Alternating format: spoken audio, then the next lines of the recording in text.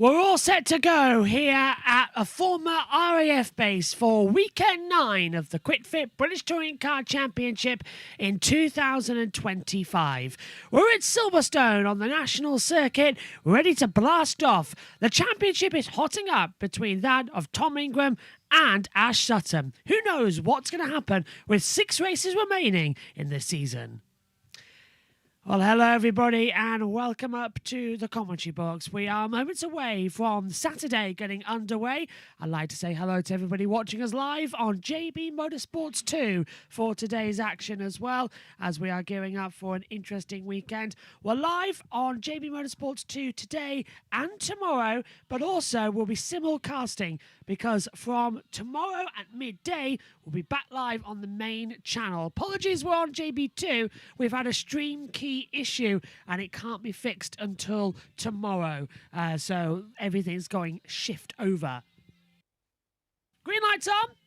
And the first session of the weekend is underway.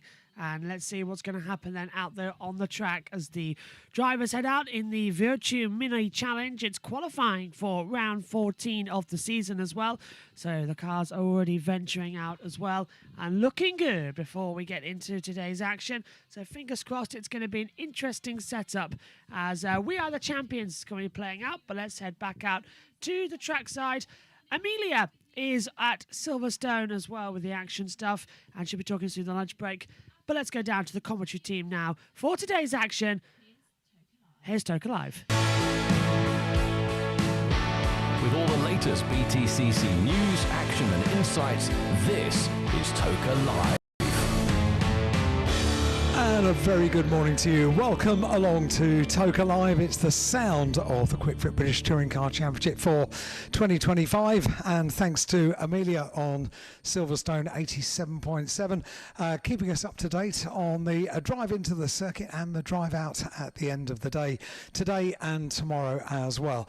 87.7 FM is the frequency you need on your little personal radios if you're walking around the Silverstone circuit over the course of today to keep in touch.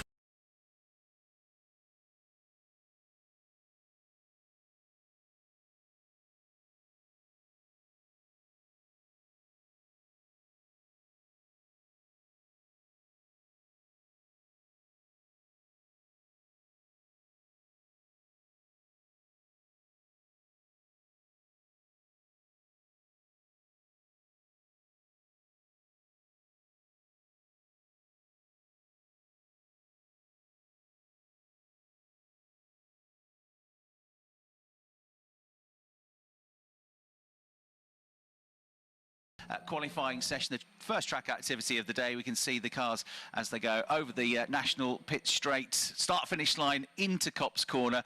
And sadly, they disappear for quite a while, but we have got some CCTV pictures to give us the rest of the lap. They go from here out through the right-hander, the very quick right-hander at Copse Corner, carry the speed slightly uphill coming out of the turn, then over a crest, and then through Maggots and down into the braking zone for Beckett's. Just before they get to the Beckett's S's, they turn right rather than going through that fantastic piece of circuit, and then they come back and join the Wellington straight, come up the Wellington straight, hit the brakes through the left-hander into into Brooklyn. Big overtaking opportunity there, perhaps on the inside, but you can also carry the momentum around the outside to get the inside line for the right-hander, which follows the next braking zone into Luffield, and then through Luffield they come winding their way out through the right-hander and back out through Woodcote Corner to complete the lap. So that's the view that we've got here. The timetable for today starts with this Virtue Mini Challenge qualifying session to set the grid for races 1 and 3. Every driver's fastest lap time sets the grid for the final race of the weekend, which is tomorrow lunchtime,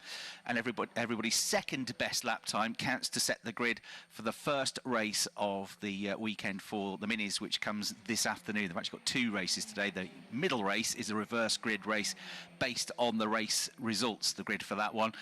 So 2 quick lap times to get into this 30-minute session. After this, we go free practice for the first time for the Quick Fit British Touring Car Championship, which starts at 9:45, and that is a 35-minute session. And then it's back to qualifying for the Vera Tools F4 British Championship, certified by FIA. Likewise, they've got to get 2 quick lap times in because the qualifying session, a single session, sets the grid for 2 of the 3 races. Well, in fact, all of the races, because you've got a reverse grid race as well in the middle of their 3-race weekend. So qualifying for F4 at 10:40 for the single-seaters. Our first Porsches on track are the Porsche Caymans in the Porsche Sprint Challenge Great Britain. That gets underway at 11:20. Qualifying for them lasts for half an hour, and then it's the second free practice session to round out the morning for the Quick Fit British Touring Car Championship at 12:05. Again, that will be 35 minutes long. And as they set themselves up ready for the all-important penultimate qualifying session of the season coming up this afternoon. So this afternoon we've got 2 races for the Minis. The first race of the weekend gets underway at 1:30, and in between the 2 mini races at the start and the end of the afternoon, we've got a race for F4 and a race for the Porsche Sprint Challenge. Porsche Carrera Cup race tomorrow, and then we've also of course got the qualifying session for the British Touring Car Championship, which gets underway at 3:30 this afternoon. If you haven't yet got a race programme, it's well worth getting hold of a copy. It's basically a full booklet, a full colour guide to the weekend. There's various programme sellers around the circuit where you can get them, and they cost £5 and give you all the information that you need for the weekend. Entry lists, places to write at the grids, results in, spaces to get autographs, lots of interesting articles on the Quick Fit British Touring Car Championship drivers and the support series as well. So that's well worth getting hold of. This weekend here at Silverstone, it's good to see so many of you queuing to get into the circuit bright and early. When I arrived, they hadn't quite opened the gates to the public. There's a big queue formed up at the entry, so hoping it's going to be a big crowd, especially tomorrow on the main race day here at Silverstone. So the entry list is on page 52 for the Virtue Mini Challenge entries. I'll go through the championship momentarily, and a couple of changes to that entry list on page 52 as well. But before the cars get really up to speed in this qualifying session, I think we can go down to the pit lane and for the first time say good morning to Ian Waterhouse. Morning, Ian. Morning, Chris. Good morning, Alan, and everybody here at Silverstone. Did you know Northamptonshire is the Rose of the Shires? Well, I wonder if we're going to see any thorny action this weekend. I'm sure we will. It's early. It's a red rose at the moment because we've got a red light come on. Oh, yeah. Actually, I'll tell you what, guys, I'm down here at the minute. There's a number of cars in the pits. Nathan Edwards is in, Josh Porter, and Tom Ovenden, and this could be a big weekend for him. Of course, no Jamie Osborne, and Tom is second in the championship, just 40 points behind Jamie, so it could be a huge weekend for Tom. I wonder, as we've got a red flag, if it's all right with you guys, if I just quickly have a chat. Tom, could be a big weekend for you, this. It could, but we're not treating it any differently. It's a real shame Jamie's not here, and I wish him all the best. But we just got to focus on our job and execute the race weekend like we've done all year. That's the plan. You've been quick all season, Silverstone National. What do you think of it? Although it's the not most undulating circuit, it's actually really interesting, I think, because there's not many corners, so everyone has to be perfect to make the difference on the lap time, which really enhances you as a driver. So no, it's a fun challenge. It's a bit different to the other circuits we go to. Excellent. Tom, thanks for talking to us. Best of luck out there as well. Yes, so as you said, Alan, red flag. That means we're getting very busy in the pit lane right now. If you're happy to stay with me, I think I can probably grab a chat with some of the other drivers if that's all right. I've got Harry Hickton down here as well. In fact, he's been in the pits a while. I wonder if I can just jump in. Is everything all right? Harry, Harry. Everything okay? Yeah, all good. It's a bit cold. It is cold, isn't it? I think I have to wear my thermals tomorrow, but how do you rate your season? What's that? How do you rate your season? It's been okay. It's been a big learning curve. I think every round we've made a big step forward. I think we made a big one at Knockhill, but obviously we got set back a bit in the last race. So yeah, hopefully we can make amends for that this weekend in some way, shape or form. Now, of course, we are getting close to the end of the season. People are starting to think about next year.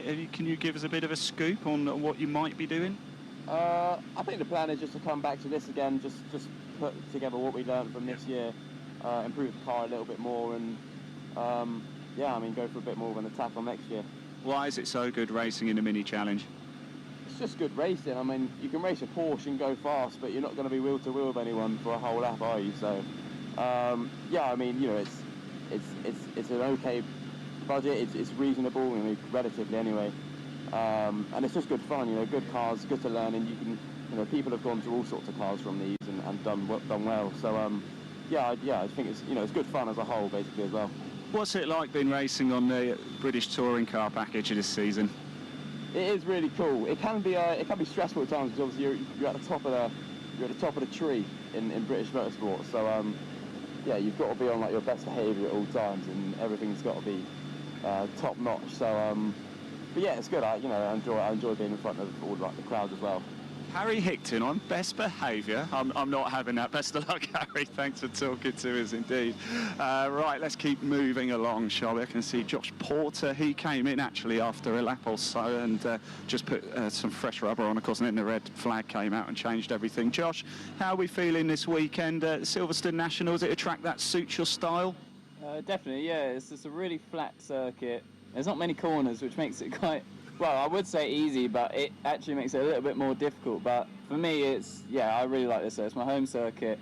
I feel like you've got to be really smooth, really gentle with the car, and make sure you don't over push it, get on track limits. So I really enjoy it, yeah. It's actually quite a hectic day for you, qualifying now, and you've got 2 races later. Do you like the all action, or do you like a bit of a gap? I wouldn't mind a gap. I think by the end of today, I'm going to be probably quite knackered, but I'm glad that we got a lane in the morning, so I don't mind that so much. Do you go home? Yeah, definitely. Yeah, I'm only half an hour from here, so it's all right. Oh, happy days, Josh. Thank you very much indeed. We still got red flag, we do. So let's keep going down. Oh, we've got Will Crooks over here. Let me just jump in, have a chat with Will. I know soon, Chris, you're going to go through the championships because it's very exciting, isn't it? And this is, of course, the penultimate meeting of the season as well. Will, how are you doing? It's good to see you, by the way, and still early stages, of course, of this qualifying session. Silverstone National, penultimate meeting of the season. How do you rate your season so far? What, 1 out of 10 or...? You can say 1 out of 10, but tell us why. No, it's going all right, to be fair. You know, saying it's my first season, I'm pretty happy. I've definitely got the pace, you know, to do well. It's just trying to string it all together. Yeah. If I could actually get the pace to hang all race, so to speak, I'd be right up there, I think. So what's the biggest thing you've learnt then from your first race at the beginning of the year to now? Just to get my elbows out more, not be so nice. Maybe I'm too nice. You're a lovely lad, Will. You're a lovely lad, but yeah, could get thorny then today. Anyway, Will, thank you so much. Thank you for talking to us. Really appreciate that. Let's just move down a little bit further. So if that's okay with you guys, I think red flag. We've got plenty of drivers down here. Yeah, it's been recovered at the moment. Ian, just to keep you posted. So Owen Hillman looks like had an off under braking into Brutlands and not the barrier. So there's a bit of barrier shoveling going on with the telehandler. I think Owen's fine, but the car is about to be put on the flatbed. Clock has stopped with still 24.5 minutes to go in the session. Brilliant. I've come down to chat to Lewis Selby. Of course, he has been a race winner this year. Did you know at the Knockhill meeting, he cycled up from Milton Keynes? Quite remarkable, isn't it? He's just chatting to one of his team members at the minute, so I will jump in when I get a little chance, if we can. Here we go. Sorry, Lewis, you haven't cycled to this meeting, have you? No, definitely not. Do you know what? I've not really been on the bike much since that day. I'm not surprised. How are the legs? Yeah, legs are okay. Legs are okay. Yeah, just not managed to fit any training in. Been pretty busy with work. So your season's gone pretty well. You've had a win. What's your expectation this weekend? Same as every weekend, really. I just go into it and try and drive as fast as I can. I don't try and complicate it too much.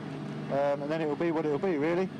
Are you going to try and do your best to help Jamie this weekend, or have you got your own eyes on the prize? Well, it's difficult, really. I'd love to try and help him, but it's not really possible. So, yeah, let's just do the best I can, and hopefully that's good enough for us to carry on with the team title, because we're leading at the moment, but without Jamie here, I very much miss him. He's a good character to have in the pits. We work well together, so I just hope he gets better soon. And yeah, thoughts are with Jamie at the moment, and hopefully he'll be fine, ready for Brands Hatch. Well, Lewis, thank you so much for talking to us. Best of luck as well out there. Yes, indeed. Hopefully not too long before we get to go again. And we've got quite a lot coming up, haven't we? And Alan, we have the chat today. Is that right? The WhatsApp chat? Oh, we do. We most certainly do. And because we've had so many over the course of the year, I've had to clear out the inbox. So the app was telling me, the WhatsApp app on my computer was telling me I had far too many messages. So I've cleared out. So we have a blank sheet of paper. So one really important thing, if you've been WhatsApping us throughout the course of the year and then sending us in a new message without your name on it, because you know we've already got your name, we haven't got your name anymore. So we need you, very importantly, to put your name on the message. It's on WhatsApp only. We need your message plus your first name, only your first name, to 07482 877 877, 07482 877 877. So your first name and then your message, and WhatsApp it to us. Comes straight into the studio. It might be you want to say hi to the people that you're here with. It might be you wanted to show support to a particular team or driver. All of that you can do on WhatsApp. All we need is your first name, your message to 07482 877 877. And if you're quick, Ian, you'll be the first one of the day. Oh, I like that, first one of the day. And talking about being quick, the cars have just made their way to the end of the pit lane, so it looks like qualifying's about to resume here. I did see Owen Hillman's car come back in on the trailer, and the cars are making their way out onto the track, chaps. Brilliant. Thank you very much indeed, Ian. Ian Waterhouse down there doing a sterling job already in the pit lane. That red flag that we had, Owen Hillman going off at Brooklands. And nothing like throwing a commentator straight into it, is it? No. Morning. We're 5 minutes in. He's giving his opening speech, and oh, by the way, got to interview half the grid now because we've got a big red flag. But yeah, Owen Hillman's car with quite a bit of damage to the front, well, both front side, right and the left, where he's gone into the barrier on cold tyres, I guess, under braking into Brooklands, and shifted the tyre barrier a bit as well. The tyre stats had to replace or move that back into position with the telehandler, but all is now clear. Well, making life even more interesting for the drivers now. So there was 28.5 minutes left on the clock, but they've rounded it down to 15 minutes. And of course, you lose a couple of minutes getting back out of the pit lane and back up to speed as well. So just 15 minutes now, effectively, this session. They've got to get 2 quick lap times in. And the fastest lap time sets the grid for the final race of the weekend. Each driver's second best lap time sets the grid for race 1, which comes up this afternoon. Entry list on page 52. Now, I've already alluded to this, the interviews that have been happening, but Jamie Osborne, the championship leader, arrived yesterday. Had to go at one of the free practice sessions yesterday morning, but was really not feeling very well at all, and under medical advice, he has had to withdraw from the meeting. So there's no Jamie Osborne, the championship leader in the 77 Napa Racing UK car, absent today. You've also got one other non-starter, which is number 27, Marlo Cordell's had an awful lot of bad luck this season, far too many retirements, and he has withdrawn from the meeting as well for Accelerate, so no number 27. And there's one change of team. Number 55, Charlie Hand, is not with Manpower anymore, but with Chandler Motorsports. So that's number 55, Charlie Hand. Now, the cars get back up to speed. Jamie Osborne has got the championship lead, but won't score any points this weekend. He's got 564 points, which is an advantage of 40 points over Tom Ovenden, who's in the number 24 car, who Ian spoke to early on in that stint in the pit lane. Is 40 points a lot? Not really, because you can score 50 points by winning a race, and there are 3 races this weekend. You've also got the possibility to get 6 points if you qualify in pole position, and another 9 points available if you get the fastest laps over the weekend. 3 points for a fastest lap in each race. At the start of the weekend, we've still got 330 points available to the drivers for this weekend at Silverstone and the season finale next month at Brands Hatch.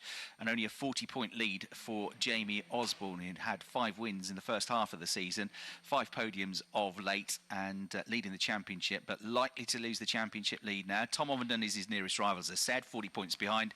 And you also heard from Lewis Selby, teammate to Jamie Osborne, and he's in the number 18 car. He's had 1 win this season at Alton Park. He's also picked up a couple of seconds and 3 third-place finishes, and he's 81 points adrift. And Max Edmondson has been one of the star rookies this year. He's 4th in the championship. He's in the multicoloured number 33 machine for Pro Alloys Racing, 159 points adrift. That's in the main championship. So these cars are all turbo-powered, 2-litre engines, 275 brake horsepower, running on Goodyear slick tyres. But last year, the subcategory, the JCW Sports category, was introduced. Cars look the same to the eye, but they have a H-pattern gearbox rather than a sequential gearbox, and have a slightly less powerful engine. So it's seen as a stepping stone into this most powerful of the Mini categories. If you've perhaps not raced Minis before, or you've come up from the Mini Cooper class, like Harry Hickton, who won that championship last year, who we heard from speaking to Ian as well. You could come into the JC Sports division and race in that. Cam Richardson is somebody who's come up through that ladder and is now racing in the main category. Henry Howarth is the driver that leads that championship on 551 points, but he's only got a 13-point lead over Archie Johnson. They are 2 Jam Sport Racing UK teammates, and Ben Crossley, 89 points adrift, is 3rd in the category. Right. A furious session this is going to be then. 11 minutes and 20 seconds left on the clock, and Lewis Selby is quickest at the moment, 62.410 seconds. 32 thousandths of a second behind him is Tom Ovenden. So the drivers who are hunting down, or trying to hunt down, Jamie Osborne, the absent championship leader this weekend, are both off to a good start in the session. Max Edmondson, likewise, 4th in the championship. He's the best rookie in the session at the moment in the 33 car. He's done a 62.543, just over a 1/10 of a second away from the best time of the session. And then Charlie Hand, a 62.586. He's fractionally behind him, 43 thousandths of a second adrift. And then you've got Alex Solly, number 12 in 5th. Josh Porter, you heard from, number 94, local driver, 6th place at the moment. Harry Hickton, 7th. And they have all set personal best lap times last time around. Absolute best through the first sector at the moment for Nathan Edwards, though, who had lots of bad luck with 2 incidents causing him to retire from 2 of the 3 races last time they raced at Knockhill in the summer, but won one of the races there. And Nathan... second sector. First sector at the moment has gone to Edmondson, who goes to the top of the times briefly. Edwards, though, is quicker overall as he goes through, and he now goes quickest with that lap in the 21 car, a 62.008 second lap. That's nearly 3/10 up on Max Edmondson, who's up to 2nd place and has just done the absolute best first sector again in the 33 car. And then Ovenden in 3rd. Josh Porter has just gone through, running slightly out of sync with them. He's up to 4th place in the number 94 car with 55 Hand and 64 Hickton also in the top 6. On second best lap times, it's Ovenden that's got the slight advantage at the moment by 1/10 of a second. That's the grid for the first race of the weekend, ahead of Edmondson, Porter 3rd, Hickton 4th, Hand and Edwards 5th and 6th. But it all changes because Edmondson goes through with a time that's not quite as quick as he went before, but is his 2nd best lap time, now puts him onto pole position for race 1 with a 62.434 in the number 33 car by a huge 8 thousandths of a second. Edwards is still on overall pole position and would score the 6 championship points, and that's the pole for the final race, the televised race on ITV tomorrow. So 21 Edwards quickest for now. Didn't improve last time around. He's just on a 16.195 second first sector time, which isn't an absolute best or a personal best, but he's within 1/2 a 10th of the absolute best, which now moves over to Tom Ovenden, who's gone quickest through that first sector in the 24 car. Just to say, the lap, normally laps are divided into 3 sectors, but it's such a short lap at Silverstone, it's only divided into 2 parts, so we can track the lap as it goes. And the first sector it goes through pretty short Sorry, the 3 sectors are very short sectors. So sector 1 goes through Copse Corner, the exit to Copse, and before you get to the braking zone for Maggots, that's it. It's just 16 seconds long. Sector 2 then takes in Maggots, the turn off through Beckett's and the Wellington Straight, and then a really short third sector, which is Brooklands, Luffield and Woodcut Corner. So just a bit off it in the middle sector on this lap was Ovenden, but not much, a tenth and a half. It was quickest in the first sector. He's off a little bit in the second sector, off a bit in the third sector. So overall, he didn't improve on that lap time, despite the good start to it.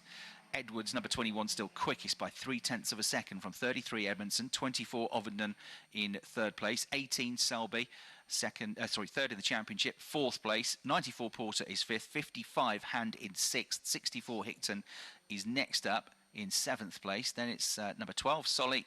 9th is number 13, Campy. And 10th is number 32, Anthony. Edmondson has got the best second quickest lap time, so would be on pole position for that race to come this afternoon. As it stands, just ahead of Ovenden, with Porter third, Hand fourth, Hickton and Selby also in the top 6. In terms of the rookie championship, Max Edmondson leads that by 39 points. He's had 6 rookie wins this season.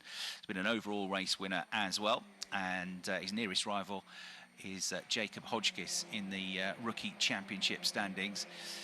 Personal bests lighting up, and a personal best lap for Alex Solly. He's put himself onto the front row of the grid for tomorrow's final race because he's just gone up to second place, but he's still 2.5 tenths slower than Edwards. So Edwards, that really, really good lap in the 21 car. Looks to be difficult to beat that, but there's still lots of green sector times lighting up there. We've had 5 drivers in the top 10, sorry, that have set personal best lap times last time around, including Harry Hickton in 6th, and also a newcomer impressed yesterday, making his debut this weekend and was up there in the practice sessions yesterday.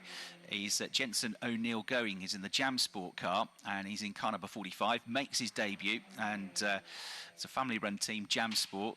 The name derives from Jensen's dad, Jamie Going, who runs the team, and it's a proud moment because he's grown up in and around the team with his dad running the team over all these years. They've come here with him making his debut. He's going to be at Brands Hatch as well. He won the Fiesta Junior Championship in his rookie season last year, and he's going well in this session, number 45, running in 7th place, 62.5 seconds. You've actually got 0.9 of a second covering the top 11. We have got some track limits warnings going out for drivers. You could lose lap times there very easily around Silverstone. Quite often Copse Corner, turn 1 is the culprit, as they try to carry a bit too much speed through there. So number 13, the latest driver to get one, which is Harry Campy. We've got 5.5 minutes to go, so kind of half the length of the session, really. They just started to get up to speed when we had that red flag. The 30 minutes or 28.5 minutes that was left on the clock got rounded down to 15. So normally they'd come in after about 13, 14 minutes, have a break, have a think about it, check tyre pressures, and then go back out and have another run at it. But they've not got too much time to do that as it stands. Chris, I just wanted to say, actually, it's quite interesting, isn't it, if you look at the JCW Sport Drivers' Championship. Henry Howarth, Archie Johnson separated by just, I think, 9 points or so. But at the minute, flying is Mackenzie, the quickest. Crossley second and Crooks in third. So Howarth and Johnson just struggling to find a little bit of pace at the minute. And actually, they're right next to each other down in the pit garages. So exciting times in the JCW Sport. Yeah, at the moment, it's the 29 car of Will Crooks with a 64.714. He's got about half a second advantage in the sport division for that pole position over number 10, Archie. The Mackenzie, the rookie division is in the sport division. Chris Mackenzie, in his second season of the championship, he's quickest, 15th overall, 64.617. He's only 70 thousandths clear of Ben Crossley, who scored points in every single race in his first season last year. So 210 Mackenzie and 56 Crossley, the top 2 in the sport division. Then Crooks, the best of the sport rookies. Number 29 is third overall and half a second clear of Johnson. But you're right, Henry Howarth at the moment is back in 5th place, 4th place in the session for Johnson, his nearest rival in the championship. And we know that Owen Hillman is not going to take part in the rest of this qualifying session. Didn't set a lap time, so he'll be at the back of the grid for races 1 and 3. I'll have to see how high up the order he can get in race 1 to try and get a better grid for the reverse grid race 2, which comes up at the end of the day. One improvement has just gone, though, to Johnson in that sport division, which puts him to the top of the times in the class, a 64.437 in the number 10 car. And we've got a black flag for number 66, which is Alex Brandon, which is for presumably too many track limits. At a guess, that's what normally happens in qualifying. So he's got a black flag and will have to leave the session. Also had news of another dropout, which is Jacob Hotchkiss, who's second in the rookie division, also unwell this weekend. So we're missing the overall championship leader, and we're missing second in the rookie cup, which is Hotchkiss. So no number 95 has had to withdraw from the session as well. Just under 3 minutes to go. Nathan Edwards has gone back out, although he's still got this nice big advantage of a quarter of a second as it stands in the number 21 car. He is a driver that finished third in the championship last year with 5 wins, but had a pretty unlucky start to this season. Started to get going again, started to get a bit of traction mid-season, and then had the win at Knockhill, followed by, unfortunately, those 2 retirements with 2 bits of contact. One with Lewis Selby in race 2, and then in race 3 he had contact with Harry Hickton, and the number 21 car forced to retire. So his championship hopes evaporated pretty quickly in this season, and he is now just out there to try and get some race wins if he can. So quickest at the moment. He's not on pole position for race 1 though, so he could do with another quick lap here. He's had that one really good lap, but actually on his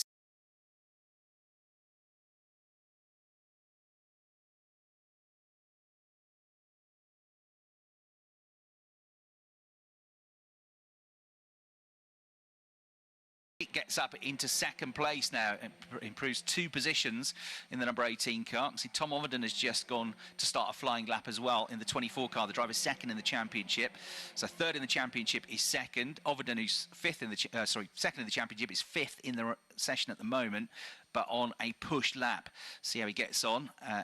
Meanwhile, Max Edmondson, currently 4th place in the qualifying session, has just done a personal best first sector, 16.156 seconds. So that's the quickest driver on track at the moment in the 33 car. Been making his way up the Wellington Straight at the moment, and very shortly headed for the braking zone into Brooklands. There he goes into the left-hander, heading into the right-hander at Luffield, and does an absolute best middle sector. So Edmondson gunning to try and get pole position here. We're into the final minute of the session. Absolute best second sector though. Behind him has just gone to O'Neill Going in the number 45 car. Here comes Max Edmondson with the luminous yellow wheels. Can he improve upon 4th place? Yes, but it's not pole. It is, though, front row of the grid. Second place, just missing out on pole by 27 thousandths of a second. So he's got one more chance to try and nab pole position away from Nathan Edwards.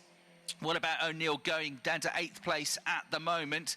But he was on the start of a good lap there. Second sector was very good. Third sector was not so good. It's his best lap time so far, but he just misses out on improving. He needed to find 11 thousandths of a second to break up into the top 7, but he's got one more chance. He got through before the clock ticked down to 0. So he's trying hard at the moment, but currently Nathan Edwards hanging on to that provisional pole position.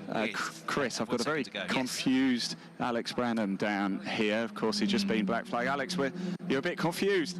Yeah, a little bit at the moment. Just need to find out what's the black flag for. We think it might be track limits, but don't take that as gospel. But how was it out there up until the black flag? Yeah, it was really good. The track felt nice. The car was feeling really good, which is positive. And yeah, just need to find out what's happened.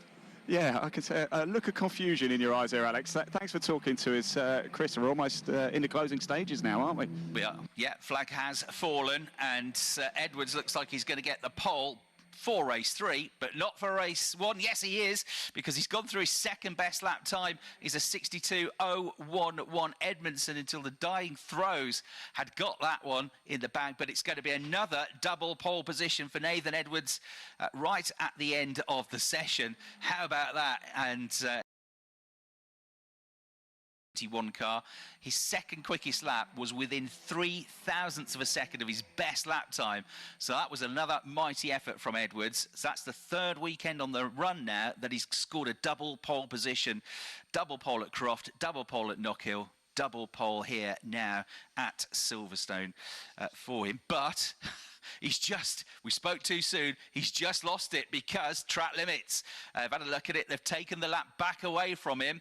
And that is very costly indeed, because it puts him all the way back down to 5th place. So it's no longer a double pole. It was about to be, but he's just lost that last lap time. If you exceed track limits on the lap in which you've done that, you get that lap taken away from you. And in his case, it was his second quickest lap of the session. So Nathan Edwards will be on pole position for race 1 today, but he won't be on pole for the third and final race of the weekend. That is going to go the way of Max Edmondson. So Edmondson, who's already picked up his first win of the season at Knock Hill last time out, now picks up his first qualifying, and he'll be on pole for the televised race tomorrow. The rookie cup leader with his nearest rival in the points absent this weekend.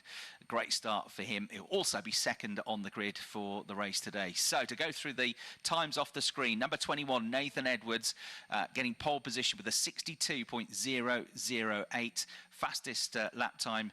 That's for the third race of the weekend. So Edwards will be on pole. Edmondson starts second with a 62.035 in race 3. Then Tom Overton third, 62.191 for the driver, second in the championship. His last lap was his best lap of the session, which also improved his grid for race 1 with his second best lap time, also moving him up the order a bit. So Edwards, Edmondson and Overton, the top 3 in the session.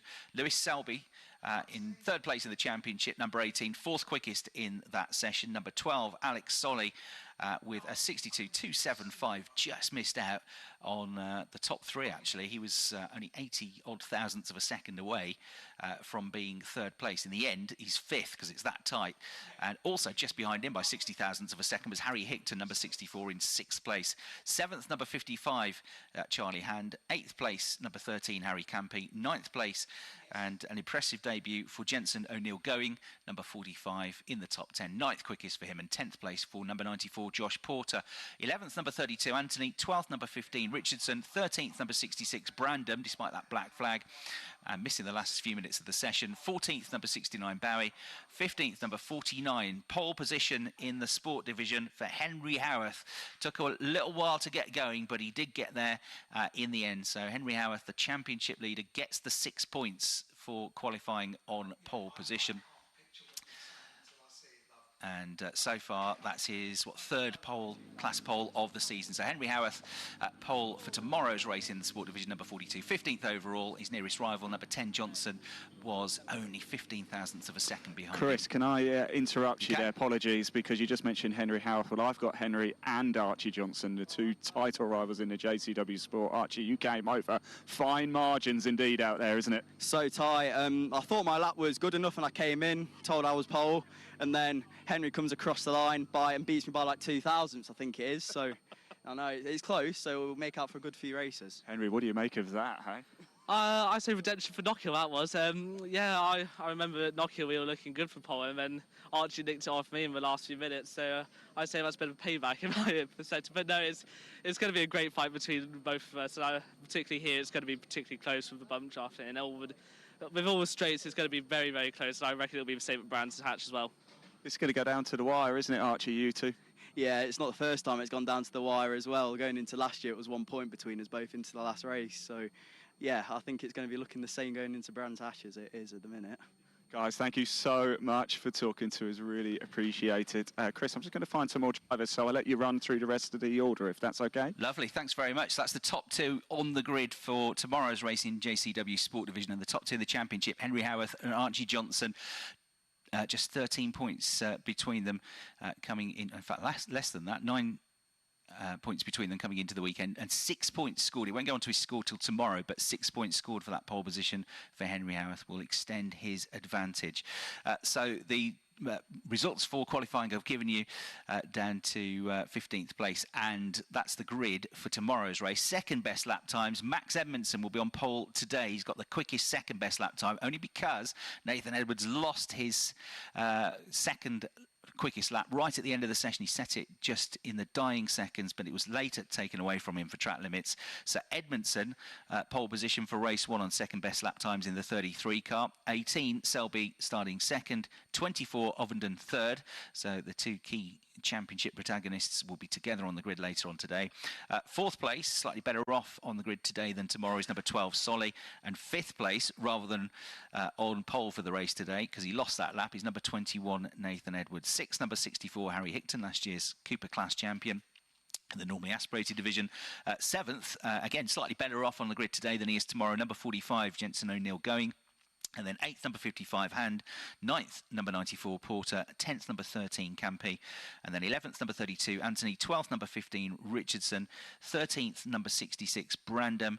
14th, number 42, Howarth, who's got, therefore, a double sport class pole position. Pole today, pole tomorrow. And then 15th, number 69, Bowie. 16th, number 10, Johnson, who's the second best sport division qualifier. 17th, number 210, Mackenzie. 18th, number 56, Crossley. 19th, number 29, Crooks. 20th, number 22, Gauci. And 21st, because he didn't get a proper lap in,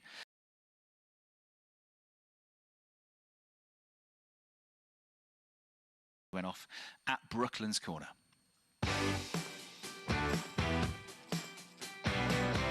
Expert commentary, interviews and behind-the-scenes insights. This is the sound of the BTCC weekend. Toka Live. Touring cars are out next here at Silverstone for their first free practice session of the day. Over in Park Fairmate, Ian Waterhouse is still. Have you got some more mini drivers to have a chat to, Ian? Or are you going I do, Alan, yes. Thank you very much for coming back, because I've got Nathan Edwards, of course. We thought we had double poled, and he just not quite at the end, but he was still lightning fast, isn't he? Nathan, sorry, I know you've got to go do the photos, etc., but a whisker away there from a double pole.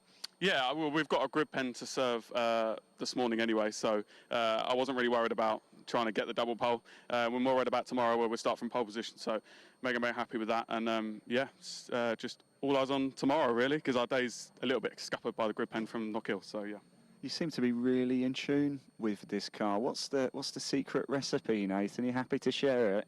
Well, I can't share it, and it's a little bit political why we were where we were at the start of the year. But we've sorted the issue. We came back at Croft, and we've taken pole position every time from then on. So mega happy with that, and it's a massive credit to Accelerate. They're giving me an absolute rocket again.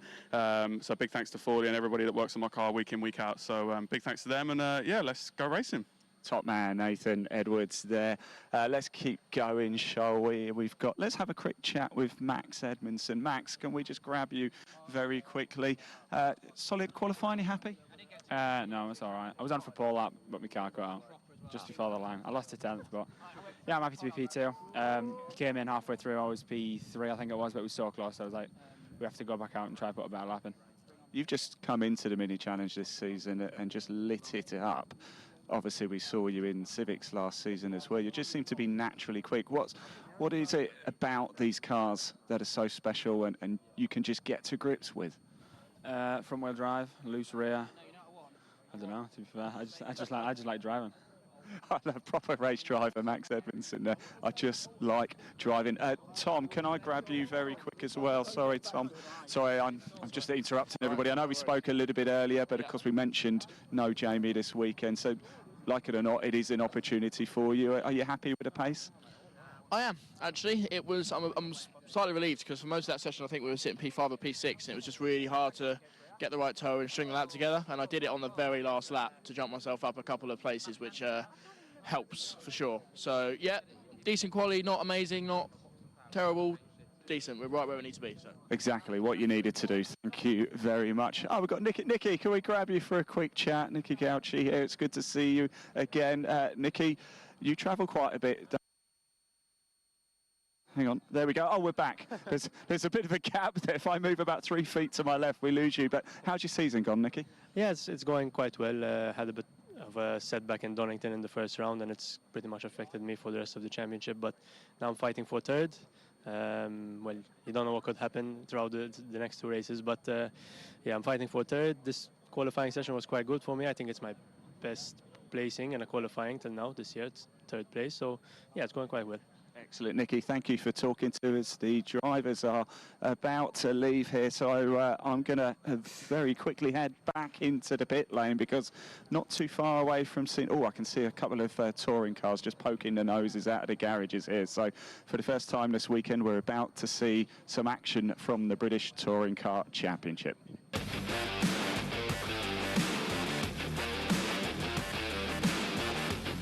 Live from the BTCC, this is Toka Live. On 87.7 FM here at Silverstone. If you're not here and you're listening online, I am delighted to say that we are striving for better and better quality on the audio. We've gone just about as good quality this weekend as we possibly can. 320k for those of you that know your streaming levels, and that is the best possible audio quality. So thanks to Matt Jones for organising that for this weekend. 320k, and we are in glorious stereo as well at btcc.net/live-audio, where we have a home throughout the season for the Quick Fit British Touring Car Championship, and it's those cars that are about to make their way out on circuit. So a chance for a couple of your WhatsApp messages. This one says, hi, can I say hi to Logan and Owen? Owen Parker sat down at Cops. Morning guys, great to have you here, thanks for writing in. Could we say hello to Vanessa? She is celebrating her birthday. Well, if you say shush don't say, then with a laughing emoji, do I say or do I not say?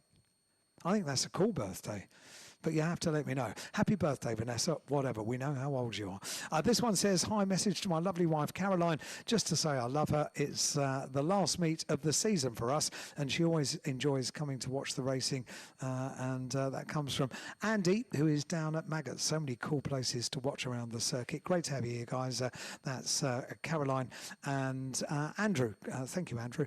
This one says, come on, Tingram, bring the title home. That's from Billy. This one says, hi, Alan, we're really excited for our first visit to Silverstone, hoping for some amazing BTC action across the weekend. It's the very last minute decision to come, but we're delighted to be here. From Joe and from Soph. Although he won't hear this, could you please also give a shout out to Soph's dad, Matt? He normally comes to BTCC meetings with us, but he couldn't make it this weekend. He may be listening online, Joe and Soph, so hopefully Matt's listening at home. And this one says, morning, here at Silverstone for my birthday weekend, enjoying some great racing, and that's from Faye and Tony. Thanks for writing in, and if you want to get in touch, all you have to do is send us a WhatsApp message. It's only on WhatsApp. We need your first name and your message to 07482 877 877. That's how you get in touch with us, straight into the studio.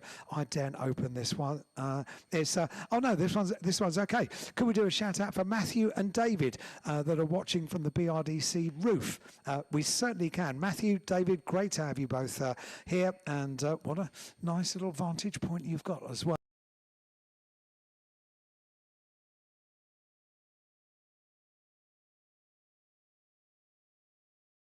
In the meantime, we've got touring cars lined up down in pit lane, and it's free practice one coming up. This is the sound of the BTCC. Online, around the circuit, and on FM radio.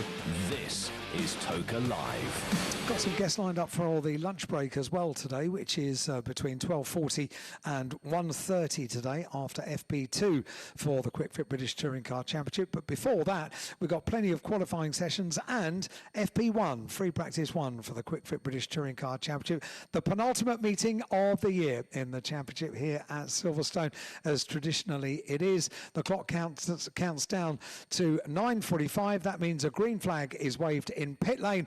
Touring cars fan their way out in this beautiful choreography that we get with the Napa Racing cars heading down pit lane first of all. So let's get back to the commentary box and rejoin Chris Hartley. Thanks very much indeed, Al, and yeah, happy birthday to Vanessa. She won't mind people saying she's 100 today. Well, she's absolutely fine to celebrate your 100th birthday, isn't it? If I was Vanessa's age, I'd be very happy with that. Thanks very much indeed. Okay, so she's not 100. A long way off. Yes, a lot younger than us. In fact, if I remembered my 30th birthday, I'd probably enjoy it. It was a good one then. It was it just a long time ago? It was just a very, very long time ago. Right, yeah, underway we are with the first free practice session of the day for the QuickFit British Touring Car Championship. If you're here at the track and you've got a race programme, page 56 is where you need to turn to. Thanks for those of you joining us online as well. Good to...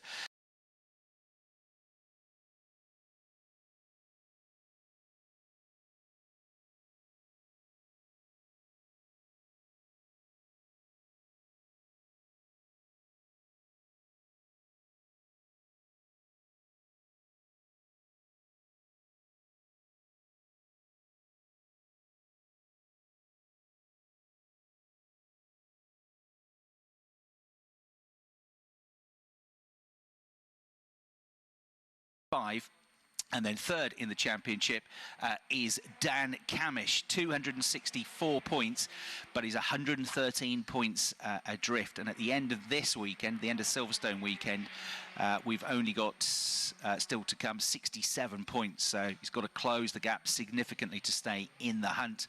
And then 129 points off the championship lead, but still just about mathematically in contention is Dan Rowbottom, fourth in the standings, having his best season so far in the QuickFit British Touring Car Championship. So that's the drivers' standings. Then in terms of the other championships, the Independence Championship has been tasty all year long. There are 4 drivers that could still win that one with 2 weekends to go. The points scoring is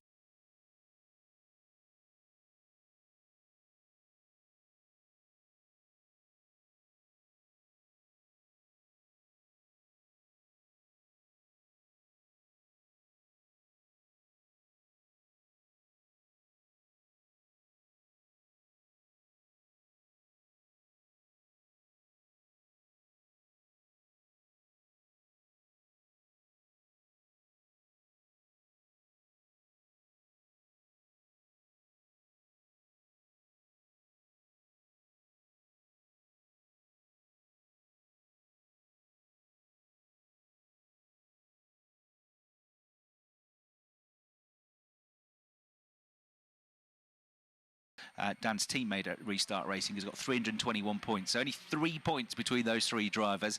And then Dexter Patterson, not that far adrift, fourth in the standings, 44 points behind in the Independence Trophy for non-manufacturer-backed drivers. We've also got a really tight championship for the Jack Sears Trophy, named after the first ever British saloon car champion, Jack Sears, who won the title in a shootout at Brands Hatch back in the early 60s, and he sadly passed away a few years ago.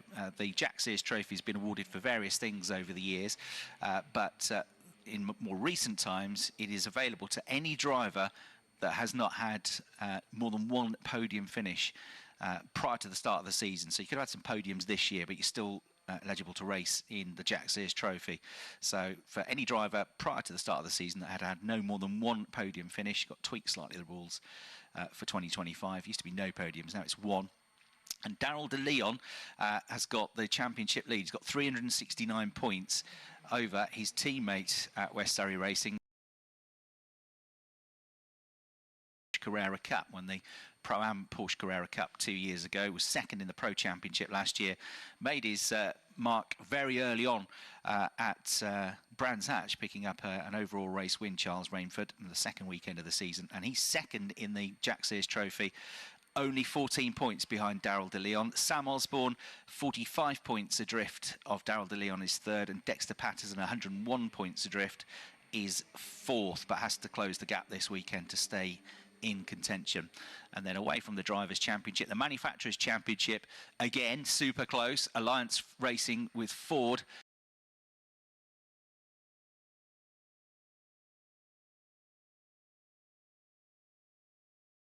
Ford 697 for Hyundai, and BMW third on 103 that could still win the Manufacturers' Championship. There are also Teams Championships. That's a 2-horse race now with 222 points available. all the other teams are out of the running except for, and you won't be surprised to find this out, Team Virtue, who run the Hyundais, including that of Tom Ingram. They lead, but only 2 points clear of Napa Racing UK, who've got 640. So that is going to go down to the wire as well. And then finally, the Independence Teams Championship, Restart Racing have actually a bit of a cushion in this one. They've got a 92-point lead over Motor Parts Direct with PMR. Of course, had all the trauma of that devastating fire at their base just a couple of months ago, and then having to swap cars from Vauxhall's. And then you've also got Rocket Racing with Unlimited Motorsport, who are still mathematically in contention, 110 points adrift in that championship. One championship that could be decided today is the Goodyear Wingfoot Award, the qualifying championship, which is between Tom Ingram and Dan Camish. Now, Tom is almost there. He's got a 14-point lead. You get points based on the same points system that we use in the races, depending on where you finish in qualifying. So if you're fastest, you get pole position, you get 20 points. If you're second, you get 17, and so on. That's for each of the qualifying sessions. The Goodyear Wingfoot Award, Tom Ingram's got 132 points. Dan Camish has got 118.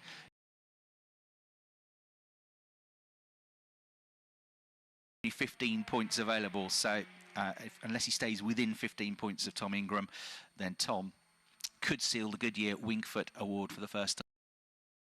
So that's up standings coming into this first free practice session.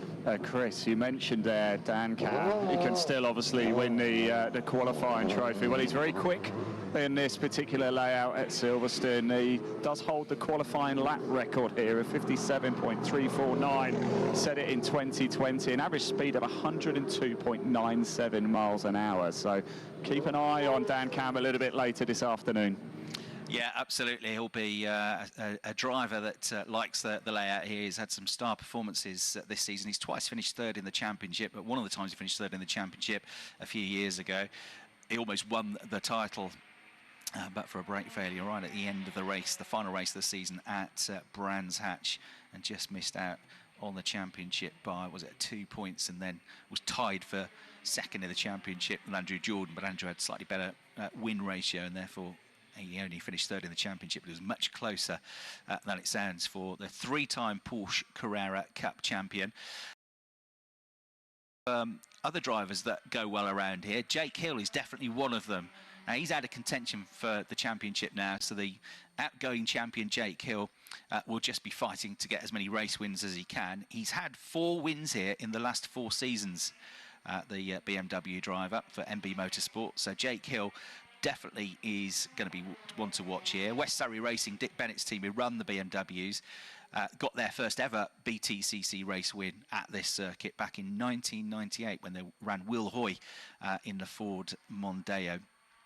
The most wins at Silverstone of the current field of drivers, though, Tom Ingram. He's had 8 wins here. He loves this place as well. It's home circuit effectively for him as well, and he's from High Wycombe originally, but moved to Coventry, so this is nearest circuit.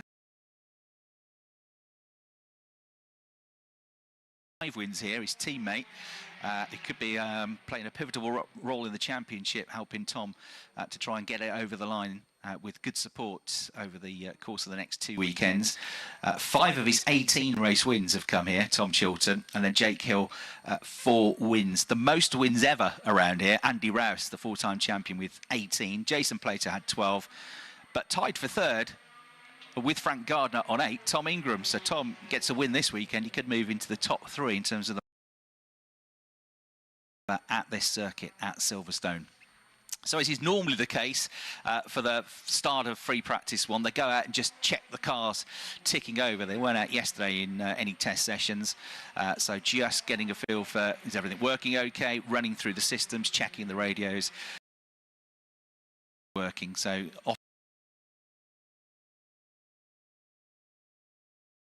which means we've only had 2 laps completed so far, Josh Cook and Aidan Moffat. Now, Josh Cook in the number 66 Toyota Corolla, who started the season with One Motorsport in the Honda.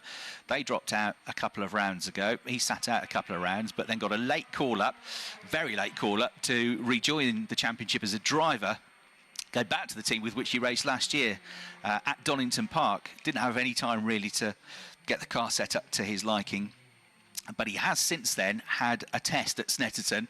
So they've had to change a lot on the car. He's quite a tall driver, Josh Cook, much taller than James Dorlin, who drove the car for the first half of the season. So various adjustments, but also lots of tweaks to get it set up to how he likes it. Every driver has their own nuances, their own way of setting a car up. And he reckons they've solved a lot of the issues that they had at Donington. So Josh Cook, expect him to be much more competitive.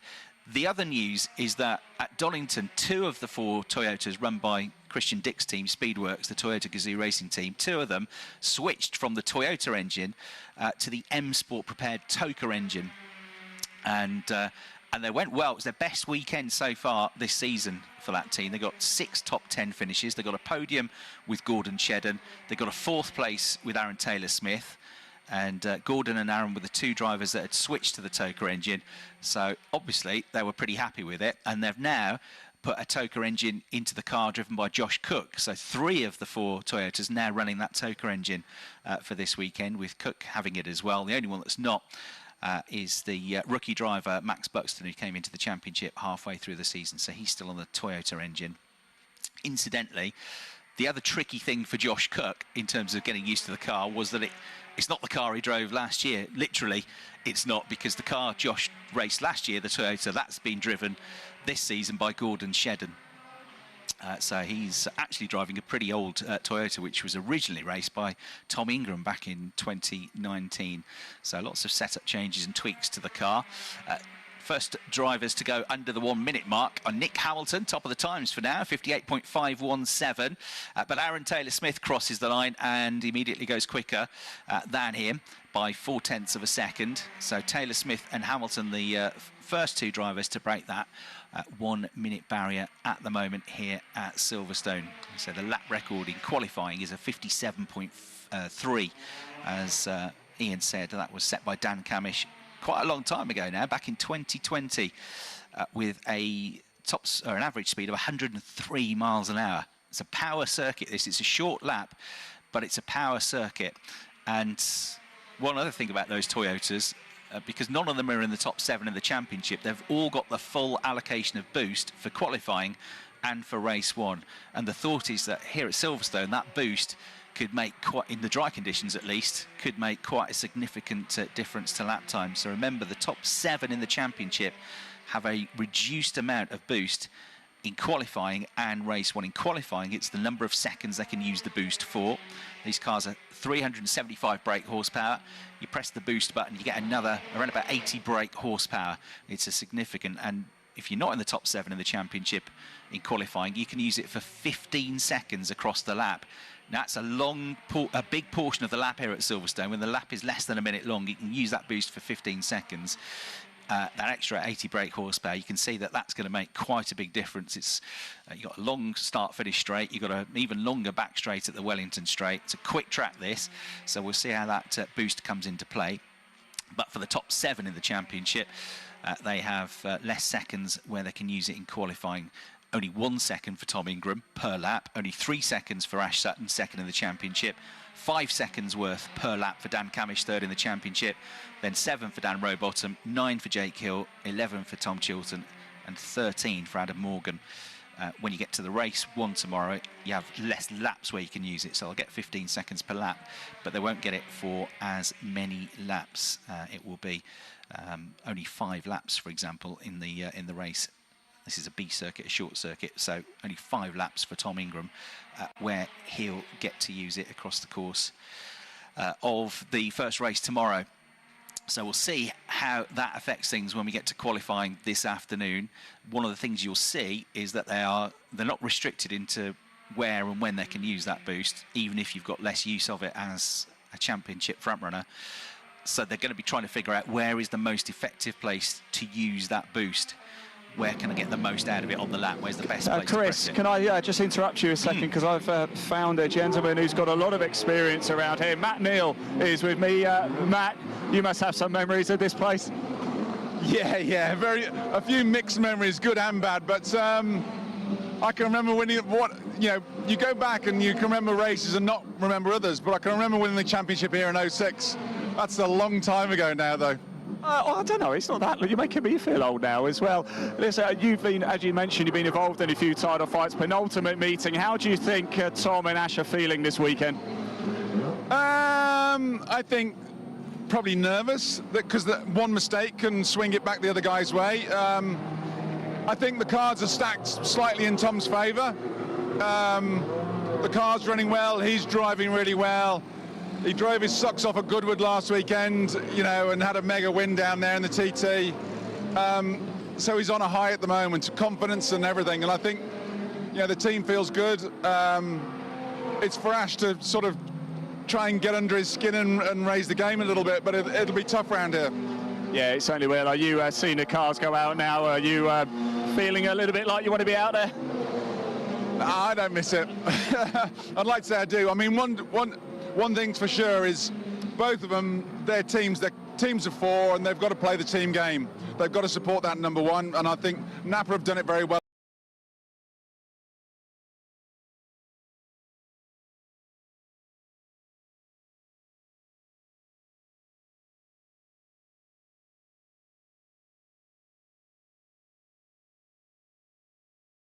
As well, but maybe I'm just really short. No, he's very, very tall, absolutely.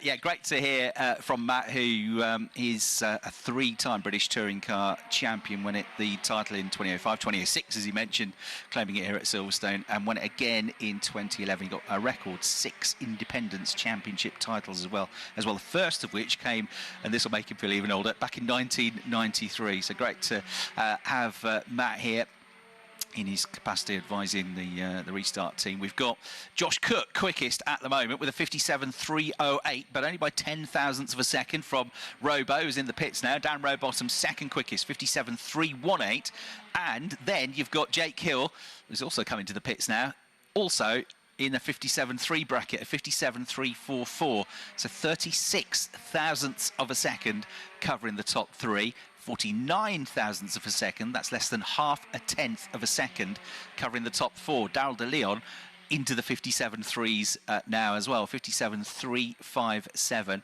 That's indicative of just how close it is likely to be when we get to qualifying this afternoon. It's entirely possible that a lot of them, when they go out in the two groups of 11 for the first part of qualifying, a lot of them could be within half a second or so of each other. It's going to be very fine margins between getting out of that first part of qualifying and getting into the second stage, breaking into the top 6 in your group.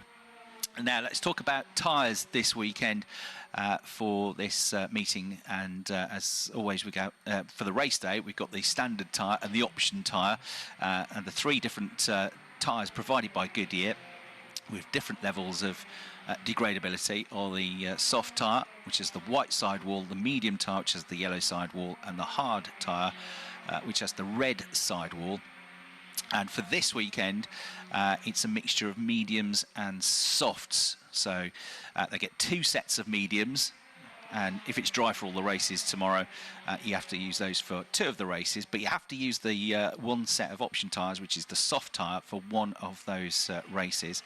However, one thing to note for today, and this happened at Donington Park for the first time this season, it happens again at Brands Hatch next month, is that there is a free tyre choice for qualifying, and indeed for free practice on Saturday, so you can use carryover tyres from previous rounds.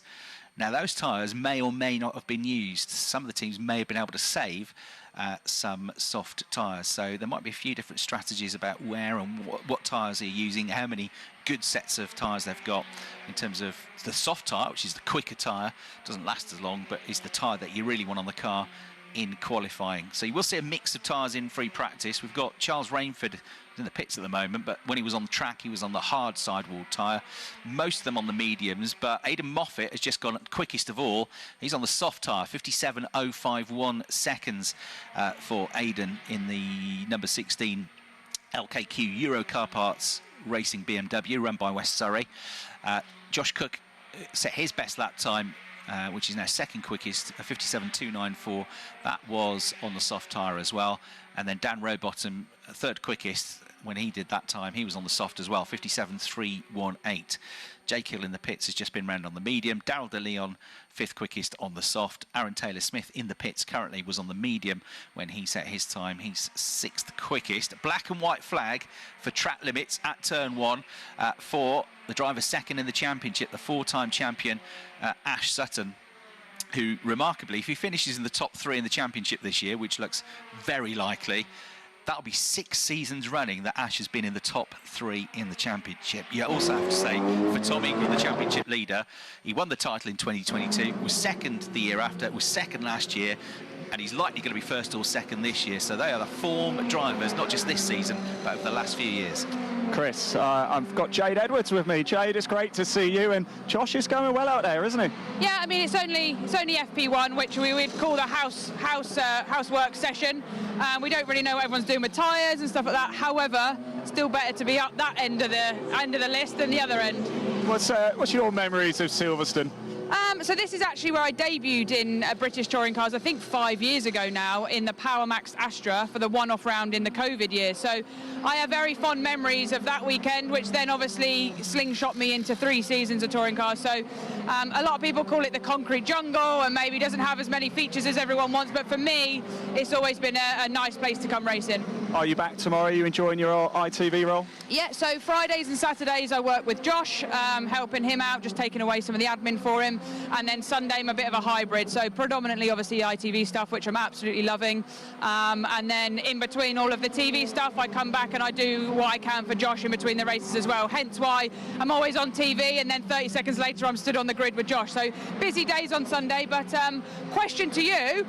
What's Alan just giving him your job for the day, is he? I see him chatting in the garage to me dad. I think he might be in hospitality having a coffee. Yeah, exactly. Well, I guess let him have one day off of his season. Just the one. Just the one. Jade, thank you very much. Thanks very much. He's working really hard. He's sorting the podium out at the moment. Well, he was. Maybe he's just having a chat at the moment, but of course he's helming Toka live, so you will hear back from Alan again shortly, I'm sure. And meanwhile, we've got only 12.5 minutes of this session to go. Daryl De Leon is just coming to the pits. He's just popped himself up to second place in the session. So BMW's first and second. Now, the BMWs have been at their strongest around short, sharp circuits this year. Brands Hatch, the BMWs utterly dominated that weekend, that second weekend of the season, with winning the second race for Daryl De Leon at Brands Hatch, and also then Charles Rainford picking up his first race victory in the reverse grid race, race 3. And they also went exceedingly well at Knock Hill, with Jake Hill taking 2 wins out of the 3 races at Knock Hill. This is another short, sharp circuit, so 3 shortest laps on the calendar. Maybe that suits the traction perhaps coming out of the corners, or the high speed, whatever it might be. But they're going well at the moment, with Aidan Moffat and Daryl De Leon the fastest 2. Adam Morgan, the first of the front-wheel drive cars, was third, now fourth, because to the top of the times goes Dan Camish, 57.045 in the Ford. So number 27 car with the best lap of the session, and by 0.005 of a second he nips ahead of Aidan Moffat in this first free practice session. Meanwhile, news of a black flag. Number 18, Senna Proctor, has been sent to the pit lane. Black flag, presumably this is for excessively exceeding the track limits, and he's been asked to leave the circuit with 11 minutes to go. Senna Proctor, as Tom Ingram makes his way into the pits, one of his teammates, and Tom currently running 12th quickest. So Camish is quickest, Moffat second, De Leon third, Morgan fourth, Proctor, who's got this black flag, is 5th quickest, Lloyd, who's in the fight for the Independence Championship, 6th, Chilton 7th, Cook 8th, Rowbottom 9th, Hill 10th, Shedden is 11th, Ingram 12th, Taylor Smith 13th, Rainford is 14th, but has been going around on the hard tyre. Smiley 15th, Osborne 16th, Sutton 17th at the moment, Buxton 18th, Doble 19th, Hamilton 20th, Patterson 21st, and Halstead in 22nd, as Adam Morgan now pops himself up to second quickest. And that's another low 57.028 seconds. So Camish and Morgan now move ahead of the 2 BMWs, and it's a Ford and a Hyundai, 2 front-wheel drive cars, which become the fastest 2 in this first free practice session. But it is mighty close, because between those 2 and the 2 BMWs of Moffat and De Leon, you have only got 54 thousandths of a second. So just under 10 minutes of the session remaining then. Aidan Moffat going well, good to see. Of course, made his debut back in 2013 when he was just 16 years of age. Made history at the time, becoming the youngest ever driver to race in the BTCC, a record he still holds.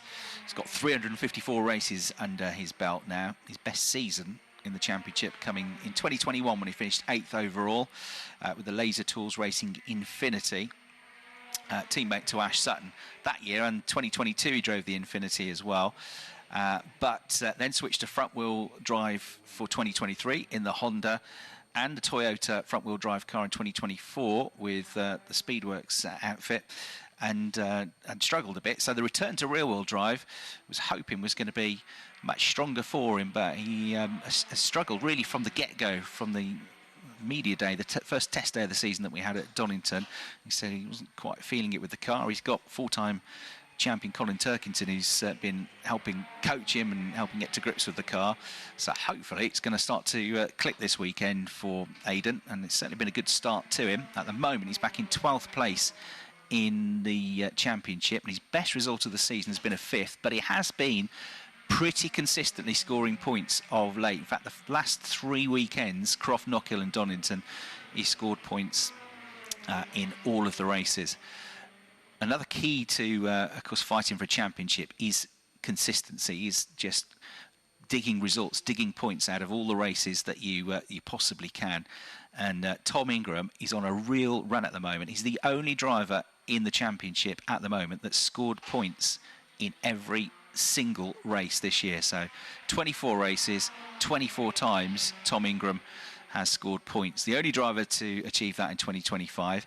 And in fact, the last time Ingram failed to finish in the points was race 2, Donington Park, more than a year ago, last August. So in total, the back end of last season and the start of this season, he's now gone 31 consecutive races in the points.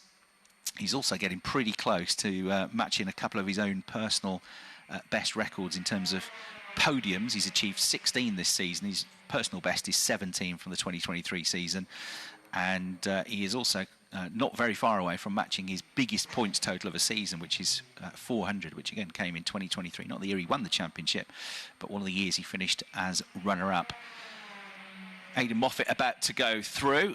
He's been on an outlap, so we'll see what he can do in the last 7 minutes of the session. He's just going into Copse Corner, 3rd quickest at the moment. You've also got Charles Rainford, who's switched to the medium tyre now, has been improving of late, so he's crept up to 5th place. So BMW's 3rd, 4th, 5th. Jake Hill back in 11th, and 73 thousandths of a second now between the top 5. Senna Proctor, whose session has been temporarily halted with that black flag, still up there in 6th place. Lloyd, Chilton, Cook and Rowbottom in the top 10 currently. Tom Ingram's on an outlap as well, but again, don't read too much into free practice times, although he has tended to go well in both of the free practice sessions ahead of qualifying sessions today. So we'll see what he can do. 6 minutes to go in. Chris, I wonder how weather's going to impact things as well. I was just talking to Mickey Butler down here from Goodyear. Track temperature is 18 degrees, but it's going to be cooler tomorrow, isn't it? And because I'm here, I imagine it's probably going to rain quite heavily at some point. Usually just as qualifying starts. We've arranged a bit of snow for you, actually, and a little bit of hail, some wind. You are good to me. You are. I've got a question for you, actually, Chris. Yeah. We know British Touring Car Championship here at Silverstone. First race in 1959, but do you know who the Prime Minister was? In 1959? Yeah. So I'm slightly relieved that you didn't ask me, was I here for the 1959 race meeting? Were you? Were you? Not that old. Nor was I, before you asked. Yeah. Who was the Prime Minister in 1959? I'm not very good at politics, so I'm going to have a massive guess. I'm going to be miles out. James. Don't play the game. No. Don't play the game. No, because he knows we don't know. Oh, no. James Callaghan. I don't know. No, that was the 70s. Was it? See? No, I think we need to get it in the WhatsApp chat. I do know the answer, but if anybody listening in knows, of course you know the answer. You wouldn't ask the question if you didn't know the answer, Waterhouse. I know the answer. Your game. I know the answer. Did you know it before you Googled it, though? No. That makes me feel a bit better. Black flag now going to number 16. Oh dear, Hayden Moffat just talking him up. So again, pretty sure this is going to be related to track limits, although there's only 4 3/4 minutes to go. He now has to leave the circuit, as did Senna Proctor. Dan Camish, Adam Morgan still the fastest two. Aidan Moffat third, Daryl De Leon fourth, Charles Rainford fifth. Nobody's improved for a while, although Charles has just done a personal best through the middle sector, and Daryl De Leon, with the best lap of the session, goes to the top of the times with the absolute best through sector 3, 56.966 seconds. So that now gives him a 36 thousandths of a second advantage over Dan Camish. Here's an interesting fact about Daryl De Leon. He was here with his mum and dad last weekend, just as a spectator, just walking around the paddock and savouring the international endurance meeting that we had last weekend. ELMS, yeah. Oh, excellent. Because he started out really in sports cars, didn't he? We first saw him on the Toka package a few years ago when he was racing Radicals on the support series. Yes, and he also won Brit Car Championships, didn't he? Yes, yeah. In 2023. Yeah. The year he made his debut, did the second half of the season. He actually gave up the chance to win, because he was leading at the time the British Radical Championship. He is a world champion in Radicals. He won that at Las Vegas, very sparkly, in 2022. And then, as I say, was leading the British Championship, but got the chance to race in the BTCC. And did so as a teenager. Still only just gone 20 years of age now. If he's raced at Las Vegas, we need to get him out to Macau. Yes. That would be a cool thing, wouldn't it? That wouldn't he? Yes, I think he rather would. Who wouldn't? Yes, in November. So, yeah, doing a sterling job on the soft tire, fastest of all. He just pulled in next to me, actually, Daryl De Leon, although I can tell you Jake Hill's car is now pulled into the garage, so don't expect to see him back out for any more of this practice session. OK, thanks, Ian. Yeah, 3 minutes to go. Filipino-British heritage, Daryl De Leon, but born in Ireland and lives in Cambridge. And so I guess not a million miles from Silverstone. And Daryl De Leon with a great start to the session, 56.966 seconds. Now that qualifying lap record, if conditions stay like this, it's nice and cool for the engines to breathe. The grip levels will go up, the track temperature will go up, even if it feels a bit cooler out there.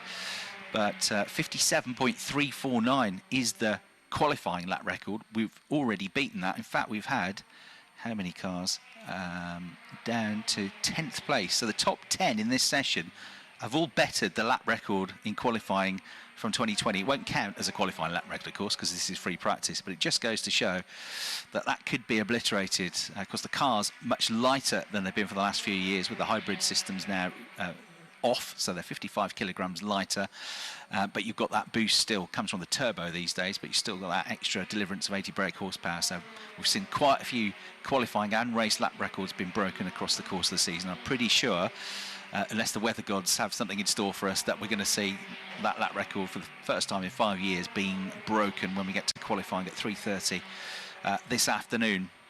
So Daryl De Leon's gone back out. Adam Morgan, who's third quickest, has gone back out. Adam's had a strong season, hasn't he?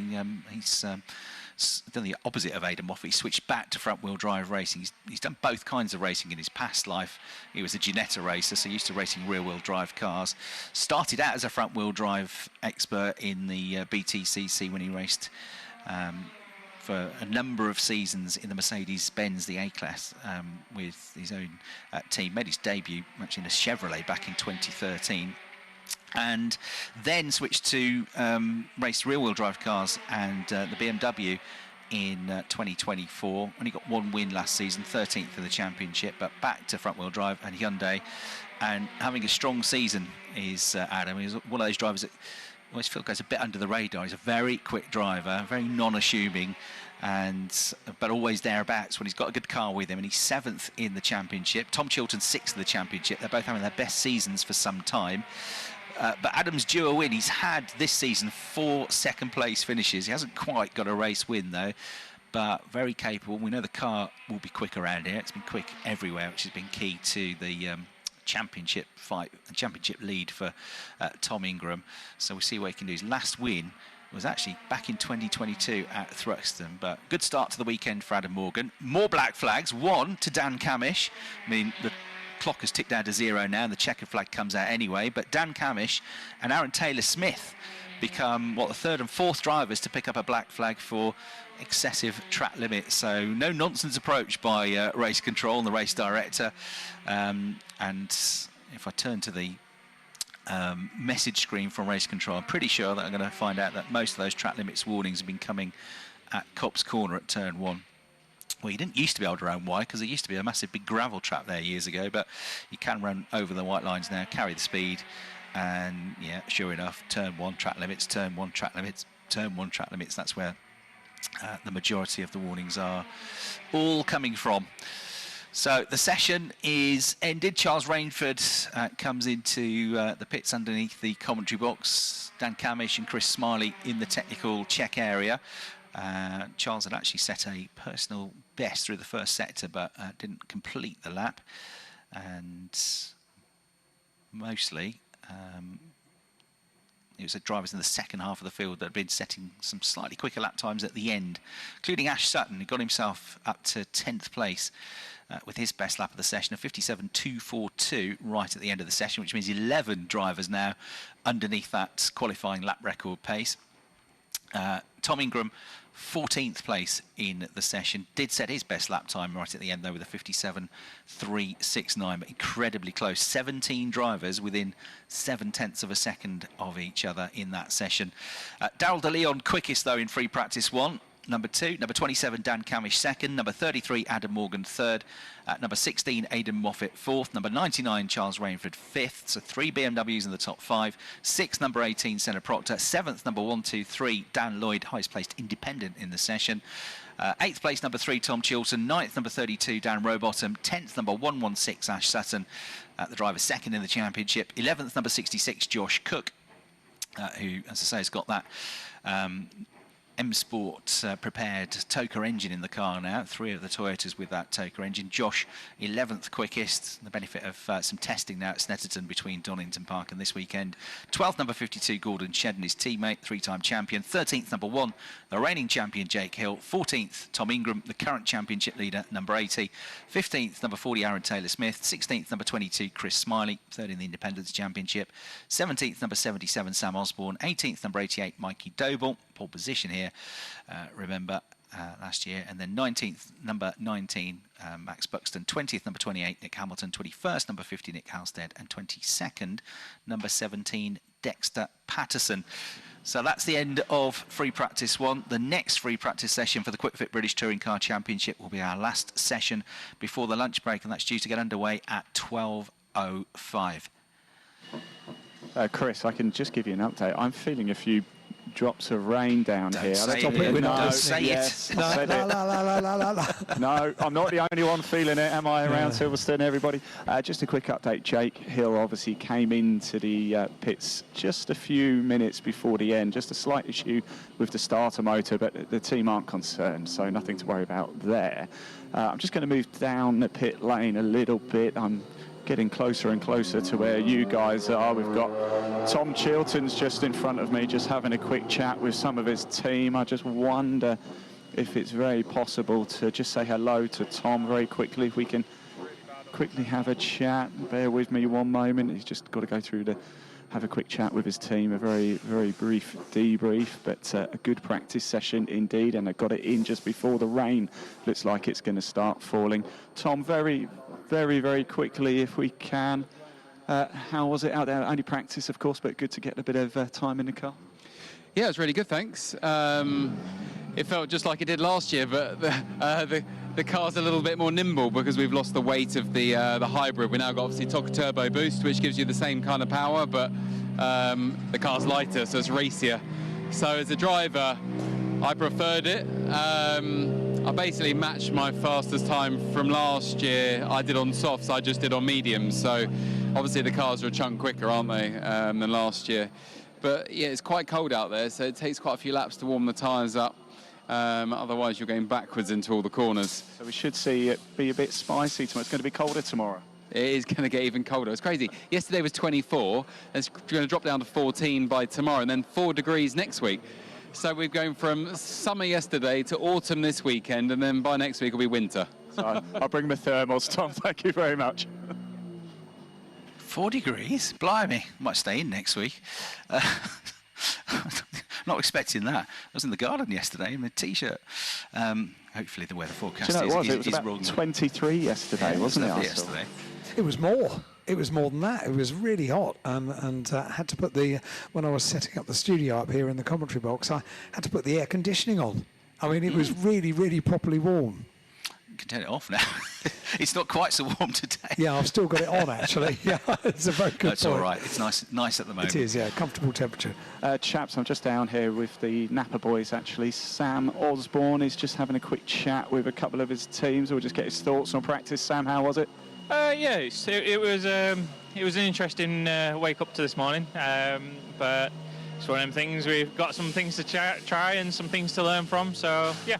What's the target then from the first practice sessions? Is it just trying to find the limit of the car, limit of yourself? Yeah, it's a bit of all sorts really, a bit of this, a bit of that. It's a bit of trialling different things. It's finding out what works here with the car. Excellent, Sam. Thank you so much for talking to us. I'll let you guys crack on. Of course, everybody's trying to get back into the debrief from this practice session. We've got practice 2 a little bit later, haven't we, and qualifying coming up, guys. So still quite a lot to happen with the British Touring Car Championship today. Indeed so, yes, as we're back at 12:05 for free practice 2, and then qualifying, the penultimate qualifying session of the year. Could see the Goodyear Wingfoot Award title being decided, or maybe it will go down to the last round, that qualifying championship at Brands Hatch, but qualifying gets underway at 3:30. The thing is, they've been getting a little Goodyear Wingfoot Award at every round this year, which is beautiful. And I remember when Tom Chilton received the award just a few weeks ago, he was absolutely blown away by it. And he's received a few trophies in his time, but it's a beautiful award. And then, as you rightly say, the one for the whole season, which has been given away for some years now in the BTCC, it is a much bigger, much heavier. It's beautiful. Absolutely gorgeous. Yeah, it's a good championship, that, because Tom getting that pole position for the first time in more than a decade, wasn't it, when he scored at Donington Park last time out, and having a great season, best season for a number of years, 6th in the championship. What role could he play in trying to take points away from the Fords, trying to help his teammate Tom Ingram? We've already seen this year various teammates moving aside for Tom Ingram and for Ash Sutton at Knockhill in particular to try and help them in their championship fight. I've been hanging around the pit lane. This is the sound of the BTCC Toka Live. Best laid plans and all that. Sorry, Ian, you were saying? My fault, Alan, my fault. Yeah, typical, isn't it? I just walked into the garages down here because we saw Darryl DeLeon. I know you were talking about him quite a bit as well. I was just chatting to his mum not so long ago. He's just got his helmet on. We'll let him get his helmet off. He's just having a very short debrief, but boy, oh boy, he is looking very quick, isn't he? A race winner already this season. And he comes into the championship this year with a lot of accolades already, doesn't he, as you guys have already mentioned. I'm just going to make it known that I want to have a quick... Sorry, Darryl, I just bumped into him there. We'll just let you get your helmet off, then we'll grab a quick word with Darryl DeLeon, fastest in that practice session. He's just having a quick look at some times, some sectors. Now the helmet is coming off. Darryl, every time I speak to you, it's after a pretty good result, isn't it? It's only practice, but you're looking very quick. Yeah, I think done a lot of preparation. I mean, like all weekends, but yeah, felt pretty good, and was happy to be P1. But of course, like you said, it's only practice, so we're going to have a look and see where we can try and improve and make ourselves as strong as possible for quali. But the thing is, it was a dry session there, and I don't think it'll be dry again today. I think it's just started to rain a little bit now, hasn't it? But look, this season, 2025, it's been some year for you, hasn't it? Obviously, you've had the win. What's the long-term plan for you? Are we going to see you back in touring cars? Who knows? I think you know, it's my goal to be. But again, we just have to wait and see what comes up in silly season. But I'd like to stay with WSR, so just have to wait and see. Excellent, Darryl. Congratulations. Good luck for practice 2 and qualifying a little bit later. That's Darryl DeLeon there. And I'm just going to make my way back into the pit lane, guys, because There is actually, it's just brightened up down here. I think it was just the very lightest of light sprinkling of light rain there, so it's not going to have an impact, hopefully, for the rest of, well, up until lunchtime at least. Who knows what's going to happen this afternoon. Yeah, and I'm kind of giving up looking at forecasts because I've been coming to Silverstone for a long time, and this place has its own little microclimate. It can be completely different weather a couple of miles away than we get here. So let's just wait and see. It's quite hard to read because the wind's a bit flustery, keeps changing direction, and the sky's sort of looking across in every direction, kind of just grey everywhere. So there's no obvious rain clouds that stand out. Shall I give you the answer to the right. quiz question? It was, of course, the first British touring car race at Silverstone, 1959. Yeah. Who was Prime Minister? Any more guesses? Has anybody commented? I'm not by the WhatsApp at the moment, and Alan's on a call, so I can't help you there. Well, no worries. I'll give you the answer. Go on, give us the answer. Is Harold Macmillan. He was Prime Minister from 1957 to 1963. There you go. And I knew that off the top of my head. Yeah, of course you did. Very good. Right, that's none out of one then for me in the pub quiz. Good start, isn't it? If you've got any movie questions or sports questions, that'll be much better than politics. Okay, I can give you some a little bit. Just give me a bit of time, and I'll see what I can do with that. Maybe not 1959 movies though, or sport, because it's way before my time, Ian. Way before. Decades. Right, F4 coming up next. They'll be slightly nervous when they look to the skies, won't they? Because if all things are equal, they'll be starting this qualifying session on slick tyres, slick Pirelli tyres. So qualifying coming up next for the Vera Tools F4 British Championship, certified by FIA. It's a 25-minute session.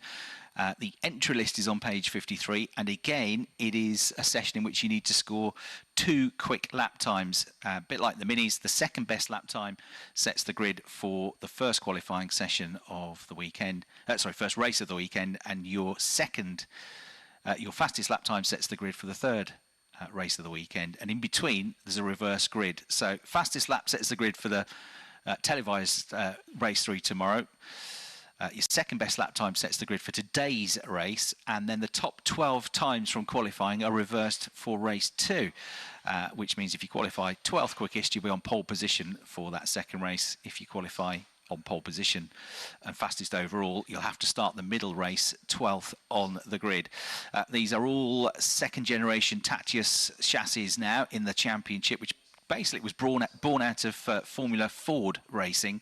It formed in 2015, this championship, 10 years ago. It was called the MSA Formula Championships for its first 2 seasons, then changed to the British F4 Championship. So originally they used to use Ford engines, Ford EcoBoost engines, but that changed a few years ago in 2022. The chassis changed as well.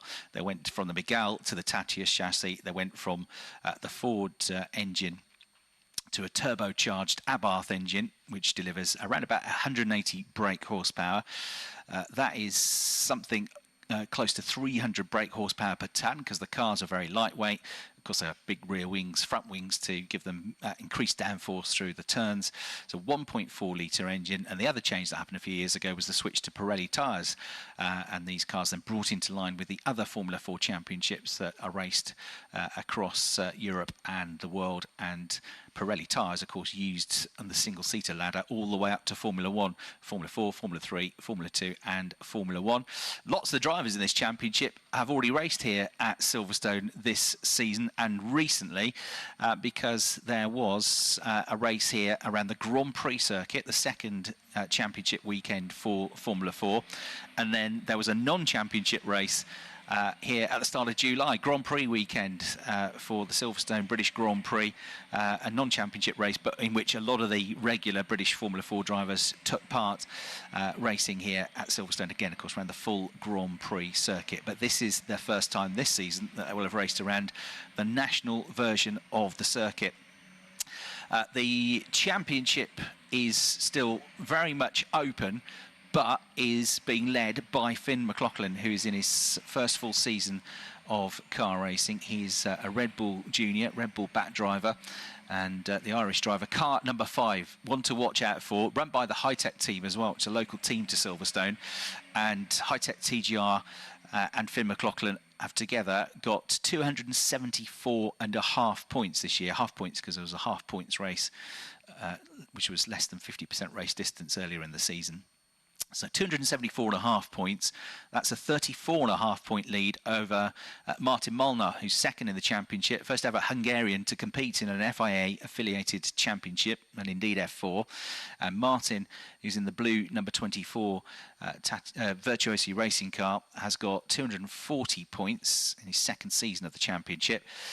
Third in the championship is the Australian driver Jimmy Pezik, who is also in his second season of British F4, but with a year off in between. So he raced to 5th place in the standings in 2023.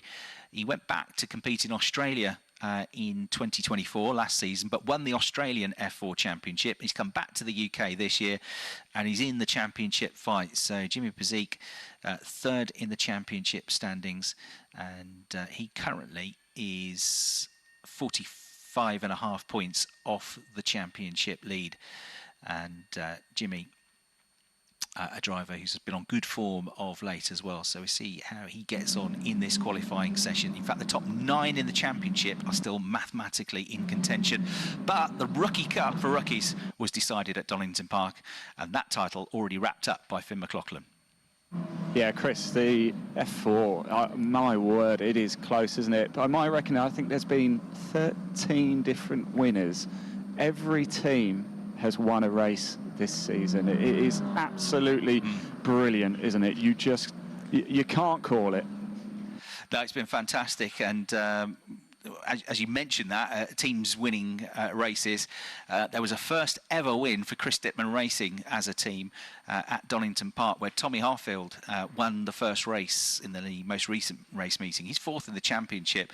So Chris Dittman Racing, who run those the cars with their distinctive livery, the maroon, yellow and black livery. The Gloucestershire-based team, Chris Dittman himself, an excellent kart racer, an F3 Cup champion, amongst other things, runs that team, and it's great to see them get a win. And Tommy Harfield getting his first win. Now, in doing that, he sacrificed a chance to win the Challenge Cup. So the Challenge Cup is something new for this season for drivers that aren't able to do a full season of racing. That might be for financial reasons. It might be because they weren't old enough to race in the championship at the start of the season, which has been the case for a couple of drivers. So if you're in the Challenge Cup, you can enter a maximum of 7 weekends, and those 7 scores that you get across those weekends count for the Challenge Cup. But Tommy Harfield, who was leading that, sacrificed the chance to win that because he got the chance to come and race for an 8th weekend at Donington. I bet he's glad he did, because he won the race, although races 2 and 3 didn't go so well for him. He got his first win. He's 4th in the overall championship now, Tommy Harfield. So number 5, Finn McLaughlin, number 24, Martin Molnar, number 93, Jimmy Pezik, the top 3 in the championship. But say next up in 4th place, the British driver. I think we've got a red flag, Chris. We've got a red flag. We have, yeah. I'm just trying to look for why. Nothing visible from the commentary box. Not I can see massive amount of the circuit. Just looking at the CCTV pictures for anybody that might have gone off on the screens, but there's nothing apparent on any of the CCTV pictures. So we'll have to see if it's because somebody's gone off, or it might be for another reason, which you occasionally get if there's debris on the circuit, or occasionally it can be for a timing issue if there are transponder issues, but we'll see if they all come back. So their session, a bit like the Minis, stopped very early on just as they were getting going. And again, if the session is cut down because it's a lengthy delay, then that's going to be a real struggle for them to get these 2 quick lap times in to set the grids for races at 1 and 3 respectively. So in come the cars. They've actually had quite a bit of time testing around here, because there was an official F4 test on Thursday, in which they had 2 sessions, and they also had that in the usual Friday 2 free practice sessions yesterday. So on Thursday, Martin Molnar was quickest overall, most of the quick lap times coming in the afternoon session. And to give you a benchmark of what sort of times we could be expecting, Martin set a time of 54.566 seconds on Thursday.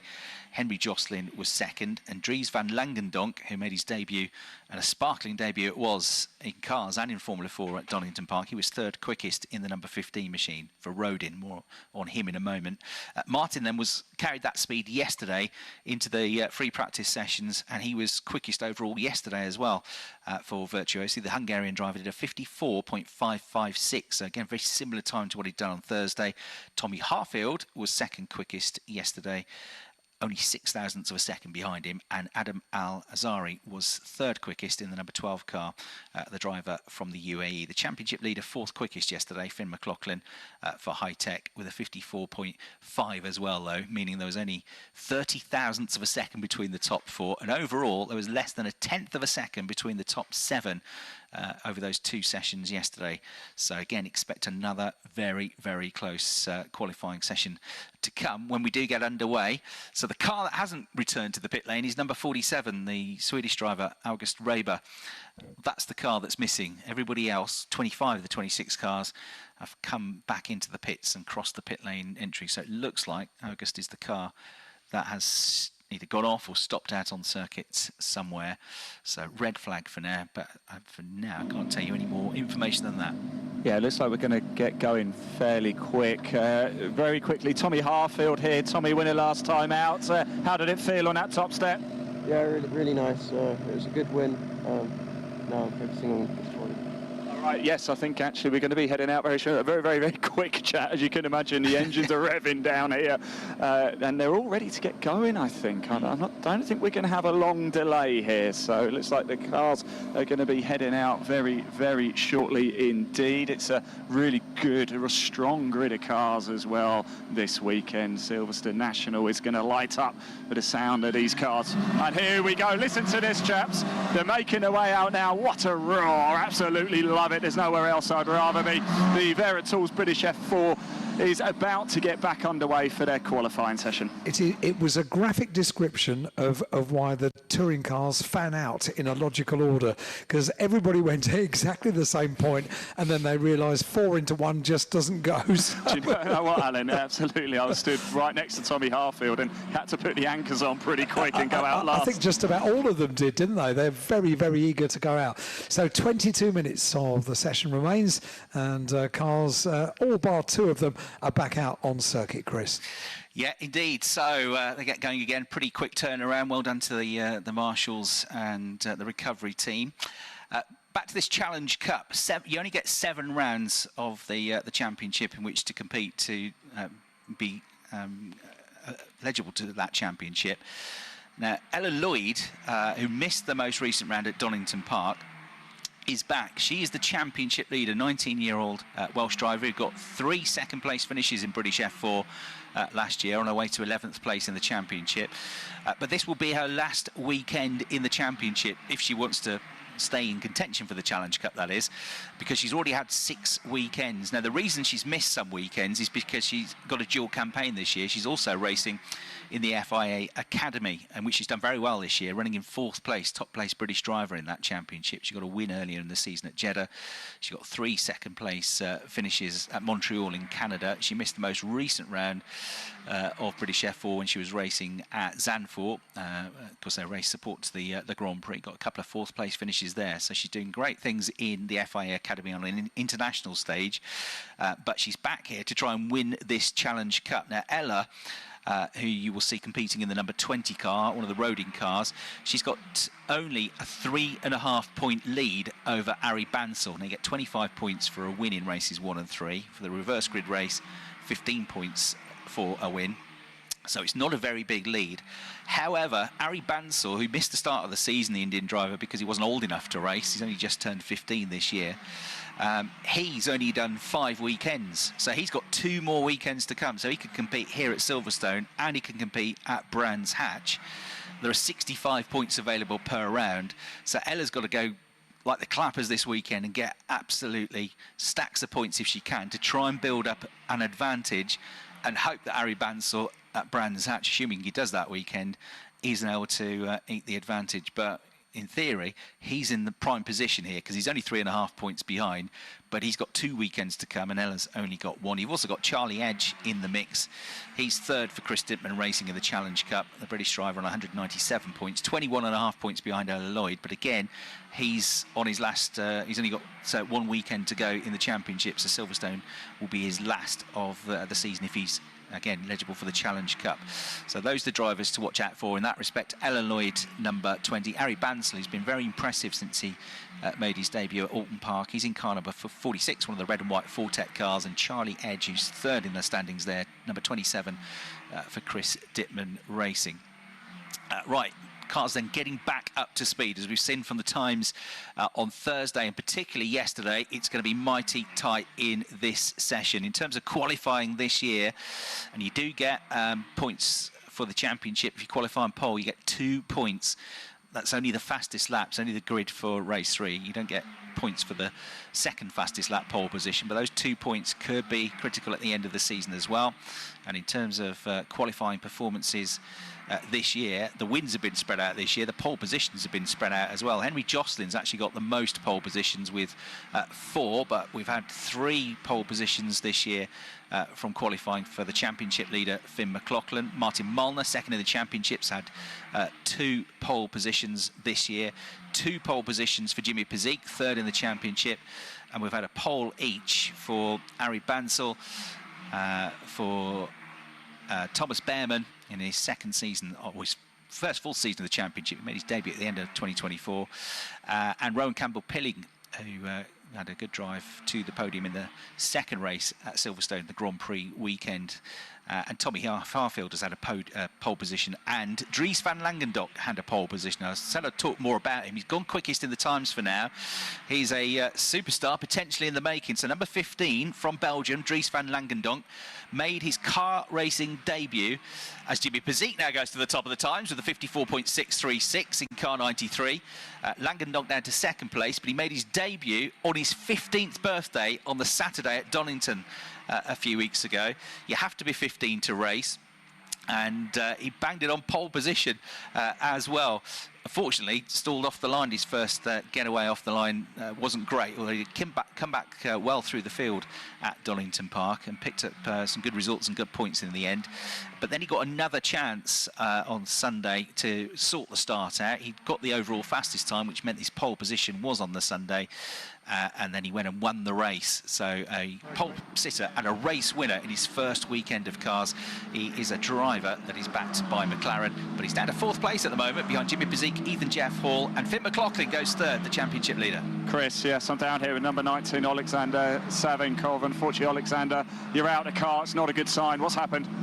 I lost the steering wheel coming out of the pit lane, which then led me to lose the throttle. I had to redo the throttle learning, and I caused the red flag, so I was not allowed back out. So that's it, done. Yeah. I'm really sorry to hear that. You could just come back in as well. Look, hopefully we can see you out a little bit later. There we go. So number 19, Alexander Savinkov, out of qualifying. Brilliant, thank you. So that was the cause for the red flag. It was Savinkov, not Rabo, who had not made it back to the pits at that stage either. Rabo has gone out there now, and he's starting to set lap times, while he's back in 18th spot. But Savinkov is the one that has to miss out, as for reasons that he explained. He's only done a couple of weekends in the championship so far, but was pretty competitive at Donington. Got an 8th place finish, got 2 top 10s there. But we'll have to start at the back of the grid for all 3 races. It'll be starting 26th on the grid. So McLaughlin now goes on to provisional pole position. These last 2 laps have been his quickest 2. That one was a 54.617. So by 19 thousandths of a second, the number 5 car now on pole position. Jimmy Pezik, 3rd in the championship, number 93, 2nd place. And then only 10 thousandths of a second behind him, Adam Al-Azhari at number 12 with a 54.646. Ethan Jeff Hall, number 25, 4th place, 54.702. He is only 12 thousandths of a second quicker than Van Langendonk, but there's been a change because Martin Molnar now finds some pace and gets right into the middle of that group, 4th quickest. So McLaughlin, Pezik, Al-Azhari, the top 3. Molnar, 2nd in the championship, goes 4th. Ethan Jeff Hall, 5th.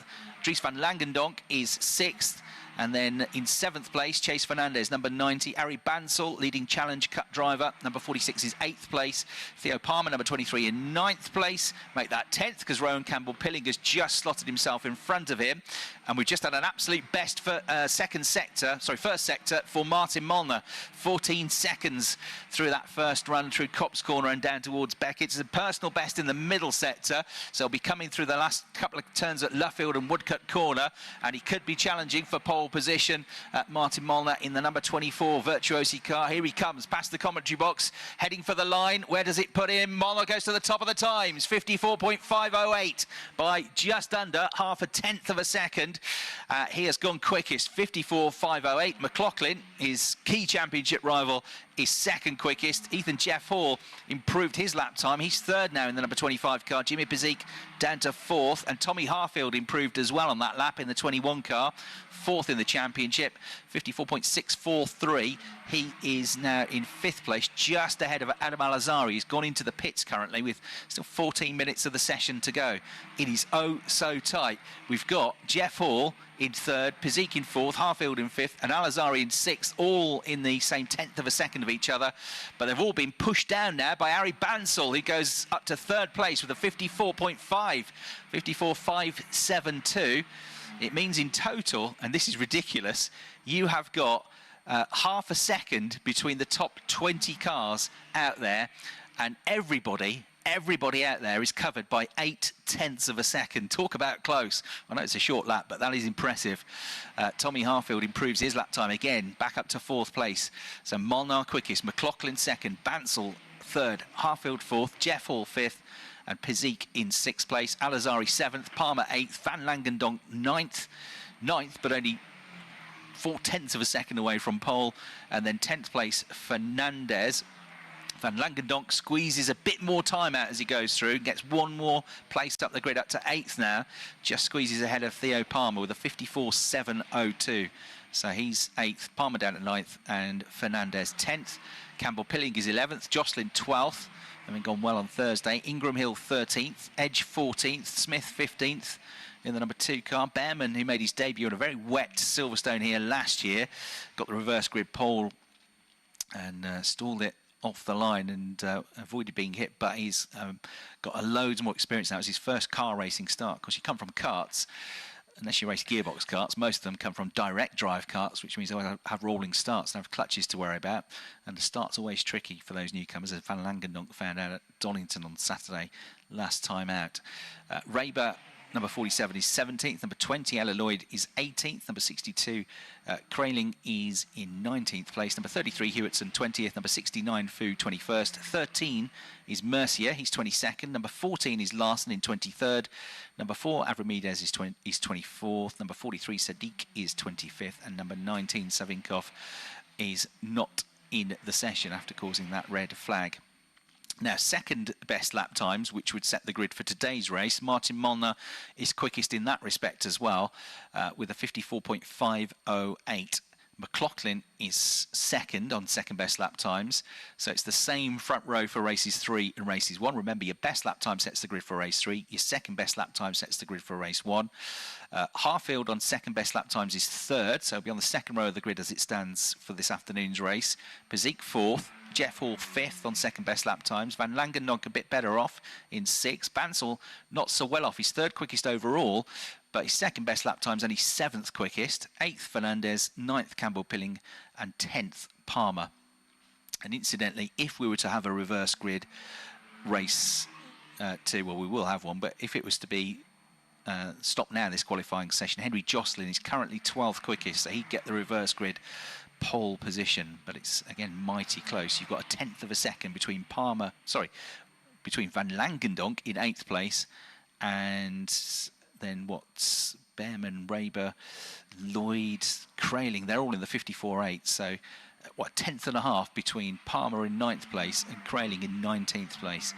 So any one of those could get that reverse grid pole position. Not that they want to get it, they want to be higher up, but if you can't be up there in the top 10, you'd rather, I suspect, be 12th quickest than 11th or 13th to get that reverse grid pole and a chance to get a good result in the middle race of the weekend, where there are also bonus points available, up to 10, depending on how many places up the grid you move. You can get 1 bonus point for every overtake you or every spot you gain in the race. So taking a bit of a breather mid-session, lots of drivers heading back into the pits, quick chat with their race engineers, looking at the data, giving some feedback. The only thing you can change really are the tyre pressures. There might be 1 or 2 tyre changes as well. All running the slick Pirelli tyres. You get 2 sets to last you across the course of 3 races and 1 qualifying session. So Martin Molnar, topping the times in both respects at the moment, just under 10 minutes to go. Yeah, Chris, you mentioned before you want more sport questions. Well, I've got one about F4 for you. Right, actually. Did you know that 6 drivers have won twice here at Silverstone since British F4 in 2015? Can you name who they are? Give you a little bit of time to have a little think about that. But yeah, 6 F4 drivers claim 2 wins here at Silverstone National. Who are they? And if you can name the year or years, I'll give you a bonus point. I'll go Deegan Fairclough to start with. That's correct. Last year and the year before, 23 and 24. Just 24 actually. Both 2024. Right? That's one out of 6. Last year's champion Deegan Fairclough. And then double wins at Silverstone. Jamie Caroline's got me one, hasn't he? Do you want me to give you the? I'll give you. So you get the first one. 2016.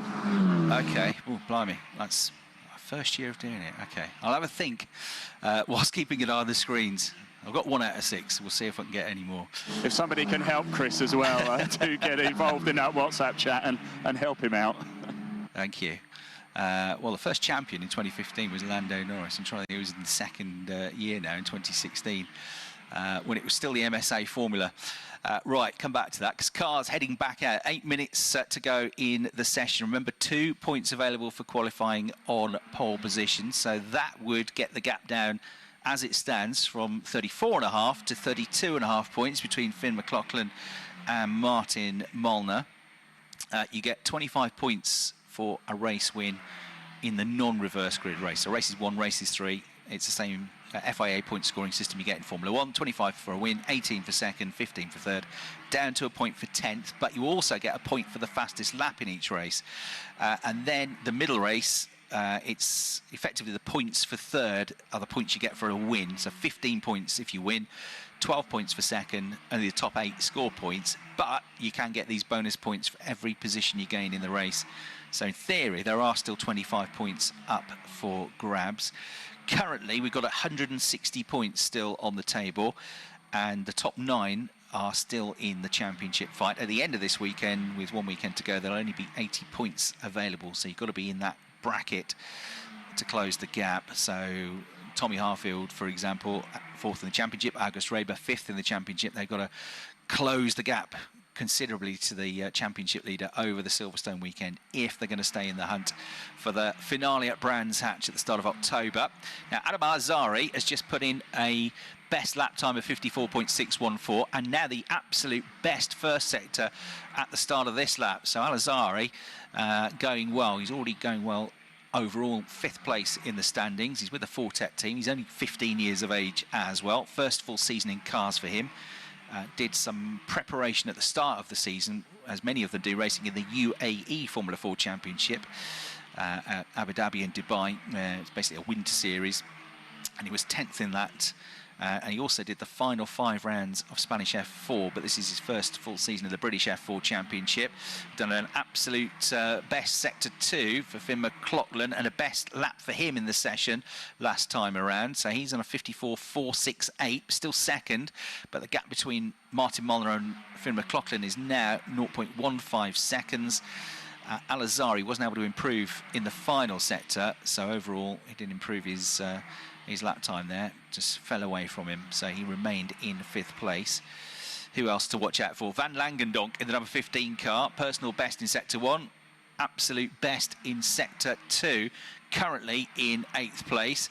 Let's see if he can get a bit higher up the order when he comes through shortly to go over the start-finish line. Because he could well do. He's off to a good start to the lap. Here he comes. The orange and black machine charges through. The McLaren liveried car. The McLaren junior driver goes through, and it's a decent lap, but it's not quite his best. 56.0. His best is a 54.7. Again, he lost out in that final sector, which is that run through Luffield, or through the Brooklands corner, then Luffield, then Woodcote corner at the end of the lap. So that's the longest of the 3 sectors. 5 minutes to go in the session, and lots of sector improvements, no massive lap time improvements. at the sharp end. Behrman has improved up to 8th. And now Tommy Harfield goes through and gets himself onto the front row of the grid for race 3, 54.373, after picking up his first win in the championship. And Chris Dittman's first win last time out at Donington. He's driving very well this season, Harfield, 4th in the championship. So he splits the top 2 contestants in the championship. Molnar is still on pole. McLaughlin, though, is down to 3rd place. Henry Jocelyn, who was the star on Thursday in the test, he's up to 4th place in the 26 car. And he's done a 54.5. Van Langendonk has got a bit more time now. He's gone 5th, now 6th, because Ethan Jeff Hall crosses the line. Last year's Ginetta Junior champion, and he goes 5th quickest in car 25.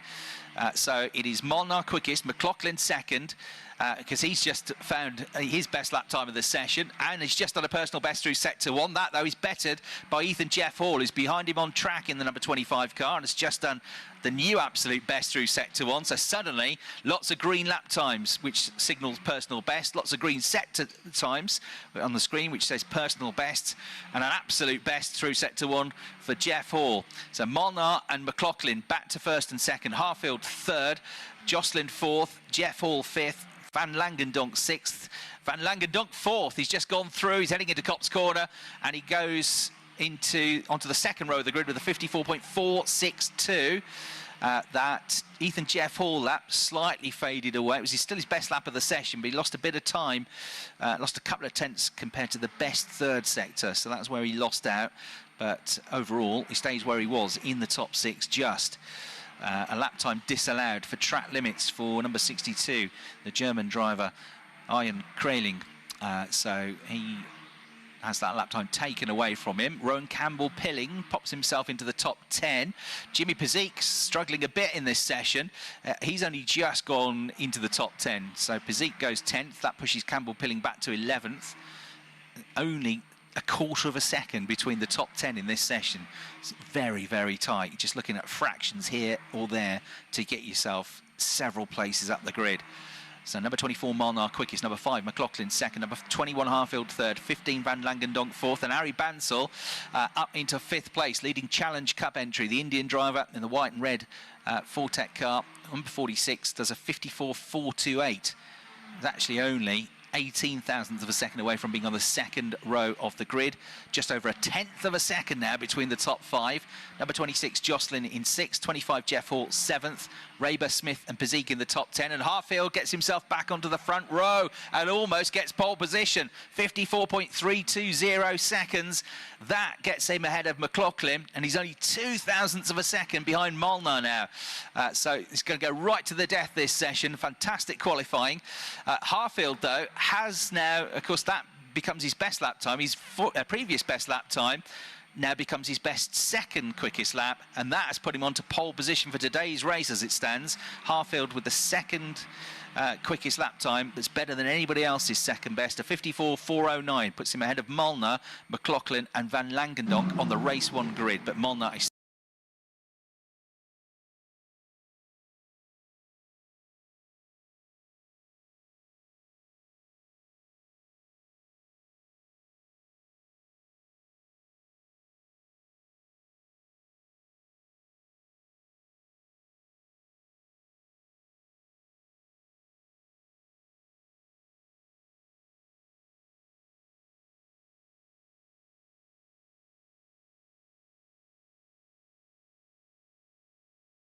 so close out there, but as it stands, Molnar is clinging on to this pole position, and the 2 really valuable championship points that would come with it. There's 92 thousandths of a second between the top 4 now. 92 thousandths of a second. That's less than a 10th of a second between 4 drivers: Molnar, Harfield, McLaughlin and Van Langendonk. Bansal is 5th, Jocelyn 6th, Lloyd up to 7th place now, Ella Lloyd in the number 20 car. Jeff Hall, number 25, is 8th, 47 Raber is 9th, and number 2 into the top 10 is Joseph Smith now, another of the Challenge Cup entry drivers. Charlie Edge has just improved from 17th to 14th in the number 27 car. We're not done yet, though. Personal best for Harfield through Sector 1 on the last lap shows that he's still got some potential, and his last lap time was pretty good as well, a 54.428, which in itself would have been good enough for 6th on the grid. And we've also had some personal best sector times in Sectors 1 and Sector 2 on this lap from Harry Bansal. So can he sneak up the order? He's about to cross the line. He's 5th at the moment. The flag is now out. He's the second driver to take the checkered flag, and he nips ahead of Van Langendonk, who'd taken the flag just before him. So Bansal up to 4th place right at the end of the session with a 54.392. And that means 92 thousandths of a second cover the top 5 in the session. Is there a chance of any more improvements? Just looking, well, Molnar's taken the checkered flag. It's just Tommy Harfield really out there that might make a difference, but he wasn't mega quick through the first sector. Lost a couple of tenths there. He was a bit down in the second sector as well, so it looks unlikely. He's taken the flag, and no, it was, in the end, a slower lap time of 55.0 for Harfield. So all of the top 7 have taken the checkered flag now. Ella Lloyd still trying to improve out there, but failing to do so. And that's everybody through. So Martin Molnar will get the 2 championship points, which he really needed. He's looking good here across the first 2 test days, that's for sure. And he's carried that speed into Saturday morning. But it was mega tight by 2 thousandths of a second. Martin Molnar claims pole position in car number 24. It is a 54.318, a 54.320 for Tommy Harfield, number 21, second quickest. This is the grid for race 3 based on fastest lap times. And third quickest, the championship leader, Finn McLaughlin, number 5, with a 54.358, 40 thousandths of a second between them. Harry Bansal, with a last-ditch effort, goes 4th, number 46, as the leading Challenge Cup entry. 54.3 for him as well. And then Dries van Langendonk, not quite the heroics of Donington Park, but still a very good effort in only his second weekend in cars for the Belgian driver. Number 15, 5th quickest. 6th place, number 93, Jimmy Pazik, who's 3rd in the championship. And then in 7th place, Henry Jocelyn, number 26, 8th, number 20, Ella Lloyd, 9th, number 25, Ethan Jeff Hall, and August Raber, number 47, completed Chris, the top 10. I'm going to have to interrupt you. I've got Finn here. Finn McLaughlin. Fine. Actually, you're just borrowing my phone to have a look. Look at that, 0.040, the gap between you and Martin at the top. Fine margins. Yeah, I mean, it's not bad. Didn't drive the best, but to be top 3, I'm quite happy. It's going to be a big weekend in the championship, isn't it? You're obviously right up there. Of course, congratulations, by the way, for taking the Rookie Cup as well. What can you do in a race later? I just hopefully get a good start and see what happens then. I mean, lots will happen, so yeah, we'll see. It's nice to see big grids, small circuit. It's going to be a lot of fun. Yeah, definitely. It'll be good, so can't wait to get started. Excellent. Finn McLaughlin there. A lot of drivers coming in now as well. If you're happy to stay with me, let's just walk around, shall we? Because Martin Molnar might be in that little gap where I walked earlier and lost signal. But let me give it a go anyway, shall we? And see if we can quickly find him. Finn was looking at my phone. Even he wasn't totally sure what he'd done. Have you still got me? I think you have. That's good. Martin Molnar is just on the scales at the minute, so let's quickly grab him. Martin, congratulations. Pole position. You've got a big smile on your face. Yeah, definitely. It was quite a good qualifying. Couldn't improve on my second set, so I'll have a look what I've done wrong, but overall really happy with both, so let's push for the races. You've got to be so accurate here. I believe the gap between you and Tommy was 0.002 of a second, so you just got something right, haven't you? Yeah, it's quite a short track, so it's really important to get everything right. I mean, I haven't seen the times yet, but I guess the whole field was quite close to each other, so yeah, we'll see. It's really close, and hope I can get a good speed for the races. Excellent. Martin Molnar, congratulations. And as you said as well, Chris, more points in the championship. It is going to be very close indeed, isn't it? I'm just walking around, a lot of cars. It's so great. What a lovely place to be. Ella Lloyd's here as well. Ella, what do you make of your qualifying? Pardon? What do you make of your qualifying out there? Yeah, it wasn't too bad. Yeah, I think it was pretty decent. What do you make of Silverstone National? Quite short circuit. Do you like that? Yeah, it's pretty short. Not as good as the GP, though. You prefer the GP. Thank you, Ella. There we go. Good stuff indeed. Got Henry Jocelyn here. Henry, quick chat. How was qualifying for you? You know, the laps were good. P7, I'm not sure where I went wrong, really. But yeah, just didn't push quite hard enough. you say go wrong. We're seeing the gaps. It's so small between the field and such a big field. Very fine margins. It might suggest to me that there's a bit of time to be made out there for you. Yeah, I think you know, it's a short track. It'll be close racing. Everyone's on top of the circuit, so looking forward to the race. Excellent, Henry Jocelyn there. Thank you so much for talking to us. The drivers are still quite a lot hanging around the car. We've got Alba Larson over here. Let's just grab a quick word with her, shall we, and find out how qualifying went. Alba, quick chat if we can, just behind you, just here. How are you doing? All right. How was qualifying? You've got a big smile on your face. You look happy? Not quite. I feel like it's such a close field, and attempts would have, you know, made a difference. So I think it was a bit packed in the end. A lot of cars on track trying to find the right gap. So could have been a bit better. Actually, that's a good point to make, isn't it? 25 cars were circling, 26 total entered. Do you think that's going to have a big impact on the race later? And does that mean there's opportunities for you? Definitely, especially with track limits and stuff. People can have gotten their lap taken away or in the race get penalties. So I definitely feel like, yeah, room for position.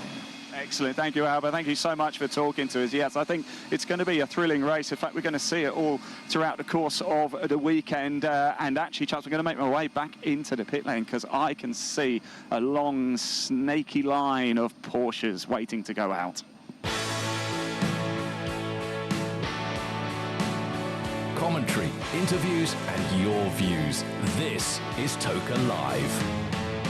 Thanks very much indeed to Ian Waterhouse. Yeah, good car identification. A beautiful line of Porsches in pit lane, which means the next session out on circuit, half an hour of qualifying for the Porsche Sprint Challenge GB. We are blessed with Porsches this weekend because we're also joined by the Porsche Carrera Cup GB that will be qualifying this afternoon at 2:10 this afternoon. If you are just arriving here at Silverstone, a very good morning to you. Just gone 11:10 in the morning. It's slightly overcast, it's a little bit chilly, but we have the penultimate meeting of the year for the Quick Fit British Touring Car Championship, and you won't miss a thing here on Toka Live on Radio Silverstone 87.7 FM throughout today. And we're taking your messages as well. Just a reminder how you get in touch with us. You can WhatsApp us, so it's on WhatsApp only. The number is 07482 877 877, 07482 877 877. On WhatsApp, we need your first name, only your first name and your message, even if you just want to say hi to the people that you're here at Silverstone with. If you are supporting a particular team or driver over the course of this weekend, we take those messages as well. Birthdays, all of that kind of thing we do on WhatsApp, 07482 877 877. This one is from Kate. Says we're here celebrating Paul's 46th birthday today. Excited to see all the cars today and drive Ferraris tomorrow. Wow, that's quite a birthday weekend, isn't it? Happy birthday, Paul. Lots of love from Kate. And this one says, hang on, let me just see if we can get one more message which says, hi Alan, 9th round of the year this year and haven't missed a BTCC round since 2020. That's impressive. Supporting everyone in all the different championships, as I know too many people. Bring on the main race day tomorrow, and that comes from Kat. Kat, thank you very much indeed. That is very impressive stuff to have gone to every round this year, and hopefully we'll see you at Brands Hatch in a couple of weeks' time for the championship finale, and to every BTCC round since 2020. That's pretty good. In fact, that's better than our main commentator, Chris Hartley. That's, I mean, I don't want to shame you on air or anything, Chris, but Kat's been to every round since 2020. No, I know. That's it's a bit depressing, isn't it? Yeah. you genuinely sound... It's not because I can't be bothered. No, it's because you're busy elsewhere. But, it keeps clashing with other things. I know, it certainly does.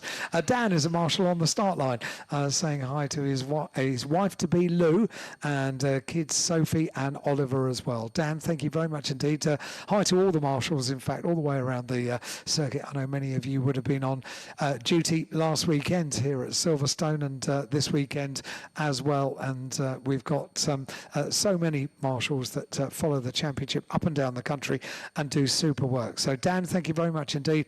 And Lou and Sophie and Oliver, you are very welcome here at Silverstone. Thank you very much indeed. All of these messages on WhatsApp 07482 877 877. Last message is from Rob. It says, hi, it was really good to meet you at Donington. Here we are at Silverstone again with Holly and Chloe, and we're supporting Dan Lloyd. Rob, thank you very much indeed for your message. 07482 877 877.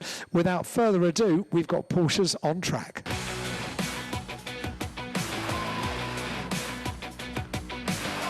This is the sound of the BTCC Toka Live. Porsche Sprint Challenge GB cars out on circuit for half an hour of qualifying. In the commentary box is Chris.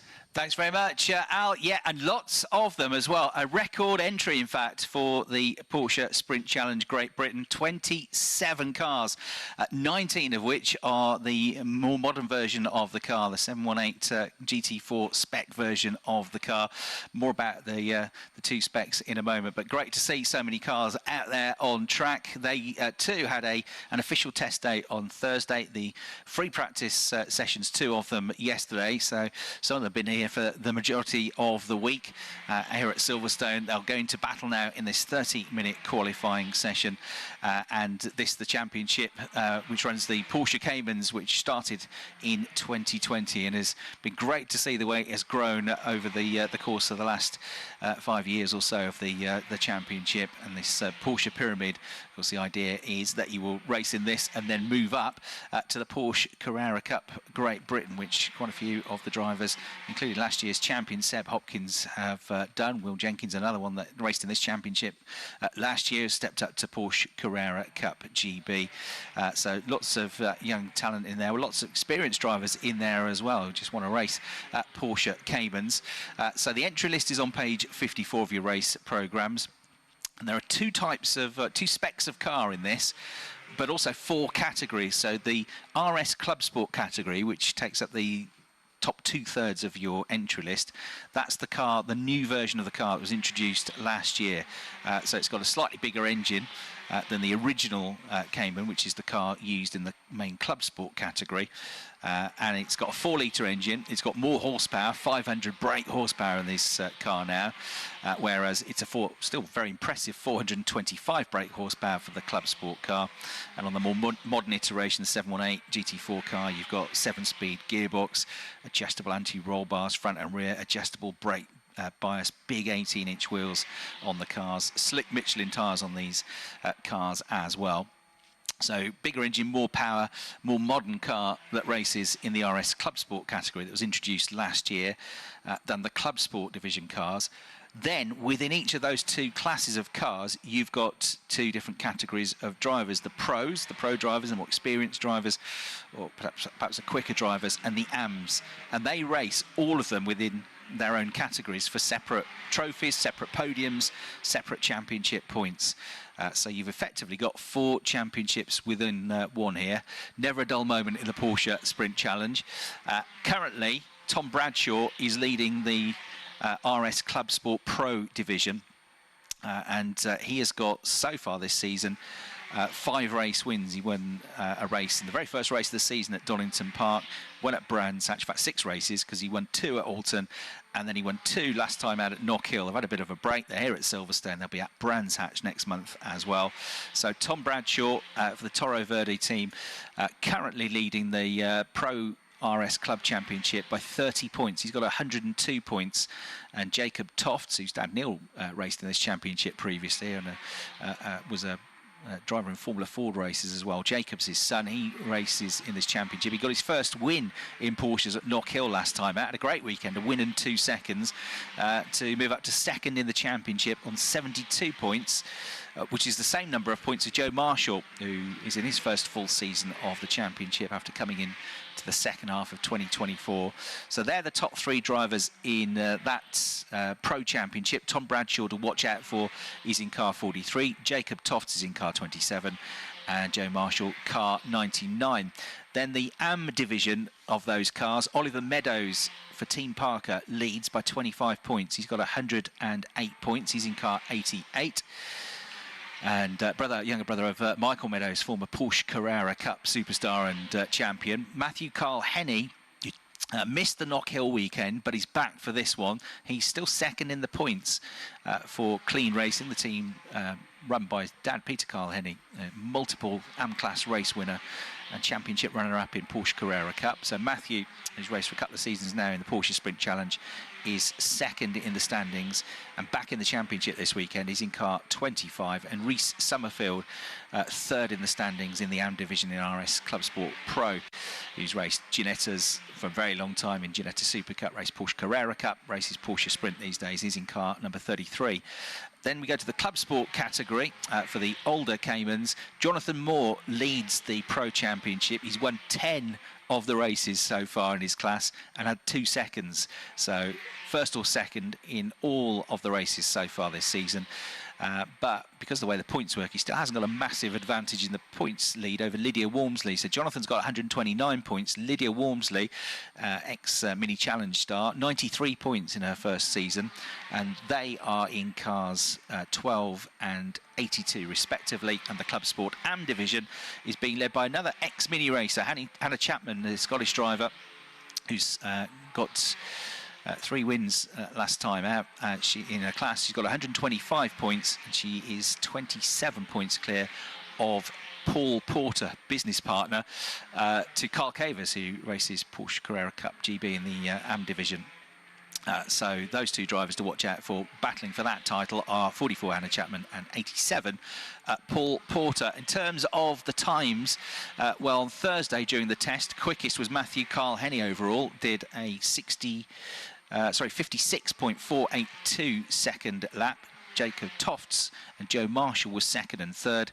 Yesterday, Jacob Tofts went to the top of the times in the afternoon with a 56.360. He was quickest. Matthew Carhenney was up there again in second, and Joe Marshall was up there again, third quickest. Tom Bradshaw, the championship leader in pros, was fourth quickest yesterday.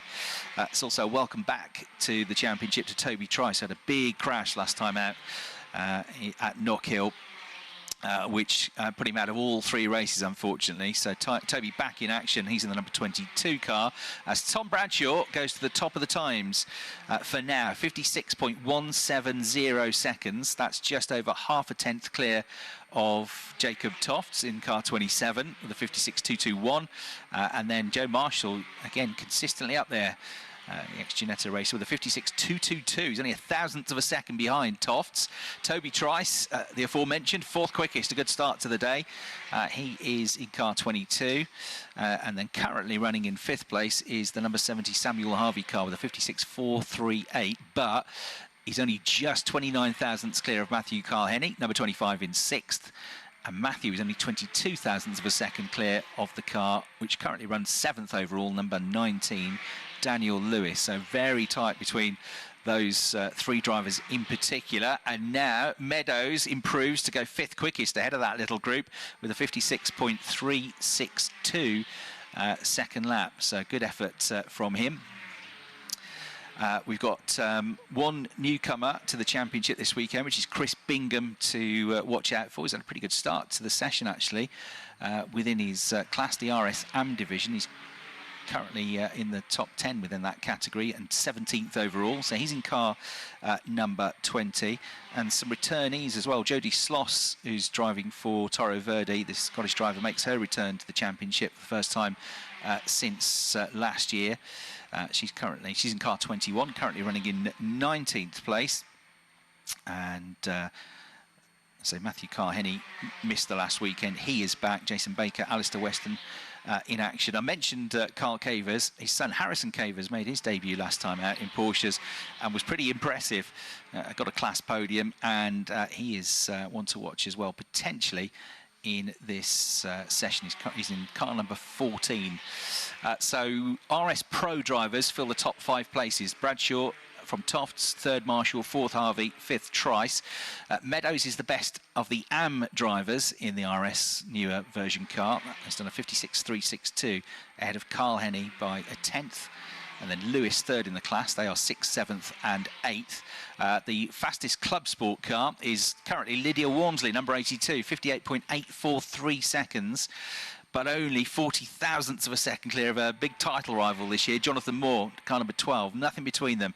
A 58.843 for Lydia, a 58.883 for Jonathan. And then Hannah Chapman is third quickest of the club sport cars, number 44, but she's also quickest in the AM division there. So she's on for a class pole position in that respect as well. And again, a point available if you qualify on class pole position, with 10 points available for each race win in each class, 8 for second, 6 for third, down to a point for 8th, and points for fastest laps in the races as well, which means currently there are still 68 points up for grabs in the championship. Do you know something, Chris? I don't think I've ever known such a cool, calm pit lane as it is down here. There's a few cars in, changing tyres and having a quick chat, but nothing major. Everything feels fairly relaxed, and I worry that I might put a bit of commentator's curse on this, but everything's just going smoothly for everybody at the minute. So if something goes wrong in the next 5 minutes, it's all my fault. It is. We'll totally blame you. Yeah. Well, it's the first qualifying session that hasn't been with the red flag early on and drivers losing time. It's all been a bit calmer this time than it was for the minis and for the Formula 4 drivers. And again, in this session, you've got to get 2 quick lap times, and it's not just your fastest lap that sets a grid, it's your second best lap time that sets a grid as well. 3-race format for the weekend. So race 1, grid is set by the fastest lap in qualifying. So different to what we get in the minis and the F4. Race 2, the grid is set by the second fastest lap time, and then race 3 is based on race 2 results.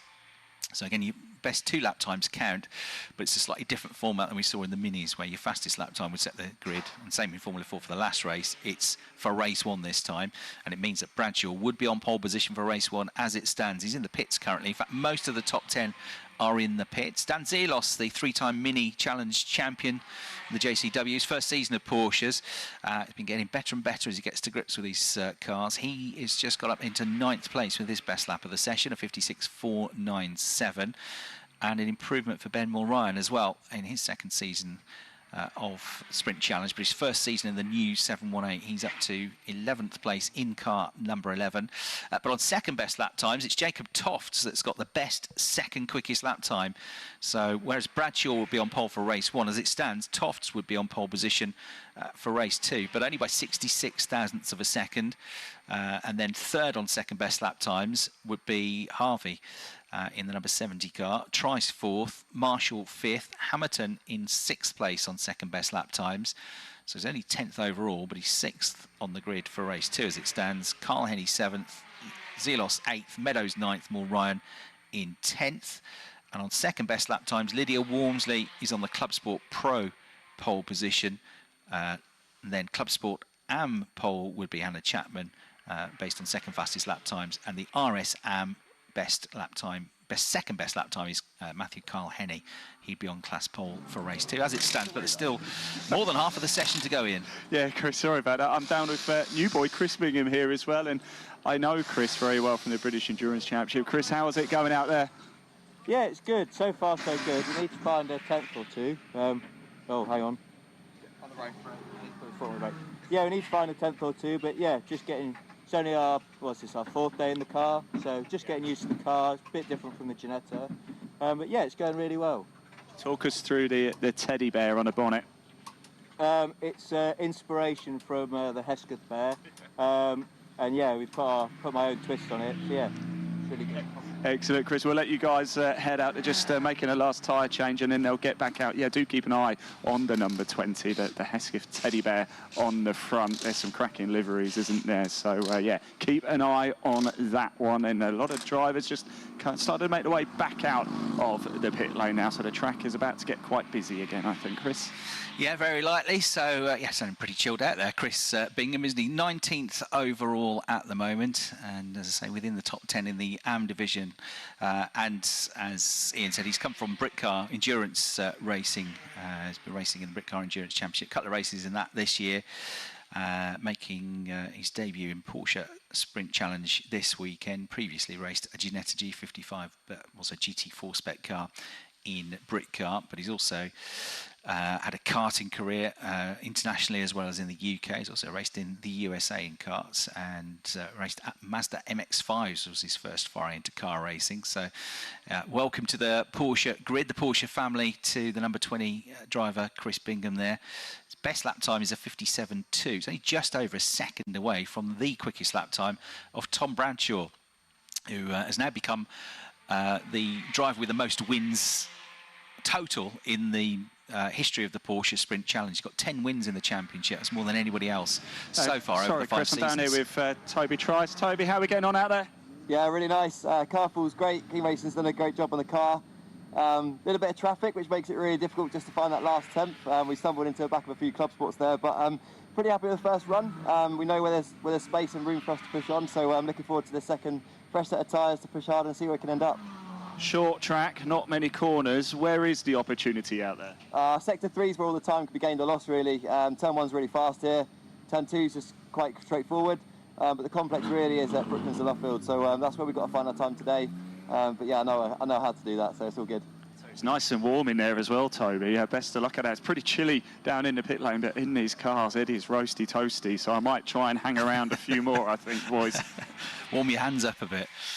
Yeah, why not? Yeah, you can add about 30 degrees to the ambient temperatures of what it's like in the cockpit of a car. So if it's 15 degrees out here, it's 45 degrees in the inside the car, and you've got gloves, fireproof underwear, balaclava, helmet, all the stuff you don't really want to be wearing when it's that hot, and you're having to drive quite a physical race car as well. Do you have air conditioning in these Porsche Sprint cars? But I don't think they'll be on today, despite the fact that it's still pretty toasty inside those cars, as you said. So Tom Bradshaw's still in the pits at the moment, the majority having a bit of a breather. 13.5 minutes to go. Just heard from Toby Trice, recovering from that big accident that he had at Knock Hill qualifying, which put him out of the races, but going well here in 5th place. He is one of the more experienced drivers, Toby, in the 22 car. It's his 4th season now in the Porsche Sprint Challenge.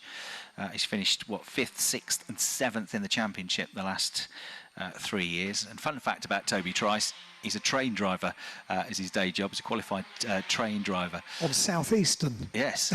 So they always get there on time, presumably, if not a bit early. But it was quite interesting because I interviewed him earlier on this year on Toka Live, and I said, well, I used to live in Southeastern area and very often went from Orpington to Charing Cross. He said, I could well have been your driver. I've been on that route.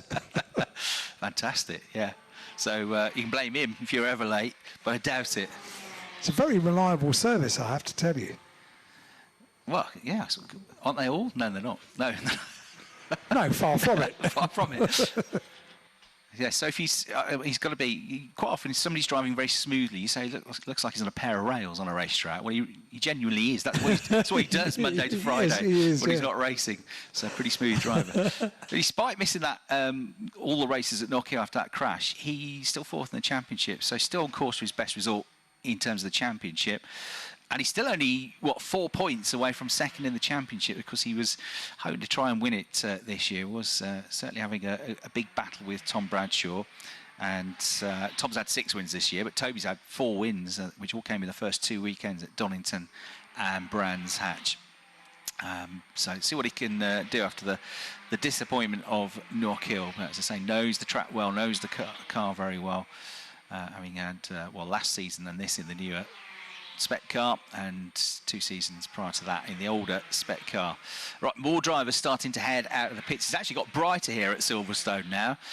Brightest it's been so far today. The track temperature is up to just under 19 degrees, which is just about perfect, and the air temperature is creeping up a bit as well, 16. I have just been checking the weather forecast, because Don't do that. the weather forecast is much better than it was over the course of the week running up to this weekend, because it was a suggestion that it would be really, really wet for most of the day.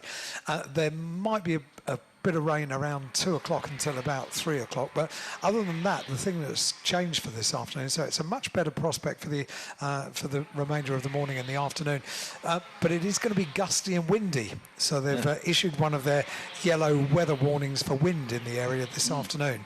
Yeah, which can affect you, and it's because it's a big exposed former airfield. And very flat. And very flat. So, yeah, you get crosswind here. It really can affect you as a driver through the quick corners in particular. Thinking of Copse, for example. Well, just as you said that, actually, one of the Toro Verde pit boards just fell over by itself. It's getting The a bit wind is coming. chaotic. Yeah. The worst of all weathers, the wind. I hate it. Yeah, me too. Nightmare, isn't it? Yeah. Although it's always a good day to be a bald man on a windy day like me. Never have any hair issues whatsoever. Right, let's see if we can get some improvements then. So pretty much all back out there now. A few still straddling. Marshall, third quickest, number 99, still in the pits. Meadows, who's the best of the AMs in the RS division, number 88, he's still in the pits. Dan Zelos, who stayed out a bit longer than most, he's in the pits still in car 45. So that's 3 from the top 10. Paul Porter in there as well, and Romano, who made his debut and got on a class podium last time out at Knock Hill, number 67, he is still in the pits, but everybody else is currently out there on track. They'll build up some pace over the next couple of minutes, and then I'm sure they'll pull the trigger again to see if they can get quicker. Just looking at what was the best time yesterday, 56.3 from Jacob Tofts, and we're already quicker than that, a 56.170. So it might not be the warmest weather to spectate in, but it's pretty good this for quick lap times, because it's not so hot that the engines are going to start to struggle to breathe, and the tyres are going to overheat and get too sticky. But there's enough track temperature, enough rubber being laid down that you are still going to get some very quick lap times, as a track limits warning goes out to number 44, Hannah Chapman, who's currently on class pole in the Club Sport AM division. The ex-mini racer, and Toby Trice has gone back up to the top of the times, 56.008 seconds, but it's momentary because Tom Bradshaw is just behind him on the track in the 43 car and just pips him by 28 thousandths of a second to get back on to pole position for race 1. So 55.980 now for Tom Bradshaw, which is the quickest lap, not just of the day, but of the last 3 days. First driver to break the 56-second barrier.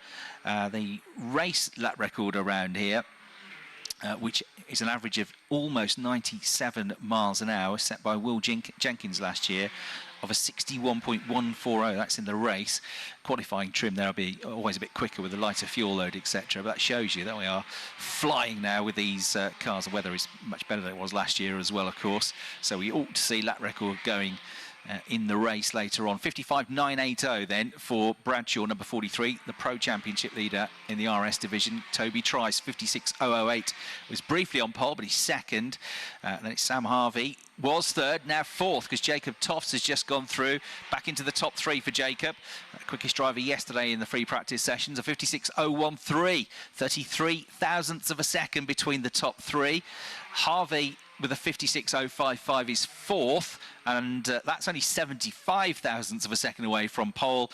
And Ethan Hamilton, the ex-Mini and Clio Cap and touring car racer, number 32, he's 5th quickest, and he's only 83 thousandths of a second away from pole.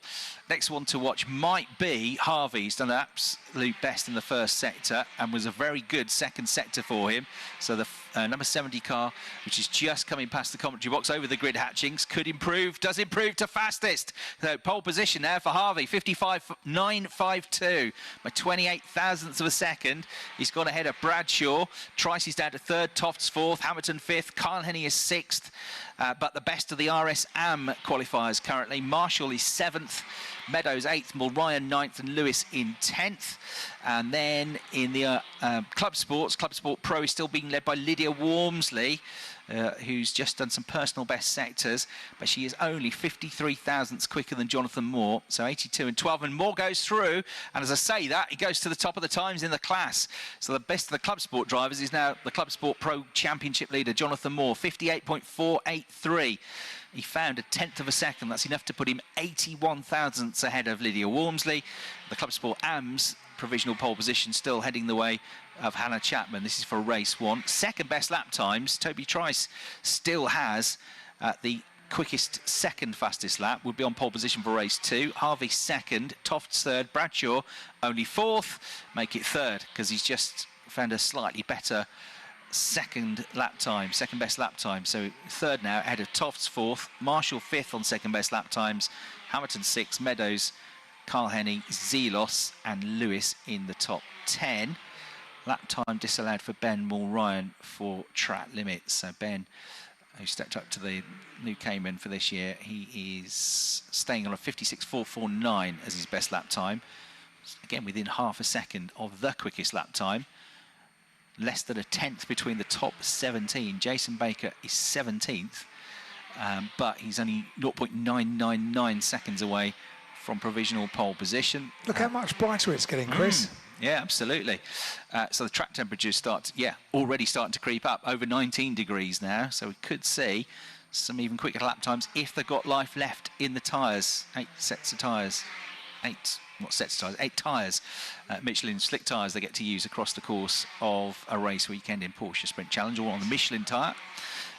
Very, very long, decades-long association between Michelin and Porsche.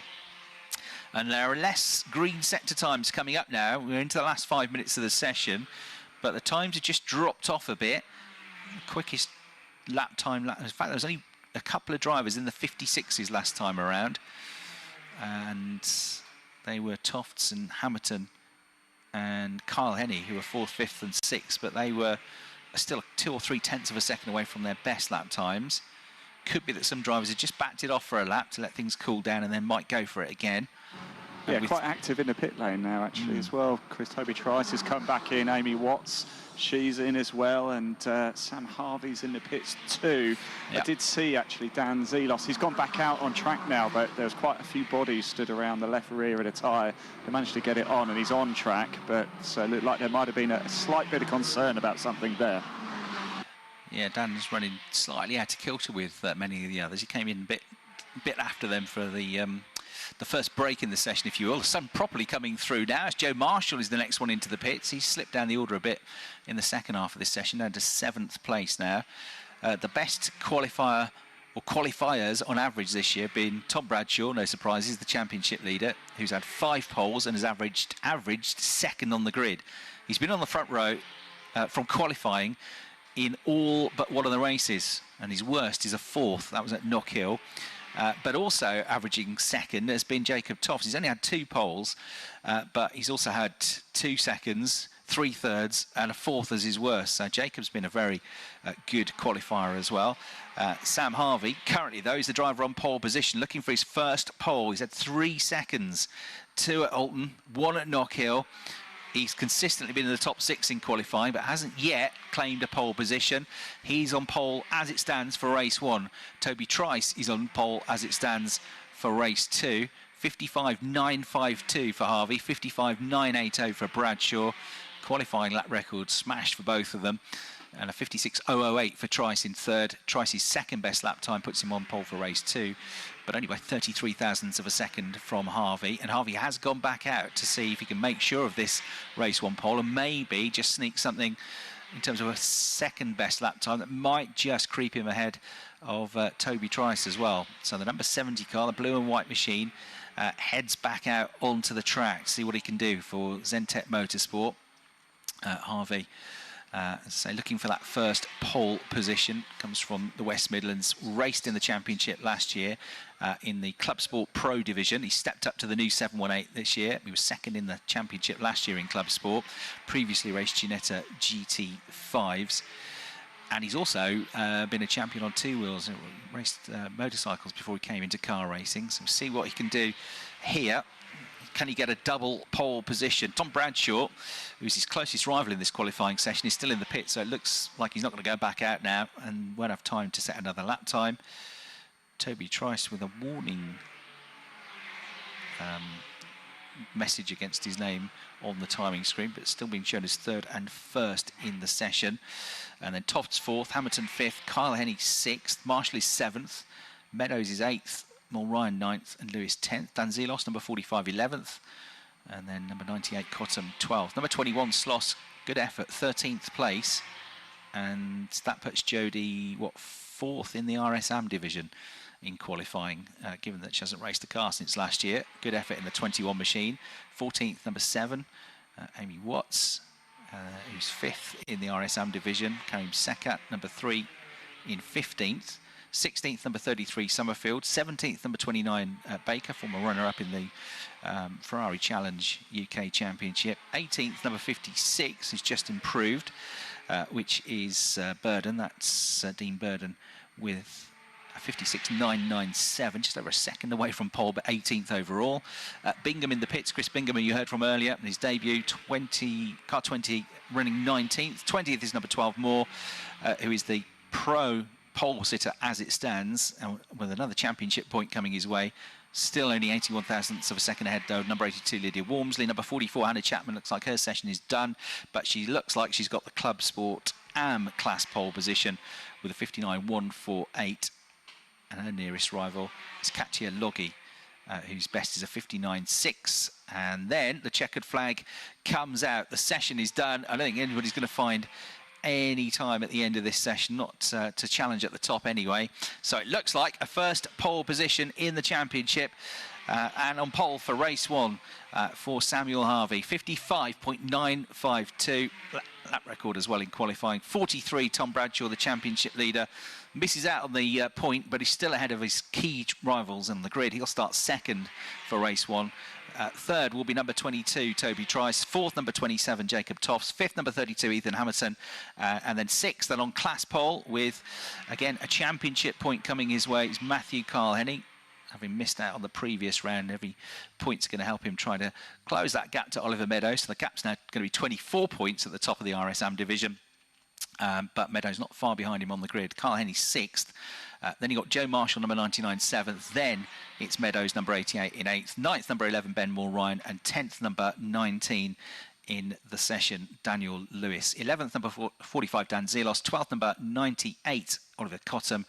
And then 13th, 21, Jodie Sloss. 14th, number 7, Amy Watts. 15th, number 3, Karim Sekat. 16th, number 33, Reece Summerfield. 17th, number 29, Jason Baker. 18th, number 56, Dean Burden. 19th, number 20, Chris Bingham. And then Club Sport Pro pole position, once again, for Jonathan Moore, number 12 in 20th. Just ahead of number 82, Lydia Walmsley in 21st. Club Sport and pole for Hannah Chapman, number 44 in 22nd place. 23rd, number 14, Cavers. 24th, number 5, Loggi. 25th, number 87, Porter. 26th, number 52, Weston. And 27th, number 67, Romano.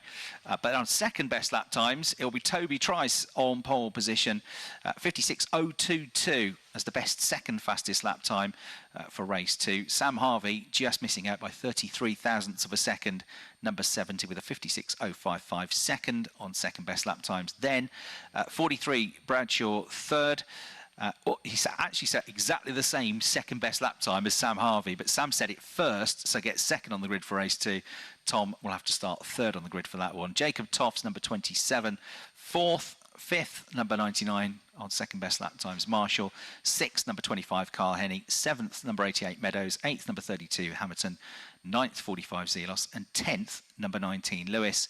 And then class pole positions for race 2 based on second best lap time. Trice, RS Pro pole overall.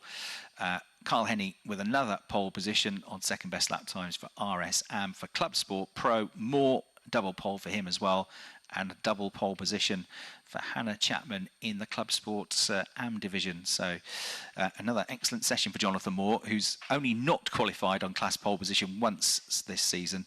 So that's 8 out of 9 efforts for him now in the number 12 car to extend by one more point his championship lead. So the Porsche Sprint Challenge qualifying session is complete. 3 races across the course of the weekend, the first of which will be this afternoon at 4:45, straight after qualifying for the Quick Fit British Touring Car Championship for 20 minutes of action. Sam Harvey, the driver that will start the race on pole. Yeah, thank you, Chris. I'm down here in Parc Ferme, and I haven't got Sam, actually. I've got Tom Bradshaw instead. I'm not sure where Sam is, but Tom, still not bad out there. No, pleased with that, to be fair. And my main championship rivals are behind me, which is you know, the main aim at the minute. Sam obviously did a phenomenal job. It's really, really tight up at the top. So it was, yeah, half skill, half luck of the draw when it's that tight. But yeah, really pleased with that. Car was phenomenal. So yeah, chuffed. It was difficult managing traffic out there. There's a lot of cars on a short circuit, multi-class. So it's yeah, it was a handful. There's a few laps where you're sort of up on your best, and then you catch traffic and you're swearing to yourself in your helmet. But it's the same for everybody out there. So you just got to get on with it. But yeah, pleased with that. Tom, it looks like real fine margins. Thank you for talking to us. Congratulations as well. I did have a number of drivers right next to me that have all just walked off, but I'm going to head on over and grab some more as well. I can see Dan Zelos over there. He's looking a little bit by himself, so let's go keep him company, shall we? Dan, if we can just grab you for a quick chat. Dan Zelos, before you run away from me. How you doing? It's good to see you, by the way. How was it? How was qualifying? Because you came in and it looked like there might have been a slight issue with the left rear, or is everything okay? Yeah, one of the wheel nuts got stuck on, so in Caymans you usually put a new set on at the start of qualifying and halfway through switch to a full new set. So yeah, couldn't get the rear left wheel off, which and it's been difficult this weekend. It's so fine margins here, and to lose about 10 minutes of track time has really affected us today, but a little bit cooler, so hopefully there'll be some good racing this afternoon. I'm just going to do my little rain dance in the awning now and hope for some exciting rain to come along. I do a good rain dance, you know. Maybe I could do one for you. And once you're finished on there, we'll go and have a dance together somewhere. Let's do it. Let's do it. Nobody needs to see that, though, Dan. Let's keep moving around. I've got Oliver Cotton's that over was here. not my Let's have a bingo quick card. chat with Oliver. It's good to see you again, by the way. How are you feeling? How was that? It wasn't great. It didn't go as planned. We hit some traffic when I was about 3/10 up on the second to last lap, so didn't really put the lap time out. So not sure where I came, but see what happens. There's fine margins. We've been talking. Everybody says it, but it is. It's a short circuit, not many corners. More to come then. Yeah, it'd be interesting in the race, obviously. Might be one of the tracks that we could overtake around here, and especially with all the ABS we have and the assist. So see what happens.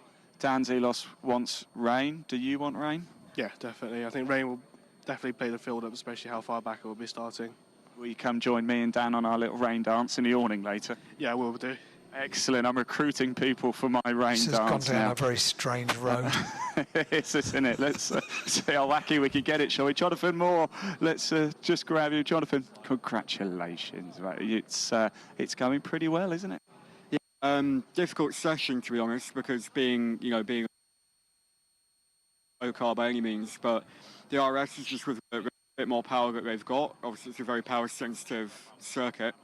And it's so difficult to try and get a lap and time your run, because with the Michelins that these cars are on, especially, they're a great tyre, and when they're in the window, they're amazing, but you've always got, they're quite a peaky tyre. They peak quite high and drop off quite quickly, so you've always got, people warming tyres up, and as a club sport, like I said, on a grid majority RS, you look behind and you think, oh, I've got a decent gap, and then by the time they're on your bumper. 2 foot this way, Ian. Be warming tyre or anything, but you've also not got anyone behind who's going to try a lunge. It's properly difficult, but make it work in the end. Jonathan, thank you. I'm going to move this way because by we about keep 3 cutting foot, out yeah. tonight. There's just this little gap that I walk into. I know. Right, so I saw Amy Watts in the garages as well, and I promised that I'd have a quick chat. Can I borrow Amy for a second? We're going to have to go down here, Amy, because I keep walking into a no signal zone, but it's good to see you. Are you enjoying your weekend so far? Oh, absolutely. I mean, I get to race a Porsche around in circles, why would I not be enjoying it? A bit jealous. I know, it's fantastic. I mean, such a gift to drive these cars. We're just saying to another driver, even if you don't have the best.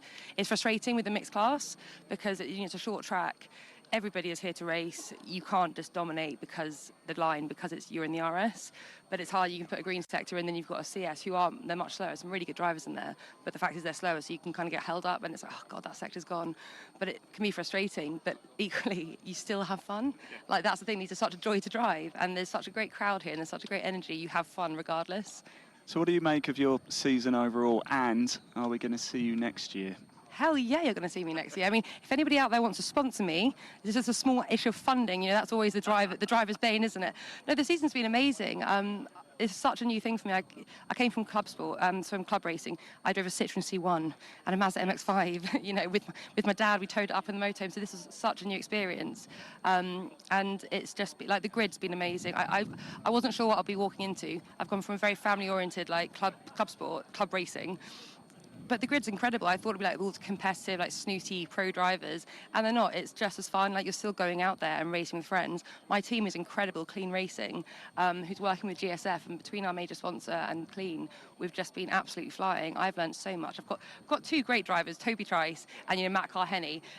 Lucky me, I've got the two of the best drivers to learn against. So that it kind of takes away my excuses to not learn, doesn't it?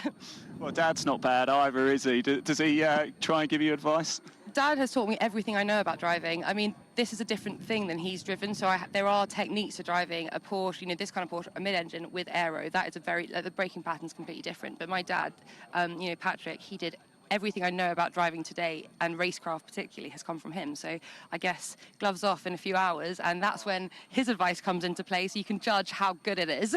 Amy Watts, I love that. Thank you so much for talking to us. Gloves off a little bit later. That sounds pretty good, doesn't it? Right, I am... Actually, just stay with me a second, because I can grab Lydia Walmsley for a quick chat. Lydia, how was it out there? Yeah, it was really good, to be fair. I think I was P1 for pretty much the whole session until about 2 minutes to go, I think. But I think even to pole, it's less than a tenth, so it's really tight. And to be fair, it's the closest I've been all year, so I'm really happy. Is there an opportunity, or where is the opportunity out there just to find a tenth or two? Because it's a short circuit, not many corners. We've mentioned it quite a few times already, but there's always opportunity. Where is it for you on the track? Or do you not want to give that away? Do you know what? I think traffic was quite difficult. Obviously, the club sports, what we're in, are a lot slower than the RSs, so I think that probably impeded the lap a little bit. But to be fair, once we get racing, I think if I just put pressure on my driver in front, fingers crossed he makes a mistake. Excellent, Lydia. Thank you for talking to us. The drivers are making their way back to the cars. They're going to head back into the paddock here. I'm going to make my way down to the pit lane because once again I can see a few touring cars. We're doing a swap over of microphones, so I'll see you down in pit lane, Ian Waterhouse. Thank you very much indeed.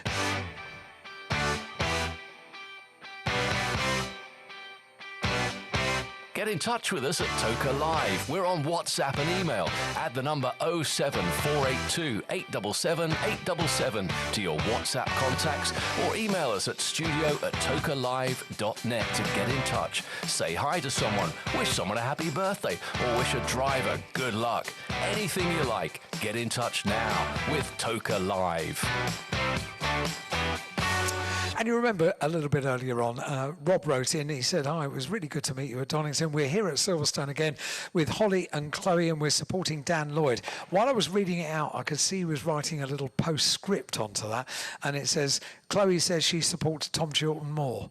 Right, okay, so there's inter-family rivalries already for the BTCC, but great that Dan and Tom have got some good support this weekend. Thank you, guys. So this one says, just wanted to say happy early birthday to Stuart. Love from Ella, Rachel and Tay. This one says, hi, this is Mark in Milton Keynes, wishing Alfie, a.k.a. Chips and Rice, who has been working with Graves Motorsports all this season. Massive thanks to all the team at Graves for looking after him, especially Lydia's mum.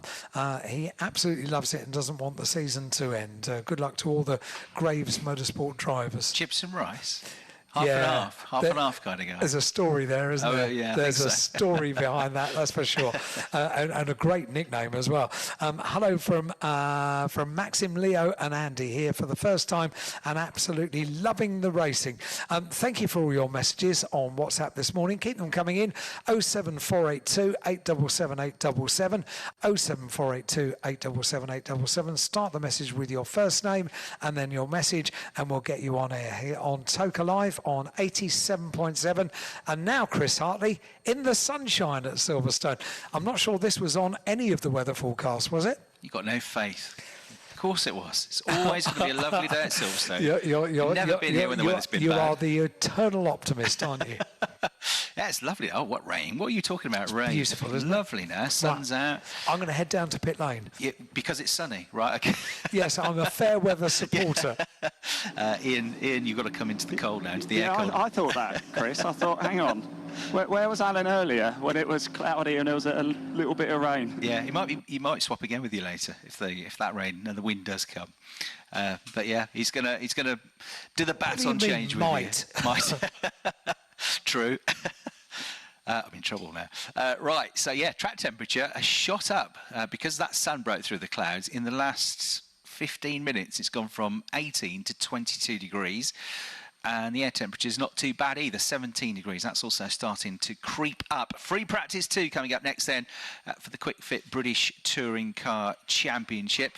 One of the big news stories and announcements related to BTCC weekends and TOCA, but not directly to touring cars, was the announcement of a new junior championship, which is in the makings and set to get underway in 2 years' time in 2027, a TOCA-backed championship. And Power Max Racing, Adam Weaver's team, are going to be directly involved in it. They're going to be designing, developing and building an all-new car, it's a bespoke car. The artist impressions looked fantastic of the car. It's Power Max sister company, Power Max Motorsport, that are going to promote the championship.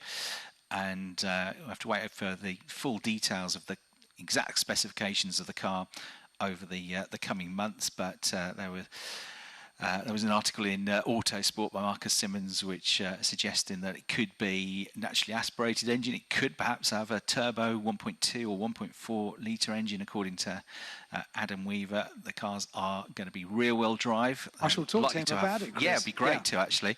Like to have sequential gearboxes and a stepping stone for aspiring touring car drivers, because you'll be able to come into the championship and race in it at from the age of 14 years of age. So a fantastic story. Got a great team behind it with Power Maxed. And really looking forward to how that evolves over 2026. They've had quite a season, haven't they, Power Maxed? The ups and downs of motor racing. Well, it couldn't be many more ups or downs. I mean, before the season started, really. Absolutely. They had a massive down. They lost a key championship sponsor. They didn't think they were... Well, a lot of people didn't think they were going to make the grid. I think the one person in the world that believed they definitely would make the grid, because he's so determined, was Adam Weaver, the team boss. And they found a new partner, Motor Parts Direct. Got one car on the grid for the first weekend of the season, Mikey Doble, despite doing limited pre-season testing. And then Nick Halstead joined, got two cars, two Vauxhall Astras on the grid. Of course, they were the champions last year in the Independence Trophy, both in terms of driver, Aaron Taylor-Smith, and for the team itself. Power Maxed won that Independence Championship last year. But then at the start of August, devastation, a fire at the base, team headquarters in the Midlands, and pretty much everything, including the two race cars, destroyed. The team transporter was okay, but they lost an awful lot of kit. And somehow made it onto the grid at Knockhill, thanks to support from the likes of the Patterson family. Got a couple of Cooperers, got out onto the grid, and just to be there was a minor miracle. And then been able to compete now for the rest of the season.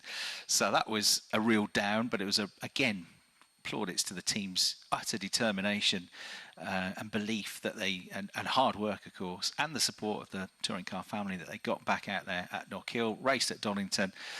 And then this announcement now that they're going to be basically running the new junior championship, the name of which is yet to be revealed, but they're hoping that they're going to have a demonstration car in the paddock a few meetings into the 2026 season, and then the championship will kick off in 2027, which would be very exciting indeed to see that. So a great story. That's the main story coming through really during the course of the last few days ahead of Silverstone, this penultimate weekend of the championship.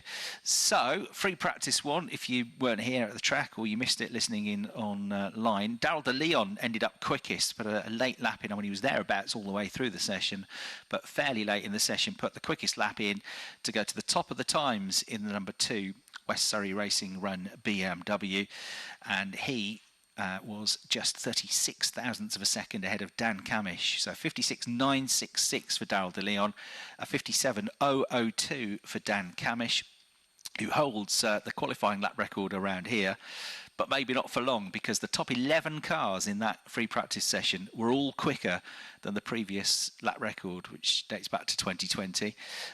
Qualifying to come this afternoon from 3:30 to 4:30. Adam Morgan was third quickest for Team Virtue in the Hyundai i30N with a 57.028.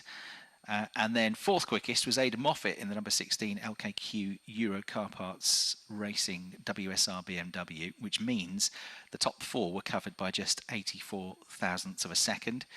Darrell de Leon's main rival for the Jack Sears Trophy, teammate Charles Rainford at WSR, was fifth quickest. Senna Proctor was sixth quickest. Aidan Moffat and Senna Proctor and Aaron Taylor-Smith were drivers that received a black flag in the session for excessive track limits infringements. Seventh place was Dan Lloyd, one of three drivers, split by just 3 points in the battle for the Independence Trophy, the Drivers' Championship. He had a good session. Top independent for restart in his Hyundai. He was seventh quickest. Tom Chilton, who's had 5 wins around Silverstone in his career, which amasses to almost a third of the wins that he's ever got in the British Touring Car Championship, have come at this track. So no surprises to see him going well. He's 8th and was waxing lyrical after the session to Ian Waterhouse down in the pit lane about how much more enjoyable it is to drive these cars around here now that they are shed of the 55 kilograms of weight from the hybrid systems. But still having the boost available to them, much more nimble machine, which he's really enjoyed driving so far today. So Tom was 8th quickest. 9th quickest was Dan Rowbottom, who's one of 4 drivers still in contention for the championship, but only just mathematically. 10th place, a driver that's definitely in contention, Ash Sutton, second in the points. He put his best lap in almost at the very end of the session to go 10th quickest. Josh Cook was 11th, Gordon Shedden was 12th, Jake Hill, the reigning champion, 13th. He's had 4 wins here in the last 4 seasons. Tom Ingram was 14th, the current championship leader, and the driver on the grid with the most wins out of the current field at this track, 8 of them at Silverstone. And Aaron Taylor-Smith, despite that late black flag, was 15th quickest in the Toyota Corolla, one of the 3 Toyotas now with a switch from Toyota engine to M Sport prepared Toka engine. The only one of them with Josh Cook's engine now being swapped as well. The only one on the Toyota engine is Max Buxton of those 3 Corollas. So a pretty wide array of front and rear wheel drive cars up at the sharp end. Yes, 3 BMWs in the top 5, but also you've got 4 Hyundais in the top 10. You got the Dan Camish Ford Focus second, and Rowbottom and Sutton were in the top 10 as well. So pretty evenly spread in terms of front and rear wheel drive. It's been very open over the years here.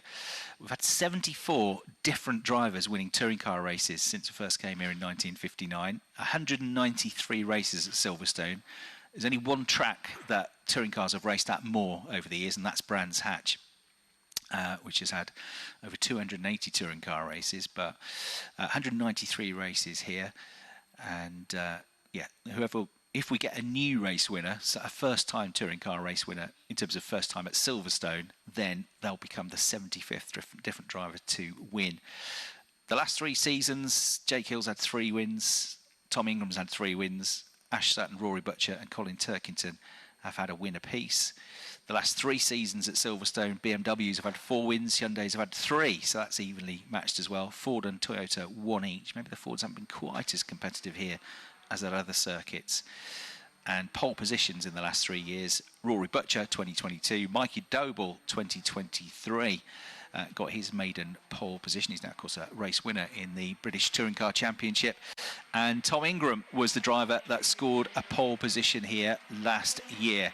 So this then, the second 35-minute free practice session. This is the one where, yes, they've still got to focus a little bit on working out how the cars and the tyres behave over a longer run, but they've also now really got to start gearing up for qualifying. They've got the housework out of the way in the first session. Now it's time to do a couple of dummy qualifying runs, and of course the track is a lot different than it was a couple of hours ago. The track temperature has been really rising very rapidly since that sun broke through the clouds. It's gone up nearly 6 degrees now in the last 20 minutes. It's gone from 18 to almost 24 degrees now. Air temperature rising. There's more rubber being laid down by the other qualifying sessions and practice sessions that we've had. And the track is going to be a different beast than it was this morning, Ian.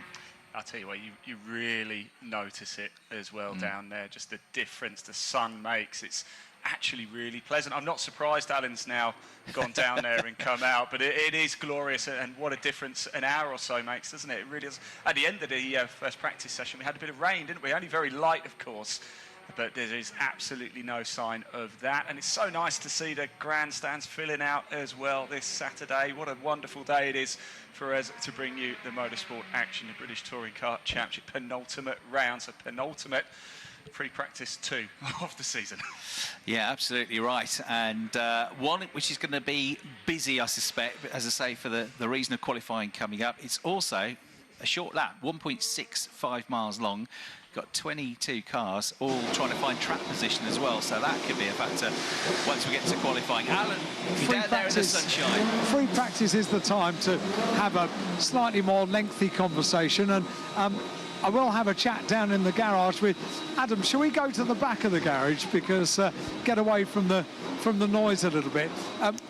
We've just been chatting about the year for Power Maxed. If you go back to the start of the year and potentially not being on the grid, to being on the grid, to being on the top step of the podium, to having a horrible fire and not even knowing if you had any cars to compete at the next round, to the announcement that you're going to be looking after a junior series in 2027. What a ride this has been. Yeah, it's been exceptional, to be honest. It's a lot of times we've questioned whether we're doing the right thing or whether it's too soon, but we've got till 2027. We'd started planning all of this stuff way before the fire, and obviously then finding out that we couldn't get the permit for 2026 and it would be 2027, it just gives us something to focus on. We've got to have some positives. I mean, we've seen the render of the car. I mean, it looks absolutely fantastic. It does. We've just got to find something that looks good, and the talent of the future want to get in and drive, and I hope we've done that, really. So let's talk about the touring cars as well. What does the future look like for that? You're juggling an awful lot of balls at the moment. I've got a lot of good people around me knowing what they're doing, and I can leave them to it, so I'm not too concerned. In terms of the future, we haven't decided what shell we're going to pick to turn into a touring car next, but you know, the plan is to build at least 2 more. If there's anybody out there working for a manufacturer and they want to help us, then by all means get in touch. Of course. I mean, the ride that we talked about, there are highs and lows. When you look back at the season, once the final checkered flag drops, you've not had a year in motorsport like it, have you? No, and I certainly hope I never have another one like it, to be honest. So I've actually booked a week's holiday straight after the end. Quite right, too. Yeah, I think by that point I've probably earned it, and I'd love to be able to pay for everybody else in the team to go for one, but I haven't quite got that amount of money. Now, there's 2 more meetings to go here at Silverstone and Brands Hatch. What are the targets you've set yourselves? We need to win the Independent Drivers' Championship with Mikey Doble. That's our only goal. That's all that matters to us, and that's what we're going to be fighting hard to make sure that we achieve this weekend and at Brands Hatch. Top man, Adam, thank you very much indeed for having a chat to us. There we go. We came to the back of the garage, Chris, and let me just make the point as well. Of course, here at Silverstone, the teams have a vast amount of space inside the garages. It's really quite superb. And we run, where we have space to do it over the course of the year, we run the reverse garages, so people that are walking around the paddock can see in that the cars are nosed towards the paddock when they're being worked on. So it's opportunity for everybody to get a really good close look at the teams working on the cars over the course of the weekend. Yeah, it's a great opportunity, that, and fascinating to just stand there and watch how they work in between sessions. And actually, you'd be an hour after a session is finished, an hour before the next session starts, they're still working away, still beavering away. So yeah, a really good feature that we've had for the last few years here at Silverstone. Great to hear from Adam Weaver, as he says. Hope he never has another year like this. He came up to me, it was around Parc Fermé when, where did that win come from, Mikey Doble? It was at Snetterton, wasn't it? Yeah.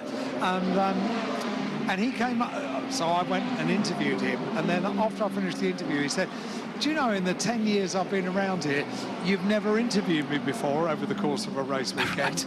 And then, do you know, I think he must be the most interviewed team proprietor this Since year, then, for all sorts of reasons, yeah. Yeah, absolutely. He's always very gracious with his time. Yeah, I had a good chat with him at Donington for the media test, media weekend and pre-season test, and good long chat with him then about how the team had fought back to get on the grid in the first place this season, with a big body blow of losing their key sponsor completely out of the blue. So, yeah, huge respect to Adam. Teams champions last year, as I said, in the Independence Championship. Aaron Taylor-Smith winning the driver's title. They've got Mikey Doble, who incidentally is the only driver that's ever spent 3 seasons with the team. So they've gelled together. Mikey Doble's been with them 3 years now, and it's the first time they've had that sort of longevity with a driver. And he is very much in that fight for the Independence Championship. They've also won 3 Jack Sears Championship titles with Andrew Watson, Senna Proctor, and one Josh Cook. I've got my regular Silverstone national pit lane question for you, Chris. Right. Who has got and this is the answer is very appropriate to the team. Who has got the unique garage in the Silverstone pit lane? It's been a day of quiz questions for the commentator. Ask the commentator. So when I say unique, some years ago, Ron Dennis from McLaren decreed before the British Grand Prix that he was going to have the garage tiled. So it was tiled in these beautiful ceramic tiles, which are great. Makes a really nice and they've stood the test of time because they're still down here in the garage. But they're very slippy, they're very glossy. So in the grey colour, they fitted in extremely well with McLaren in the day. But when it gets wet, they're really, really slippery, so everyone has to take care. But one team has got the garage with the Ron Dennis ceramic tiles. What's that? Who do you think it is? End of the pit lane, isn't it? Nearest pit lane exit, is that right? So no, it's garage. Hang on, where have I got a number? Can't see a number. Oh, it's that much higher than me. 14, 15, and 16. Okay, that sort of way. Who's got it? I don't know. WSR. WSR. And the reason it's appropriate is that when Dick Bennett first came over to the UK to apply his trade in motorsport, he worked for Ron Dennis at McLaren. Right, so there's the connection. So there's the connection. Very good, yeah, of course. Ran a young Ayrton Senna to the F3 success as well. That titanic battle in the early 80s with Martin Brundle for the F3 Championship. So, and a very, very, very long list of superstars that Dick has run over the years. So yeah, they've got the slippery tires. Doesn't matter though, it's not going to rain, is it? So it's fine. It's going to be nice and grippy. Well, you say that. I do say that, yes. Right. Free practice, already busy. Quicker start to the session in terms of more cars doing more laps early on, as expected. Charles Rainford looking good, 57.164 for him. Josh Cook, 57.183 is second, 19 thousandths of a second between them. So not quite as quick as we're in free practice 1 yet. Tom Chilton third, 57.196. And fourth, Dan Lloyd, 57.235. So that's 4 of the drivers that were up there for, well, certainly Josh Cook's case, the first half of the session in free practice 1. The other 3, Lloyd, Chilton and Rainford, ended up in the top 6, top 7 in that first session. But the same thing is that how close they are. 57.235 puts you fourth, but only until we've just seen an improvement for Charles Rainford. There was only 71 thousandths of a second between the top 4. Charles, though, has just popped himself up into the 56s for the first time. So 56.977. Can I have a quick chat to another VIP that I've bumped into down in pit lane? Because just a few meetings ago at Alton Park, we said happy retirement to Steve Ryder, and he's back. Hello, Steve. How are you? Yeah, back only for the day because you know, the sun has broken through and the temperature is rising, and these are my kind of conditions. But it's great to be back. I'll be here during the course of the weekend and just sort of moving around the television compound, irritating as many people as possible, telling them exactly what they're doing wrong. Does it feel odd coming back to the paddock? I mean, it's only a few meetings, and I'm sure you've been watching the coverage on ITV. Well, it does. I mean, it will be like you coming back into a paddock without a microphone in your hand. I mean, I don't like it. There is no reason to be here. And, you know, normally when you're working on a race weekend, and Nicky is doing a great job in that sense at the moment, you've got a fairly detailed schedule of commitments and so on, and you don't see beyond that. I'm wandering around thinking, what the heck do I do now? But I think you've got some guests with you today as well, haven't you? Yes, we've got a couple of guests who've been generous enough to a charity auction item, and which was of extreme value. It's a guided tour behind the scenes with Steve Ryder. How cool is that? And they're only just starting to understand how little I know about I love some of your answers. They're absolutely superb. I understand you've been very helpful to Nikki. You've been in touch, haven't you?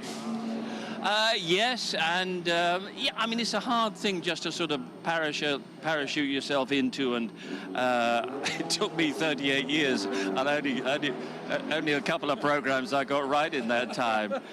So it's just pointing out the little sort of traps and pitfalls that might. But she's a top professional, and she doesn't need much advice, and so on, and I think I've said to you in the past, she comes across as so enthusiastic.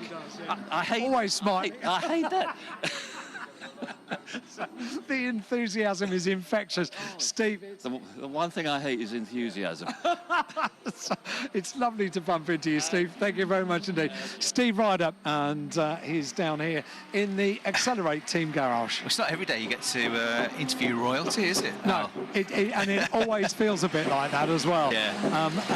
It's so nice to see him. He did say at Alton Park that he wasn't going to be a stranger, so to have him here at Silverstone today is absolutely... It was this time last year that he brought his family along to Silverstone, and they had not been to see husband, dad in his working environment at the BTCC. So a year down the line, he's got the honour of taking a couple of auction winners around the paddock today, which is really lovely. That's great, yeah, absolutely great. And if he hasn't already started to do it or thought about doing it, then surely a career in after dinner speaking for Steve Wright is very funny, isn't he? So he really is so funny, and naturally funny as well. Yeah. And just after Alton Park, we did around about half an hour of an interview with Steve about retirement and ITV Sport and his career and all that kind of stuff. We did it on Tin Top Tuesday after the BTCC, and we replayed that at Croft during the lunchtime on Saturday, and the amount of messages and emails that I've had about that. We are definitely going to do a Steve Ryder special for Autoglim Tin Top Tuesday. Brilliant. I look forward to it. Absolutely fantastic. So Steve Ryder, great to have him back here with us. Dal de Leon's at it again, the 20-year-old, quickest in the session, 56.666 seconds, is the third of a second up on guess who? He's Jack Sears' title rival Charles Rainford, second place. Josh Cook still up there in third, has just set a personal best lap time as well, albeit he's only 0.003 of a second quicker than Tom Chilton, who's fourth. Senna Proctor is fifth. And then sixth place, Dan Lloyd. Jake Hill's just popped up to seventh, and Aidan Moffat is eighth. So that's all four BMWs, Ian, in the top eight. And they do look good here, don't they? As I said earlier, the short, sharp tracks like Brands Hatch Indy, like Knock Hill, seem to suit them this year. Yeah, Dal de Leon proving that practice earlier was certainly no fluke, and certainly one to watch out for both De Leon and Rainford winners this season. I'm actually, from our commentary position here, Chris, it's fantastic, isn't it? By the way, it's absolutely huge, the commentary box. Yeah, but we've seen a little apartment we've got here. I think it's bigger than my house in it. But we've seen a lot of track limits, not just in the touring cars. We've seen it in the Minis, we've seen it in the Porsches in F4, and I wonder quite a bit over at Woodcote as they come through. Jake Hill's just taking it to absolute perfection there, but I've seen a lot of people completely blitz that curb quite heavily, so I wonder if that might be an area where people are just trying to find that 0.001 of a second, which we've seen can make such a difference around here. Short circuit, as you mentioned, not many corners. It's all about power, so there's not many opportunities where you can really make that difference. Yeah, and of course you got to get that good run out of Luffield because it's flat through Woodcut, and then it's only up at Copse that you hit the brakes. Yeah, you're right. So the white lines on the edge of the circuit, either side of the circuit, just to give it a sort of basic description, that is the edge of the track. And a few years ago they got very strict on what they call track limits, and if you go with two wheels over those white lines, then you exceed the track limits, you're found to have gained an advantage, because racing drivers basically trying to do two things. One is straight line a corner to make it as short as possible, to get through it as quickly as possible. And the other thing they're trying to do is get on the accelerator and the throttle as quickly as possible to accelerate up to top speed. And to do that, if you get on the throttle early, sometimes it carries you wide out of a corner, and at somewhere, for example, like Copse Corner, where there's a lot of tarmac still beyond the white lines, a big runoff area there, you can carry the speed, you can get on the power early, but you put two wheels over the line and you're said to exceed track limits. You've used more of the track than you're supposed to use. Where there's a curb, you can go over the white lines and onto the curb, that's fine with two wheels, but you can't put the wheels on the other side of the curb, beyond the curb. So again, trying to cut the corner potentially through Woodcut Corner is somewhere that they might have that issue. I think that might be where we've seen one or two infringements today. It's a good position for you to be at, Chris. And let me ask you, actually, we've still got, what, 16.5 minutes or so to go off free practice 2 here for the penultimate round of the British Touring Car Championship here at Silverstone. Cracking commentary box. Where's your favourite? What's been your favourite round this year, Chris? You've done a number of touring car rounds. Not as many as normal this year with clashes and things, but I mean, so I always enjoy Brands Hatch Indy. I think, like Silverstone, it keeps everything close. You can see everything that's going on as a spectator. You get a really good vantage point there, and the racing's always very good. BMW would agree with you on that one. BMW might agree with me with that one as well. Yeah, absolutely. And do you know what? I always enjoy going to Croft as well. I think the racing's always good at Croft. It's a quite unique atmosphere there as well. It's kind of an underrated circuit, but again, it always gives really good racing. There's some good battles at Croft, really good battles. So I enjoyed that one. I think Thruxton's one of my favourites, mainly because the Park Fermi and assembly area and the garages are all pretty much right next to each other, whereas here at Silverstone, it's wonderful. I actually prefer the national pits that we're in over here rather than the wing over at the other side, which is fantastic, but it's absolutely huge. But it's still quite a walk up and down, as Alan knows only too well. It's quite a walk up and down. 20 miles on this pit lane last weekend. 20 miles. 20 miles. I'm afraid it was a 3-day meeting. No, it wasn't. It was on my little feet. 20 miles. That's good for the step count. I think how many calories you burnt doing that. Well, I'd love to say I could see the difference, but I can't. It's the 15 McDonald's you had afterwards. Yeah, well, you've earned a treat, haven't you? More track limits going to more drivers. Dan Lloyd's had one. Tom Ingram's had one as well now. A correction to make to myself. I missed the fact, it's been pointed out to me, that Tom Ingram hasn't finished every race in the points this year. He did have the one DNF at Snetterton, so apologies, hands up, missed that one. Just the one DNF. All the other races, though, 23 out of 24, he's been in the points. He's not sparkled so far in either free practice session. And I know it's only free practice, and I know it's qualifying where it counts, but we have got this... Doesn't need to, does he? It doesn't need to, but we've also got this thought that the lack of boost around Silverstone is going to hit you a bit harder than at some of the other circuits, because it is a power track, and he's only got 1 second per lap where he can use it. And, of course, his nearest rival in the championship has only got it for 3 seconds per lap. Ash Sutton, who's currently 16th. They are 13th and 16th. The one key thing about free practice 2, which ends in 14 minutes time, this determines which group you end up in for the first qualifying session. So first part of qualifying, they're divided into 2 groups of 11, which each get 10 minutes. The fastest 6 from group 1 go through to Q2. The fastest 6 drivers from the second group go through. Then we've got 12 drivers remaining in qualifying 2. Fastest 6 from that 10-minute session go through to the final part, the final shootout for pole position, the quick 6. Now, if you're finished this session in an odd-numbered position, if you're first or third or fifth, then you're in one group, the first group. If you're second or fourth or sixth, and so on, in an even-numbered position, you end up in a different group. So it's always interesting to see where the key championship frontrunners end up and in which group. They're always going to be tough groups, but sometimes you can end up in a really tough group to try and somehow get into the top 6 and get out of that first qualifying session.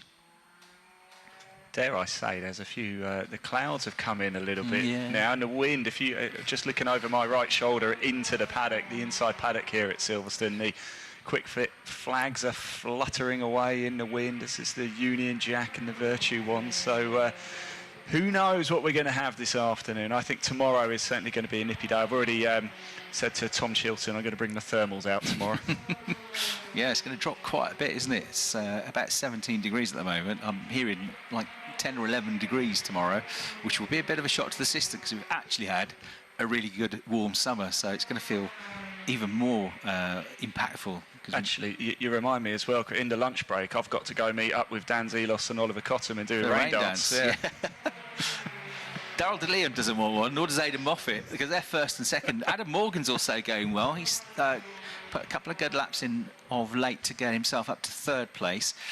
Now, they are all on the soft tyre, the white sidewall tyre. The other way you can tell which tyre they're on is the sort of lights in the side screens of the cars, which flash telling you when they're on the boost. The sort of border of lights around that rectangle, that's lit up in the colours of their tyre choice. So if it's white, that's a soft. If it's yellow, that's a medium. And if it's red, that's a hard tyre. And if it's blue, we're all in trouble because they're on a wet tyre. But the fastest three all on softs. Mediums for Rainford and Cook at the moment, who are 4th and 5th. A soft for Chilton, who is 6th. A medium for Proctor, who's 7th. Soft for Lloyd in 8th. Mediums for Hill and Ingram, who are now 9th and 10th in the session, but both into the pits. And when we get to race day tomorrow, if it's dry for all 3 races, you'll have to use the medium tyre for 2 races. You've got 8 of those tyres. You've got 4 soft tyres, which is the option tyre, but which is actually the quicker tyre, but degrades faster as well over a race distance. As Daryl De Leon comes through, green light flashing in the rear, the side screen, which shows us that he's on the boost now as he goes through. He's on an out lap, but he's just started what looks like it's going to be a push lap. He goes through Copse Corner. He's currently the quickest driver out there by 1/4 of a second with a 56.666.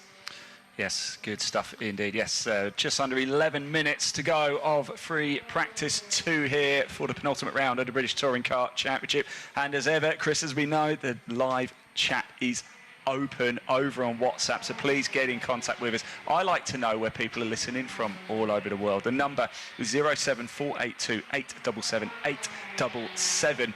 Let us know. Where are you? Are you in the UK? Are you overseas? Are you here at Silverstone? Let us know and put your name to it as well so we can give you a shout out. If you're here at Silverstone and you're celebrating something, if it's your birthday, anniversary or whatever it might be, please do get your WhatsApps into us. That number again is 07482 877 877. Reminds me of Alton Park, where you were asking people who'd come from the furthest away to watch the race. Yes. About the first 6 people you asked had all come from Tarporley, which was about a mile from the circuit. I think we ended up New Zealand New or something. Zealand in the end, to be fair, we did, yeah. Oh dear, black flag for Chris Smiley, number 22, for presumably exceeding the track limits once too often, so he has to take some time out now with 9 minutes 45 seconds left on the clock. He's been asked to leave the circuit, not the first driver to have that today. And just before that flashed up, a fastest lap of the session, or personal best lap of the session for Tom Chilton, who popped himself up to 2nd place overall behind Daryl De Leon. So De Leon quickest with a 56.6, a 56.8 for Chilton in 2nd. Moffat with a 56.9, Morgan with a 56.9, and Rainford also with a 56.9, a very closely matched 3rd, 4th and 5th, and Josh Cook currently running in 6th place. It's hard not to get overexcited a bit, isn't it? Because when I was down in the pit lane a little bit earlier for practice 1, I was getting all excited about the time, and I had to remind myself, it's just practice. It's just practice. You see it in Formula 1, That'll don't you? all change about 3 o'clock this afternoon, chaps. Yeah, and the thing is, all the drivers go, yeah, well, we don't know what everybody else is doing with their, are they on older tyres, which tyres are they using, are they actually going quickly, are they just trying a longer run out? So we're not paying too much attention to the time. We're not too worried if we're not fastest, but I tell you what, they are all looking at that timing screen in all the garages, free practice or not, and it's always, as you said when you interviewed Daryl De Leon, it's always a pretty good feeling to be top of the times on the first 2 sessions of the day, isn't it? It can only boost your confidence, can't it? If Daryl De Leon does go top in both practice sessions, yes, like we say, anything can happen in qualifying. That's when the engines are turned up to max and away we go. However, it's never a bad thing to top the times.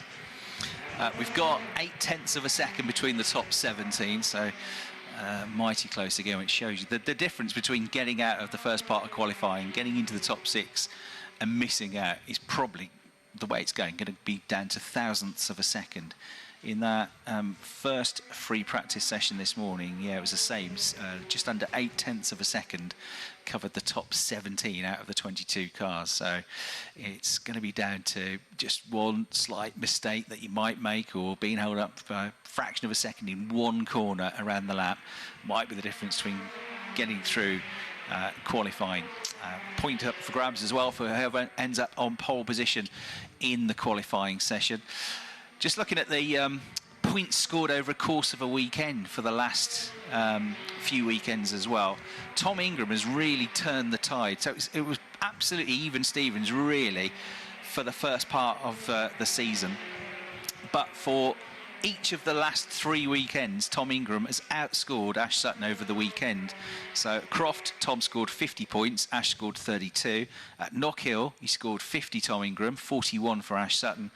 And at Donington last time out, Tom scored 54 and Ash could only get 39. There's no reflection on Ash's driving. He's certainly had some bad luck over those couple of rounds. But Tom Ingram has outscored Ash Sutton by 42 points across the last 3 rounds. He was actually 10 points behind Ash Sutton in the championship when they left Alton Park the 5th weekend of the season, and he's completely turned it around, and it just feels a bit like the momentum is with Tom, doesn't it, at the moment? It's a great title fight, isn't it? It is absolutely superb. This year is absolutely exceptional, and I can't wait to see how it unfolds at Brands Hatch. Yeah, and as I said, they're at the top of their game now. Dan Rowbottom gets a black flag, so he's the next one to be asked to leave the circuit. The driver currently 4th in the standings, still just about in mathematical contention for the title. As that happens, Dan Lloyd, who's looking very strong here, he goes 4th quickest, one of those 3 drivers involved in this brilliant fight. I think it's even better, the fight for the Independence Championship, than the one for the overall championship. Certainly closer, with 3 points between Mikey Doble, Dan Lloyd and Chris Smiley. And of those 3, it's Dan Lloyd who's looked the quickest here so far in free practice. He was 7th in free practice 1. He's 4th now in free practice 2. Yeah, Adam Morgan's topped the times as well, 56.629. Interestingly, on that, we were talking about the qualifying lap record. Now it's qualifying lap record, but Dan Camish at 57.349. If I look down the timings, the top 14 have all gone quicker than that in free practice. Yeah. not that you can read anything into it. It's just something I've picked up. Yeah, absolutely. So it's a similar story. I think it was 11 of them went quicker than it in free practice 1. So, yeah, the chances are, unless the weather gods turn the tides, that we're going to see that obliterated, that qualifying lap record. So into the pits, and parking up in front of his garage is Dan Rowbottom, who's also shown the black flag as he came into the pits by that cluster of marshals on the start line. Not for the first time this year this has happened, is it? No for Dan, but others have succumbed to it as well. Ash Sutton, I remember early in the season, was it better Croft to do it now than do it this afternoon? Yeah, find out what you can and can't. They've got to, they need to understand where they are exceeding the track limits and where they've got to rein it in a bit for qualifying, because it's so vital in qualifying. It's kind of a little bit easier at this circuit than some of the others, because it's such a short lap. You can get more laps in that 10 minutes, but it's only a 10-minute period for each of those qualifying stints. Now, by the time you leave the pits and get to the start-finish line, that's a minute gone already. So you're down to 9. Then you've got to get yourself into the rhythm, get the tyres up to temperature. Realistically, you're only looking at 5 or 6 minutes of qualifying at pace. And in the old days, we had a half-hour qualifying session. You got something wrong, or you lost the time for track limits, you're all right. You've got time to fight back and regroup and come back out of the pits and have another go. In a 10-minute phase of qualifying, you haven't got that time. So really critical they get on top of this now and understand it, because we've seen it before. We've seen it before last season, we've seen it before this season, where drivers miss out on a potentially really good qualifying because they can't get out of their group, they can't get out of the first part of qualifying because they lose their times to track limits. You know, Chris, you talk about the old days there, the old times. When I mentioned Harold McMillan in 1959, that was too far back for you. Oh, way too far back, yeah. I'm going to have a think about your Formula 4 question over lunch as well. We haven't given the answers for that. Yes, we'll absolutely. Do that when we get to Formula 4, I guess. Yes, later, absolutely. Just for a race. Also, just to reiterate, you've got a free tyre choice in qualifying today. Now, that doesn't mean anything in terms, they're all going to be going for the soft if they can, but what it does mean is carryover tyres from previous events are allowed. So if you've got more soft tyres available to you that are in good condition, or maybe not used from a previous weekend, bearing in mind we've had rain-affected weekends, plenty of them this season, then you might have an extra set of soft tyres potentially that you could use, good set of soft tyres that you could use in qualifying this afternoon. That's something that happened at Donington. It's going to happen again at Brands Hatch. So a slight tweak on the rules with 2.5 minutes to go. Into the pits then comes the BMW of Aidan Moffat. He's looking good so far. 5th in this session, went pretty well in the first session. Adam Morgan is quickest, but one of his teammates, Tom Ingram, has just improved. Only up to 10th place, a 57.178.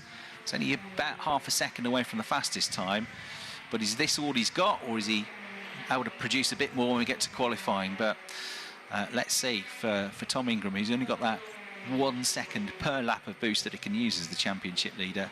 Is that really holding him back here? And Ash Sutton only just got into the top 10 at the end of the first free practice session. He's nowhere near it at the moment. He's back in 17th place.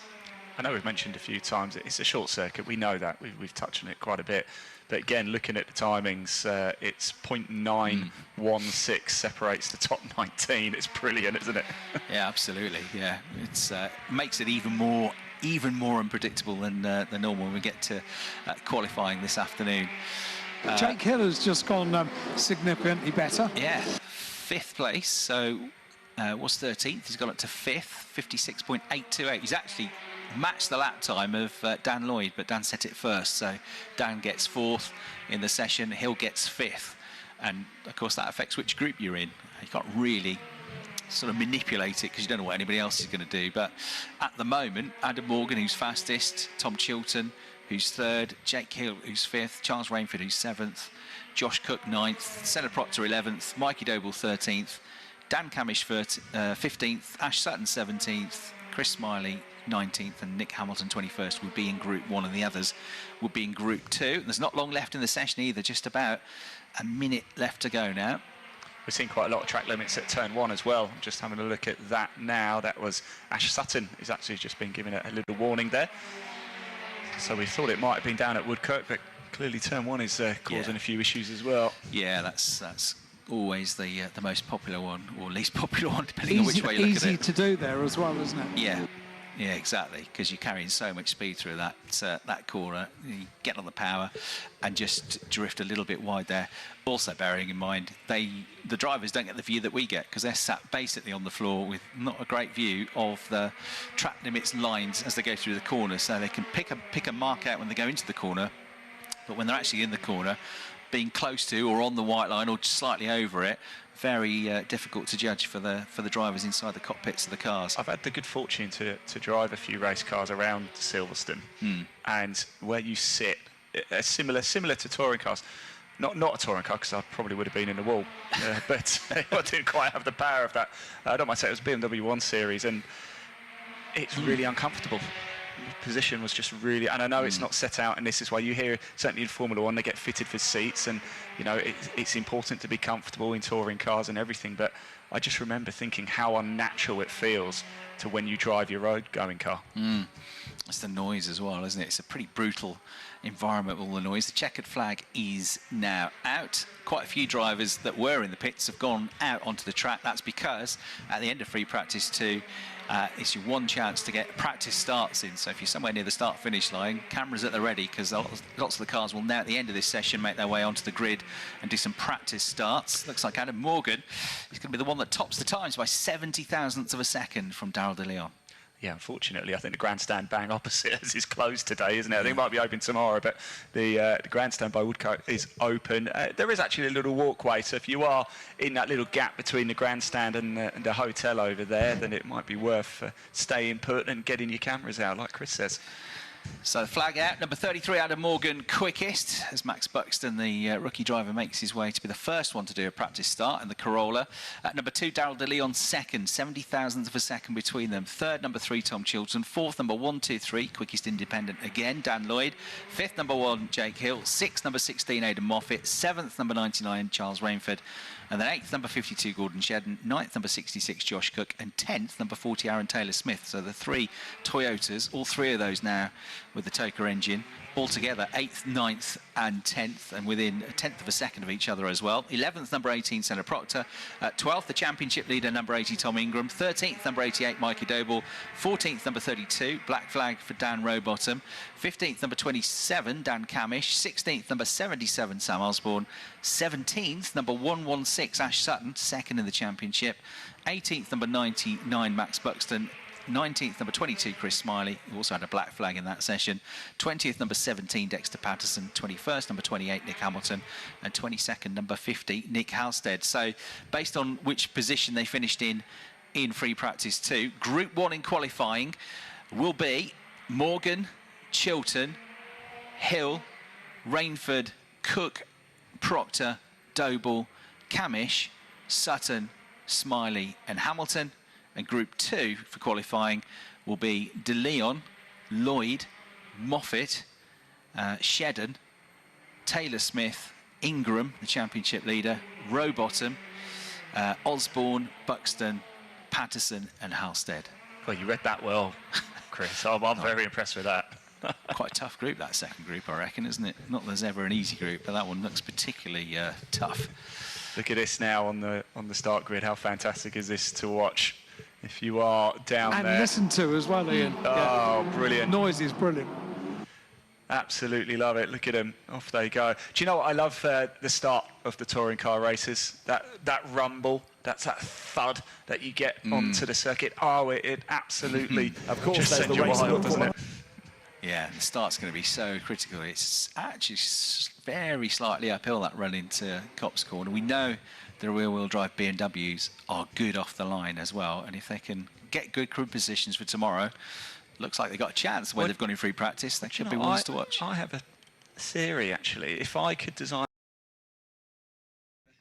Well, that's the end of the morning session so far up here as well in the commentary box. The next session underway at 1:30 for all of the action here. Right now, though, let's step back in time and go back to the first race as well of the weekend at Donington Park at the Grand Prix layout as well. It was a fantastic battle, and it was Tom Chilton on pole position, David Addison and Tim Harvey in the booth.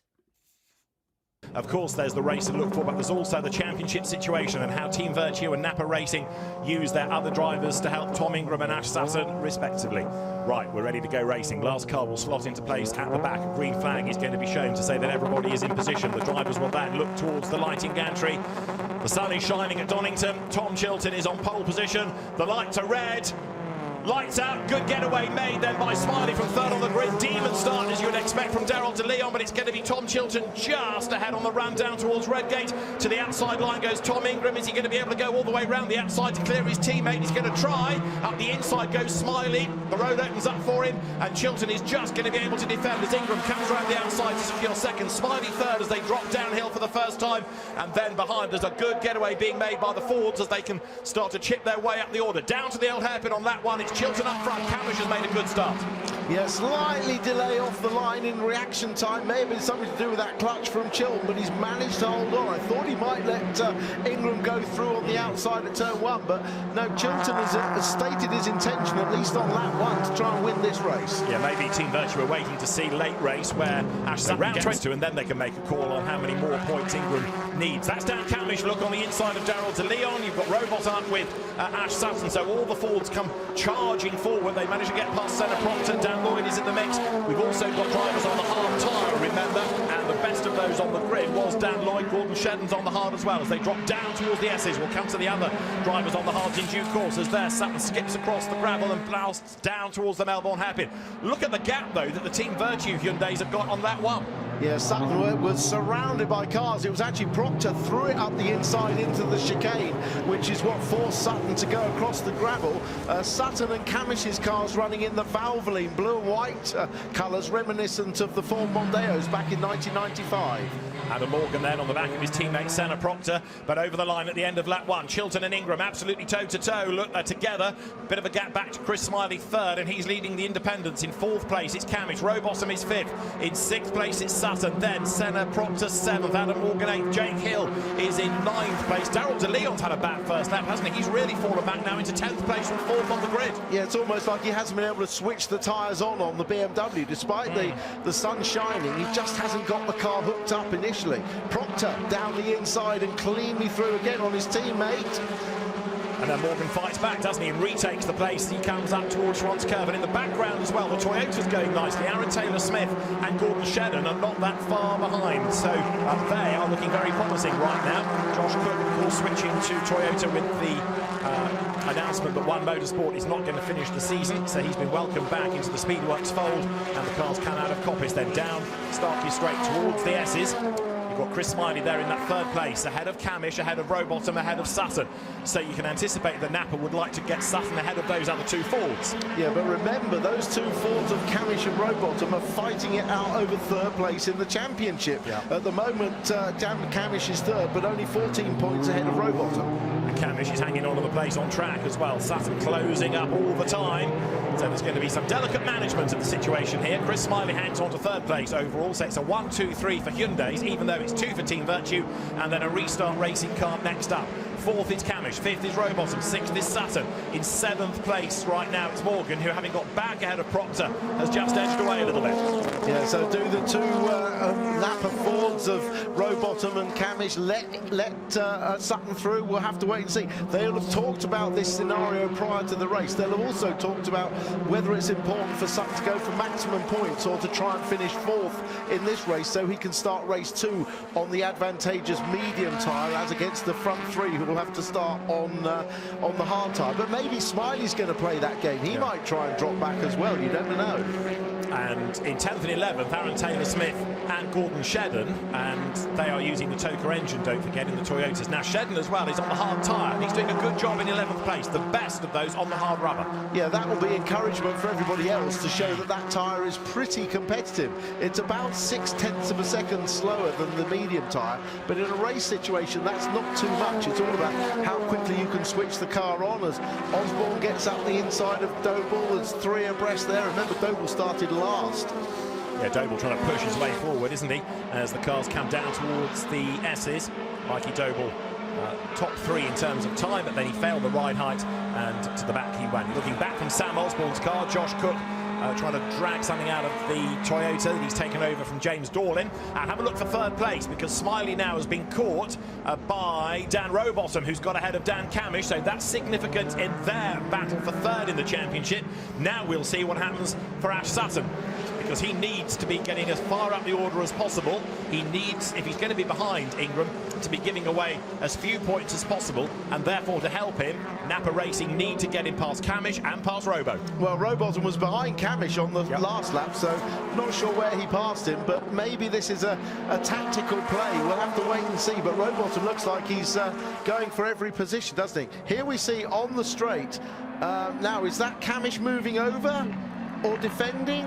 It looks like he let him through very easily. He let him through. I'm not sure quite what the play is there, but maybe it's for him to go after Smiley. And Rowbottom is going after Smiley, although Camish isn't exactly dropping back, is he? So the possible switch between Camish and Sutton is on the cards now, as Dan Rowbottom then accelerates up towards Coppice. So he's been allowed to go, it seems, past Camish and gain a place. Now he's attacking Smiley, and we'll see what happens for Sutton. The race-leading cars of Chilton and Ingram still in that order, clear for the moment, as down they come towards the S's. And Robo is thinking about where he can make his move against Smiley, who is still leading in that independence part of the race. Big slide there from Aaron Taylor-Smith as Rowbottom gets up the inside of Smiley down to the Melbourne hairpin, and job done. And have a look at Sutton in the background, because he feints the inside, and as Robo goes through and goes wide, Smiley comes back at Rowbottom and retakes the place, although Rowbottom's going to have the inside line for the next hairpin at Goddard, so he should be able to hang on to that 3rd, but Smiley is not giving up without a fight. And have a look behind, because Camish and Sutton are together, and Ingram is into the lead of the race. There's been a switch now between Team Virtue, the game of chess here to get your cars as high up the order for the championship as possible is certainly happening in both squads. That is Sutton thinking about a move on the inside, and he gets ahead of Camish. Job done. He'll have got the message that Ingram is ahead now for the race lead, so Sutton needs as many points, although that looks as though he had to work a bit harder than Rowbottom did. Yeah, and also Camish was fighting back at him. They were fighting at the Melbourne hairpin and Goddard's, so much so that in actual fact Adam Morgan has caught up to behind them. So I'm not sure what was at play there. It seemed like the team tactics, orders, whatever it was, were costing them track position rather than sorting it out fairly. And Ash Sutton had to get his elbows out and squeeze past Camish on the inside. On board with Morgan now, you're looking at the back of Camish, so up into third place is Rowbottom. Now, if his car is perceived as being the quickest of the Fords for the moment, then perhaps it makes sense to try to release him and see what he can do about getting up with the Team Virtue Hyundais and taking points away from Ingram, but he's got a lot of work to do because Ingram to Rowbottom is effectively 4 seconds. Morgan on the attack against Camish. Camish will need to protect his teammate now as they come through the S's. Now, Sutton, of course, having got past Camish, is not done yet. There's another place to gain by getting past Smiley, and if he gets past Smiley and closes on Rowbottom, then there's another decision to be made. Smiley locks up at the Melbourne hairpin. Well, Smiley did a great job if that was his intention of allowing the other two teammates, including Tom Ingram, to get away into a nice, comfortable lead. And Chilton has acquiesced that lead position, having gained a point for leading the race. Everyone that leads a lap gains a point. So he's acquiesced to chip to Ingram now, who's really just got to bring this car home, make sure he doesn't exceed track limits too many times. And Morgan's now looking at the outside of Camish. Chilton also, though, has done the fastest lap of the race, so that's a point that he takes and Ingram does not. T'Other Ting will want that if he can before the end of the race. We're on lap 6 of 14, and Adam Morgan then makes that run downhill. The Hyundai right on the back of Dan Camish's Ford. Adam not quite able to make a move to the inside. Behind the pair, 8th is Jake Hill, 9th is Senna Proctor, 10th is Aaron Taylor-Smith, and where is Gordon Shedden? He's in 12th place now, but still the best of those on the harder tyre. Yeah, followed by a phalanx of other cars all on the hard tyre. So that's a separate race to this, really. But Jake Hill's now got on the back of Morgan as well, so he's made good progress. This is still on board with Morgan looking at the back of Camish's car. Trust me, his view out the window is a little bit better than that camera. That makes it look horrendous, doesn't it? But it's actually a lot better than that. Now, Tom Ingram, the race leader, has yet to use his 1 lap of boost, and Sutton has yet to use his 2. Dan Rowbottom has used 2 of his 4 laps in trying to get himself into third place and to go after those Hyundais. Now, last time around, both Ingram and Chilton were quicker than Rowbottom. Let's see what pans out on this next lap as Jake Hill here after those 2 wins at Knock Hill has sort of come back to earth with a bump. The BMW is just not as quick around here as they were in the hot temperatures of Knock Hill. Camish hasn't used his boost either. Now the leaders have swapped back again, so Chilton is back in front. So I wonder if that was a just give the extra point to Tom Ingram, or whether indeed this is an effort for Tom Ingram to get the fastest lap by having the tow from the other car. But I fancy that the tyres are probably past their best. Well, you could see how the switch was done. Tom Ingram allowed Chilton back through. So Tom Chilton race leader. And again, perhaps they're thinking, well, OK, Ash Sutton is not a threat. He's not for the podium yet. They might have to switch again. Now Sutton is looking a bit more menacing as far as Chris Smiley is concerned. The team orders the chess game here. He's going to go on right the way to the end. And what Team Virtue decides to do at the end is rather dependent on how far up the order Ash Sutton gets. Ingram is outscoring him, yes, but by how many points? That's what they're trying to manage. So we've got Rowbottom third. He's not really escaping from Smiley. No, he's not. But Sutton will absolutely, definitely want to pass Smiley, because 4th is the very worst that he would want to finish, and then they can decide whether he takes the 3rd place or not. This is on board with Jake Hill getting cleanly past Adam Morgan before they get to the braking area at the chicane. Is Dan Rowbottom not escaping from Chris Smiley because he's trying to delay him and give Sutton a better chance to challenge the Restart Racing Hyundai? Earlier on, Rowbottom looked to have good pace and was pulling away. The gap certainly come down, and now Rowbottom is creating a little bunch. Now, if Sutton can clear Smiley, that makes it easier for another switch to put him ahead of Rowbottom. Yeah, that would make sense for Rowbottom to hold Smiley up a little bit and give an opportunity to Sutton. But he's not quite, he's got too big a gap, if you like, over Smiley. Makes me think that maybe Rowbottom has got some extra pace, not quite sure. But if he could get past Smiley, and he maybe did that using boost, then certainly Sutton could do. Okay, so right now Chilton leads and he has done the fastest lap and got the point for that. Ingram is second, he's got a lap leader point, and then you can see that there are 3 seconds between Ingram and Rowbottom, and there's about 3 inches between Smiley fourth and Ash Sutton fifth, and Ash has yet to use either of his 2 laps of boost. He's trying to do this on racecraft and pure pace out of the Ford, and as they head up towards Schwanzkirby, he's close enough to have a go against Chris Smiley, and there's the gap to the inside line. Sutton goes through, nicely done. Beautiful pass, perfectly timed as always with Ash Sutton passes. The problem that Sutton has had is that Smiley's got the maximum of 8 laps of boost to use, so unless he can jump him on a lap that he's not using it, which I fancy he's done now, he's been Camish just opening the door with 2 wheels on the grass. That's the difference between using boost and not using boost. So through he goes then, but a rallycross required as he puts 2 wheels onto the dirt and gets up ahead of Chris Smiley. Smiley still leading in the independence part of the race, which is their main goal. So now let's see what happens between Rowbottom and Sutton. As up front, Chilton and Ingram lead the way. And is it going to be Tom Chilton to win, or is there going to be another switch before the very end? Team Virtue thinking championship, of course, for Tom Ingram, but it's very hard to say to anybody, give up a race win. Camish back on the tail of Sutton. Behind Smiley, it is Hill. Then you've got Adam Morgan running 8th. Senna Proctor 9th. Aaron Taylor-Smith is in 10th place. Smiley leading in the independents. Teammate Dan Lloyd is 2nd. And in the hard tyre battle, Shedden is still ahead, and he's hanging on to that 12th place. Yeah, doing well, but easier to do when you've only got cars on the same tyre behind you. But because at least he's in the same race as them. Now, I fancy that Chilton is not going to get that fastest lap. They're lapping 3/4 of a second to a second slower than their individual fastest lap. So the front tyres have gone off a little bit. So that fastest lap isn't going to happen even with the tow for Ingram. So it's just a case of now, who do they want to get maximum points? Now, the gap between Rowbottom and Sutton for 3rd is 1.5 seconds, and Ash was 1,000th of a second quicker than Rowbottom in sector 1 of the lap we're currently working, and it's lap number 9. Sutton through, Camish through. There is the Smiley, Hill, Morgan train. Then it's Proctor. Behind him is Aaron Taylor-Smith, 10th, and Darryl De Leon there in 11th place, having started 4th on the grid. So something not quite right. As Tim suggested early on, he was struggling, it seemed, to switch on the tyres, but he's never really been able to fight back. So frustration for Darryl De Leon as Jake Hill now gets a good run out of the S's there. Look in the Laser Beamer, the Laser Tools Racing BMW, to try to go around the outside of Smiley, and he's got his nose in front of the Melbourne hairpin. A little bit of a lock-up, and Smiley gets his elbows out, just hangs onto the place. But I know that Hill's on the boost this lap because I saw the light in the rear window flashing, and look at the advantage. Bit of traction advantage off the corner, bit of boost, and Hill's able to get up the inside cleanly this time of Smiley, and Morgan goes through as well with a bit of hip and shoulder onto the grass. Chris Smiley has used all of his boost, so all the 8 laps are gone, even though we've still got 5 laps to go. So Chris has gone hard and gone early, if you like, with the use of the boost, and that might come back to bite him now. Well, yeah, he's obviously used that to hold that position, but hasn't quite got the pace without it.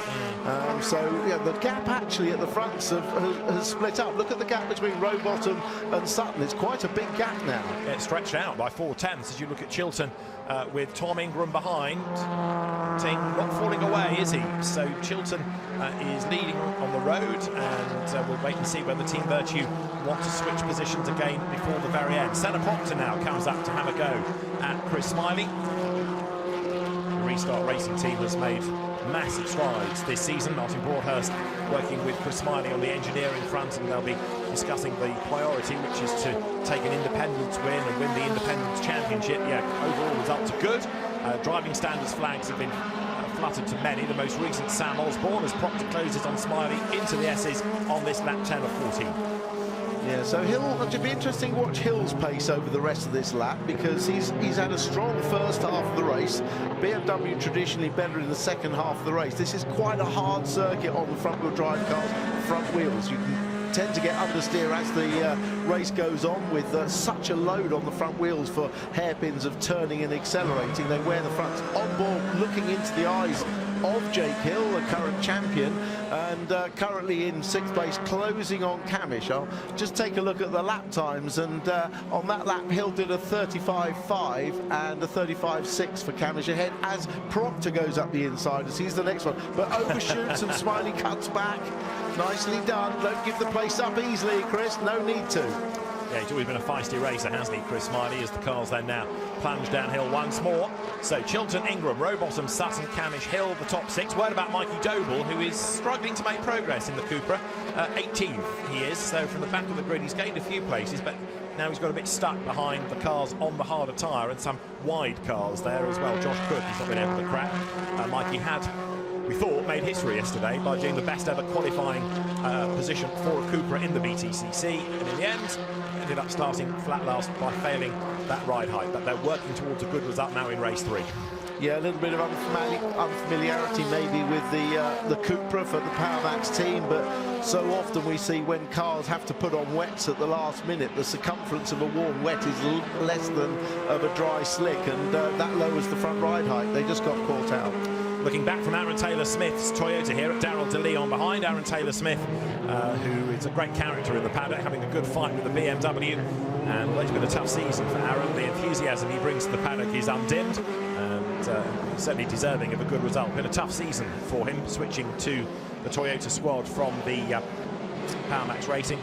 His best race result of the season, a 6th, but it's been an up and down sort of a year. Let's see what he can do at Toyota's home track, of course, with the Toyota manufacturing plant in nearby Derby. Leaders go through then to start lap number 12. That means 3 to go.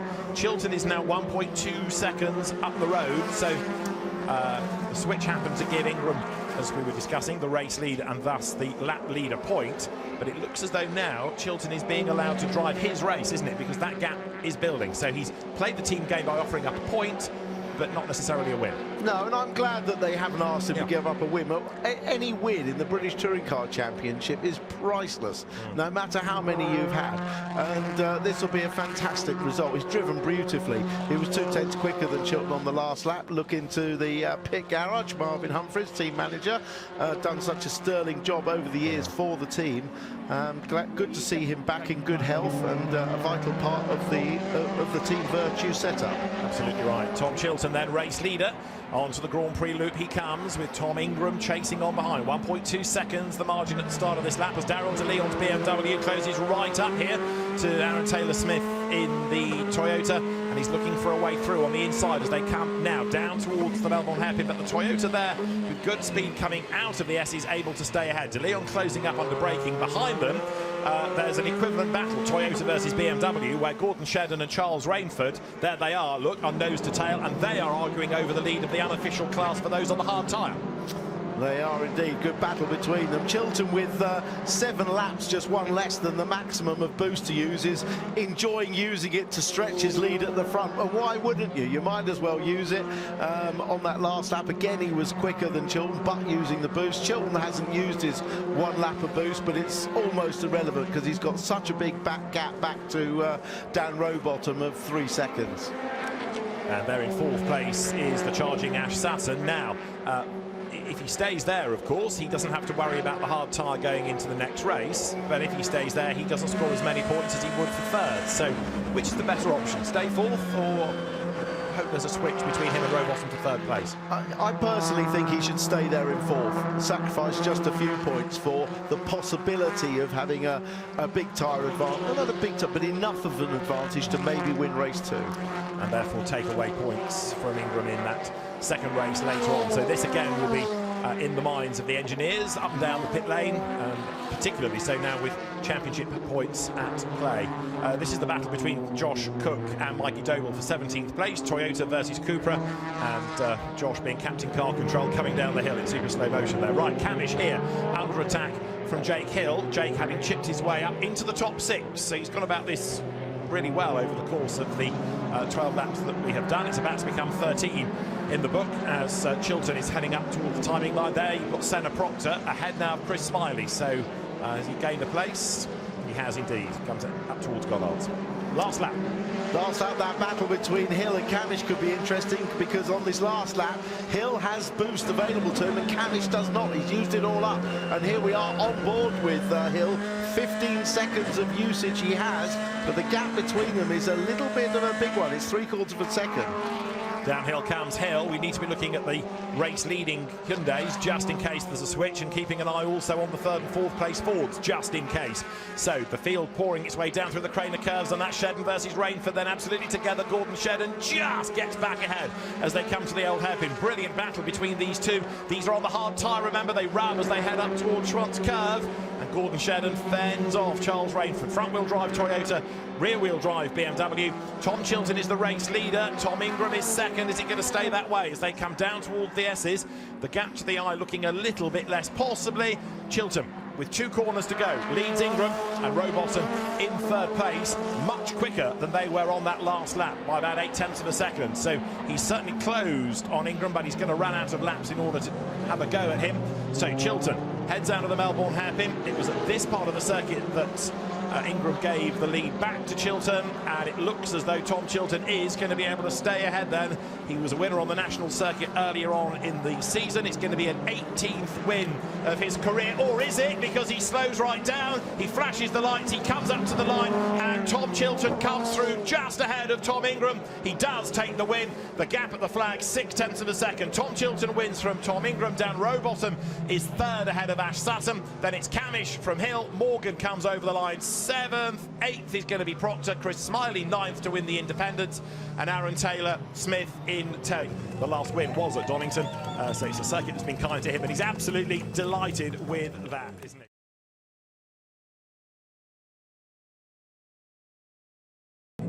So round 23 of the Quick Fit British Touring Car Championship is ready to go. 14 laps are on the board.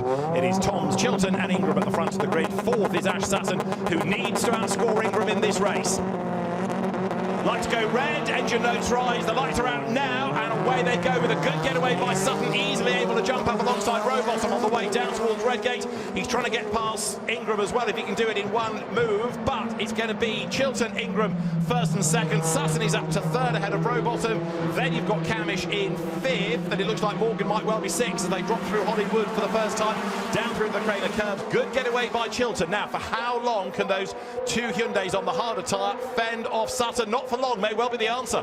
Well, Ingram's blocking massively. You can see the lack of grip from the back of that Hyundai, and look how everybody else is all over the back of him. This is a dangerous ploy by Ingram to block, because he could end up getting turned around, but of course Sutton knows that on the medium tyre he's got an advantage on lap 1. And also, of course, Ingram is trying. Oh, drama in the background. We've got one of the WSR BMWs off. We've got Senna Proctor off. That looks like Sam Osborne off the road as well. It's either Rainford or Moffat. We'll check in a moment as the cars come into view. So there's Sam Osborne trying to rejoin. Chilton's building a lead, and the further up the road he can get, the less likely it's going to be for Sutton to get past, depending on how long Ingram can block him for. But look, you've got the other 3 surviving Napa Fords all together. Safety car called. Jake Hill gets roughed up and gets squeezed out over the curb, and as he rejoins, it looks like Charles Rainford behind him, so I fear it's Aidan Moffat that's off the road. But either way, safety car with cars off the road over at McLean's, and there is Senna Proctor, and he is in the gravel. Now, safety car makes the race longer, doesn't it? Could the rain arrive in time?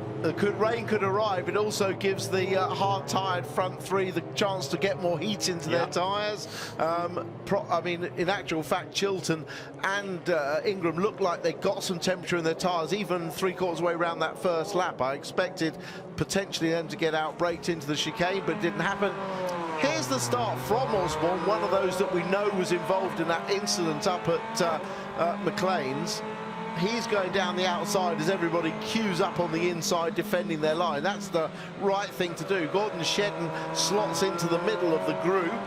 Off the corner, all is fine. Remember, these guys all on the medium tyre, so there's a lot of bunching up in front of them, as if you remember, Ingram was very loose down the Craner curves and he's backing everybody up. Shedden going round the outside, that's a neat manoeuvre, but Osborne gets a good run at coming off the corner, going back up the hill. It's all about to kick off. Someone was on the grass on the right, through goes Aidan Moffat, and Proctor got on the grass, slammed into Moffat, and took on, almost in avoiding action, I think Osborne went off. I think you're right. Here we go again, look. So there's a sideways Toyota, but Proctor goes off the road ahead. He comes across. and Osborne is a victim as well. But yeah, he drills Moffat, doesn't he? Yeah, he drills Moffat, and sort of it was almost in synchronised symmetry that Osborne went off. Maybe made the same mistake, I'm not sure. But remember, that right rear is the coldest tyre on the car, so when you lean on it on lap 1, especially when the conditions are a little bit cooler, you can let go. So safety car is deployed. Senna Proctor's car trying to be removed then as the field comes down the hill. Our 13th appearance this season of the safety car, and it's Chilton, Ingram, Sutton, Rowbottom, Camish, Morgan, De Leon, Smiley, Shedden, Taylor Smith, the top 10. This is on board with Jake Hill in the rear-wheel drive BMW, but the start's actually very even, aren't they? He doesn't have an advantage on this one. In fact, he gets out-dragged by Adam Morgan on the run down to turn 1. Tries to go around the outside.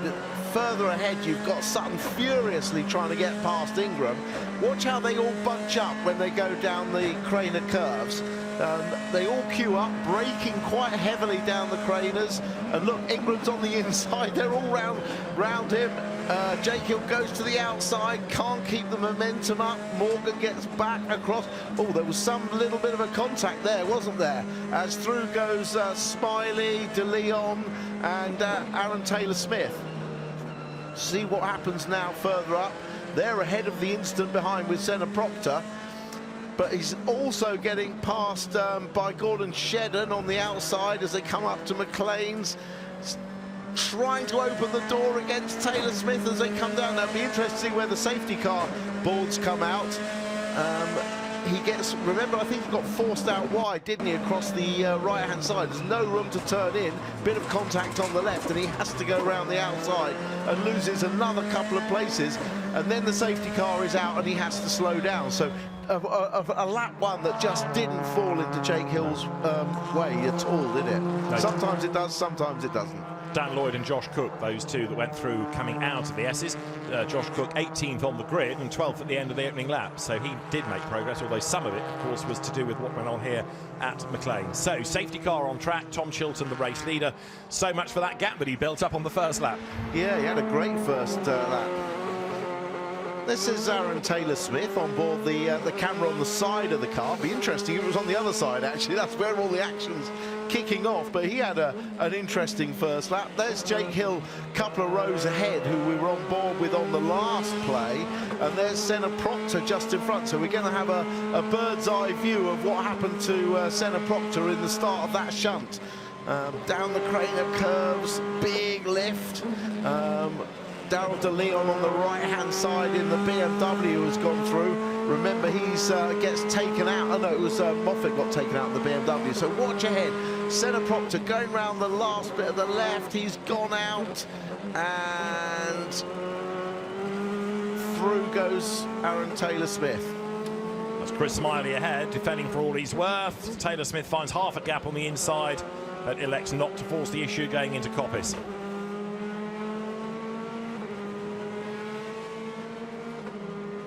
And then this the run down towards the S's. Taylor Smith was involved in that fight with Jake Hill, who's on the other side of the car.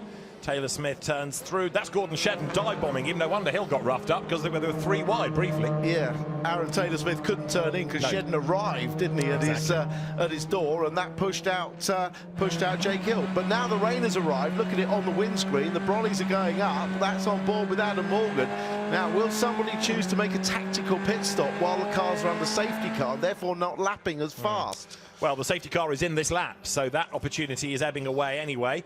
Is it heavy rain? Is it rain all the way around? I don't think we've got that much where we are on the start and finish line, if any, because I can't see an umbrella up here, but clearly around Redgate and, of course, the Melbourne hairpin, because they're roughly on the same line, then it is starting to rain, and this is going to be another challenge for the drivers, because they've got to get heat back into the tyres. It's wet at certain parts, but dry elsewhere. Yes, well, they know where the rain's coming from, and like you say, it'll be the Melbourne hairpin and Redgate, which is the first couple of corners that they see it, but it could be a little venture into the unknown when they arrive at Redgate on lap 1. I don't think it's too heavy yet, but it soon will be. And it's going to be Tom Chilton, the pioneer. He's the first one to arrive there as the race leader. This is Adam Morgan's view. The rain for the moment largely being blown away by the air pressure as he comes down the straight. But Chilton's put the wiper on. Right, teams are getting the wets ready then. That's Napa Racing, for example. What are Team Virtue going to do? You've got Chilton, you've got Ingram in second place. The spots of rain are getting more and more. Remember, they cannot accelerate until they get to the acceleration point, which is coming up right now. As they come up to the line, they all accelerate at the same time, so a very tight restart.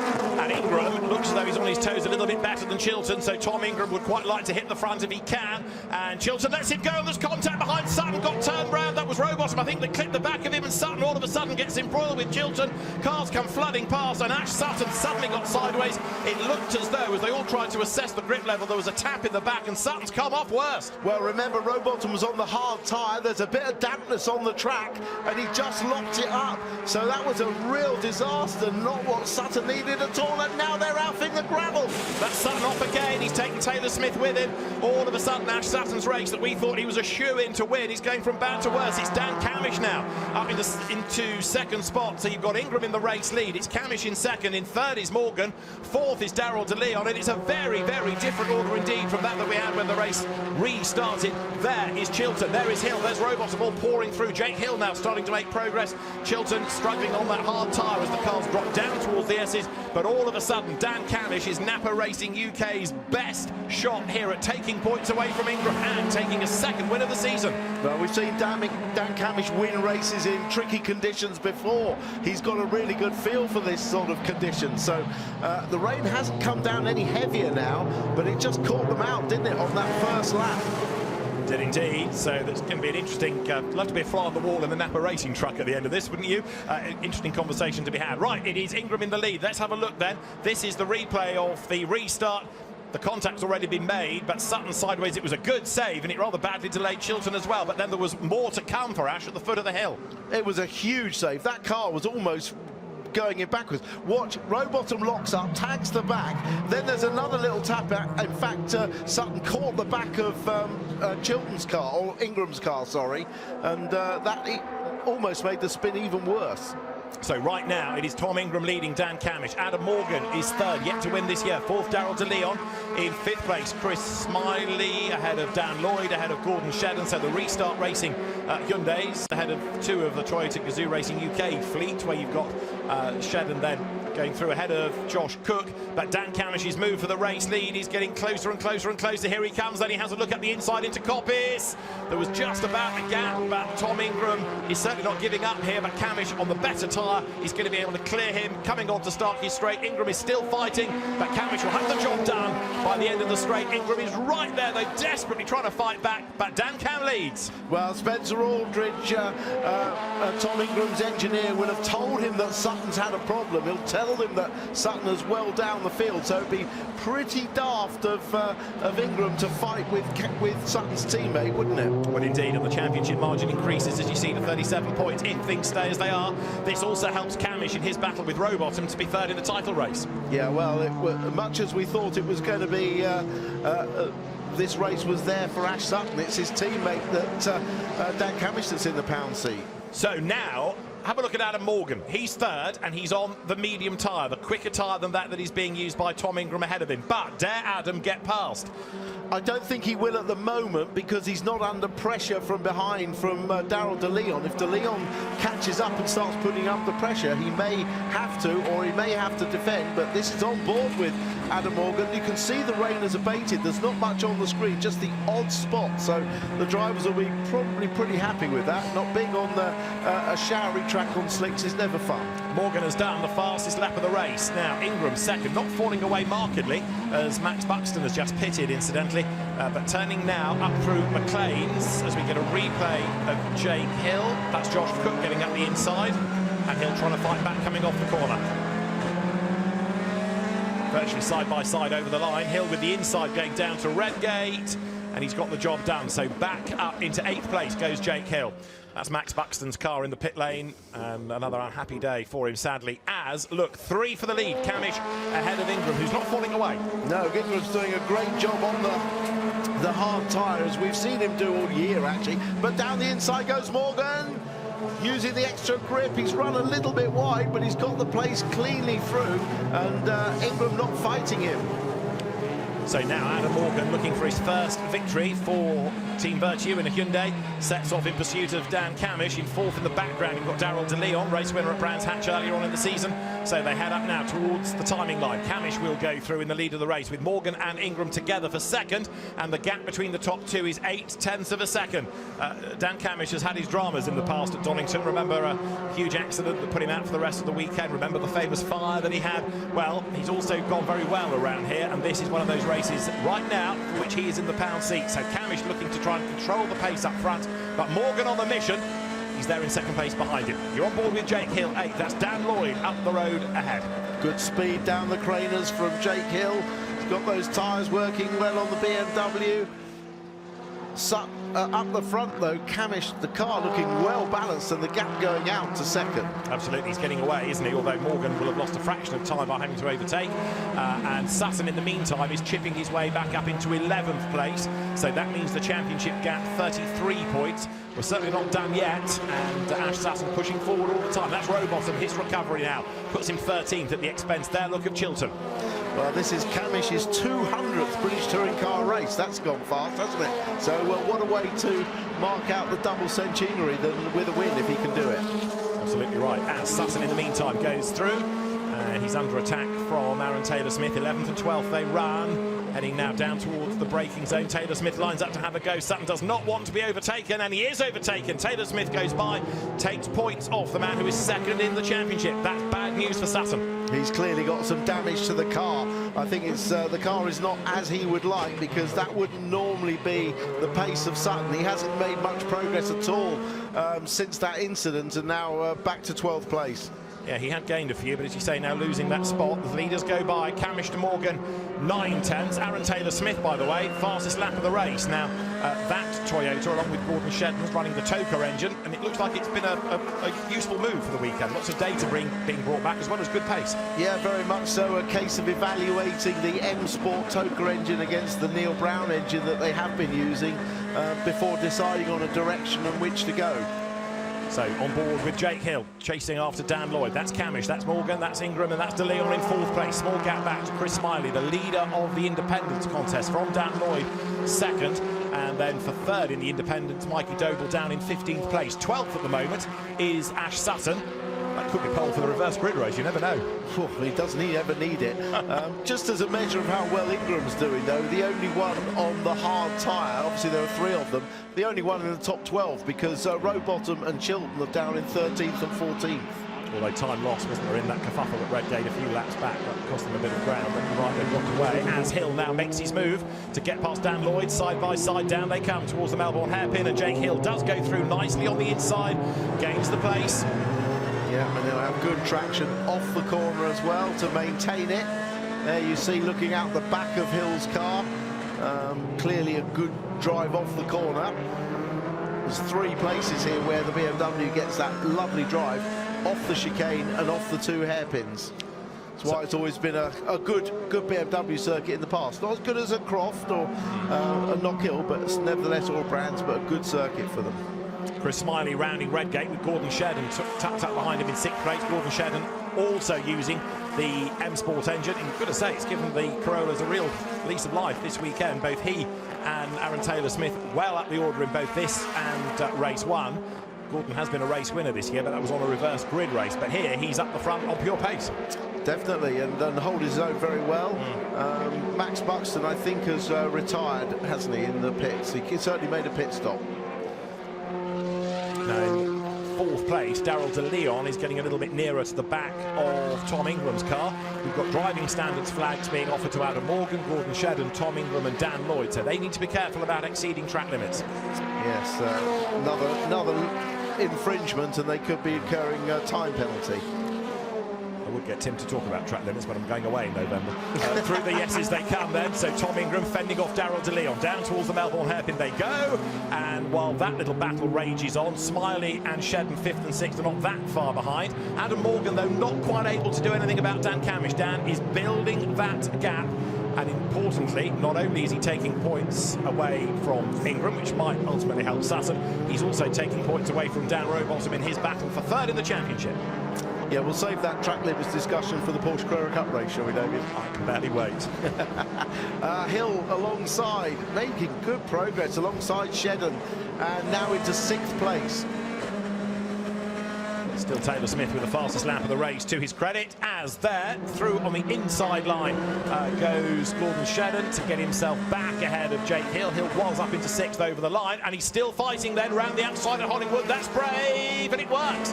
Jake Hill goes by. Very nice move. Yep, 2 champions, remember, fighting amongst themselves. Some class driving between the 2 of them there.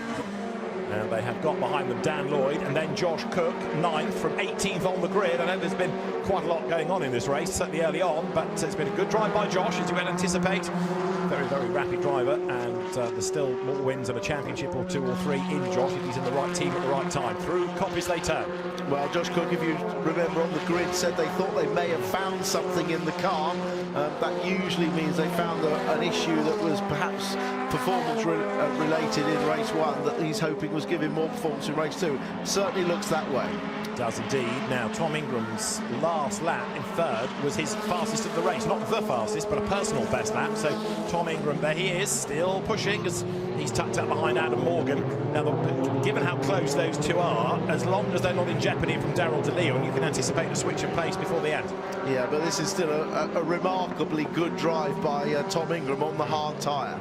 And providing it doesn't rain, he will be on the medium back again for race 3. He's going to be competitive no matter where he starts. So we've still got, with the extension to the race after the safety car, 6 laps to go. But as long as Ingram doesn't lose that place to De Leon, then you can anticipate a switch for team orders and more points for Ingram before the checkered flag comes out. The progress of Rowbottom on the hard tyre was always going to be hard after his dramas, and he's 13th, and Sutton is 12th. So, okay, he did lose that place, but he's not lost anymore. You're on board now with Aaron Taylor-Smith, who has fallen back behind Josh Cook, even though Aaron did do that fastest lap early. And 10, and then we get the sports division cars. So the main cars are 275 brake horsepower, 2-litre engines and sequential gearboxes. This sport division, which was brought in last year, have slightly less powerful engines and H-pattern gearboxes, so they're not as quick as those cars, but it's a stepping stone into JCW racing. So they have separate points, separate trophies to battle for. And on pole position for that category, effectively, starting on row 11, is number 42, Henry Howarth, in the pink and purple car. They have an S on the next to the number on the car to depict that they're in the sport division, and Henry's the driver that leads that championship. His nearest rival is right alongside him on the grid, Archie Johnson, number 10, starting in 22nd position, effectively, and 2nd on the grid in that category. The next row of the grid, we've got 210, Chris McKenzie, and 56, Ben Crossley, and then the 3rd row of the grid, 29, Will Crooks, and 22, the Maltese driver, Nicky Gauci. So that's the way they line up. They head off onto the formation lap. They'll come back to the grid, ready for a standing start, and 20 minutes of racing. In terms of the championship standings, Jamie Osborne absent this weekend, only a 40-point lead in the championship. And at the moment, there are 330 points still available in the championship this weekend and at Brands Hatch. You get 50 points for a race win, 44 for 2nd, 40 for 3rd, and it goes all the way down to the finishers of 20th and below score 15 points. So lots of points up for grabs, 6 points for pole, which Nathan Edwards grabbed earlier on, and 3 points for the fastest lap in each race. So a 40-point lead is not that much, and he's going to miss all the points this weekend. Tom Ovenden second to him in the 24 car. He's on 524 points, and he is 41 points clear of Lewis Selby, who's 3rd in the championship, with Max Edmondson, who's on pole position, the driver, 4th in the standings, but leading the rookie division. And he's got a 39-point lead over Jacob Hodgkiss, but Jacob's not here this weekend through illness, as I mentioned. So actually his nearest rival that's at Silverstone is Harry Hickton, who is 3rd in the championship in the rookie division and 53 points adrift. So that's the situation in the mini trophy. The cars then lining up very shortly onto the grid to take the start. Max Edmondson leads them, the front runners, to the grid, but he'll have a fairly long wait because there's a big field of Virtue Mini Challenge Trophy drivers making their way, still many of them, out through Luffield and into Woodcut Corner, ready for this standing start and 20 minutes of racing. What a performance that was, by the way. Chris, wasn't it, from Jensen O'Neill going? Very impressive stuff indeed. I was actually on the grid as the cars were just coming around and getting themselves lined up, and they mark their positions. One of their mechanics marks their position with just a little bit of tape, just so they know where to line up. So here we go, almost ready to get going for the first race of the weekend. Chris, over to you. Thanks very much indeed. Ian Waterhouse down there, ready for the red lights to come on. The green flag's already been waved at the back of the field. We're straight into the race start, and Max Edmondson charging off towards Copse Corner then, with Lewis Selby in the blue and yellow car for company as they go through the gears, go through the turn, and it looks like they both safely through. Edmondson ahead, disappeared out of view of the commentary box. They'll head down now through Maggots flat out and into the braking zone for Beckett's, where they'll turn right rather than heading into the S-Bend section off onto the national circuit. It's side by side for the lead of the race. I can see from the CCTV pictures we get down at Beckett's, and we've had a spinner going off, yes, Nathan Edwards, and another one span off separately to that as well, but just went out of shot. So at least one of those, Edwards is going to get going again, but it's going to be right at the back of the field, 13th anyway after his grid penalty, as the race leaders now. Max Edmondson makes his way into Brutlands, then into the right-hander at Luffield. Selby, who had a pretty good start through Copse Corner, has ended up being shuffled down the order from second on the grid back down to 4th place. So Max Edmondson's nearest driver is going to be Tom Ovenden in the it's going to be Lewis Selby still in the 18 car, then Tom Ovenden, and then it's going to be Alex Solly. Next up, side by side, they go into the corner for 3rd and 4th place, with Solly on the outside line trying to grab a position, trying to get 3rd place away from Ovenden. It was tight, had his nose in front. We'll wait and see if he got there. And they get down into Maggots Corner. O'Neill Young made a position up at the start of the race and got through. Brandon and Bowie. Brandon, not Edwards, yeah, spinning. He's got going again. Number 66, he's back in 20th, and Bowie got going again, but he's a long way down the order in the 69 car and the 21 machine. 21st place in the 69 car. Wasn't a great start, though, for Edwards. 9th place, picked a few positions up. See what he can do.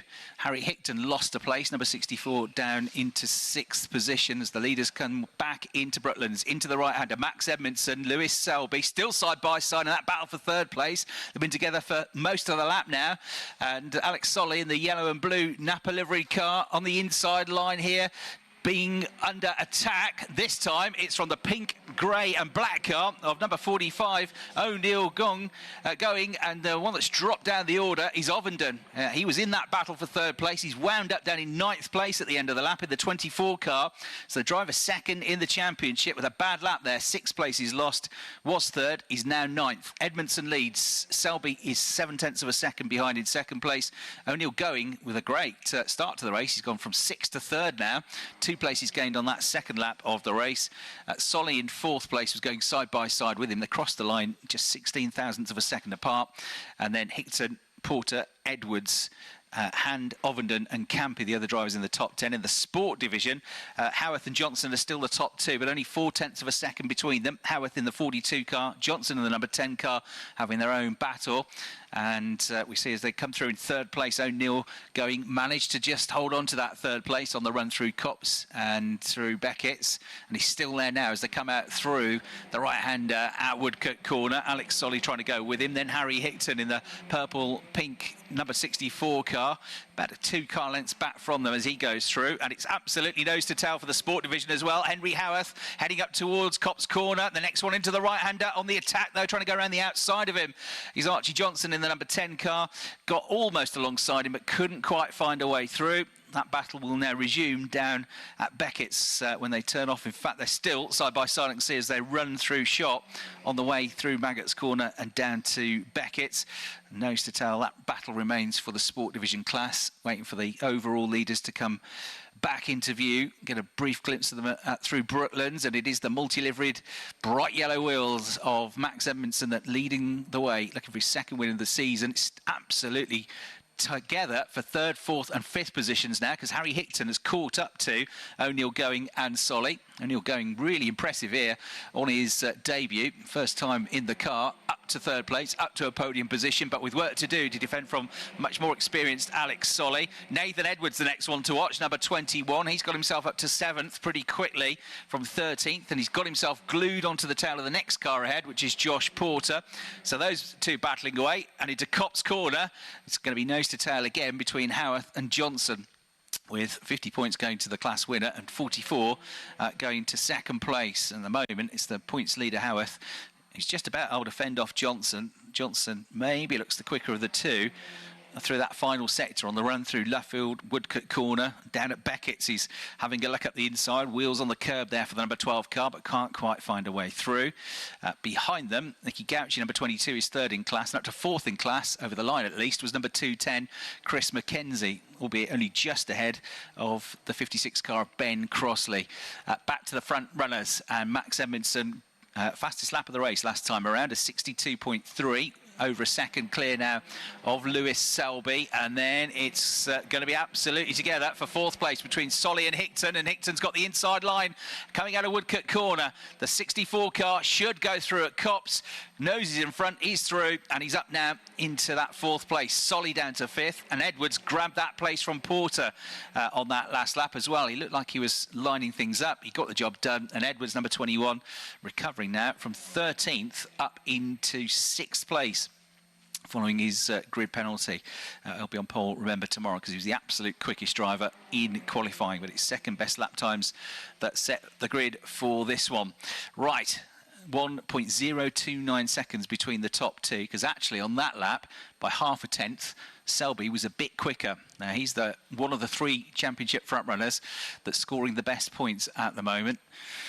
Third in the championship, and currently on course for 44 points, which would put him ahead of Jamie Osborne, his teammate. But Tom Overton will be moving potentially into the championship lead in 8th place as it stands. Through they come. Then a long line of cars formed up now from 6th down to 12th place. 6 is Edwards, 7th Ovenden. He's gained a place back. He's got ahead of Porter now. Campy is up to 9th. He's got ahead of Charlie Hand.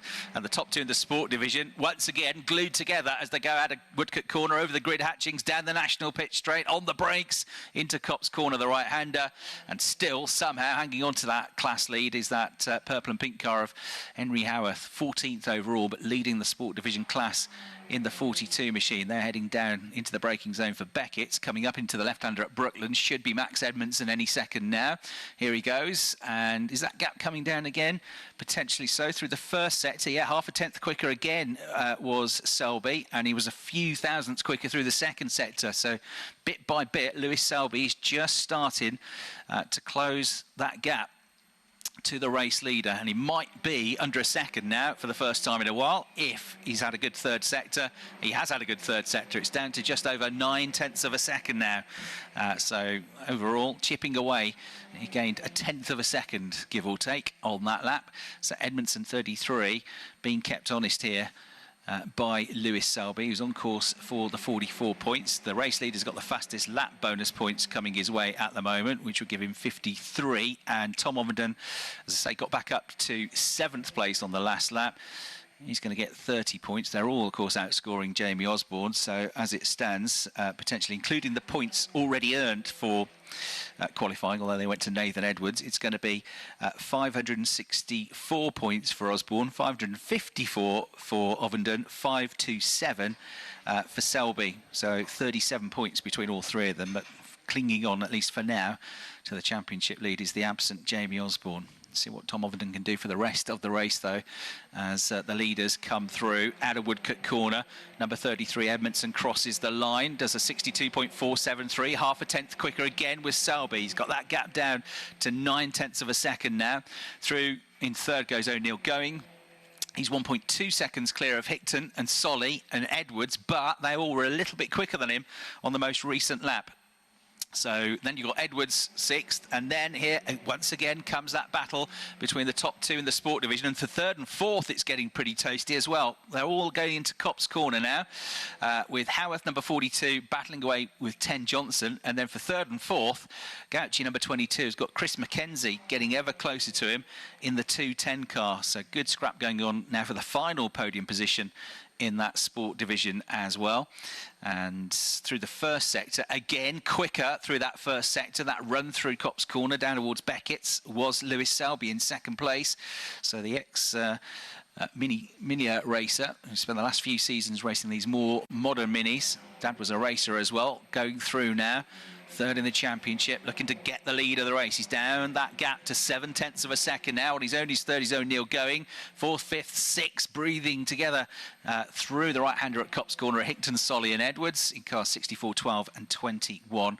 Not much to choose between them. Tom Ovenden and number 24 next up. And then the sport division cars come through. No change. They're all still glued together. First and second, then third and fourth. Ben Crossley in the blue car trying to get back on terms with them. Archie Johnson's always that little bit quicker, that little bit later on the brakes into Copse Corner than the sport division leader, but he's not close enough coming out of Luffield or Woodcut to pounce. It's not that easy to overtake on the way into Copse Corner, so he sits tight. But he's certainly keeping the pressure up, as Nathan Edwards sets the absolute best first sector of the race so far. And he's going to try to get involved now in this battle with Hickton and Solly. He's been with them for a while, but now maybe he's going to start to go on the attack. Edwards in sixth place. Difficult start to the championship season for him. Then those two retirements last time out at Knockhill. It was Croft, the fourth weekend of the season before he got onto the podium, the driver that was third in the championship last year, but Edwards now going well. However, we got a track limits penalty of 5 seconds coming the way of the driver in third place. Oh dear, so that's O'Neill going, who was on course for a dream podium on his debut. 5 seconds added to his time. He's going to potentially knock him off that as we go absolutely side by side into Copse Corner for the lead of the sport division. And Archie Johnson trying to go all the way around the outside. That's as close as he's been, but I think he had to back off again on the way through the right-hander.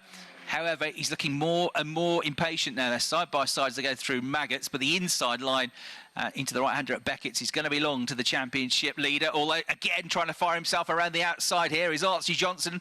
That white number 12 car got its nose in front as it came through out onto the Wellington straight. On the other side of me, it's getting ever closer in the battle for first and second overall. They crossed the line. There's less than half a second between them now. Waiting for the sport division cars to come through. Has Archie Johnson found a way through? No, not yet. So again, he tried around the outside at Beckett's, but again, Henry Howarth was able to fend him off. They're nose to tail again for third and fourth place as they come through. Gauci hanging on to that place by his fingertips, really, because Chris Mackenzie in the 210 car and reeled him in pretty quickly for the last couple of laps. Archie Johnson then, the white and blue number 10 car rather, going over the line into Copse Corner. Brake lights come on. He knows he can't get through here, but he is perhaps going to try and force an opportunity when they get at the end of the next back straight, the Wellington straight. His best chance is going to be into Brooklands. Meanwhile, the leaders, that gap, remember, was over a second about 4 laps ago. It's now 0.4 of a second. And through the first sector, quicker again was Selby. Not much between them in the second sector, the middle portion of the lap. What about the end of the lap? As the gap come down any, it was 0.44, 8 seconds. It's crept up by half a tenth. For the first time in about 6 laps, Edmondson has extended his advantage. O'Neill goes through in third place, but if you add 5 seconds onto his time at the moment, that would put him down to 9th place, I reckon. Hickton would be promoted to third, Solly to fourth, Edwards to fifth, and Ovenden to 6th place, which would give him another couple of championship points. That would move him on to 32 points and would get the gap to the championship leader down to 8 points. As the sport division cars come through next, 6 minutes 50 seconds to go. Chris Mackenzie sees a gap, looks to the inside into Copse Corner for third in class, but quickly backs off out of it and then switches back across to the outside line through the right-hander. Already, Max Edmondson is making his way out through Luffield into Woodcut Corner, as I'm afraid into the pits with a problem comes the number 69 car of Brent Bowie. So Bowie headed in. And a car that doesn't have any damage to the eye, but he's definitely slowing, so maybe a technical problem there for him. And look at this, the battle for third on track, nose to tail. Hickton, does he realise that the driver ahead of him has got a 5-second penalty? He doesn't actually need to overtake him to get the podium finish, but then again, he doesn't want to get held up because he's trying to fend off Solly in the 12 car, and he's also trying to fend off that number 21 machine of Edwards as well. Owen Hillman going through on his own in 13th place. Nobody to play with for Owen, but good to see the car fixed after that incident. And now we've got a 5-second track limits penalty coming the way of the driver that's over the start-finish line now, Henry Howarth, the championship leader in the sport division. 5 seconds added onto his time for track limits because he's been having to fight so hard to keep behind him. That number 10 car of his arch rival, Archie Johnson. So Archie will now effectively move into the class lead. As it stands, it's also going to drop Henry Howarth behind at least 2 other cars, Gauci and Mackenzie, and possibly, Ben Crossley as well, once you add 5 seconds onto his time. So 4 of them are going to come past him. He's going to drop to 5th in class. As over the line, this fantastic battle going on with Alex Solly coming through next. O'Neill dropping down the order with that. Solly in 3rd place over the line, Edwards 4th, Hickton 5th. But they were all absolutely together, like 0.2 of a second between all 4 of them as they crossed the line and went into Copse Corner. O'Neill going with this 5-second penalty, dropping down off the podium positions. 6th place for him, Overton 7th place, Porter, Hand and Campy in the top 10 as well. As we go down to the pit lane. Yeah, Chris, just an update on Brent Bowie. He's heading back out on track. I've just been chatting to the team down here. Just a bit of a random misfire. So he's going to go back out and just see if it's cleared itself up. Okay, so let's use it as a test session essentially as we get a Brandon now getting a warning for track limits in the 66 car. We've got the battle for the final podium. Looks like it's going to be between Edwards and Hickton as the top 2 come through over the start-finish line. Gap stays at just over half a second. Solly, Edwards, 3rd and 4th on the road. 5th on the road is O'Neill going, but he's got a 5-second penalty. So Hickton, who got shuffled down the order a bit in that previous lap, now 6th on the road, but he'll be 5th in the race. Howarth is still leading the sport division on the road, but he's got a 5-second penalty to add on to his time as well. So Alex Solly pushing for a podium finish. If he can get one, that'll be. He's only 14th in the championship. His best result this season is a 5th place at Alton Park. Lots of top 10 finishes, points in almost every race, but looking for a first podium in the JCW category for the ex-trophy racer. Nose to tail again for the sport division, but maybe Archie Johnson has got wind of the fact that Howarth has got this penalty. He doesn't actually need to overtake him to get the class win. There's a straight fight on the road, though, for first place. Max Edmondson just about keeping this gap at half a second. It's been as big as 1 second. It's been down to 0.4 of a second, and it's crept down a bit more now to just a fraction over half a second. Ever so slightly quicker, half a tenth quicker on that lap was Selby in 2nd place. As they go through now down towards Maggots. They've got a big gap of about 4 seconds back to Alex Solly in 3rd place, who in turn is about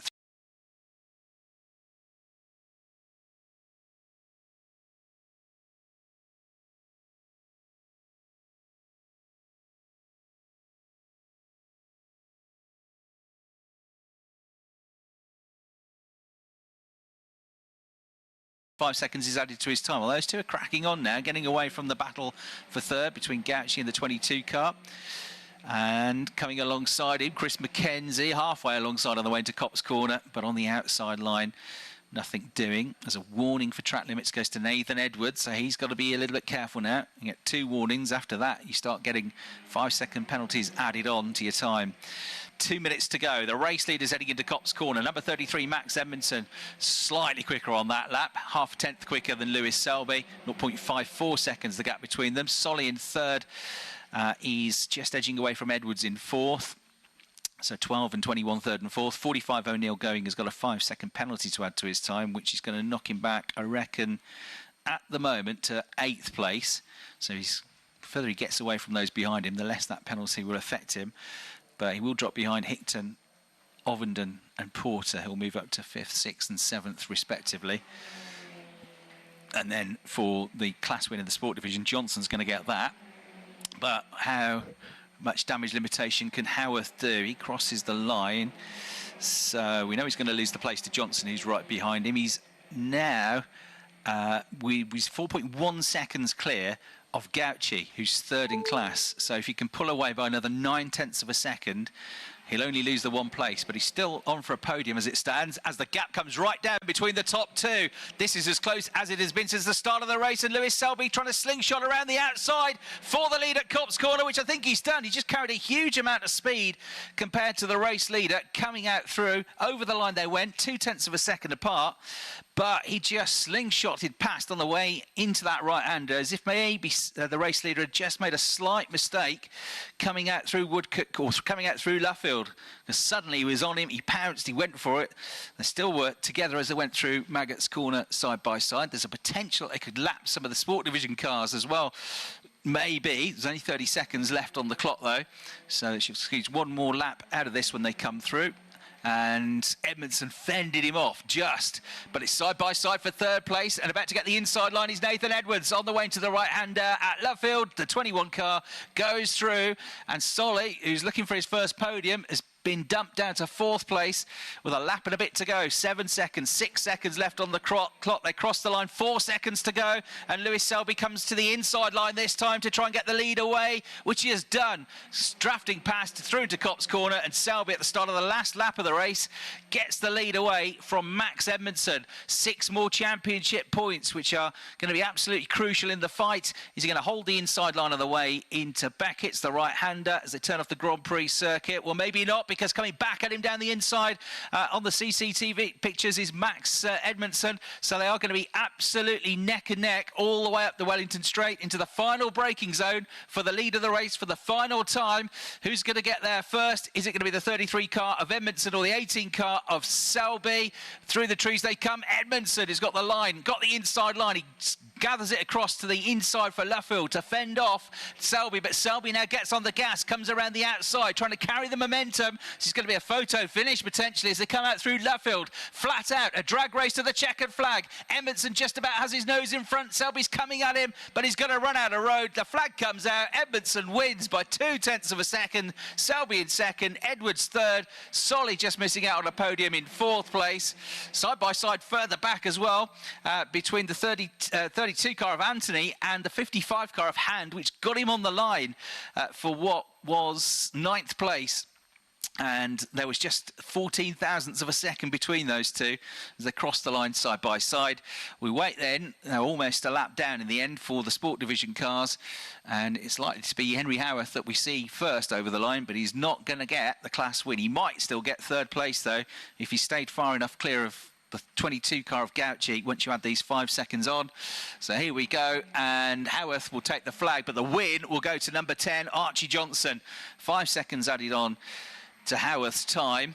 I think he might have done enough to clear Gauci and stay in position and get Gauci too far back in the end. So Howarth only relegated 1 place. It looked like it would be 5 at one point, down 4 places, down to 5th at one point, but he ends up 2nd. Does lose points though to Archie Johnson in that title fight. However, he outscored him in qualifying this morning. So on the day, it's even Stevens between them. 6 points for qualifying on class pole, which he'll get added onto his score tomorrow for Henry Howarth. But 6 points more for the win for Johnson. And the fastest lap in the class went to Johnson, I think, as well. Yeah, he did get the 3 points for the fastest lap. So he's had a good result there. And not a bad race that to start the weekend. 33, Max Edmondson with his 2nd win in as many race weekends in his 1st season of the championship. He's also, of course, the winning rookie to extend his rookie cup lead. So 33, Max Edmondson wins. Number 18, Lewis Selby, really pressed him in that race, though. Came home a close 2nd, led at the start of the final lap of the race. 3rd place, number 21, Nathan Edwards from 13th on the grid. Great effort from him. 4th place, number 12, Alex Solly. 2nd best rookie, just missing out on an overall podium. 5th place, number 64, Harry Hickton, and 6th place, number 24, Tom Ovenden, 2nd in the championship. 7th, number 94, Josh Porter.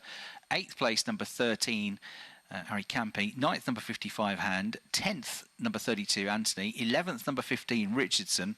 And tumbling down the order in that last couple of laps was O'Neill Going. Now, I know he had the 5-second penalty, but he also lost chunk of time of the penultimate lap somewhere. So the 45 car, which was third for much of the race, ended up down in 12th place once his penalty was applied. But I don't think that was his main issue. Something else happened on that penultimate lap. So O'Neill going, brave effort, but 12th in the end in car 45. 13th was number 70 Hillman. And then 14th and winning the sport division was Archie Johnson, number 10, with the 5-second penalty. Demoted to second was number 42, the points leader Henry Howarth. And then they were 14th and 15th and 16th place, went to number 66, Dean Brandon. 17th place, and the third spot in the podium for the sport division went to Gauci, number 22. 18th, number 56, Crossley. 19th, number 29, Crooks. 20th, number 210, Mackenzie, also dropped back on that last lap and a half of the race. And 69, Bowie, went back out again, finished the race in 21st place, with the fastest lap of the race going to the winner, Max Edmondson. Wow, what a race. Max, just grab a quick word. Pretty breathless stuff out there, but at one moment it looked like it got you and then you got it back. Yeah, 4 laps from the end I kept getting fuel surge for some reason across the start-finish line, so I was losing a good 4 or 5 car lengths every lap. And Lewis just said when he came in that he was getting the same. When he was alongside me going into turn 1, he got the same thing, so yeah, just one of them things. See what the problem is and try and fix it for the next race. Not bad for a rookie, hey, in this. Good stuff indeed. Lewis Selby over here. An absolutely thrilling race. He's just signing a hat, actually, the celebrity that is Lewis Selby here. And I'm not surprised why, Lewis. What a show you boys have put on there. Yeah, it was a good race. I mean, I could see Max had a problem with about 3-4 laps to go. He kept getting like I imagine, a fuel surge, because he'd lose power down the straight, and I thought, oh, I've won this. And then mine did it. I was like, oh no! So we both had the same problem, which was a shame. I mean, end of the day, it was a good race. He put a bit of a squeeze on at the top, and I thought, you know what, championship points, I'll have to just take this on the chin and take second. But I should have closed the door, really. Well, you've got another race a little bit later as well. I just want to grab Alex Solly down here. Alex, very quick chat. So close to your first podium, but it's coming, isn't it? Oh, I think so. Yeah, I think so. Yeah, we had a really good tussle with a few people in that race. We definitely had a really good pace, a little bit scrappy from myself in parts, but no, really happy with how it went. I had power steering fail on the last lap, so I had to bring out my muscles for a little bit. I think Nathan just had the better hand of us in that last stint because of that, so fair play to him. But yeah, big guy that we didn't get the podium, but yeah, it's definitely coming. Definitely is. Hang on, let me just feel those arms. Oh, yeah, Alex Solly has got guns. Right, who else should we go find and have a quick chat to, shall we, whilst we're here? I wanted to find the JCW Sport Boys. There's Archie Johnson. Archie, he's just over here.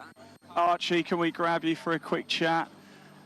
You knew what you had to do, didn't you? Yep. Did you find out Henry got the penalty? As soon as I saw Henry got the 5-second penalty, there was no way I was going to even try and put a move or put any pressure on him. I just sat behind him, made sure I wasn't getting any track limits, and just brought the car home. It's exactly what you've done, and great for the championship, eh? Yeah, it's brilliant. It's I don't know if I got fastest lap or not, but if I also got fastest lap, that'd be a massive bonus as well. Excellent, well done. Congratulations, Archie. Nicky, that was a good race. Podium. It was a good race. It was an amazing start. Yeah, made up above. Let's walk this way, because I think it's my fault again. I keep walking into this. I know there's a bit of a dodgy bit, but we might be okay here. It was an amazing start. Probably one of my best ones this year. We made like 3 positions just in the start, so that was really good. I had a really big battle with mainly Mackenzie and also Crossley, like throughout the whole race, and we managed to get it in third at the end. So I'm really happy with the podium. Nicky, I'll see you on the podium. Thank you very much. Right, chaps, it's a bit of a walk down to the podium at the other side of the pit lane. So I'm going to start setting off, and we'll have the podium very soon for round 14 of the Virtue Mini Challenge, JCW and JCW Sport. This is the sound of the BTCC.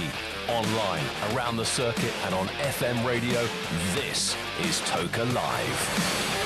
Qualifying is coming up next for the Porsche Carrera Cup GB. They'll have half an hour of qualifying from 2:10.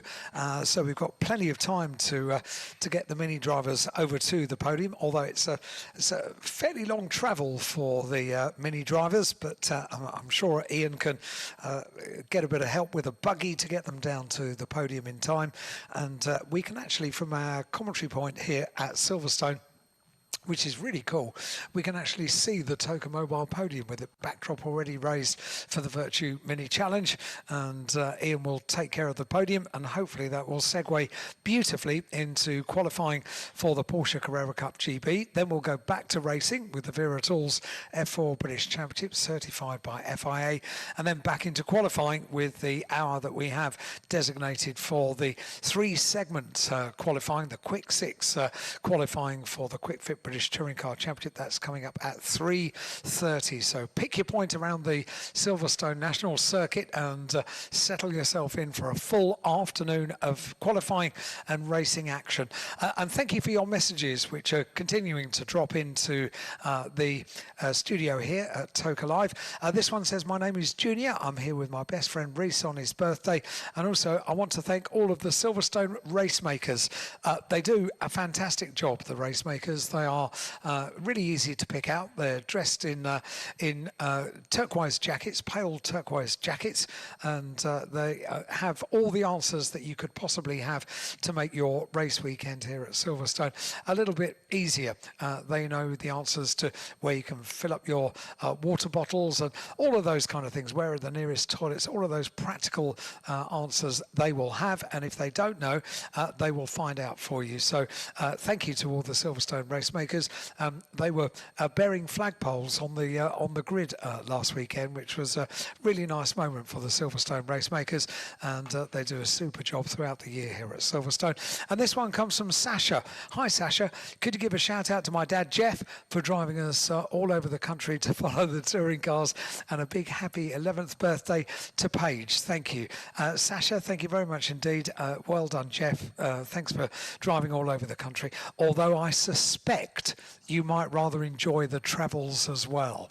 I suspect Jeff is behind this, but doing a great job clocking up the miles to get you and Paige to all of the BTCC meetings this year.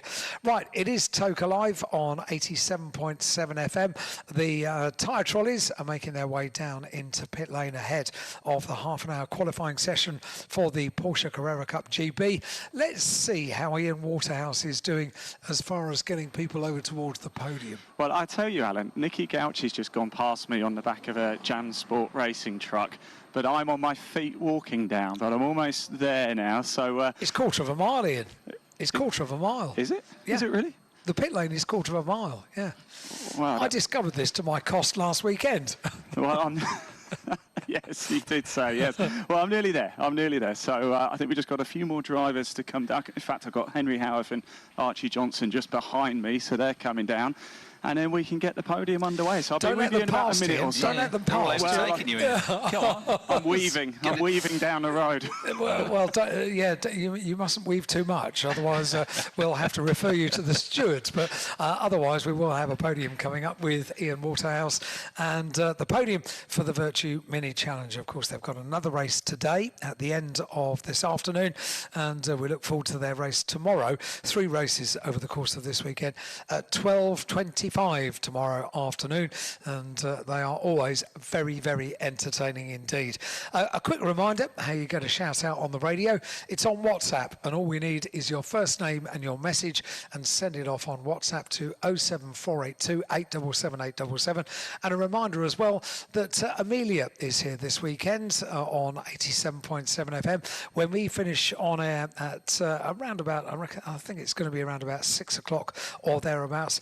She'll be taking you into the early evening here on Silverstone 87.7 FM, and they have their very own WhatsApp number as well. So if you don't get a message out on air during the day, you might be able to send it in to Amelia after 6 o'clock this evening. All of that to look forward to on 87.7 FM, including all the action that we've got for you over the course of this afternoon with qualifying and racing as well. This message just dropped in. Hi, wanted to shout out to my dad Kevin. It's his 3rd race of the year, but his first time at Silverstone in 43 years. My goodness. Jacob, thank you very much indeed. Now, if we were to ask Ian Waterhouse about this, Chris, he would probably say, okay, who was the Prime Minister 43 years ago? I've got to work out what 43 years ago was first, which requires But you're very maths. good at mathematics. Am I? Yeah. I forgot. I've got a spreadsheet for that sort of thing. Yes, I'm sure you have. Okay, we'll work it out. We'll work out what 43 years ago was, and then who was the Prime Minister. I reckon I might be able to tell you that one. Shout out for Big Malk for bringing his sons to watch at Silverstone this weekend. Big love for Big Malk. Thank you very much indeed. And I reckon by now, Ian Waterhouse is going to be just about ready for a podium for the Virtue Mini Challenge. No. I said with boyish optimism. Margaret Thatcher, 1982, is that right? 43 years ago? You've done very well. That was quite quick for me. I don't know the answer, but Ian Waterhouse is our political correspondent. Maybe I'll give you the answer a little bit later. Harold Macmillan, is that the answer? Right, it is time for the podium for round 14 of the Virtue Mini Challenge. Sure, we all agree it was a fantastic race out there. We are going to start with the JCW Sport category, but I'm delighted to say to hand out the trophies. We've got James Gilby, the Virtue Mini Challenge Parts Manager. Round of applause, everybody, for James. Go on, James. Your crowd want a wave, James. Your crowd want a wave. There we go. Okay, into the JCW Sport category. And in third place, can we please welcome to the podium Nicky Gauci. It's a 7th podium of the season for Nicky Gauci in the JCW Sport, and a 4th third position. He walks up, takes his trophy. A big smile on your face. Well done, Nicky. Congratulations. In second place, please put your hands together for Henry Howarth. He'll be getting used to these steps. Henry, a 12th visit to the podium this season, a 6th second place for Henry Howarth. He makes his way up now, takes his trophy from James. Up he steps, good stuff. We'll have the customary photos. The trophy is aloft in the air, as is the champagne. And your winner for round 14 of the JCW Sport here at Silverstone, Archie Johnson. A huge roar as Archie Johnson makes his way up. A 5th JCW Sports win of the season and a 10th podium for Archie Johnson. Great stuff. He's just got to make his way up to the very top step indeed. We'll just have a few customary photos. There we go. Guys, when we can get you all onto the top step as well. James, would you like to get in? No, James doesn't want to be in a photo. Fair enough, fair enough. There we go, the trophies aloft. Congratulations, round 14 for the JCW Sport. Nicky Gauci in 3rd, Henry Howarth in 2nd, Archie Johnson in 1st place. And now we move on to the JCW. And please welcome on to the podium in 3rd place, Nathan Edwards. A 4th podium of the season for Nathan Edwards, and it's 1st third place for him as he makes his way round. Well done, Nathan. He's coming up now. He'll get his trophy from James. Good stuff indeed. 1st third ever as well. Well done, Nathan. Well, that feels like a win then, doesn't it, Nathan? There you go. Nathan Edwards in 2nd place. What a race it was. Please give it up for Lewis Selby. Lewis Selby makes his way. It's a 7th podium of the season for Lewis Selby, and precious points in the title fight indeed. He heads on over, takes his trophy from James, up onto the 2nd podium spot. The trophy aloft, the champagne aloft. Time for the photos here. Okay, now we move on to your winner in the JCW category. Please give it up for Max Edmondson. A 3rd outright win of the season for Max Edmondson. Not only that, he was the Rookie Cup winner as well for a 7th time this season. Max Edmondson, the overall winner for round 14 of the Virtue Mini Challenge. He gets up, he takes the huge trophy and the Rookie Cup trophy as well. Trophies lifted up into the sky. Round of applause and cheers are ringing out here at Silverstone. On to the top step, guys, for the photos. There we go. There won't be any spraying the champagne, of course. There is round 15 coming up a little bit later this afternoon for the Virtue Mini Challenge. There we go. That is the JCW. Nathan Edwards in 3rd, Lewis Selby in 2nd, Max Edmondson in 1st. And we're about to do the reverse grid draw, I believe, now. So let's see what number's going to be picked out. Max Edmondson puts his hand into the bag and he draws out what number is it? Number 7. There we go, number 7 for Max Edmondson. So that is the podium done for round 14 of the JCW Sport Virtue Mini Challenge here at Silverstone. And I think Porsches might be on track, chaps.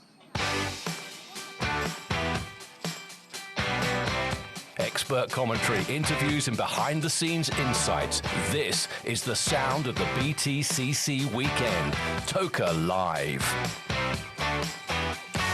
They are not quite yet out on circuit, but they are about to be for half an hour of qualifying for the Porsche Carrera Cup. Many thanks to Ian Waterhouse, and the celebrations over there on the podium conveys the excitement and the enthusiasm very nicely, does Ian here on Toka Live. But they are on circuit now, warming up the tyres, getting ready for half an hour of qualifying. Let's get back to the commentary box and Chris Hartley. Thanks very much indeed, Ian and Alan, as 30 minutes of qualifying underway for the Porsche Carrera Cup Great Britain. This sets the grid for just one of the two races tomorrow, and that, of course, the first race. So just one lap time they've got to get in, no second best lap times to count in this one.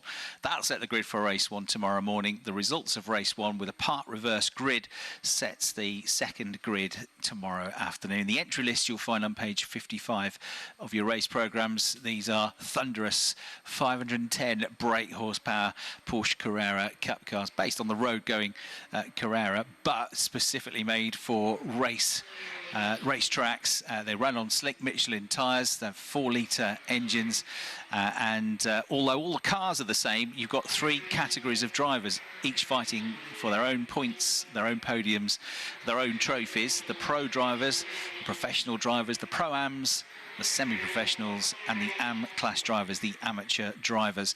So three different championship standings in Porsche Carrera Cup GB.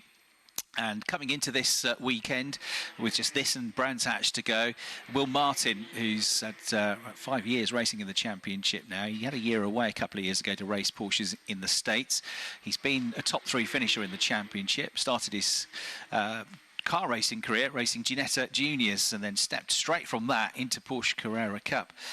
He became a race winner in his first season. He's been near the top of the championship table a few times, hasn't quite won it yet. However, he's leading it now. So Will Martin for Eden Motorsport, the championship leader with 2 weekends to go in the Pro Division. He's in car number 10. He's scored 98 points. He's only 8 points clear of Andrew Rackstraw, who is from South Africa. Second season for Andrew in Porsche Carrera Cup racing, and he's in car number 40 for Rosalind Gold by Century Motorsport. And then third in the championship, the driver that was a runner-up last year in the Pro-Am category, his first season of Porsches, having stepped up from GB4 racing, from single-seaters, and that's Sid Smith, son of Rob Smith, endurance racer himself in things like the Blancpain Endurance Championship. So Sid Smith for Team Parker Racing, third in the standings on 72 points. 26 points between them. At the start of the weekend in the Pro Division, we've still got 52 points up for grabs, including the points available at Brands Hatch next month. Wins this year, 5 for Will Martin, 3 for Andrew Rackstraw, including a win last time out at Donington, and Sid Smith got his maiden victory at Thruxton in race 2. The reigning champion, George Gamble, came into the season hoping to become only the 4th driver ever to successfully defend a championship title. One of the drivers that's done that is a driver you'll see in qualifying to come for the British Touring Car Championship, Dan Camish, who won 3 titles but won back-to-back titles, his first 2 titles.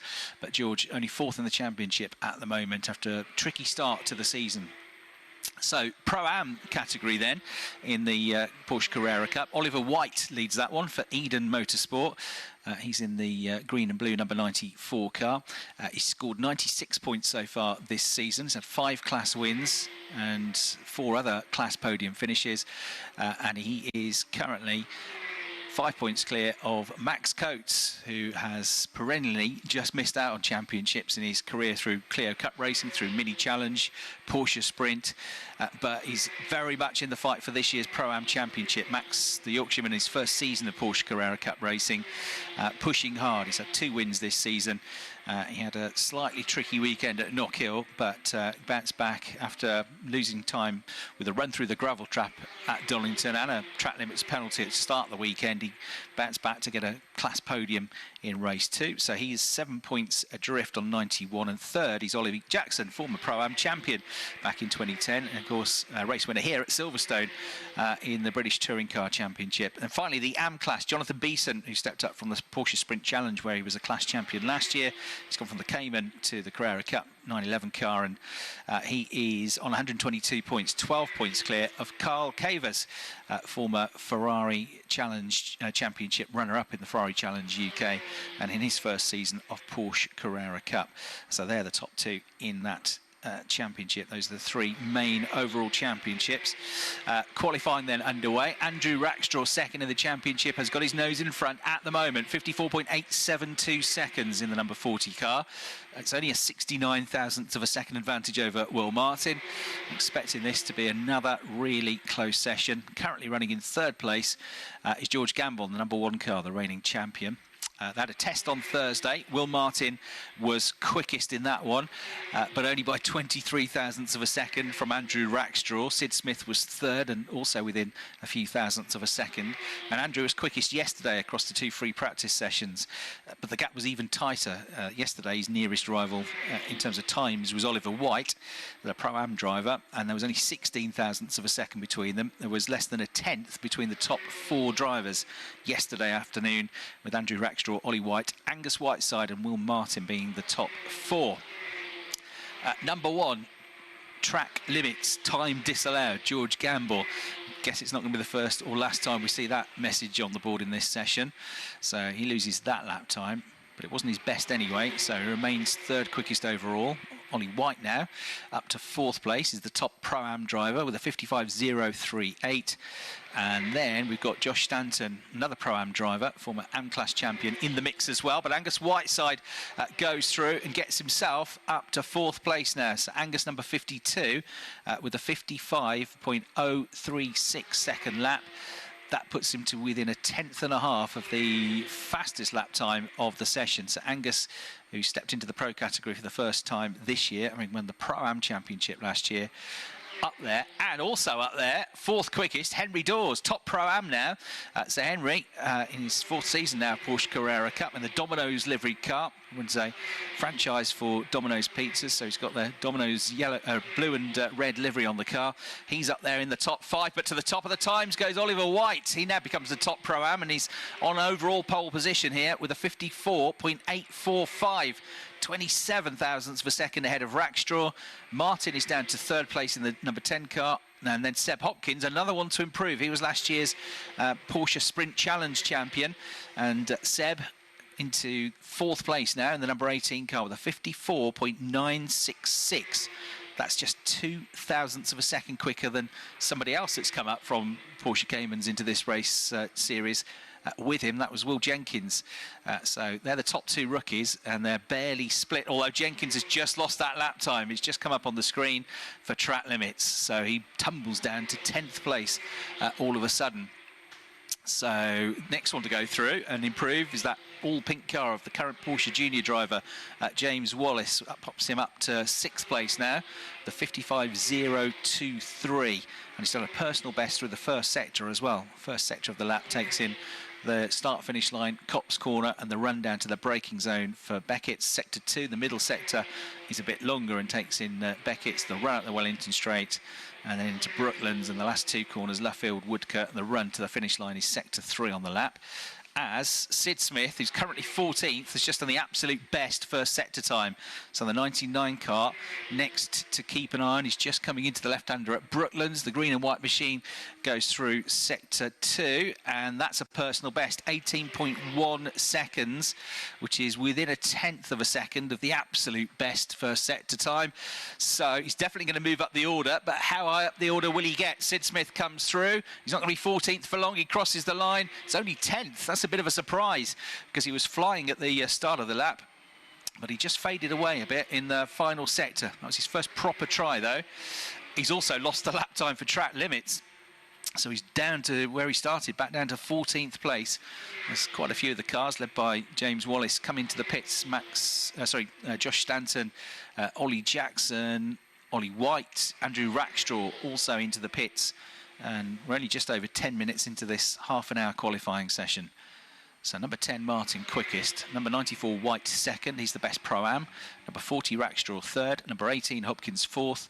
He's the best rookie. Number 30, Jenkins, 5th. So he's, although he lost his previous lap, he's put a good one in last time around, and up to 5th place now. 6th place, number 1, Gamble. 7th, number 400, Wallace. 8th, number 58, Dawes. 9th, number 52, Whiteside. 10th, number 71, Coates. And then 11th, number 59, Stanton. 12th, he's number 12, Stephen Jelly, who of course started the season in British Touring Cars. He's back to Porsche Carrera Cup, which is where he previously raced before his first stint in British Touring Cars. Raced in this championship 2 years ago as well. Ollie Jackson in 13th place in car 48. 14th, number 99, Sid Smith. 15th, number 44, leading AM driver Jonathan Beeson. But he's only 71 thousandths of a second ahead of his AM class rival Kyle Cavus, number 22, as Max Coates pops himself up from 10th to 6th place, and he's now the 3rd best of the Pro-Ams. So Max Coates staying out there a bit longer than most of the others. Does a 55.005 and pops himself now up into 6th place. Yeah, I'm down in the pit lane. You mentioned James Wallace a few times. I'm here with him now, and of course I remember James from his junior driving days, but a little bit different these days, James, than the older junior racing. Yeah, I mean, obviously a bit of a step up now, but same principles apply. It's tight racing, and ultimately I want to be at the front. So.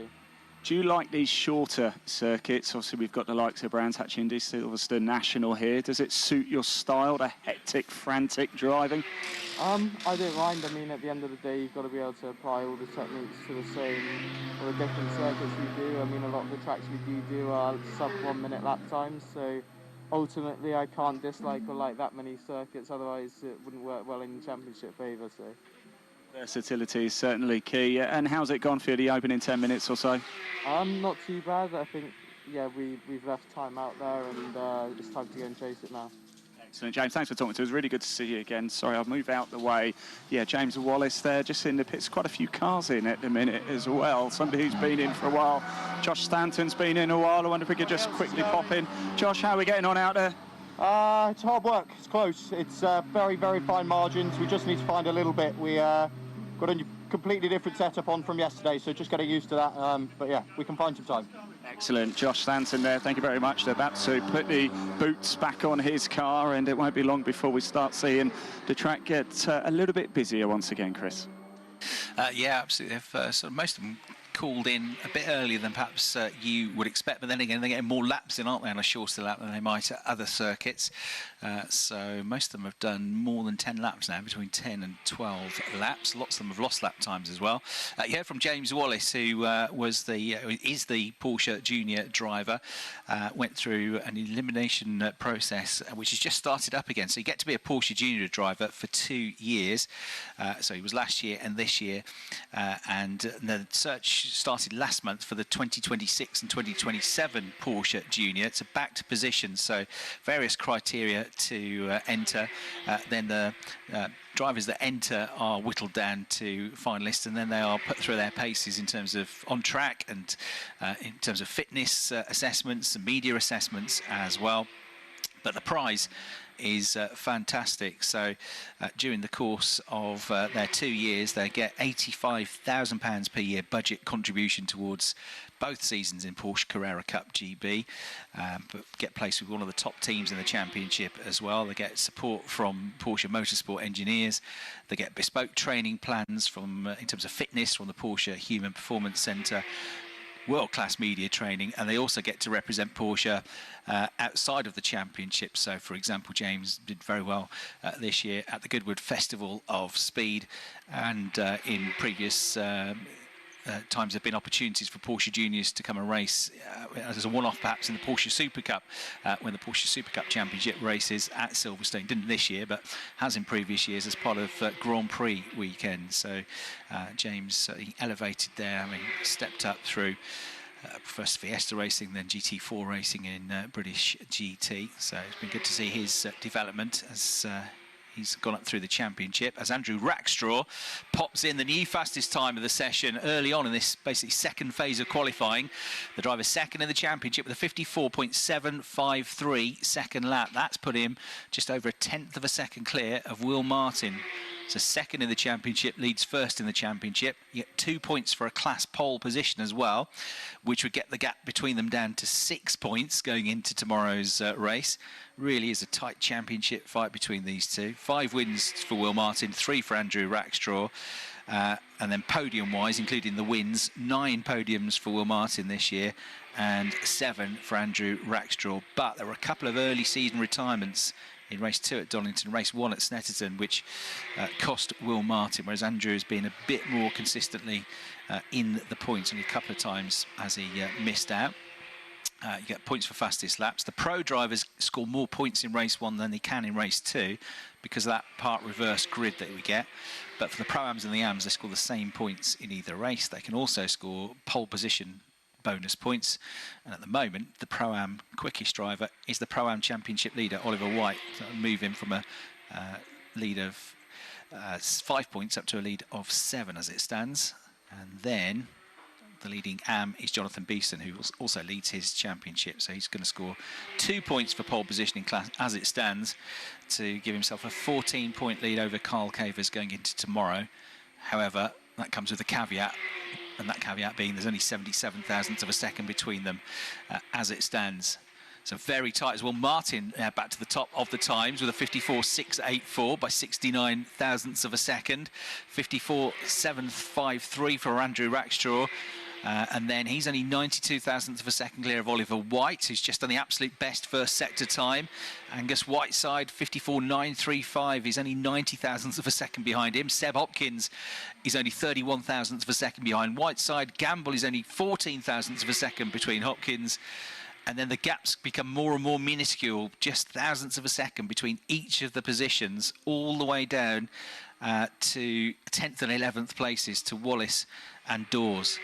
It's super, super close out there. You find a tenth of a second, you find probably 4 or 5 places on the grid, the way this is going. So what can Oliver White do? His first sector on that last lap was very good. He did a personal best in the middle sector. His lap time overall was a bit slower though, so stays in 3rd place. Yeah, welcome down everybody. Oliver Jackson is just sat in the car waiting to go back out for the second half. How was it so far? Rubbish, actually. I haven't managed to get a clear lap yet, so hopefully I can make more of the second set of boots. Is that something that you find an initial short circuit, we know? Yeah, it's just, unfortunately I think I'm a bit kinder than others for getting out of the way. But everyone's pretty disciplined in touring cars about it, but not in this, never mind. Anyway, I think we're off now. Good man, thank you very much. I think we're going to see a different Oliver Jackson in this second half. Right, so Ollie heads back out. His new bright livery for this season, the yellow livery. So with the martini-type stripes. Ollie Jackson? Yes. Got his touring car win here at Silverstone, yes, didn't he? mentioned that. One of his 2 wins came here at Silverstone. Great drive. And everybody, I think, was pleased for him. He's one of the nicest guys in the paddock, isn't he, He is a Jackson? lovely bloke, isn't he? Yeah, absolutely.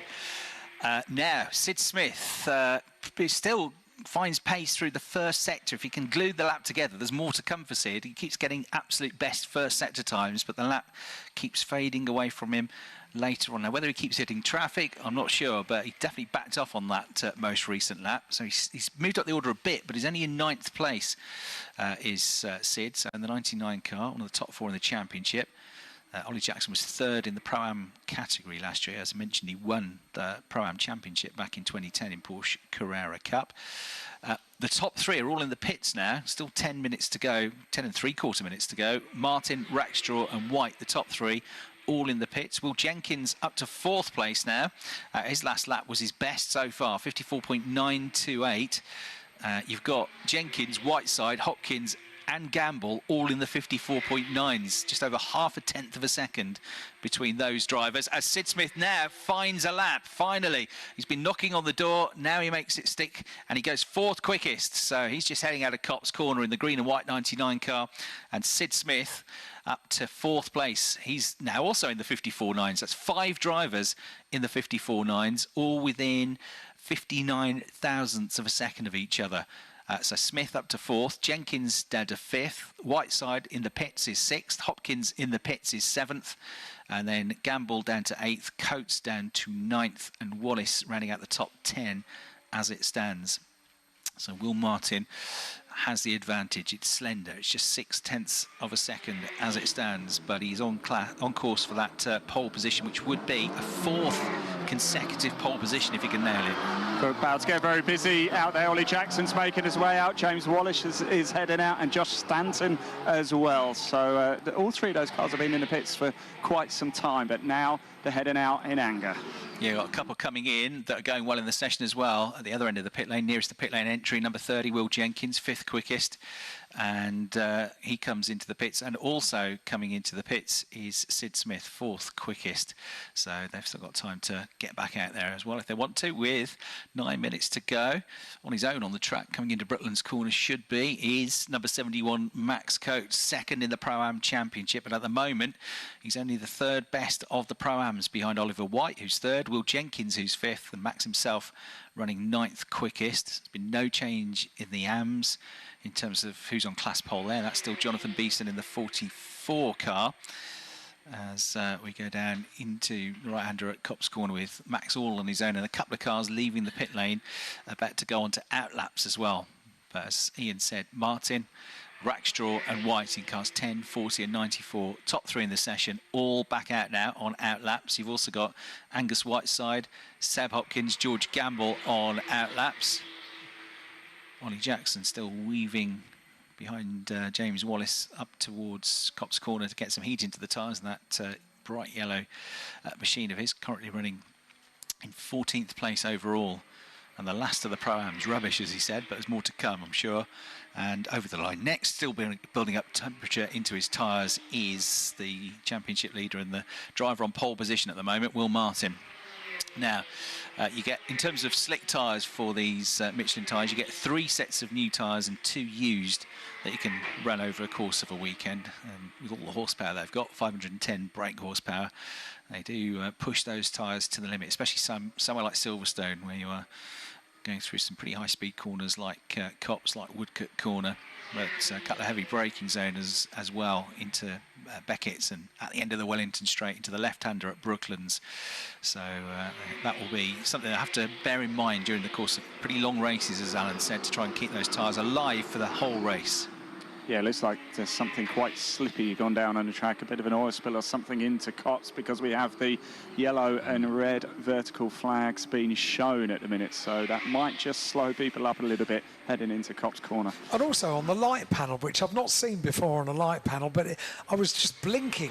Yeah. I was thinking, is that a yellow or a red? A red, both, it's yes. a bit of both. Yeah, it's quite hard to make out from here, isn't it? But it is a bit. That's what it is, halfway, or 2/3 of the way up the straight. So is that water, is it oil? What's gone down? Track limits, time disallowed for Max Coates that time around. Didn't improve him up the order anyway. So this, I think, may be the quiet before the storm. 6 minutes to go. We see this quite often in Porsches. They come into the pits, there's a bit of a lull, and then it all kicks off in the last 3 or 4 minutes of the session. Will Martin looking for a 4th consecutive pole position. It'll be a 5th of the year. He's averaged 2nd on the grid this year, Will Martin. His worst grid of the year was at Brands Hatch, and that was still not bad. 4th place on the grid. Yeah, Chris, we were just talking about what might be down on a track. It's not oil, it's not water. There's actually one of the Porsche splitters almost just to the right of the racing line, a braking zone. Well, if there is such a braking zone here, into turn 1. But yeah, there is a splitter in the middle of the circuit. Yes, just see that now. Our CCTV camera operator's kind of zoomed in. So yeah, it's on the left side of the entrance to Copse Corner. It's about maybe a car's width in, or just over a car's width in from the curbs there. So that's not ideal. It's pretty much on the racing line, that. And the slippery surface flags usually held aloft to say, well, watch out for fluid on the track, oil or water, but that's the closest signal they've got, really, the marshals, to say, watch out, there's something on the track. One time around, all the drivers will realise what it is. You've just about can get a car between that splitter or whatever it is, that bodywork, and the curb. So maybe still an opportunity to improve. And Will Martin is improving. Personal best sector 1, absolute best sector 2. And Will Martin pushing on that lap. Doesn't quite match his best, but it does a good lap, 54.735, which in itself would have been good enough for pole position. So he's done 2 really good laps now. That was a good effort, not quite there though. Also improving through the second sector on that lap and only 0.05 of a second away from his best lap time was Oliver White. So you got Martin, number 10, White, number 94, who were first and third, both on class pole positions, and both within a few thousandths of a second of their own best lap time. So it is still possible to get really good lap time here. We've had James Wallace now with absolute best in sectors 1 and 2. He goes over the line and he does improve up to 8th place in the number 400 car, the bright pink machine that goes through Copse Corner now, run by JTR, Nick Tandy's team, the Le Mans winner, of course, for Porsche back in 2015 with some genius driving in super wet conditions overnight, which helped win the Le Mans race. And he is up to 8th place now, James Wallace, with that effort, a 54.954. We've got 1, 2, 3, 4, 5, 6 cars now that have done 54.9s and are within 59 thousandths of a second of each other. That's from Smith in 5th all the way down to Gamble in 10th place. So if you find 0.5 tenth of a second, you can shoot up the order. That's exactly what George Gamble did as he crossed the line and went through briefly into 5th place. That, though, becomes 6th straight away, because right behind him on the track is Angus Whiteside, who improved even more to go 4th quickest. So Whiteside, number 52, with the absolute best middle sector, up to 4th place. Next one to watch is going to be Oliver White. He's done an absolute best first sector in the 94 car. Does an 18.0 through the second sector, which is within 1/10 of a second of the absolute best middle sector time. So if he can have a good run coming out through the final right-handers at Luffield and now Woodcote Corner, he might get onto the front row of the grid. White goes through. Does he improve enough? Does he improve? No, 54.987. Lost out just in that last sector. So that's where he needs to find the ground, through Luffield, through Woodcote Corner. He remains in 3rd place. There are lots more green sector times coming up, though. And George Gamble, 5th place, was one of the more recent improvers. And Whiteside goes through and goes up to 2nd place and just off pole position by 55 thousandths of a second. So it's Rackstraw hanging on to pole, 54.598. Whiteside, number 52, with a 54.653, just over 0.5 tenth of a second behind him. Will Martin, the championship leader, down to 3rd. With a 54.684 and a 54.695 for Oliver White, who's down to 4th place, and there's 97 thousandths of a second between all 4 of them. Bodes well for a good race tomorrow, doesn't it? James Wallace up to 5th, keeps on improving as well. Good effort from James, so he's 5th now. George Gamble, number 1 in 6 now, 7th, because Max Coates crosses the line and he finds some time. He's up to 2nd in class now, Max Coates, behind, guess who? His championship rival, Oliver White. They're 4th and 6th quickest. They're top 2 in Pro-Ams. And Carl Cavers has just set his best lap of the session, enough to get him a pole position currently in the AM class, number 22. So he's done a 55.329. He was 70 thousandths of a second behind. He's now 36 thousandths of a second ahead of his class rival, Jonathan Beeson. And Carl looking for his first pole position. Jonathan has had AM class pole positions in every single session so far this year, which is 6 out of 6 for him. So Carl pushing well. Looks good here at Silverstone.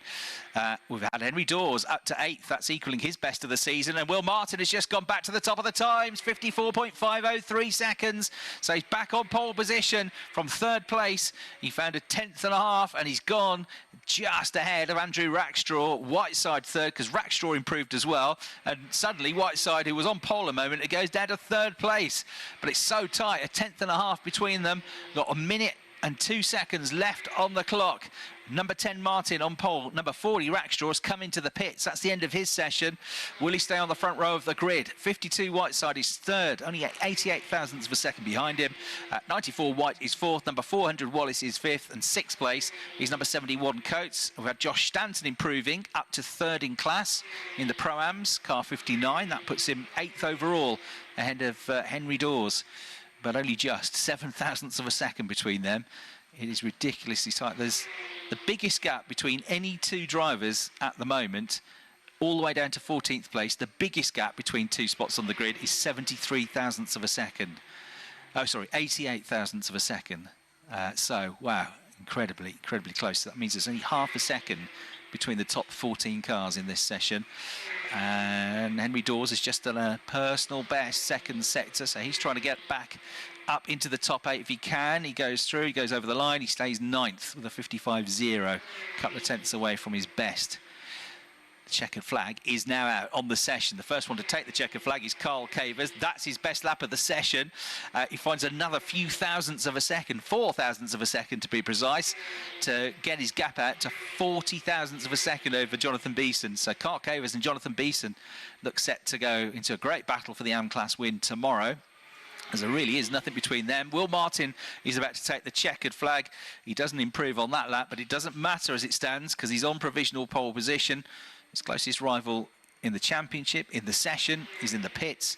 And that just leaves Angus Whiteside, who was slow through the first sector, so he's not going to improve. Slow through the second sector, probably headed back for the pits.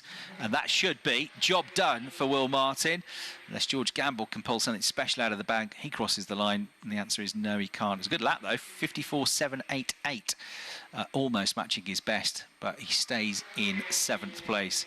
So that is pole position for the 4th meeting on a trot for Will Martin. It's 2 very valuable championship points coming his way in the pro category, given how close it is in the standings this year. So that will move Will Martin, number 10, onto 100 points now, and a 10-point lead in the championship over Andrew Rackstraw, who starts second on the grid for tomorrow morning's race. Number 10, Martin on pole. Number 40, Rackstraw second.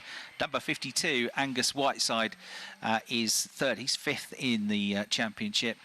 So 3rd place for Angus. That is, I reckon, one of his best qualifying performances of the season so far. It is. He's had a couple of 4ths of late, and that's 3rd. So he's really getting up the order now. 4th place, number 94, Oliver White. 5th place, number 400, James Wallace. 6th place, number 71, Max Coates. 7th, number 1, George Gamble. 8th, number 59, Josh Stanton. 9th, number 58, Henry Dawes. 10th, number 30, Will Jenkins. 11th, number 99, Sid Smith. 12th, number 18, Seb Hopkins. 13th, number 12, Stephen Jelly. 14th, number 48, Ollie Jackson. 2 touring car drivers together tomorrow on row 7, or former touring car drivers. 15th, number 22, Carl Cavers. And 16th, number 44, Jonathan Beeson. So the 2 championship points for class poles go to Will Martin, who's on overall pole position in the pro category. And then for the Pro-Ams, Oliver White, who's also leading his championship. He gets the 2 championship points there as well to add to his tally. So he's going to extend his lead over Max Coates now to from 5 points to 7 points. And then the AM class pole position for the first time in his first season goes to Carl Cavers, number 22, the 55.325. 2 very good laps, just squeeze ahead of the points leader, Jonathan Beeson. Top 3 on the grid were all pros. The top 3 Pro-Ams were White in 4th, Coates in 6th, and Stanton in 8th. And just the 2 AM drivers who were 15th and 16th, Cavers and Beeson, after a very entertaining session from the Porsche Carrera Cup GB. The race is coming up tomorrow, 2 of them happily, and they will kick things off bright and early tomorrow morning at 9:15 with their first race of the day. Right, I'm down in Parc Fermé. A familiar face is here. Stephen Jelly, how was that? Oh, it was a bit tough, to be honest. It's, yeah, the conditions seem to have changed. We've done a fair bit of testing, and the conditions have changed session to session. And because it's such a tight lap, I think I'm only 3/10 off and not where I want to be positions-wise. But, you know, jumping into the Carrera Cup from a completely different championship, I shouldn't be too disheartened, but you always are. You always want to be right at the sharp end. So, yeah, a bit annoyed, really. I was going to say, a little bit different to a touring car, isn't it? Yeah, they're good cars, you know, and I've got a bit of experience in them, so it's not you know, completely alien. But I always want to be at the front, and I'm beating myself up. So, you know, all the cars are the same, so it's just a bit of setup and a bit of driver, so it's frustrating. I can see the disappointment in your face, but don't be disappointed, Stephen. He's been very hard on himself down here. I've got Sid Smith over here as well. Sid doesn't. You don't look very happy, Sid. What's up? No, just a bit unfortunate. There was just some splitters dotted around the track, which. Move down here. But yeah, it's one of those where I just couldn't quite put a lap together, unfortunately. It's very tough to have a quality like this after such, well, I think we've been top 3 most qualities this year. So really, really unfortunate. I'm absolutely gutted, but yeah, it's just one of those, I guess, where couldn't quite do it, and as close as it is around here, it matters a lot. Well, but you never know. That could also create opportunities. You've been on every step at a podium so far this season. Can we see you back on the top step this weekend? Well, I don't see why not, but I've definitely made it hard for myself, haven't I? Yes, you have. Right, I can't go too far up, guys, because as we know, we keep losing the signal down here. But we've got Carl Cavers, so let's go jump in and have a quick chat with him down here. Right, how was that? Tough, to be quite honest. Getting into turn one and not doing track limits is quite a challenge. I think there'd been a lot during that session. But the car felt great. You know, conditions are good. At least the rain held off. Although I think me and JB were hoping for a bit of rain to take advantage of the ABS. But no, it was good. Good session. Very close again. Maybe I could do a rain dance for tomorrow for you. Yeah, that might work. Although it looks like it's going to be sunny now, doesn't it? Does it? Yeah. Let's see your rain dance, Ian. You want to see it? Yeah. There we go. Look, there you go. Everybody wants to see me dance this weekend. I'm sure you don't really want to see it. Right. So there's two of us that don't actually. We're quite. I can't happily.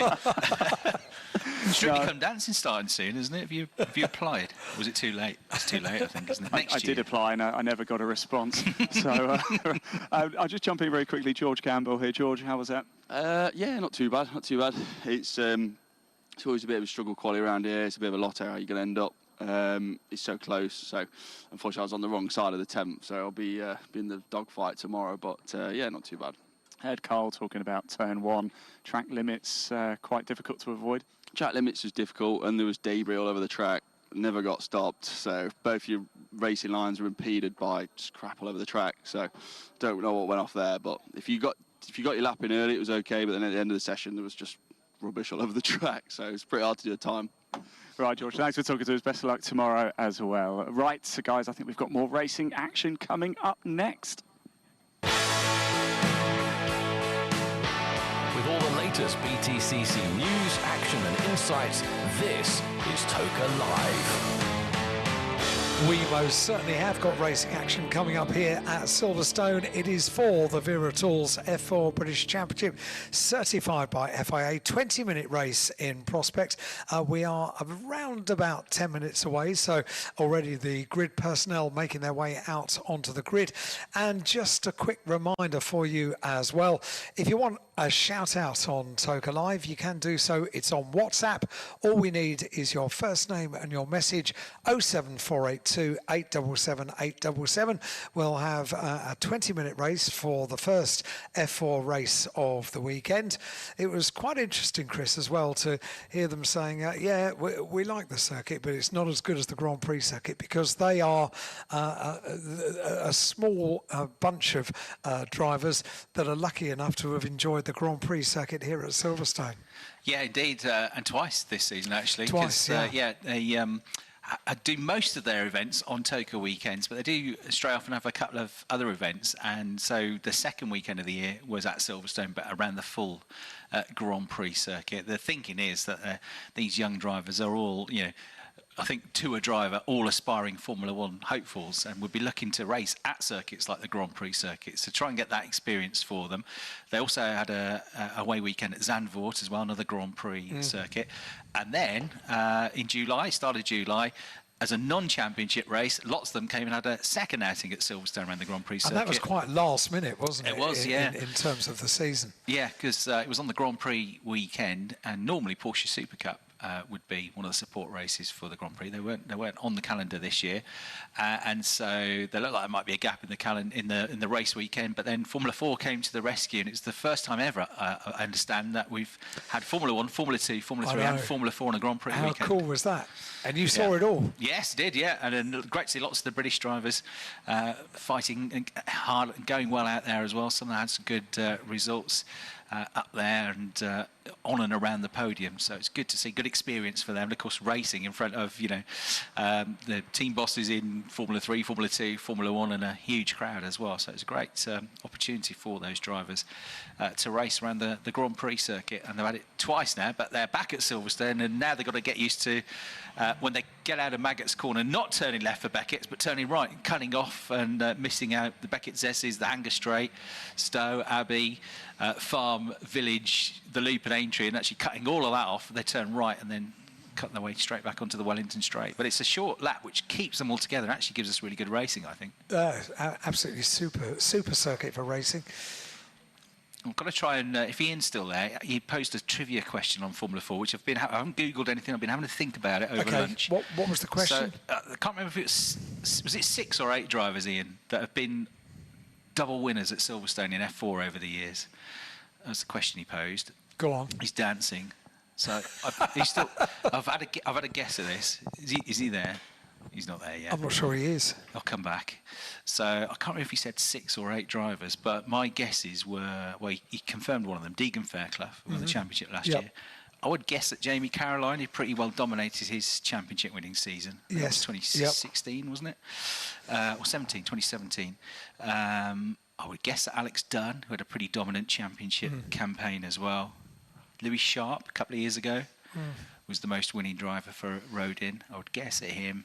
And then I thought, probably Zane Maloney also had a really strong championship winning season. True. So there's a good chance he had 2 wins here.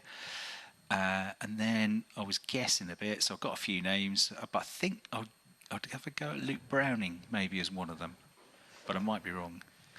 We'll wait and see what he Could I just say, if you're looking from the back of the grid towards the front and you are affected by flashing lights, don't look. Yeah, disco time on the grid. It's a bit. All the rain lights going on and off on most of the cars. Great sight though, really big grid. They're in sync, aren't they? They look like they're in sync. I wonder how they do that. That's me. It looks very impressive though. Not all on, most of them have got them on, but not all of them. This is great though because Formula 4 has really grown in the UK over the last few years. A few years ago, Motorsport UK took over the running and promotion of the championship. Proper international championship. Yeah, isn't it? worked really hard to work with the drivers. Also, there's lots of connections with Formula 1 teams. There's various prizes for the champion to have opportunities to be in and around and get training with and get sim time with Formula 1 teams. And it's really grown. You see Formula 4 in, say, for the ADAC Formula 4 Championship in Germany, that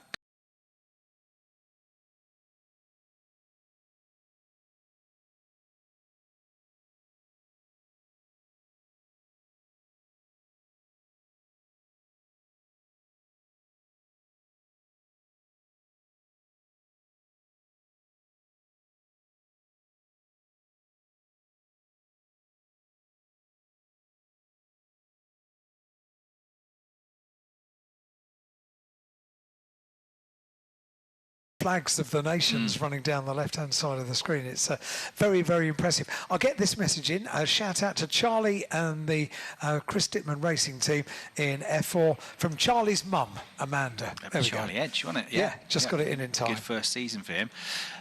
One car popped into the pits there, and as the green light goes, the cars head off onto the formation lap. So there'll be one missing from the grid. Didn't quite catch who it was. It came past the commentary box or underneath the commentary box. But the grid should shape up like this. Entry list on page 53. This based on second best lap times from qualifying. So number 21, Tommy Harfield on pole position. He scored Chris Dittman Racing's first ever championship win at Donington last time out. Got his first win as well. So Tommy on pole position for this one, with Ari Bansal, who's in a very strong position to get the Challenger Cup Championship title this year. He's second in the points, but unlike all the drivers around him, he's got two race weekends to go in the championship. You can have 7 maximums for those drivers that can't do a full season of racing. He's only done 5. Lots of the others around him have done 6, so he's in a very strong position, Ari Bansal. He's second on the grid as well, the Indian driver, number 46 for Fortec. Then it's the overall championship leader and the driver that was crowned rookie champion at Donington Park last time out, number 5, Finn McLaughlin, Red Bull Junior driver with the Red Bull livery on the car. Then another talented driver backed by Formula 1 outfit, the McLaren Junior driver Dries van Langendonk, who got pole position on his debut on his 15th birthday at Donington Park a few weeks ago, and then went and won the next day from pole position on Sunday. So number 15 starting 4th place, and then on row 3, number 25, Ethan Jeff Hall, Ginetta Junior champion of last year, and Jimmy Pazik, 3rd in the championship, his 2nd season of the championship. He raced to 5th place in the standings 2 years ago. He was the Australian Formula 4 champion last year. Number 93 starts 6th. On row number 4, we've got 7th, number 42, Rowan Campbell-Pilling. Podium here at the Grand Prix weekend. And 24, Martin Molnar, who's 2nd in the championship. And to complete complete the top 10. Number 12, Adam Al-Azhari, and number 26, Henry Jocelyn. That's the top 10 on the grid. Points-wise, Finn McLaughlin picked up 274.5 points so far this season. Martin Molnar got the overall fastest time in qualifying earlier on, which means he's on pole position for the race tomorrow, which means he got 2 points and has got the gap down to 32.5 points now. So Finn McLaughlin, Martin Molnar the top two, Jimmy Pezik third in the championship, 45.5 points behind for this race. And for race 3, 25 points available for the race win. 18 points for second, 15 points for third, down to a point for 10th. There's also a bonus point for the fastest lap in each race as well. Tomorrow's reverse grid race, slightly different point scoring system. So we've got that one car starting at the end of the pit lane. Everybody else ready to go as the lights are about to go out with Tommy Harfield on pole position. The revs are rising. The red lights are on. They go out. They drop the clutches. Thunder up through the gears, head towards the first corner at Copse Corner with Harfield and Bansal going side by side. Let's see if we can see on the monitors who gets there first. I think Harfield, has he held on to it or not? Bansal looks like he's wide and struggling to stay in second position at the moment. It's pretty hard to make out on the monitors, but I reckon the Fortec car has dropped down behind Finn McLaughlin, and the number 5 car, therefore, will be up to second place. But we've also got some contact I can see on the CCTV pictures down at Beckett. 2 cars have gone way off the road after contact. One of them is even behind the tyre barriers trying to get going again. One of them has got going again, but they're going to be a mile down the road, and when they come to the end of the Wellington Straight, it looks like the championship leader has become the race leader. The Red Bull livery car is in first place, so he's gone from third to first through that opening sequence of corners. I think he got straight up to second, and then he must have got the lead away on the Wellington Straight from Tommy Harfield. The pole sitter Bansal is down to third and struggling over the line to keep third place because Jimmy Pezik was all over him as they went into the right-hander. There's yellow flags on the way into Copse Corner, so no overtaking there. And the 43 car of Sadiq is the one, I think, that started from the pit lane. That's only just come past. Yeah, that's right, Chris. He came through. Hani Sadiq, the number 43 in a rookie, also in the Challenge Cup, started from the pit lane. Thanks for confirming that, Ian. And the 2 that we lost at Beckett's were Jocelyn and Behrman, numbers 26 and 7. Thomas Behrman, who made his F4 racing, indeed his car racing debut here at Silverstone, a very wet weekend 12 months ago, but they haven't come through, and they, I reckon, were the 2 cars that came together on the other side of the circuit in this 20-minute race, which has just got 18 minutes left to go at the end of the second lap. And Finn McLaughlin comes through. Tommy Harfield there, kind of hanging on to him, and Harry Bansal, first, second and third. Jimmy Pezik has dropped away from them somewhat in fourth place. He's got the blue and white machine of Ethan Jeff Hall for company. Harry Bansal is the leading Challenge Cup driver there in third place. His nearest rival is Ella Lloyd, who's been a race winner, a multiple podium finisher in the FIA Academy this year. Ella in her second season of F4, but she's back in 10th place. And then you've got the number 2 car of Joseph Smith, third best of the Challenge Cup entries for those who are not doing a full season in the championship. Be that because in the case of Ella Lloyd, they're racing elsewhere, FIA Academy, or in the case of Harry Bansal, for example, he couldn't race at the start of the season because you have to be 15, and he wasn't 15 until the early part of the summer. So that's a new innovation for this year. We've also got the Rookie Cup, which is already wrapped up in favour of Finn McLaughlin, your race leader, who was 0.6 of a second clear. Not sure he is anymore, though, because that looked like a good lap from Harfield. The last lap was the fastest lap of the race for McLaughlin. This time it's Harfield who gets the fastest lap of the race, and he gets the gap down a bit to 0.48 seconds. They go through Copse Corner, head down towards Beckett's, and finally making his way into the pits. Oh, no, this is Avramidis into the pits. I was going to say it was Behrman, but it's Avramidis, and that's front wing damage in the number 4 car. So he comes into the pits. You know, Jocelyn and Behrman still never made it back after their coming together at Beckett's, which is where the race leaders have just gone through. They're onto the Wellington Straight, and the gap, has it come down any more? Through the first sector, yes. Through the second sector, yes. Harfield is just a couple of hundreds quicker for the first 2 portions of this lap. And the Chris Dittman racing car is almost now with that number 5 machine, the High-Tech car. Home circuit this for the Silverstone-based team, High-Tech. Driver leading in the Red Bull liveried car. It looks like he had a pretty good run out of Luffield, though, and through Woodcote Corner.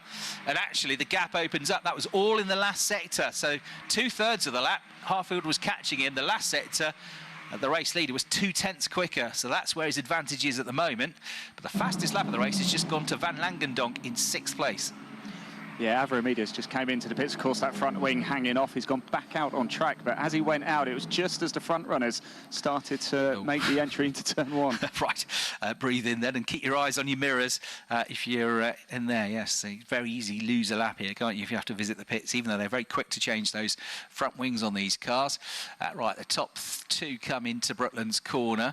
Harry Bansal is kind of hanging on to Tommy Harfield, and then 4th, 5th, 6th and 7th side by side. Jimmy Pezik though going wide through Luffield. Now whether that was on his own, whether there was a bit of contact, but he's gone wide. He's going to lose a couple of places at least. Oh no, it wasn't, sorry, Pezik goes through. It was the other similar livery car that looked like it was going to drop down the order, didn't in fact, but definitely had a slow run through Luffield. Pezik did hang on to 4th place, just kept it around the outside line. And Al-Azhari was going a bit wide as well. Neither of them lost a place. I'm sure that Jeff Hall was going to get past Pezik, maybe Van Langendonk as well, but he just kept his foot in and held on to 4th. He is, though, a bit further back now on Bansal than he would have liked, as the new fastest lap goes to McLaughlin, the race leader, 54.992 seconds. We're already absolutely flying here. The lap record in Formula 4 held by Ugo Chukwu, whose lap record of an average of 108 miles an hour around here. That's incredible, isn't it? Was set back in 2022 at 54.5 seconds. So not quite there yet, but still a very hot pace as the leaders go through. Number 5, McLaughlin into Copse corner from 21 Harfield, from 46 Bansal, 93 Pezik, 25 Jeff Hall in 5th, 15 Van Langendonk in 6th, 7th number 12 Al-Azhari, 8th number 42 Campbell Pilling, and then 9th number 24 Molnar, struggling a bit in this race, but maybe he saved his better tyres for tomorrow, because you get 2 sets of new tyres that you've got to make last for 3 races and a qualifying session. And then Ella Lloyd is in the last of the point scoring positions in 10th place at the moment, running in car number 20, and 3 second place finishes last year.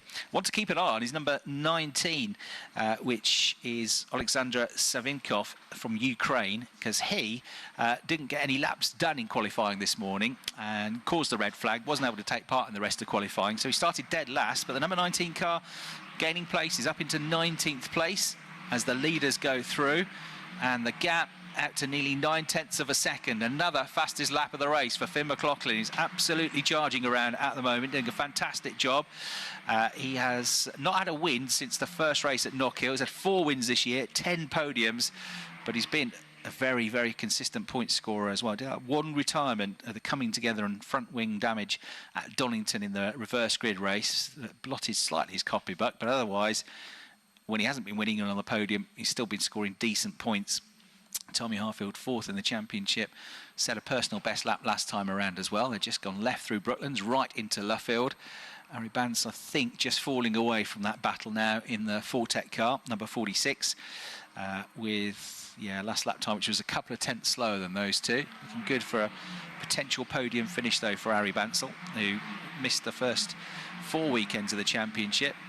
Came in at Alton Park and immediately impressed, and Harry 12th in the championship overall. It's been a race winner at Zandvoort as well in the reverse grid race there. Now Tommy Harfield has a go at the fastest lap of the race and the bonus championship point that comes with it, 54.666 for him. As I talked about in qualifying this morning, Tommy was leading the Challenge Cup for drivers that can only enter a maximum of 7 races. And until a few days before Donington Park, he thought that was it. He wasn't going to do any racing at Donington. His season was done, but he did get the chance. He had to forfeit the chance to win the Challenge Cup. All his points taken out of that because he's done 8 weekends now. This is his 9th, but he got that race win, his first win in the championship, his first win in cars, and the first ever win for Chris Dittman racing at Donington. And he's pushing on now. It looks very good, Tommy Harfield, as he goes through. Second season of the championship. Gap down to 7/10 of a second between the top 2. Bansal to Pezik, 3rd to 4th, is over a second, but Pezik is only just about 3/10 of a second clear of Ethan Jeff Hall as they go through. Tommy Harfield with a win at 2 seconds and 2/3 so far this season, on his way to 4th place in the championship standings. Savinkov has gained another place. He's got ahead of Charlie Edge now to 18th place from the back of the grid. Got a warning flag going out for number 12, which is Adam Al-Azhari for track limits. Did some Spanish F4 racing last year, and also took part in the UAE Formula 4 Championship over the winter. He comes from the UAE. He's running in 7th place currently, but has had a warning for track limits. 2 warnings you can get away with. The third time, you then get 5 seconds added onto your time. So you've got to be careful and understand where you're exceeding the track limits and avoid doing it too often. We've got still more than half the race to go. 10 minutes 38 seconds left on the clock. And that time around, very slightly quicker than the race leader was Tommy Harfield with a 54.697. So the gap's hovering at just about 0.6 of a second at the moment. We've got August Reiber, who's had a quiet start to the race. He is 5th in the championship, the Swedish driver, but he's not in the points at the moment. He's currently 11th, just outside the points. Fending him off is Ella Lloyd. She is in the number 20 car, hanging on to the last point-scoring position of 10th place. That's quite a tight battle that's going on. Personal best through the first sector for both McLaughlin and Harfield, so their tyres are still good. Absolute best for McLaughlin through the second sector. And through they come. The gap to the eye looks similar. Is it? Yeah, still 0.6 of a second. They're both at personal best laps, but it's an absolute best. New fastest lap of the race for Finn McLaughlin.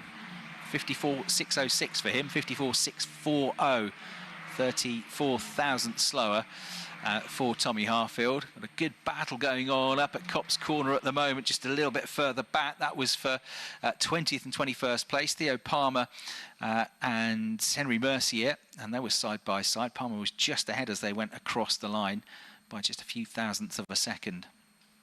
So black and white now goes for track limits to Ella Lloyd in 10th place, just 0.3 of a second up on August Reiber. That battle coming into the left-hander at Brooklands now. As the race leaders come out of Woodcote Corner. Not quite as small, that gap. I reckon it's extended a bit. Let's have a look. 54.6s for both of them again. I was wrong. Harfield was quicker, but it was only by 7 thousandths of a second. So very evenly matched, those two drivers once again. There's not much between anybody. I mean, there's only 9 seconds covering the top 12 in this race after, what, 12 minutes of racing, 11.5 minutes of racing. So good stuff out there. We've got Chase Fernandez set the absolute best first sector last time around, and he's back in 12th place. So it's just about how you qualify, because there's actually not much between them in terms of any of their race paces, especially from sort of third downwards. McLaughlin and Harfield have a slight advantage, but most of them are in the high 54s, low 55s. Leaders back out through Luffield into Woodcote Corner. Harfield, he's doing all he can here, just keeping the pressure up on Finn McLaughlin. Harry Bansell in 3rd, but this is very good in terms of points for Finn McLaughlin, because Martin Milner is 9th. He's only going to score 2 points as it stands in this race. Got 2 points in qualifying, but Finn McLaughlin's on course for 25 points. So at the end of the day, 55.5 points clear in the championship. And there's still 132 points up for grabs, but it's starting to feel a bit more comfortable now for him. A really good start to the race, didn't he? Straight to second, up to first by the end of the opening lap, from 3rd on the grid. But he's still got to work hard, because Tommy Harfield is the one driver keeping him under pressure here in that number 21 car. They make their way out through Luffield, through Woodcote Corner. And this is where, at the start of the race leader was a bit stronger, I would say, through that 3rd sector. But Harfield is absolutely hanging on to him now every time they come through that sequence, through the double right into Copse Corner. And again, the gap comes down slightly, just over half a second now between them as they go through. Harfield, 16 years of age, from Worcestershire, part of the Chris Dittman Racing Development Programme. Another young Chris Dittman protege comes through. Charlie Edge, 19th place for him, behind Tom Ingram Hill, having a good battle, 0.3 of a second between those two. Part season last year in Fiesta Juniors, Tommy Harfield, very different race cars, got a couple of wins at Croft, injured his hand and missed the end of the 2024 season. This is his first season in single-seaters at F4, and he has been a bit of a revelation, has to be said, particularly the second half of the season, getting better and better, stronger and stronger. And he's now fighting hard with, admittedly, another rookie, but hanging on to somebody who's backed by Red Bull here. Finn McLaughlin, the Irish driver, who was happy enough to have won the Rookie Championship and got that wrapped up at Donington Park, but that's not what he's here for. He's here to win the overall championship, and he said as much. Ella Lloyd, meanwhile, another McLaren back driver like Van Langendonk, still hanging on to that 10th place. August Raber in the blue number 47 car pushing on, so she's in the orange and black McLaren liveried number 10 car, Ella Lloyd, and then breathing down, number 20 car, and then breathing down her neck is that blue car of the Swedish driver, August Raber, number 47, one of the JBMotorsports cars. So they're down at Beckett's at the moment. The leaders are into the left-hander at Brooklands, and the gap looks like it's come down even more on this lap. They are virtually nose to tail as they go through the right-hander at Luffield, getting into the final quarter of the race now, just under 5.5 minutes to go. And the next two over the line are your top two, McLaughlin and Harfield. There's exactly half a second between them as they crossed the line last time around. It's now less than 0.4 of a second, 0.37 seconds between them as they come through. Ella Lloyd has picked up a time penalty for track limits. We saw that she had warnings earlier on. Side by side over the line go Fernandez and Raber, and that is for 11th place, and Fernandez had his nose in front but was on the outside line as they went through Copse Corner. So Chase Fernandez trying a brave move there around the outside, which I think he might have pulled off. Looking at the track map, looking at the CCTV pictures, I reckon he did it. So if so, that was a fantastic move from Chase Fernandez to get himself ahead of Raber. And that's for 11th place, but it's a pretty crucial move because with the one driver directly ahead of him on a 5-second penalty, Ella Lloyd, that's going to move him into the points, into the last point-scoring position. So basically gained 2 places on that lap, got into the top 10, did Chase Fernandez. A really good move that as the leaders go through. Still 0.4 of a second between them at Copse Corner. Number 5, McLaughlin. Number 21, Harfield. 46, Bansal in 3rd place. August Raber is trying to come back at Chase Fernandez. Gets a better run on him as they go over the start-finish line. He's now going to try the outside line at Copse Corner, but he's not quite close enough. His front wheels level with the rear wheels of Fernandez, but that's not going to stick. So he'll have to tuck back in behind him. As Savinkov pulls off another place, the Ukrainian, up to 16th now. It's out of the points, but it's not a bad effort, this. For him from the back of the field. So gained 10 positions in this race. As again, nose to tail into Brooklands come the top two. Tommy Harfield really wants this race win. Finn McLaughlin absolutely wants the race win, but should also be mindful of the fact that even if it's 2nd place, he's massively outscoring his nearest rival in the championship. Because Martin Molnar in the 24 car, the blue car, run by Virtuosi, he's only just in the points at the moment, back in 9th place. So nothing doing there. Into Copse Corner, too hard to overtake there, so Harfield sits tight. Is he going to try something in the last couple of laps of the race? He's got 3 minutes and 14 seconds left on the clock. Under braking into the right-hander they go at Beckett's Corner, turning off the Grand Prix circuit. Harry Bansal kind of on his own in 3rd place now. Jimmy Bezique has got rid of that battle behind now, so he's on his own in 4th place with Ethan Jeffhall and Dries van Langendonk having a pretty tight battle for 5th. Ella Lloyd is 10th on the track, but he had 5 seconds to a time, and that at the moment is going to put her down to 17th place, I'm afraid. And will promote into that final point-scoring position. 10th place, Chase Fernandez, the British driver, as, here we go, out of Woodcote Corner, Finn McLaughlin still pushing on. Harfield still hanging on to him, but not close enough to attack. A black and white flag for the race leader for track limits. That's a warning, and time running out in the race, but he's got to be a little bit careful here. Don't think he's had any other warnings, not that I've seen on the screen, but you still want to be careful. And keeping an eye on Savinkov, the blue number 19 car, was onto the case of number 33 Hewitson as they went into Copse Corner, trying to gain another place or two before the end of the race. Pulled off some good overtakes at Donington as well, if I remember rightly. Now, a time penalty going the way of Joseph Smith, number 2, who's currently 4th in the rookies in this race. 5-second penalty, track limits as the leaders. And again, into Brooklands, Tommy Harfield closes right up every time to the race leader there, under braking. Hanging on to him now through Luffield, through Woodcote Corner. They let the cars drift to the left-hand side of the circuit as they go up the national pitch straight, ready to attack the line into Copse Corner. And that's the smallest gap that we've had in the race now between them, 0.289 seconds. So Finn McLaughlin having to dig really deep here to hang on to this. 1 minute and 25 seconds left on the clock. Now about to hit the brakes and go right into Beckett's. Harfield has a look at the inside, thought about it, because the door was left ajar, no doubt about it, but it's still for now McLaughlin that holds on to the lead of the race. They come onto the Wellington straight. This is where Harfield has been very strong. I think he's a bit further back this time, though. No doubt Tommy, though, will close the gap under braking into the left-hander. The driver from Worcestershire trying to get past the driver from Ireland. Those two battle away. They hold each other up. Harry Bansell might fancy his chances of catching them back up. But we've got 50 seconds left on the clock, so we're about to start the last lap of the race. The clock will run out on this lap. One more chance, 1.65 miles for Tommy Harfield to find a way through, and Finn McLaughlin is absolutely defending the inside line on the way to Copse Corner, driving in his mirrors there to try and keep the 21 machine behind him. They both go to the edge of the curb on the exit to Copse Corner and head down towards Maggots, with McLaughlin pulling maybe a 2-car length advantage.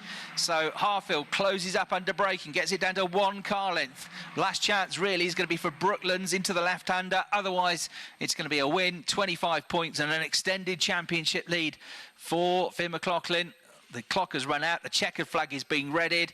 Who are we going to get first? Into the left-hander at Brooklands. It will be Finn McLaughlin. He is there, still a car length clear. Harfield in second has tried everything in this race, but he's not going to be able to win it. It's still a very good effort in second place, though, and another podium finish for him.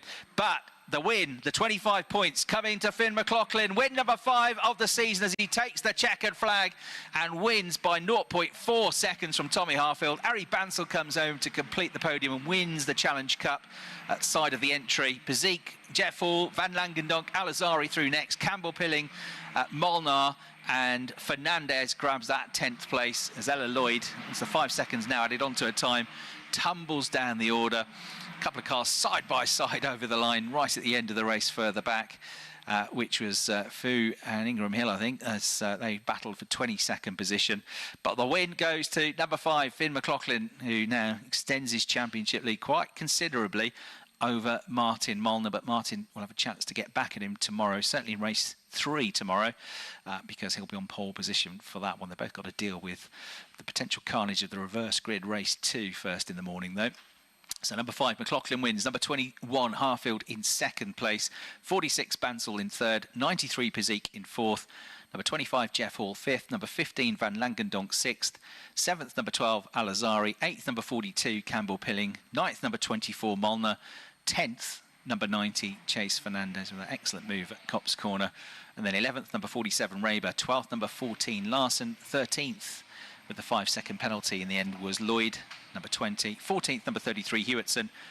Good effort to 15th from the back for number 19, Savinkov.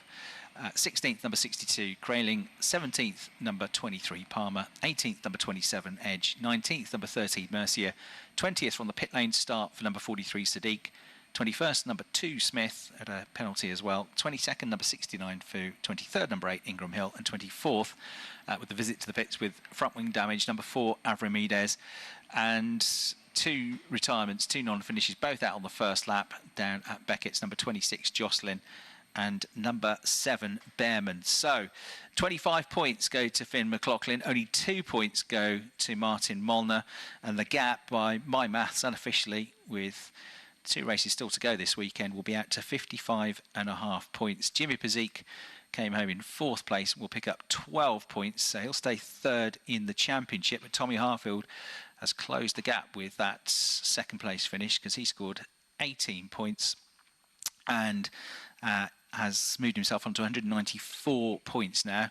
Jimmy Bezique on 241, so he's 47 points adrift of 3rd place. Also, fastest lap bonus point going the way of the race winner, Finn McLaughlin, so he'll actually have a 56.5 point lead going into tomorrow. An excellent race, that good battle between McLaughlin and the one driver that was really able to keep him honest all the way through that race, Tommy Harfield.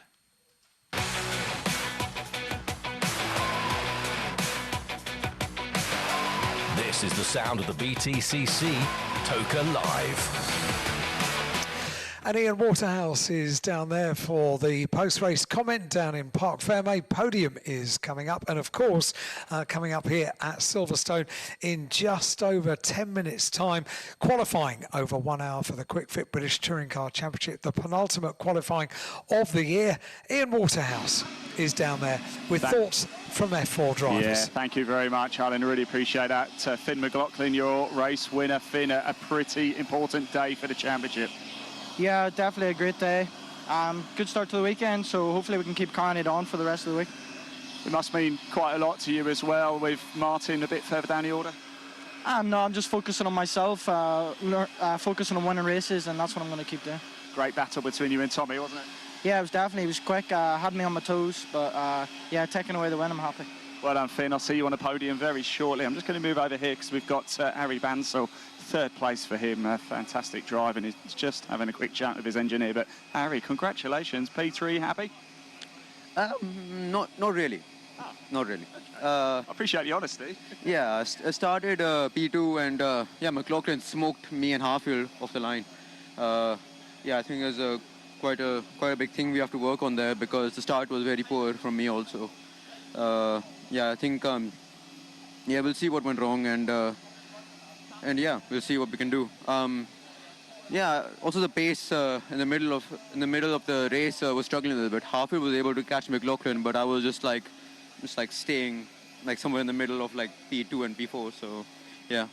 Anyway, thank you, Harry, for talking. We'll see you on the podium very shortly indeed. Let's just move over here because I do have Therese van Langdon-Donk, who's finished in second place in the Rookie Cup there. Of course, a winner last time out as well. You really get into grip with these cars, aren't you? Yeah, a bit of a difficult race. Just thought I had a decent start. Still got jumped by Jimmy, but decent start, and then just got caught in the dirt. Yeah, so Ethan got around the outside of me and then just, yeah, in the dirty air, so couldn't really do anything from there. So, yeah, but still decent result. More opportunities to come, Dries. Thanks for talking. I'll see you on the podium in a minute. Now, I'd want to talk over here. We spoke to Alba Larsen a little bit earlier. She wasn't overjoyed, but now you must be delighted. Yeah, I'm very glad about the result. I think I got a bit of a shit start, but I had good pace and I got a good overtake. So it was a fun race. First podium, I believe. Is that correct? Yes, first, yeah. Brilliant. Well, we better go over to the podium. We'll see you very shortly as well. That interview was lost in translation here. Yes. Apologies if you did hear any naughty language there. We're going to make our way over to the podium now. Thank you very much indeed. Ian Waterhouse making his way, corralling the youngsters over towards the podium, which is just a little way away. Ash and Ian sitting in Luffield having a beer. 7 BTCC weekends in this year. Looking forward to qualifying again. Good luck to Tingram. I'm sure there are plenty of Tingram fans, plenty of Ash fans here cheering their favourite drivers on. If you want to get your message and get your support heard on Toka Live, you can send us a WhatsApp message, your first name plus your message to 07482 877 877. Do you indeed? So Ian Waterhouse has just sent me a WhatsApp message saying I think I need new batteries for the radio mic. I was thinking about you, Alan, when you know. I shall bring new batteries with me. Thank you. Are you flashing yet?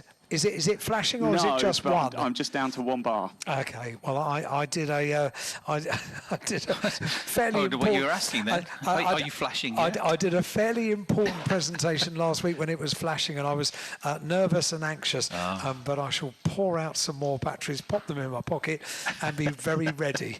I think we've got time to have your podium, Ian. If you corral them nice and quickly over towards the podium area, and we might get a few more messages that we can give a shout out on air on Toka Live on 87.7. A reminder as well that Silverstone 87.7 takes over at the end of track activity. Amelia will be down there in the studio taking your messages as we go into the early evening, and she'll be here bright and early in the morning as well on 87.7. I reckon Ian Waterhouse is ready. Look, there's his little head. Thanks, Alan. Yeah, I am. I'm giving you a wave. And don't forget my batteries, please, as well. Yes, welcome down, everybody. It is the podium for round 25 of the Veritools F4 British Championship, certified by the FIA. We've got some trophies to hand out, of course, but I can't possibly do it alone. So could you please put your hands together for Wayne Mathurin, the Sales and Workshop Manager at Neil Brown Engineering. Welcome, Wayne. It's great to have you. And I got your name right, didn't I? You did. Yeah, there we go. Good stuff indeed. We are going to start with the Rookie Cup.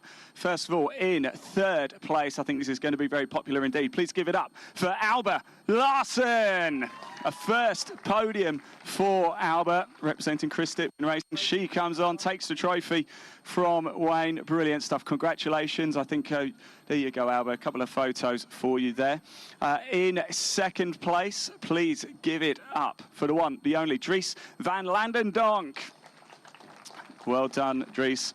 Of course, has already been on the podium last time out. In fact, this is becoming quite a familiar thing for Dries to do. He takes his trophy, hands it up there. Brilliant stuff. And your Rookie Cup winner for round 25. Please give it up for Finn McLaughlin. Quite remarkably, a 14th rookie win of this season. Well done, Finn.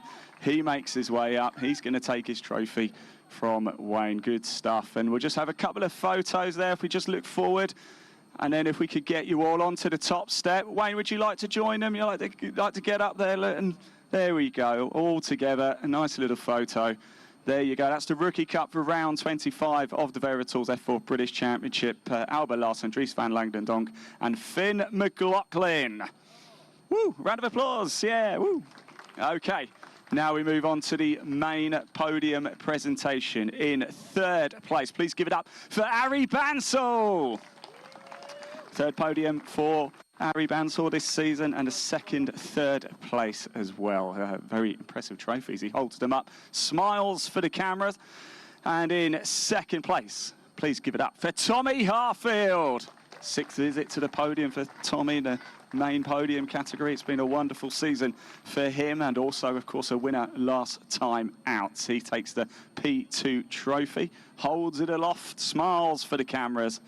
And in first place, please give it up for Finn McLaughlin. It's a fifth win of the season for Finn McLaughlin. It's been a good day for him so far in the championship as well. So he'll just take his trophy. Now, before we go through, we do have the team. If we could have a representative from the winning team, please give it up for High Tech TGR. Congratulations, guys. There we go. They make their way up. Wayne hands the trophy over. We'll just get some photos. Good stuff. And if we could all squeeze onto the top step as close as you could all get, that'll be brilliant. There you go. That is your main podium. Third place, Ari Bansal. Second, Tommy Harfield. First, Finn McLaughlin. And your winning team, High Tech TGR, presented by Wayne Mathurin. There we go. That is it. Thank you very much, guys. Round 25, the podium complete for the Veritools F4 British Championship. That rain to come, because our championship protagonists weren't looking so hot in that session in the Yeah, dry, I mean, they? the bit we haven't discussed is the Toka Turbo boost, the 15 seconds of boost that you get to use round this lap. And with only 4 corners, it makes the straights even more important. So if you've got that boost, it's a huge advantage, or a disadvantage if you're Ash Sutton or Tom Ingram, because you just haven't got that extra speed down the straight. However aerodynamic the car is, that extra boost is worth about 4 or 5 tenths of a second round here, which is huge, because with only 4 corners, it's hard enough to make up a tenth of a second in each of the corners to overshadow that deficit on the straights. It's really difficult. They were 17th and 12th in free practice. That's about where I expect them to possibly qualify. And, well, how important is your grid position for the start of race 1 here in terms of performance-wise? Is it all, or more or less than it is at other circuits? Well, coming back to what you said about the weather, if it rains, it's a big help for them because it throws everything else up in the air. You can make more of a difference in the corners if it's wet than you can if it's dry. So potentially they can offset some of that Toka Turbo disadvantage, and certainly in the race it will be an advantage for those starting at the back or championship runners if they don't qualify so well in the wet. Yeah, I'm just looking over my shoulder. We're looking for Darryl de Leon, who I was hoping would be. Carry on chatting. We'll carry on. Should we go in the garage? Let's just see if I can stick my head in, see if he is around. And the answer is no. So we might just have to talk about him and about the BMW. I mean, what's your thought? Obviously, I could see Jake over in the corner. Yeah, the BMWs are quite strong here. The car's always been aerodynamically quick, and of course it has good traction off those slow corners. I said that 3 of the 4 are slow, so they have good traction off them. Remember, Colin Turkington was on the front row of the grid last time here, and he joins us. Well done, Darryl. You were hidden on the wrong side of the garage waiting. That's why. Were you? I was just talking about how good the BMWs are around here. Yeah, it's gone pretty well today, so yeah, pretty happy. Do you put that down to the traction off the corners, or just a bit of extra straight line speed, or combination? To be honest, I don't really know. I think I've done a lot of sim work, a lot of preparation in terms of this weekend, and I think historically it's been pretty good. Like you said, traction zones and stuff. So yeah, I think we're pretty strong. But again, I was only free practice and it was dry, so it's probably going to be a wet quali next. So yeah. Well, and what we were just debating or discussing the impact that will have. How much do you think that will shake up the order? I mean, do you think your car, we know it's quick in the dry, will it be quick in the wet as well? I hope so. I don't really. There's a lot of hope going on here, Darryl. Yeah, there's a lot of. I don't really mind what the weather does as long as the cars are quick. So, but we're quick in the dry, so that's a positive. And hopefully, if it does rain, we'll be as quick as we are in the wet. So, yeah. I was just asking Tim as well. How important is grid slot here? What's your view on that? It's quite important. I think, like I've mentioned previously, this championship's very close, and any little difference can really affect your race. So it's a long circuit. Oh, it's a short circuit, but there's a long straight. So I mean, like, just getting the run onto it as quick as you can is important, and getting a good launch off the line is important, because if you bog down or wherever you are in the field, it makes a big difference. So yeah. It's a circuit actually where we've seen drafting going on previously, but with this new Quick 6 format, that's not really possible, is it? Yeah, I mean, I think it's still possible, but because you're so limited with time, it's quite crucial. So, I mean, you could have a tow, but then you could get held up on the last sector. So I think I feel you're best to just push in your free air. So, yeah, that's probably what I'm going to do then. Well, we're about to find out how qualifying pans out. And the first group of drivers we're going to see, Adam Morgan then, who topped FP2, Tom Chilton, Jake Hill, Charles Rainford, Josh Cook, Senna Proctor, Mikey Doble, look at this, Dan Camish and Ash Sutton. They were only 15th and 17th in FP2. Chris Smiley also a long way back, and then Nick Hamilton. And on that evidence alone, Tim, it does suggest that around here the boost, or relative lack of it for many, is really going to hurt. It really does hurt, maybe. It's one of those things, his mic's not on. You're about 50 second down on the... We'll come to Tim again in a moment, because the cars are about to make their way out on track. Yep, the green light's on, and the first one is underway. Now to join the queue down the pit lane. So everybody making their way now onto the circuit for this first group.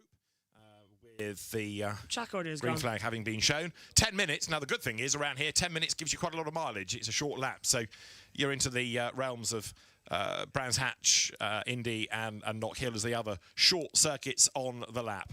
In the earlier FP sessions, a 56.9 from Darryl DeLeon in FP1, a 56.5 in the second of the free practice sessions. Pole position last year in not ideal conditions, 62.3. That was a Tom Ingram lap. There is Ash Sutton then, who ventures out onto the circuit. Really important weekend this for Ash Sutton. He has got to score points. He's got to score big points, and he's got to outscore Tom Ingram.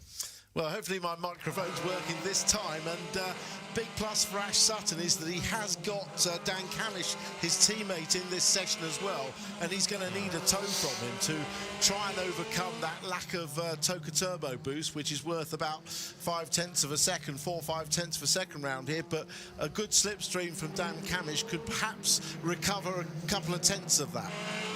And now we welcome you up to the commentary box and welcome in Tom Cairns as well. And Tom, this is going to be quite an entertaining qualifying. As I said, it's on the national circuit, so we get quite a lot of mileage out there. Yeah, they've got a chance. I mean, they've had 2 practice sessions prior to this, both of which have been 35 minutes long. So they've had over an hour's running of, track time for these, particularly Jake Hill.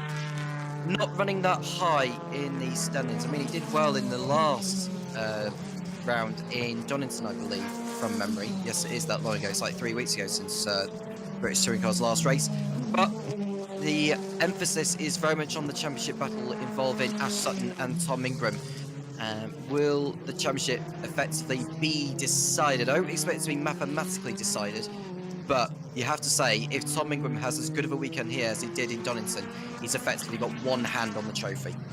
Yeah, I'm with you on that 100% as well. He'll be in for the most dominant weekend we can see for a while as the session still gets underway. Remember, it's a split session, so it will be 2 parts for Group 1. And then we'll run together to see the remaining segments for Q3. That'll be the top 12 from the session. And then we'll run in as well for the final run of the final part of quali, which goes all together for the... Well, it'll be the top 6 fastest in that session as well. The Firestone Fast 6 that'll come through out there at the moment. So all looking strong as the 2 cars of Hill and Rainford are 1-2 at the moment, Tom, as the session gets underway. Yeah, and there was a mention as well about the amount of Toka boost per lap that the top 6 in the championship are allowed to use. Is that both in qualifying and in the race as well, or is that just the race? It's across both. 57.349 second, but we had a couple of drivers. It will be both that you can use it for as well. Practice sessions, so across it, you're probably going to have at least a mid-56. Well, we've got Charles Rainford coming through to post a lap time, which will be more representative than the first one. They do need at least 2 prep laps before they start pushing. We expect times to get into the next part of qualifying. Now, this is 2 groups of qualifying to determine the fastest 12 to advance into the next stage. So we'll get the fastest 6 in this group, and then the second group will get the fastest 6 in that to determine who will make it into the fastest 12 or into the second part of qualifying, however you want to call it. So, Rainford with the fastest first sector time out of 14.767. Sector 2 is an 18.916. As we now look at him into the final couple of corners coming through. Rain falling at Cops, Pico is saying as well. Jack Pickering is there. And I wonder, is that Pico? Pico, have you just tried to call me? Is that what you were on about? Is that you calling me? I apologise if I missed out. We're trying to get Pico's trackside if he can join.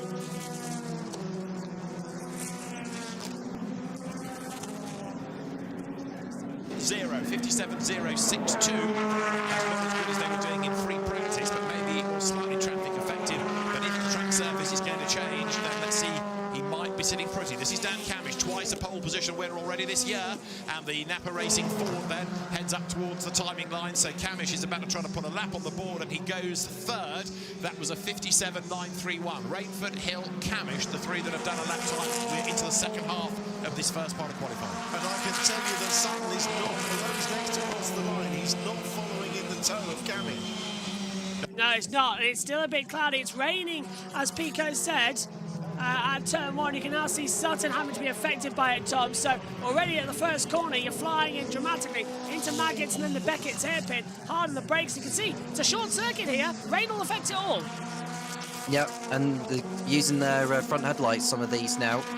We've had rain all day across the country. I mean, there's been rain over in my area, whereas in Northamptonshire, it's been kind of on and off. So this is probably going to be the first set of lap times that could determine who makes it into the second part. We've got Rainford, Hill, Camish, Sutton, Smiley and Cook, all with lap times there as we look at one of the Napa cars that looks like Ash Sutton going through Brooklands, and we are seeing the wet weather tyres being ready for later on. They're probably not going to need them now. It's probably too dry to put those on, but when the second group are heading out, that is when they're going to be needing the wet tyres, I think. But Rainford looks safe, actually, JB, with centre props Adam Morgan and Tom Childers. Just saw Morgan go off the circuit there. That's over on the pit straight as he heads towards Cops Corner.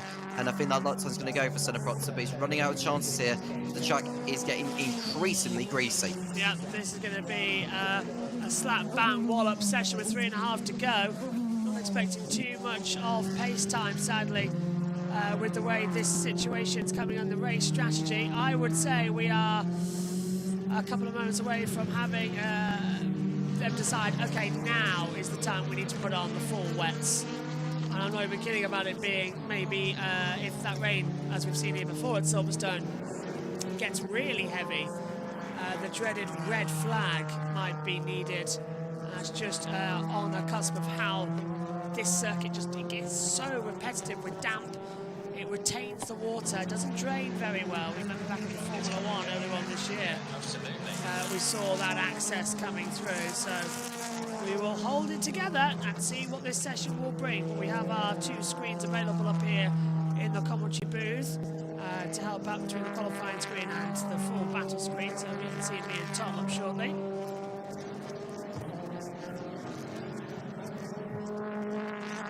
Well, Chilton's out on the circuit as he's gone 10 fastest, 6 seconds off the pace, so Rainford's come back into the pit lane.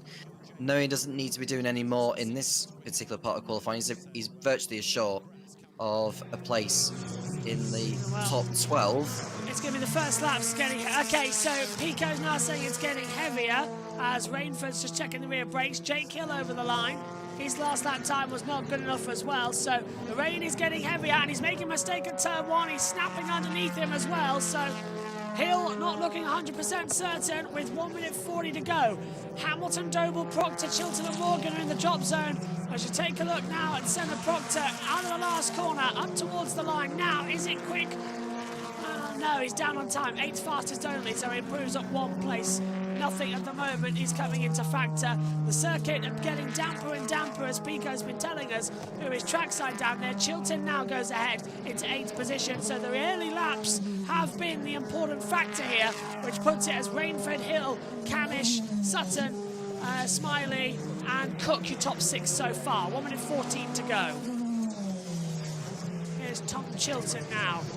As we cut back, he's down by 1 second alone in the first sector. He's got no delta time left. Proctor's off a couple of bits as well. Down by 2 seconds in the middle sector. 1.5 seconds down. So yeah, Tom, this is done. Yeah, I think so. It's just a matter of whether anyone can dispose of Mikey Doble, who's running in 6th position. I mean, Chris Smiley isn't too far up either in terms of the time. But it's just whether Senna Proctor, Tom Chilton and co have got anything left. Green sectors in 1 and 2 for Senna Proctor. He's going over the line now, and it's good enough to move him to the top 6. There's actually still time to be found at the moment, JB, with Mikey Doble needing another good time to get through into the top 12. Yep, so that moves him up into 5th position. That pushes Doble out. Now, several drivers in the pit lane that we won't see improvements on. Hamilton is one of them. He's had his lap time deleted for track limits, so he's down into 11th place. Over the line comes Mikey Doble. He's 7th at the moment. Crosses over, does kick out Smiley. So Smiley's out as the flag falls. Cook goes in P5. Over the line now, Mikey Doble. He goes 5th at back as well. So Proctor's now kicked out as well. One after the other changing factors. Chilton now into the penultimate corners. This is down into Brooklands, then through Luffield. Woodcock will be the last one across the line. Fastest personal best sectors 1 and 2. No purples out there though. Proctor got the last one with the fastest speed, sector 2. Overline Chilton, he goes, well that's Morgan 7th. Cameras picked up the wrong car. Here we go, Chilton over the line. Only goes 8, so no one improving. And that's it. So don't think Josh Cook's improving out there on his delta time, no. So your 6 going through from Q1 is Rainford, Hill, Camish, Sutton, Proctor and Doble. Morgan, Chilton, Cooks, Smiley and Hamilton are out. And he has done now. In his final lap. Cook's gone through. Doble's out, JB. That's because his lap time's been deleted. So Cook has managed to get through and Doble's lap time's been reinstated by the stewards, which pushes Cook back out. So a couple of lap times getting deleted, but Doble has gone through. Cook is out of the session. One in place of the Neil Brown engine, so it's only Max Buxton who still has. Camish is knocked out. Sorry. So we have Rainford, Hill.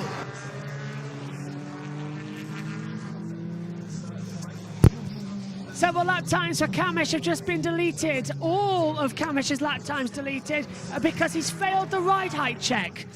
So Camish has failed the ride height check. He's lost all of his lap time, so then Napa will start at the back of the grid. There it is.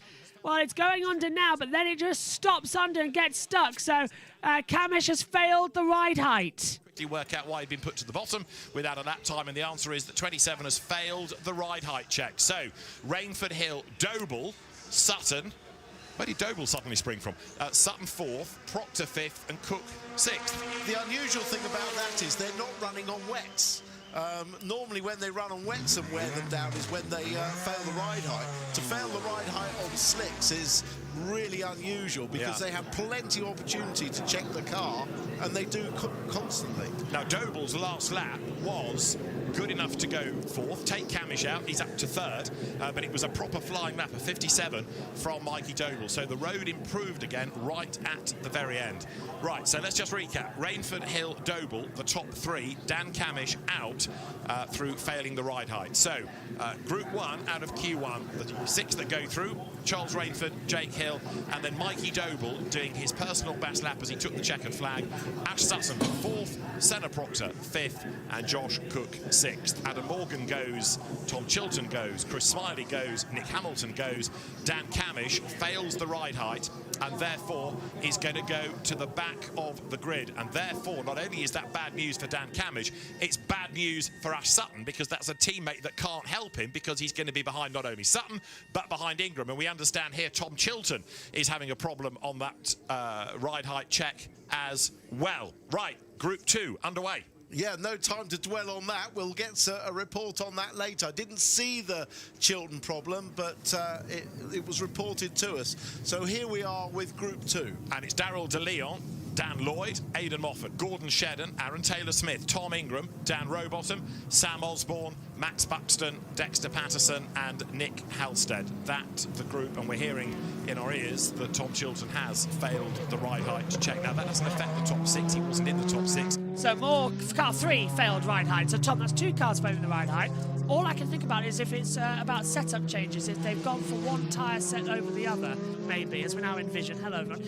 If it's like they've gone for, wet tyres and it's dropped the ride height compared to the dries.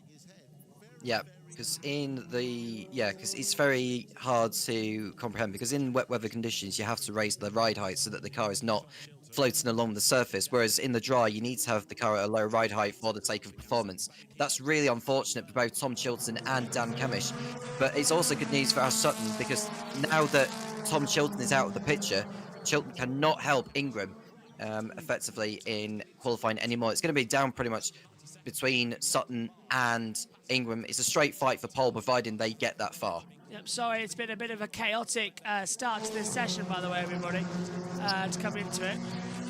Only because the Formula One went really, really long. So we literally had like 10 minutes to set everything up for the touring car qualifying session to come into it. But Osborne on the lap time now as he flies up, and everyone's still out there. Well, Osborne's on wets. Yeah, I was just going to say, he's on wets, this Sam Osborne, so he's probably thinking, if he raises the rider, he will have raised that rider. He's probably thinking about what happened to Dan Kamish in the first group.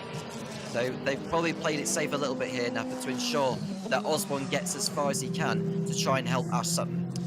So still going on about how mad this one is. Just a reminder, after this qualifying session, if you're watching on JB Motorsports 2, the live coverage, we're going to stay with it because we've got 2 more races coming your way. So there's a lot still of action today as we see Osborne flying towards Brooklands, and he, on the wet tyre, is going strong. Cars coming down pit lane, and I wonder if this will be for wet tyres as Tom Ingram's going to head out there. We're waiting for the track pit lane to be clear on the National Straight. Osborne at 102. Hang on a minute, where was Osborne? That's Robot at 102, 483. Off it 3 seconds back. They're on dry tyres, remember. So Osborne up to the line now. He's coming across it, and Osborne fastest 1 minute 8:35. So I would say now, Tom, that the wets are the tyre to be on.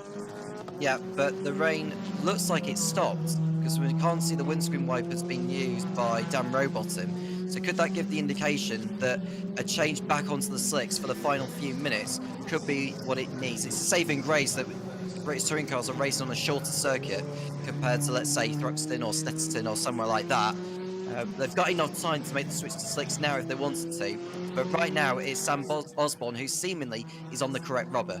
Yep, he is at the moment. And who else is out there on wet tyres? Nobody. They're all still on dries. Let's have a look at Dan Rowbottom. He is on the softs. He's used up all his token boost over the line and goes from third place up to the top. 59.589 then for Robo. Moffat 101.355. So now the soft tyres have got the tyre advantage back. 1.2 seconds the difference. Here's Darrell de Jong in the BMW coming round for West Surrey Racing. He loses out a little bit of the apex speed coming through Luffield. Hucks up apex number 2 as well, and then pushes the power down over the line as he comes over. Fastest middle sector. Can he beat a 59.589 over the line now? It's 58.455. Well, it's 1.1 faster as well. So Darrell de Jong really shocked me with how improved he was there, Tom.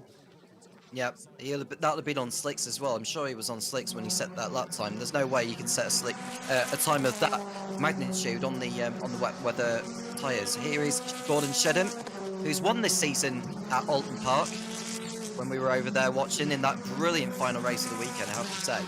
But now he's gone to second fastest in this group.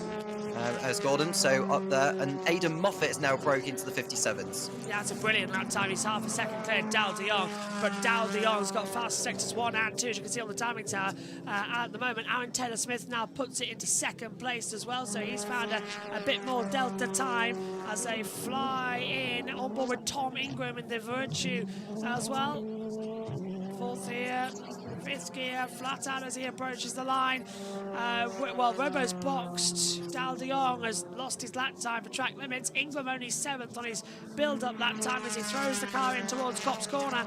Right height, still a little bit loose and squiggly, but it's looking fine to me, Tom, at the moment as they head down towards Magnet and Becker's. Dexter Patterson goes second, and Lloyden goes second, and now, well, Shedden second top. Shedden takes provisional pole position. 57.625, so a remarkable time. And now Moffat goes back to the top, 57.266. Go on, Tom. Yeah, and a reminder that Tom Ingram only has 1 second's worth of the Toka Boost available, so he's going to be at a massive disadvantage compared to the rest of the field. So we're going to be in for an unpredictable qualifying, probably an unknown name taking pole position, or someone that hasn't taken pole position in a while in the British Touring Car Championship. Darrell de Leon is coming through, 15 seconds worth of Toka Boost he's got, so he's got the maximum allocation. Heads over the line, and his latest lap is good enough for the fastest time ahead of Moffat. Sunshine now coming out here at Silverstone. De Jong 57.190. Moffat second, Shedden third, Taylor Smith fourth, Lloyd fifth, Ingram in sixth. Drop zone is Patterson, Holstead, Rowbottom, Osborne and Buxton. Over the line, Patterson goes sixth. Dan Lloyd fastest. 57.070. Shedden fourth, 57.4. Track's improving. Lap time disallowed for car 16. Track limits turn 1. As we're now on board with Tom Ingram. 7th at the moment. Estimated to go 6th. Taylor Smith goes 4th. But with 3 minutes to go, Tom, the championship leader, looking at a little bit of trouble here. And he needs a good weekend, because you make mistakes at Silverstone, you go to Brands Hatch in 2 weeks' time, or 3 weeks' time, I should say. Very, very worried. Yeah, he's using the boost on the exit of Luffield. That's where Ingram's most likely going to be using his boost. Big fastest at the moment with a 57.5. Not a bad lap time, but the track is picking up. It's picking up, it's getting dangerous, it's getting lovely, which is what we like to see here. 2:35 left on the clock. Aidan Moffat then fastest first sector. Second sector's done a personal best. He's getting it out of Luffield towards Woodcote. The rear stepping out of the LKQ BMW. Rowbottom goes fifth. That pushes Shedden down. Moffat from third. Over the line, 57.403. Doesn't improve time nor position. Stays in that order as they come down. There's Moffat through one.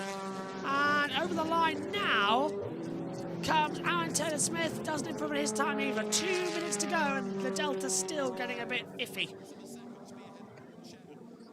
We've got Ingram coming out of Luffield and Woodcote here. Personal best in sectors 1 and 2. Can he remain in the top 6? Well, he's outside the top 6 at the moment, is Ingram. And he's outside it by 400. Moffat's so got, yeah. Moffat's got the fastest first sector, 14.716. Shedden's gone third, 57.243. And we've got a little train here between Osborne, Ingram, And I can't see who's just behind. Osborne now gets out of the way. Ingram's going to pass it down this back straight. He's got a bit more traction coming into it. Is that rain again? As Moffat does a 57.061. He's 9 thousandths clear of Lloyd at the moment. It's still shiny on the surface, can you see? Oh, and Ingram locks up, coming into Brooklands. He's backed out of the time. Go on, Tom. Yeah, well, he might get a tow off that car in front. Now, if he's only got that 1 second worth of Toka boost available, he has to make the most of what he can do with the tow ahead of him, potentially, because that's the only way now that Ingram's going to be able to advance into the next stage of qualifying. Sam Osborne has gone over the line, only 9th fastest for him, but Ingram is the one we're focusing on because he's outside the top 6. Sutton made it through in the other group, and now it's vitally important that Ingram makes it through himself. He's got to find at least 1:10 on this final lap. Otherwise, he's not going to be making it through. He's slamming down everything, everywhere around it as he continues on. Ingram moving up and still going stronger. 57.061 for Moffat. That's the top time. Ingram's estimated to go up in, well, the computer says 6, but we'll see if that's possible. This is his last opportunity. He's languishing in 7th. He's used his 1 second of boost. He's 4/10 down at the moment, but crucially, he's inside that time of Rowbottom as he exits now the last 2 corners. The checker flag falls. Is Ingram going to go through, or does the championship leader fall and start this race at the back in 13th or 14th position over the line? And he's missed it. Ingram is out of qualifying. Buxton, Patterson, Osborne, Holstead, they're out too. And Tom, that is major blows, as Sutton did get through, but Ingram, he is out. And that's the thing with only having 1 second worth of Toka boost. Now, as Sutton, who's second in the championship, he's got more than what Ingram has. Is it 3 seconds? 3 seconds Sutton's got. Yeah, so that's the difference actually then for, you know, Sutton and Ingram there. And Daryl De Leon, well, he has every reason to feel a little bit more smiley because he is through into the next stage of qualifying, no problem. The winner in Brands Hatch earlier this year, aiming to continue and impress as the season goes on. A lot to do then. Part 2 of qualifying is about to start shortly. Let's head back down to ITV as the rain's still coming down here at Silverstone again. Time this year, though, that Aidan has got into Q2. Bravo. So Aidan Moffat the fastest from Dan Lloyd and Daryl De Leon. Gordon Shedden 4th. And there you see Dan Rowbottom, who has just done Ash Sutton a big favour by bumping out Tom Ingram and keeping him out of that top 6. So, Q1 Group 2, the progression for Aidan Moffat, for Dan Lloyd, for Daryl De Leon, Gordon Shedden and Aaron Taylor-Smith, and Dan Rowbottom. They are the 6 that will go through. Tom Ingram out. First time all season he has missed Q2. Max Buxton goes, Dexter Patterson is out, farewell Sam Osborne, and the other one to go is Nick Halstead. And that therefore gives us those 6 drivers to face the, first of all, scrutineering checks. Tom Ingram would quite like somebody else to drop out through the ride height check. He wants to pass, but he wants 1 or 2 others to perhaps fail and give him an opportunity. So Charles Rainford, Jake Hill, Mikey Doble, Ash Sutton, Senna Proctor and Josh Cook from that first group, being joined by the 6 to be confirmed in a moment once scrutineering checks are done out of Group 2. So interesting going into the next Q2 with the 12 there. There are quite a few cars with a maximum 15 seconds, but of those with restricted Toka Turbo Boost, Jake Hill has 9 seconds, Dan Rowbottom has 7, Ash Sutton has 3, everyone else has the maximum of 15. So it shows how important that Toka Turbo Boost is when 9 of the 12 have all got maximum boost to go through. So there, Tom Ingram's car, which will now not be doing very much else for the remainder of the session, and there'll be lots of data to look over, and they're very disappointed, Tom Ingram. He has been involved in this championship long enough to know that you have good weekends and bad weekends, but is this the start of a bad weekend? It's very rare you get through a whole championship season without one bad day, one bad weekend, and he does not need it to happen here. No, and the car is strong. The car is very strong, but this is the worst place to come to with a lack of turbo boost, because it's going to hurt you in qualifying, as they know. but it does put him in a bit of a danger zone for the grid for race 1. So let's just remind ourselves that Aidan Moffat and Dan Lloyd, as well as Daryl De Leon, will go through, along with Gordon Shedden, Aaron Taylor-Smith and Dan Rowbottom to join the 6 from that first group. And BMW is then topping each of the 2 groups, although perhaps that was slightly weather affected. Nick Halstead, as you see, 11th in that group, another one sadly that's going to be way down on the grid, but we now know Tom Chilton and Dan Camish to be at the very back through failing that ride height. So it's already interesting, isn't it? We're not done yet. 2 more elements to qualifying to go as Ash Sutton awaits a green light at the end of the pit lane, and our second part of qualifying, where you've got 12 of them, so a slightly busier circuit that's ready to get underway. This will be a tough ask for Sutton now, because this is going to be a very tough group to get in the final 6. I don't think he'll do it, but I think he'll try and get obviously as high as he can.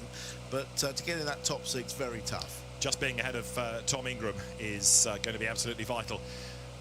Right, let's just reflect on Tom Ingram. Louise is down there in probably, Lou, not a very happy camp. A frustrated camp would be a fair thing to say, and you can tell that frustration. I mean, Tom is a driver who always comes out for a chat, but he's walked straight through the garage with his helmet on still and gone out to the trucks out at the back, so obviously hugely frustrated. I just grab a quick word with Spencer Aldridge, Tom's engineer. Said, was there any specific issue? And Spencer said, we tried to play safe. We went for a medium setup between the wet and the dry, obviously expecting that we were possibly going to get more rain than we actually did, so I think that's what's compromised them. But yeah, as you say, not an ideal start to this penultimate weekend in the championship. Indeed. Louise, thanks very much. But we do know how hard a racer Tom is. Race 1's going to be fascinating already, isn't it? It is, but he's got a race with very few laps of turbo boost. That's the problem. Yeah. Qualifying, just to remind you, it's all about seconds. In the racing, it's number of laps that you have with the Toka Turbo Boost. Right, so out go Rainford, Hill, Doble, Sutton, Proctor, Cook, Moffat, Lloyd, De Leon, Shetland, Taylor-Smith, Rowbottom. Interesting mix of teams and drivers, and 10 minutes as Ash Sutton then, eyes forward, accelerates out of the pit lane. Heading up then through Maggots on towards Beckett's, the Toyotas, and encouragingly for Speedworks, 3 of the 4 have got through, so the M-Sport motivated Corollas are looking pretty fleet, and this has always been quite a kind circuit to the Corolla. Yeah, although ironically, the problem that we've been complaining about all year is straight line speed, which is the one asset that you want as much as possible here. So clearly that change to the M-Sport engines is helping them out enormously. So into the second part then of qualifying we go, with the top 12 going to be out there on the circuit. Tom, Doble, Lloyd, Shedden, Cook, Taylor-Smith, Rainford, Moffat, De Jong, Hill, Proctor, Rowbottom, Sutton, and a damp track. What could possibly go wrong? Well, let the fun begin, because this track is going to pick up every second, never mind minute, every second, because of the amount of grip that's been laid down from each of the 12 drivers on the racetrack. We're looking at Mikey Doble, who did very well to get through by the skin of his teeth, actually, when he was in the first part of today's qualifying. Can he keep up in this one? Well, I suppose the advantage he's got is with all that Toka boost that he can utilise. He's got a chance to take the fight in the Independence Championship with the likes of Chris Smiley in that. Meanwhile, first getting this solid lap on the board, around about 57 lap times what you need to get into the final part. It's a 57.7. So still coming in then as a 57.4 for Shedden. Chilton's clear going forward at the front of the field, so with small improvements, small changes, keeps coming through, but still improving, still strong as they attack back through. There's Rainford, so Shedden, Moffat, Taylor-Smith, Doble, Rainford, Hill, De Jong, the first lap times coming through on the timing monitor. Still a lot to play for though, Tom, and I've got a feeling it might be that throughout the session. Well, if the rain does come down, then yes, you are right, it is pretty much that. Having said that, Rainford's time still puts him in a perilous position to being booted out by any of those below him. Jake Hill most certainly is one of them. He's gone purple in sector 1, so he's expected to bounce straight into the top 6. Dan Lloyd isn't going particularly quick. I think he's just on a prep lap at the moment. Gordon Shedden is exiting the last one. He's gone purple in to 2. He is late as times he heads over the line. Is good enough to put into the top. So it's a 57.23. Taylor Smith, 57.296. Moffat up there. So Aaron Taylor Smith's finding time out of absolutely nowhere. Well, once again, the times are going to be randomised, and this is what we like to see. Hill, 57.059. Rowbottom, 57.127. He's gone second fastest. De Jong and Rainford in trouble. But now let's not forget, if Sutton doesn't progress, he starts closer to where Tingram will be in race 1. Yeah, and considering where Ingram ended up at the end of it, he was 7th fastest, wasn't he, in the group he was in. So, yes, you are right. It's going to be close between Sutton and Ingram. And of course, there are the ride height checks which Sutton will have to undergo, won't he, at the end of this particular part of qualifying. If he fails that, then he's in real trouble. Just looking at the delta times on our computer monitors up here in the commentary box as well. Rainford's got a 50. Rainford's now first sector 14.733. Second sector's looking good over the line, and he'll go up into 4th position, 57.183. So Hill, Rowbottom, Shedden, Rainford, Lloyd, Moffat now. Hill's just improved. So has De Jong, who's gone top, 56.853. Rowbottom 3rd, so the top 3 have improved. Proctor goes 5th, 57.175. Sutton only 12th faster than that first one though, Tom. So 1.7 seconds down for Ash Sutton in the Napa. But now he's got 3 seconds to contend with on this lap time as he heads down and towards Maggots and the Beckett's hairpin. He's got to really find that time delta quick as we look at Senna Proctor. Yeah, and the only place where Sutton's going to be using that boost is on the exit of Luffield, because not only will he need to finish off the lap very nicely, but he also needs to kick-start the next one in the best way possible. So the exit of Luffield is the only place where Sutton really has to use his Toka boost. Still looking stronger as Sutton continues on and pushes. Ash Sutton 12th fastest at the moment to try and keep on the deltas. They'll still fly for more times coming into it. It's not too bad though, as what we were expecting. Well, we've just seen Sutton heading over there. You can see he's using his boost before he gets that. And this latest lap is good enough only for 12th. He's still the slowest of them all. 1.5 seconds off the pace. Oh, he's lost it! He's spun it around! 4 minutes to go, and Ash Sutton loops it around, exit of turn 1. As I was checking the delta because a lap time came up for track limits for Robo. Oh yeah, now Ash Sutton goes round. Well, that's ludicrous. It's track limits for Robo, by the way. That shoved him down to 6th place. Well, bizarre, but amazing. Sutton spins it with 4 minutes to go. I've got a feeling, though, Tom, this is going to be, as Cook goes second, I don't think Sutton's going through.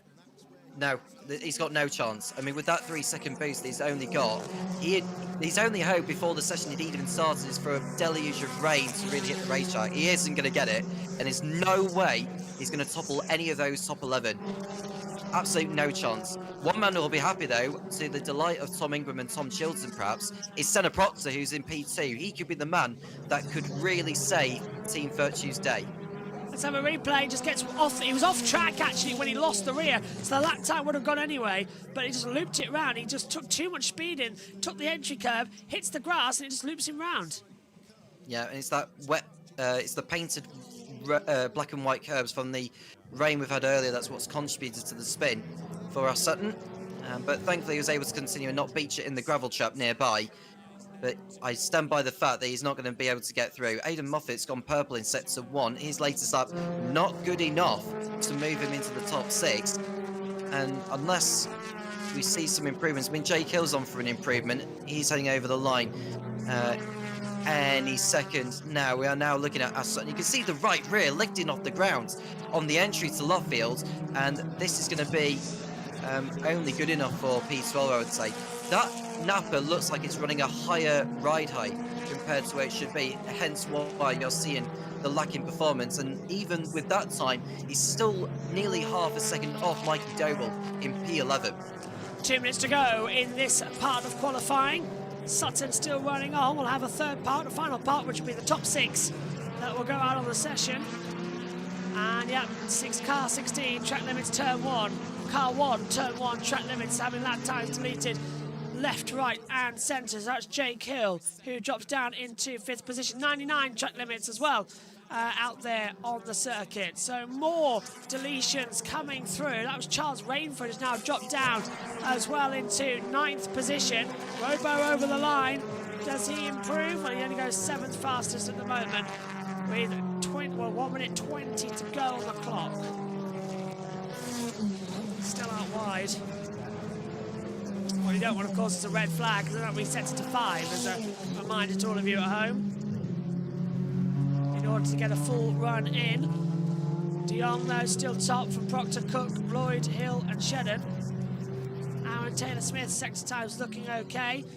He's 10th at the moment. Personal best sector 1. Down in sector 2. Might try and find something in the final part as he comes out of the last corner, up towards the line. Is it quicker? Answer to that is no. So they're all losing time, aren't they now, Tom? Tyres are gone. Yep. Yeah, the tyres are pretty much gone. I would agree with you on that. You don't see any greens now. We're not seeing any more greens on the timing tower, which will suggest that the tyres are gone, the session's effectively done, and we're about to lose both nappers from this particular part of qualifying. And I think you have to say that the man who gains the most out of all this, with the least amount of hope in retaining his cycle, is Jake Hill. Yep, Hill is going to be in great position to fight for pole as we now look at the last lap time for Ash Sutton, who might face elimination and start roughly near where we need Tom Ingram to be. So tomorrow is going to be a very fun 3 events to keep your eyes on here, as Ash Sutton will exit now towards the back straight, the Wellington straight, down in towards Brooklands, and try and find a little bit more slipstream as he will break. But no one's in front of him, and no one's improving either. Flags out, by the way.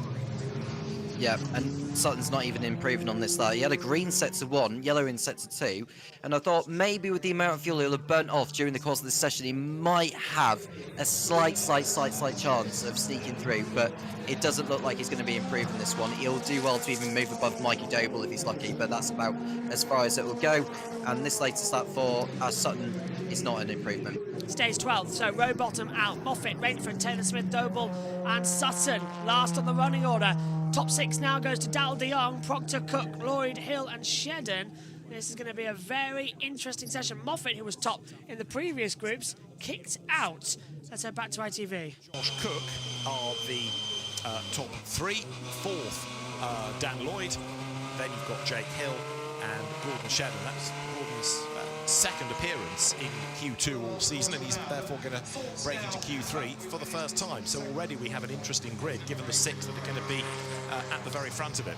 So Jake Hill goes through his 3rd visit to Q3 this year. Senna Proctor goes through, 4th visit. And Josh Cook, that's his 1st as well. After those 3, it is Dan Lloyd for 4th ahead of Hill and Shedden. So Darrell De Leon by a 10th of a second from Senna Proctor. Josh Cook 3rd fastest, Dan Lloyd 4th, Jake Hill 5th, and Gordon Shedden the last one who will go through. Dan Rowbottom misses out, so does Aidan Moffat, so does Charles Rainford, and so also does Aaron Taylor-Smith. Mikey Doble goes, and Ash Sutton then is condemned to start 12th.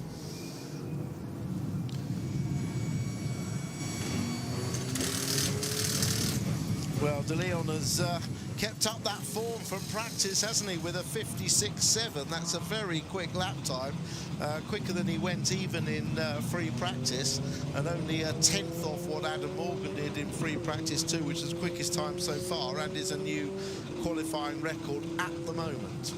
And again, what do you read into these free practice sessions? The names that we were talking about being quick early on in the day, struggling in qualifying. So the team's in the pit lane, and there are 6 drivers ready to go back out. There you've got Dan Lloyd, his 2nd appearance in Q3.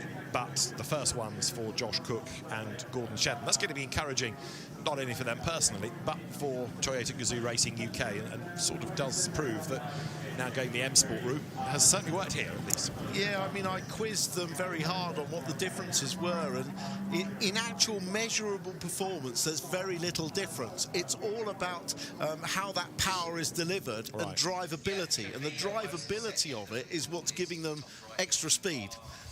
It just shows that it's not all about horsepower figures.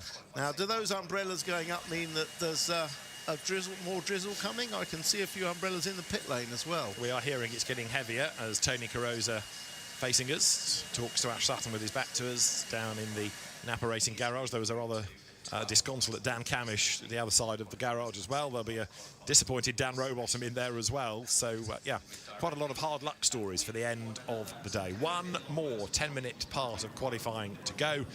Darrell De Leon will head on to a wet circuit with Senna Proctor, Josh Cook, Dan Lloyd, Jake Hill and Gordon Shedden for company. Yeah, it's going to be an interesting one. That rain coming perhaps just a bit too late for the likes of Ash Sutton and Tom Ingram. They'd have loved it to have been a bit wetter, just to maybe make a bit more difference as a driver in the corners. Family Sutton on hand, the moral support for Dad. Now, in these conditions, it's going to be really interesting, isn't it, to see who comes out on top. Ash Sutton disappointed. It was always going to be tough, though, around here with a lack of boost, wasn't it, Louise? Well, exactly. The guys were just saying it was always going to be tough around here with the lack of boost. Was that what caught you out there? Yeah, lack of boost, lack of saloon car. There's a few things there that quite don't fit the boat here, if that makes sense. So, yeah, not ideal from our side, and we knew entering this weekend it was going to be a struggle. You saw with FP2, all four of our cars were 15th or 14th to 17th, so it's a struggle. Fair play to Dan, he's done a mega job there to get the car in and have a go, but yeah, we gave it our all. Had a little spin, I ain't done that for a while, so that was fun and exciting. But what was that? It looked like you just caught the inside of the curve. Is that what caused that? We've suffered a little bit of oversteer at turn 1 all day, and we made some changes, but we've made some changes thinking it was going to be a bit on the wetter side. Car wasn't really ideal for the dry conditions, so yeah, just lost the rear on entry, tried to hang on, but unfortunately RPM revs went down, car kept rotating, had to give up at some point. Starting mid-pack, that's the kind of toughest place to start in many ways, isn't it? It is. It's the same conversation of the deployment when you've hardly got any laps. I know Tom's in the same boat, but it's going to make it super hard moving forward, and defending from the cars behind there. It's what we see in sort of 7 or 8 tenths a lap here in speed difference. You can't defend from that. It's nigh on impossible. So we'll get our elbows out for sure. We'll make it exciting, but yeah, it's going to be a tough day tomorrow. No doubt about that. We look forward to seeing you get your elbows out. See you out there. Cheers, boys. And if anybody can do it, it's Ash Sutton. But yeah, reflecting on those setup adjustments that weren't quite right for the conditions. Now the conditions are deteriorating. Is this where an old hand like Gordon Shedden is able to turn it on and go quick as they want? I might say yes, Tom, because looking at this weather, it's getting worse out there, isn't it? Yeah, and this is going to favour those who are on the least amount of Toka boost. That is going to play into the hands and be less of a disadvantage. Now, Gordon Shedden, who is coming out of the last corner now, they're just doing their prep runs. I've just looked outside my bedroom window, JB, and it's lashing it down heavily. It's very dark where I am, actually, as well. Yeah, it's about an hour and a half away from Silverstone. It's getting dark. What do you think? It's anyone's. It's anyone's.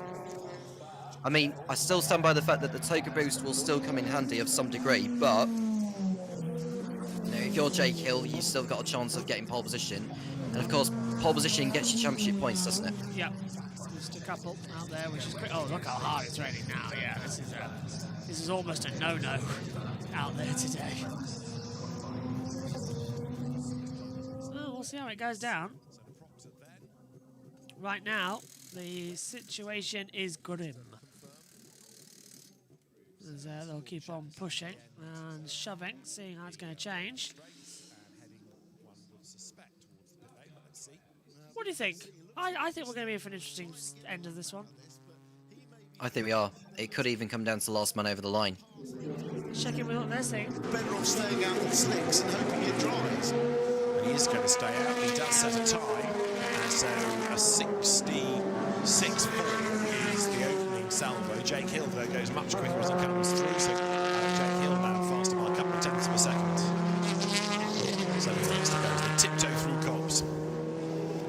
very interesting to see what a wet tyre car will do. Proctor will be the first of us to see what a wet tyre will do. But of course, we've seen this drizzle can blow over and it can dry out very quickly. Now, we have had a couple of cars go back out. Darrell De Leon and Josh Cook on outlaps. They are still shown as being on slicks. There is Josh Cook making his way down the pit lane, but maybe that hasn't updated as he flicks the beam at the end of the pit lane. Let's check. Yeah, and it's very well. I mean, I know they've reset the times here, Tom, and everything's golden again, but we are running 7 seconds a lap slow out here. It's really bad now. Yeah, and I wouldn't be at all surprised to see the likes of Shedden and Hill and that, but they're actually still going quicker on the slicks than they were on the previous lap, so still able to extract a little bit more laps. So 1 minute 5 now for Shedden. That is Dan Lloyd going over the line with a 1 minute 6. Jake Hill, he'll be the next to cross over. I think Darrell De Leon went over the line. I'm not sure if it was a legitimate time there for him. Hill actually came into the pit lane. So he's backed out of the lap. He says, that's enough for me. I know we're not going to get much out of this, unfortunately. So this is not the way that we thought qualifying would end. The rain has affected us, and we're just in a waiting game with 5.5 minutes to go. Shedden, Hill, Lloyd, De Jong, Cook, Proctor. That's the order as things stand. And Proctor's gone purple in sector 1, with Josh Cook hanging over the line in that Toyota. I think that was just to begin a lap, actually. But we're looking at Proctor's gone purple again in sector 2. I think this is a good opportunity. It might even go to the 1 minute 3s, JB. Over the line, let's see. We've got to have something. Proctor's looking strong. He likes these mixed conditions, remember. We've seen it from him in the past, taking surprise top positions. The man who's returned to the championship halfway through the season takes the checkered flag line with 5 minutes to go and moves up to provisional pole position, a 1:02.902. Much more like it. Yeah, that was a great lap time from Proctor. Good benchmark for those to catch up. And the good thing is, he's already got those tyres into the operating window, so he's going to have more laps on those before they drop away than those who've only just come in for wets now and getting those up to temperature. Josh Cook is the next one to head of the line. No time yet for him, but this has been a better session for him than I think in most rounds. He did miss Knockhill because of One Motorsport not being around for them, but he has moved teams to Toyota, and his latest time is good enough for a 1 minute 3.3. Wets are going on, mate. Wets are going on. So they've clearly gone, yeah, okay, that needed to be the decision. It's clearly just too much out there. I'm surprised we didn't go for that decision earlier, aren't you? Slicks, some on slicks, some on wets. We know for obvious reasons which tyres are the best to be on. Well, Jake Hill with a little bit of squirminess coming out of turn number 1 at Copse, and out of the last corner, gets it on the curb, and that's just how hard you can tell he is pushing. Despite the fact there's only effectively 4 corners around this circuit which you have to nail. Consistently as well, it's not barely anything around this place. This is Josh Cook. Second fastest 1:02.928. That is insane. 26 thousandths of a second between them at the moment. There's nothing between them.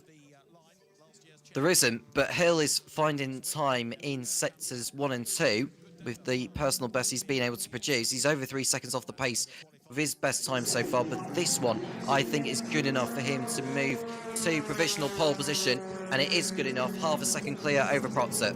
So, more time, more delta, more pace, and Hill takes provisional pole position and spins it coming out of Copse. 360, 720, over the Goodyear to the old exit, the pit lane, and that is, well, that's the MotoGP exit for the pits, but Hill with a 720 there as well, Tom, and that's not the way you want to see it. No, and that's not going to be the last of the weekend if it is going to rain tomorrow. Dan Lloyd, meanwhile, as we're looking at Josh Cook, who's the next ahead of the line. Is it good enough to get provisional pole here? No. It's not, but it is enough for the front row. Dan Lloyd and Darrell De Leon were waiting for radical improvements, and the same for Gordon Shedden. Times are improving, deltas are improving. In the final few minutes of this session, 2/10 the difference. as we watch Dan Lloyd now and Darrell de Jong. Lloyd's in the first sector, de Jong's in the last two. The rain on that camera angle looks heavier than the one located at Woodcote into Luffield, or Luffield into Woodcote. First sector for Darrell de Jong, though, is good. 16.617, 23.48. So over the line, Darrell now goes up to third position. But Dan Lloyd, 16.135, first sector, looking strong. Up in the middle sector, 20.303. So he's slightly faster than Hill's time. Not by much, though. Tom, as he comes out of the last corner now, this could be a Dan Lloyd pole. It could be. This is a chance for him to close in the arrears in the fight in the Independence Championship with Mikey Dable and Chris Smiley. This time for Lloyd, front row. Wow, 35 thousandths of a second off the place as well, so just missing out on the overall deltas and times. They'll run it in shortly and sooner. Here's Gordon Shedden. Is he going to get his first pole back in the touring cars over the line? 101, 102. Yes, he does! Flash Gordon! 102.256. Provisional pole. More data time coming though. It's not over yet. Darrell de Jong's looking fast over the line. And now Darrell de Jong gets pole position. 102.218. 38 thousandths off. 30 seconds to go. And it's old v new. I don't know anymore. Come down to the last man over the line, JB. Senna Proctor is on a lap of his own. Green in sector 1. He's using his Toka boost on the Wellington straight. We're right on board. This is Josh Cook, I believe, or Dan Lloyd rather. He's going over the line. It's not an improvement that time, but he's got one more attempt to snatch pole position away from Darrell de Leon. Checker flag comes out. Everyone on the lap times. Gordon Shedden the first to cross that checker flag line. Does he improve? No. So Flash Gordon does not improve. Next over, Senna Proctor. He doesn't improve either. Next up it comes with Jake Hill and Darrell de Jong. Darrell takes that wide line into Woodcote to hook it up. Coming down to Luffield, there's the checker flag line. Jake Hill will be first across it. Has Hill got anything left? I think he's boxing. I think Hill's coming to the pit lane. Yes, I think, yeah, Hill boxes. And so has Darrell de Jong. So that's it. Unless Josh Cook's got something we don't know about, as he comes over the line. Sector time's not looking that great. Hill boxes. Cook stays here where he is. It's Darrell de Jong who takes pole position at Silverstone. A mega performance from the youngster who won earlier on this season. Fantastic. Mixed up qualifying, mixed up session. Top notch, top notch. And Shedden starts second, Tom. The old dog still got it. Yep, he's still got it, very much so. Can he go for another win tomorrow in race number 1 or even in the races beyond that? But a day to remember for Darrell de Leon. He continues his fine season. The man who currently sits in 9th in the championship. He hasn't finished on the podium. He's only finished on the podium twice this season. The win at Brands Hatch and the other being in race 2 in Croft. Well, he's got a chance to make it 3 podiums this season if he can help it. He does indeed. What a run. Okay, final thoughts from you, Tom? There's the ride height checks as well, because Jake Hill's just going through there now, as is Darrell de Leon. So, provided maybe the next couple of minutes where they do pass these ride height checks, then we should be in for a brilliant first race tomorrow before the other 2 come around. All going under as well for Darrell de Jong. That confirms him on pole position. Now he'll weigh the car, which is just normal, to make sure it's all okay. Onto the bricks he goes. Gets weighed. And out he goes. And that's confirmed. He'll have pole position. So de Jong, Shedden, Hill, Lloyd and Cook and Proctor have pole position. That's your running order here from Silverstone as well. That's the action as well. Not bad at all. For those watching on JB Motorsports 2, we'll return to the action. For those watching on JB Motorsports, thanks for your company. We'll see you tomorrow.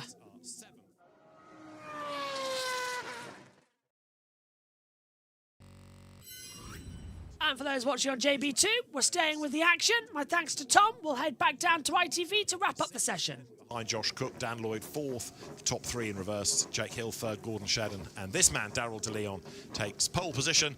Out of the car he gets, and will be very happy with that, that's for sure. Daryl, a British Racing Drivers Club rising star to look after young talent, and talented he certainly is. Right, let's have a look then at our 6 in order. Daryl De Leon fastest by 38 thousandths ahead of Gordon Shedden. Jake Hill, the reigning champion, 3rd ahead of Dan Lloyd. Josh Cook 5th, and the top 6 on the grid rounded out by Senna Proctor. And 0.6 of a second, just over 0.6, covering the 6 that we had in Q3. But of course, small gaps on a short lap. But Daryl De Leon, a maiden pole position and a really impressive job. So that sorts out the front of the grid. We'll try and have a look at the whole order in due course, because there are some big names out of position all the way down. Dick Bennett's making his way from WSR to congratulate Daryl De Leon, and Gordon Shedden will be absolutely elated that he is up near the front of the grid as well. Jake Hill in the mix, and the best of the Team Virtue fleet of Hyundais, Senna Proctor. So only one of those got into Q3, and not a single Napa Ford. It was, of course, a few years ago that we were looking at the domination across qualifying of Napa Racing. It's been a little bit tougher this season. Aidan Moffat, I can see with his back to us there, has also made his way down towards the end of the pit lane to go and say well done to Daryl De Leon. But Daryl, by just 38 thousandths of a second, taking that pole position.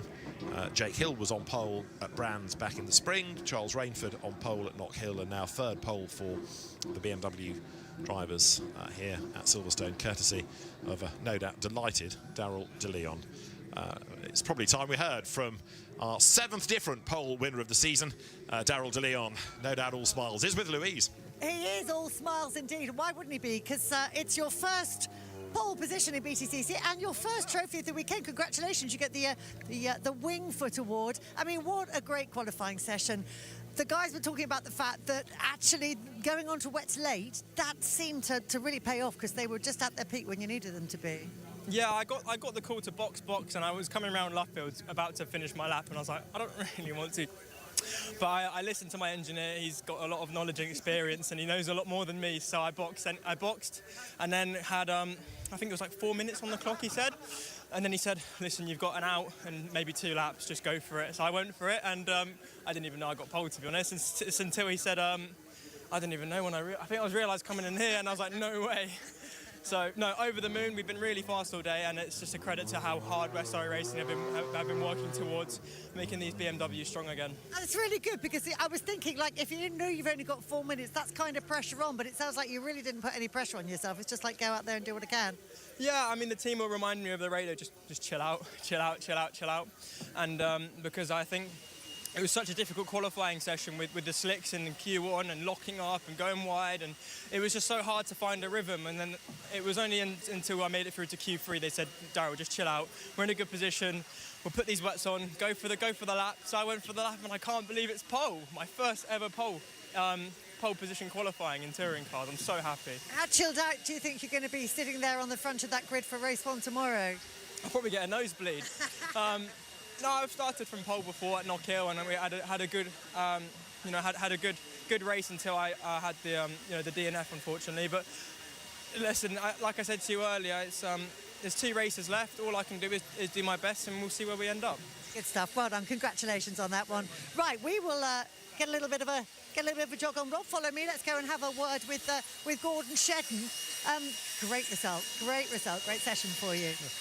Yeah, it was mega. All we need is a little bit of rain, isn't it? It seems to be a common theme here, but you know, the cars felt good today. God, it was really sketchy on slicks at the start of that session. Even Woodcut here, which is barely a corner, things moving and shaking, and a little bit of practice at Goodwood Revival last week I think was quite good for me. But yeah, in at the right time. Great result for everyone at Toyota Racing with IAA. You know, we really need it. We're starting the front row a lot further forward than we normally start, so we'll have a good go tomorrow. And it is by far and away, 2 cars in the top 6. It's the team's best qualifying result of the season, isn't it?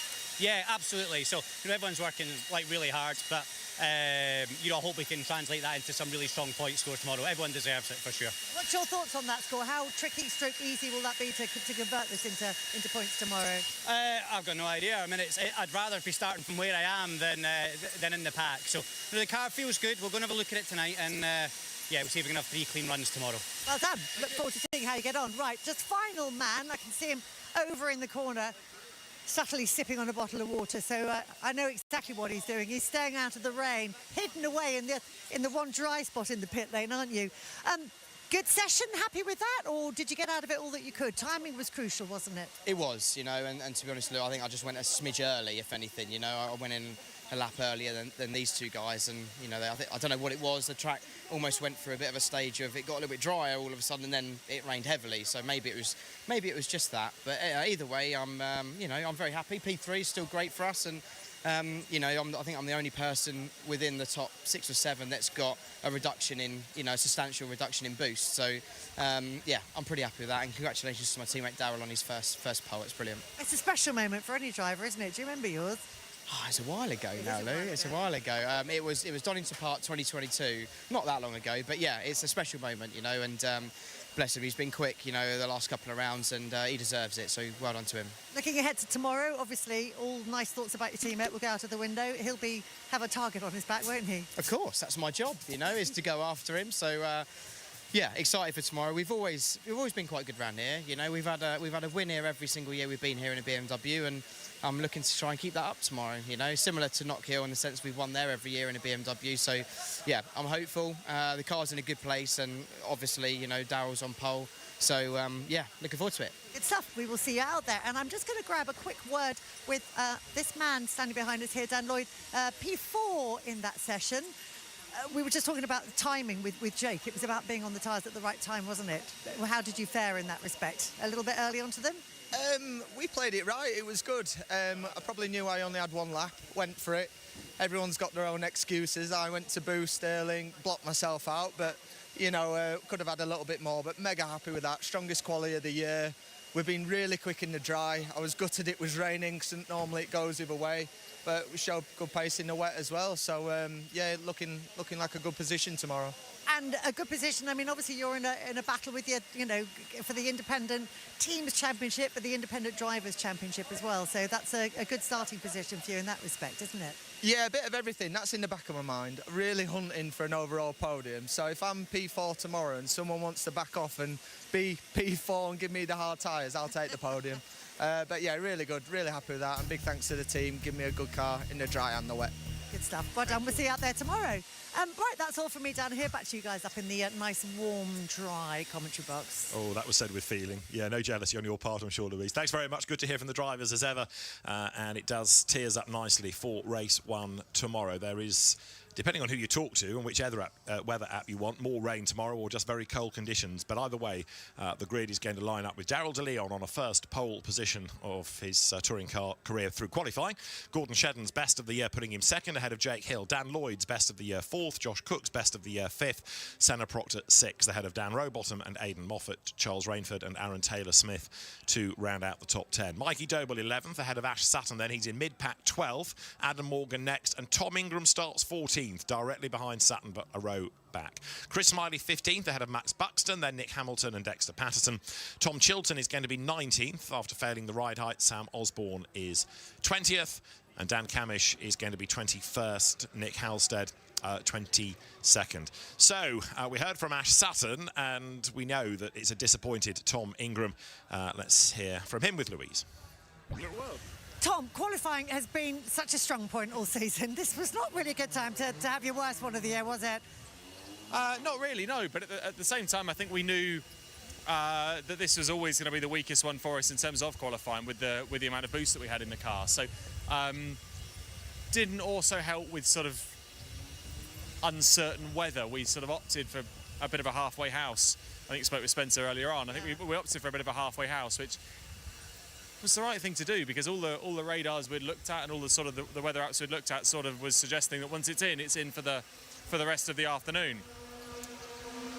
as it turns out, it decided to sort of start and stop and start and stop. We were probably too far that way, but too far that way, coupled then with the lack of boost.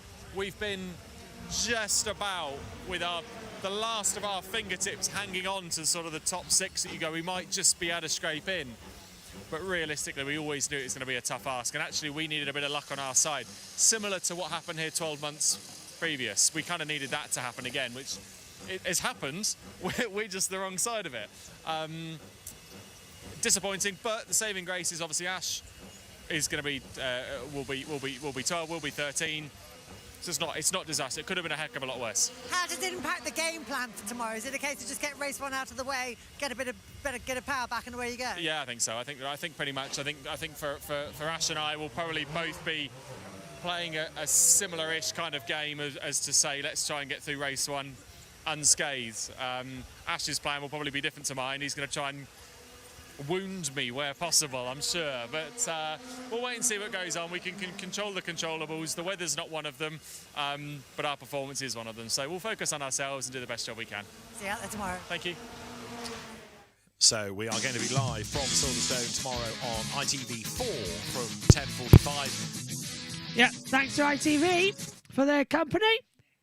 Now, let's head back down to Silverstone as we've got another Porsche race coming up. Race of the weekend, and the first for the Porsche Sprint Challenge Great Britain.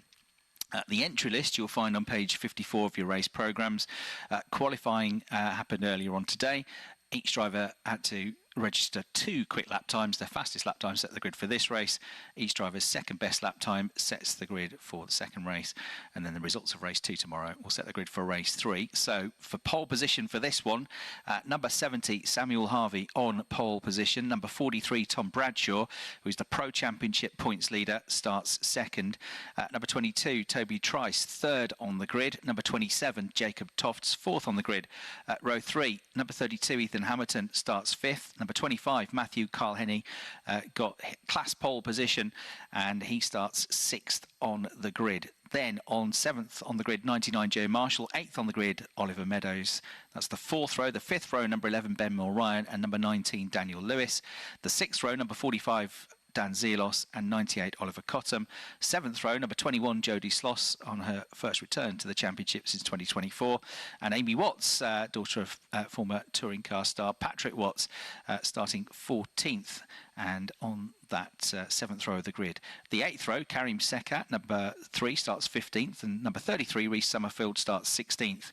Jason Baker, in his first season in the championship, is there 17th on the grid. He switched from a club sport to the more modern GT4 718 mid-season, and he starts 17th on the grid, with Dean Burden, number 56, 18th on the grid. So 29 and 56 on row 9, and row 10, making his debut in the Porsche Sprint Challenge, former Brit car racer Chris Bingham in car number 20, and Jonathan Moore, number 12, who's leading the Club Sport Pro Championship and got that class pole position earlier on today. He starts 20th on the grid in car 12. So 20 and 12 on the 10th row of the grid. The 11th row of the grid, Lydia Walmsley, number 82, is only a fraction off Jonathan Moore's time for pole position in the Pro class of the Club Sports. Hannah Chapman got the AM class pole position in the Club Sport division and lines up 22nd on the grid in car 44, like Lydia Walmsley. She's an ex-mini challenge racer.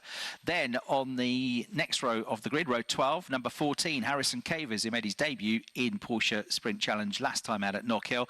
He's the son of Carl Cavers, who is on AM class pole position for the Porsche Carrera Cup tomorrow, which will be our first race of the day on Sunday. So 14, Harrison Cavers, and alongside him, number 5, Katja Loggi. Then it's Paul Porter, number 87, who's the business partner to Carl Cavers, run a gaming company, and then Carl Cavers' son right in front of Paul Porter to keep it in the family, so to speak. So 87, Paul Porter, 25th on the grid. Alistair Weston on his return to the championship, number 52, is 26th on the grid. And I think an additional entry to your programme, he wasn't entered early enough to be in the programme, but it's Giancarlo Romano in car number 67, made his debut last time out at Knockhill and got a class podium as well. So 67, Giancarlo Romano is on his own on the 14th row of the grid. That means we've got 27 cars cars, which is the biggest ever field of these Porsche Sprint Challenge cars. The cars themselves, all Porsche Caymans, but there are 2 iterations of it. The original car, which was used in the championship since the first season back in 2020, that's the car that's run in the Club Sport category. That's a 3.8 litre 6-cylinder mid-mounted boxer engine. It's got 425 brake horsepower, but the more modern upgrade of the car, which was brought in last year, that's the car which is much quicker in the RS Club Sport division. Rather than 425 brake horsepower, it's got 500 brake horsepower, and rather than a 3-litre engine, it's got a 4-litre engine, and various upgrades to the suspension system as well, with anti-roll bars, front and rear, adjustable brake bias, and just generally a much quicker car. Within those 2 classes, which race separately on the same track but for separate points, separate podiums, you've got 2 levels of driver. It's a pro category and an AM category in each of those divisions for pro drivers and AM drivers. So there are 4 championships in total to keep an eye on in this Porsche Sprint Challenge race. And in terms of the championship standings coming into this, with 2 weekends to go, in the RS division, the Club Sport RS division, Tom Bradshaw, as I say, that leads the championship standings. He's got 102 points, with Jacob Tofts 30 behind on 72. Joe Marshall also on 72, third in the championship. In the AM division of the RS Club Sport category, Oliver Meadows is leading the championship. He's got 108 points. Matthew Carl-Henny has got 84 points now, after picking up a point for class pole, and he's 24 adrift. And then in the Club Sport division, in the Club Sport Pro division, Jonathan Moore, who's had 10 wins now this season, he's got 130 points, thanks to the point he got for qualifying on class pole. Lydia Walmsley, his nearest rival, right by him on the grid, has got 93, 37 points between those 2. And Hannah Chapman leads the Club Sport AM division. She's had 9 class wins this season. She's got another pole position, another point, and is 28 points clear of Paul Porter now, with Katia Loggi third in the standings. For each race, you get 10 points for a win, 8 points for second, 6 for third, down to a point for 8th, as a bonus point for the fastest lap. And now the mechanics with trolleys of tyres, both slick and wet, are released from the paddock into the pit lane. Now, obviously, when the cars went to the assembly area, it was nice and dry. It's since rained, so I'm told that they all got to the assembly area on slick tyres, and they all now are keen to perhaps have the opportunity to switch to a wet, although it's again a bit 50-50 at the moment. So because of the changeable conditions since qualifying, they should get 2 formation laps, and they should be given the opportunity, if they want, to change tyres in the pit lane. But do you change tyres? Because that rain seems to have passed at the moment. It's definitely damp. It's definitely going to be sketchy on slicks at the moment. Oh, go on then. We'll do the opposite. I'm not going to... No, just the answer was no. No. What was the question again? I forgot what tyres to go on? Oh, no tyres. Half and half. You can't do half and half. Yeah, I wouldn't really want to be on slicks to start with. I'd want to be on wet tyres right now. But I don't think I'll be, unless it rains, and that could happen, I don't think I'll want to be on slicks after about 5 minutes of the race either. Wets, rather, after 5 minutes of the race, because it could dry out very wet quickly tyres. with that wind. You're going wets, are you? Okay. Alan says wets, everybody, so put the slicks on. So do the opposite. I'm making my way actually onto the circuit just to have a little look. I'm on the start-finish line now, and not sure, Alan, it's a bit... if you go on the dries, go on the slicks, you're going to struggle for the first few laps, but then it might come into you. That's if you can keep it on the track. We've seen what Copse Corner has been doing to a few of the drivers, even on the wet tyres. So I think it's one of these, isn't it? It's right on the crossover. If you're at the back, you might take the risk. If you're near the front, I think you go wets. Yeah, I think if you're fighting for the championship, you kind of look at what everybody else is doing and you go with that. If you've got nothing to lose, like you say, and you're at the back of the grid, I wouldn't be surprised if somebody is tempted to stick with the slick tyre. But, as I always say, it's not just about how quickly the racing line dries.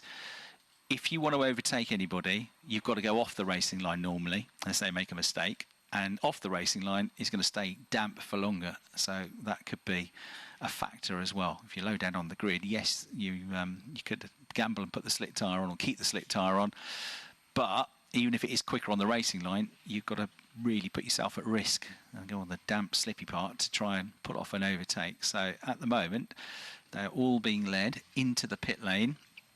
Tyres at the ready.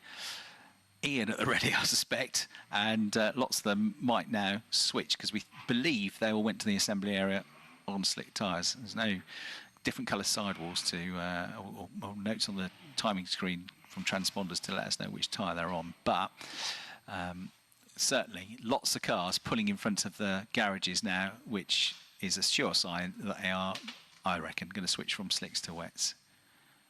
Is anybody not doing that? Not yet. They all look like they're going in and doing exactly that thing. So it'll be a 20-minute race. They should get an extra formation lap, which would give them a bit more of an inkling as to how greasy it is, but of course not up to full speed. And it would also give them a bit more time to get a bit of tyre temperature. Sam Harvey is the driver that's going to be on pole position when we get to the grid, and he was second in the Club Sport Pro division last year. He's moved up to the new modern. Sorry, Chris, can I interrupt you very quickly? Let's ask a driver. Oliver, what are we thinking tyre-wise? It's really close to getting to slick, so we're just trying to see what decision we're going to make right now. So obviously we don't have much time. Are you waiting to see what others are doing? Yeah, we're just looking down the pit lane to see what anyone else is doing, but it doesn't seem like there's a lot of movement with some of the cars, and a lot of people gone down with slicks, so we're going to see what decision we make now.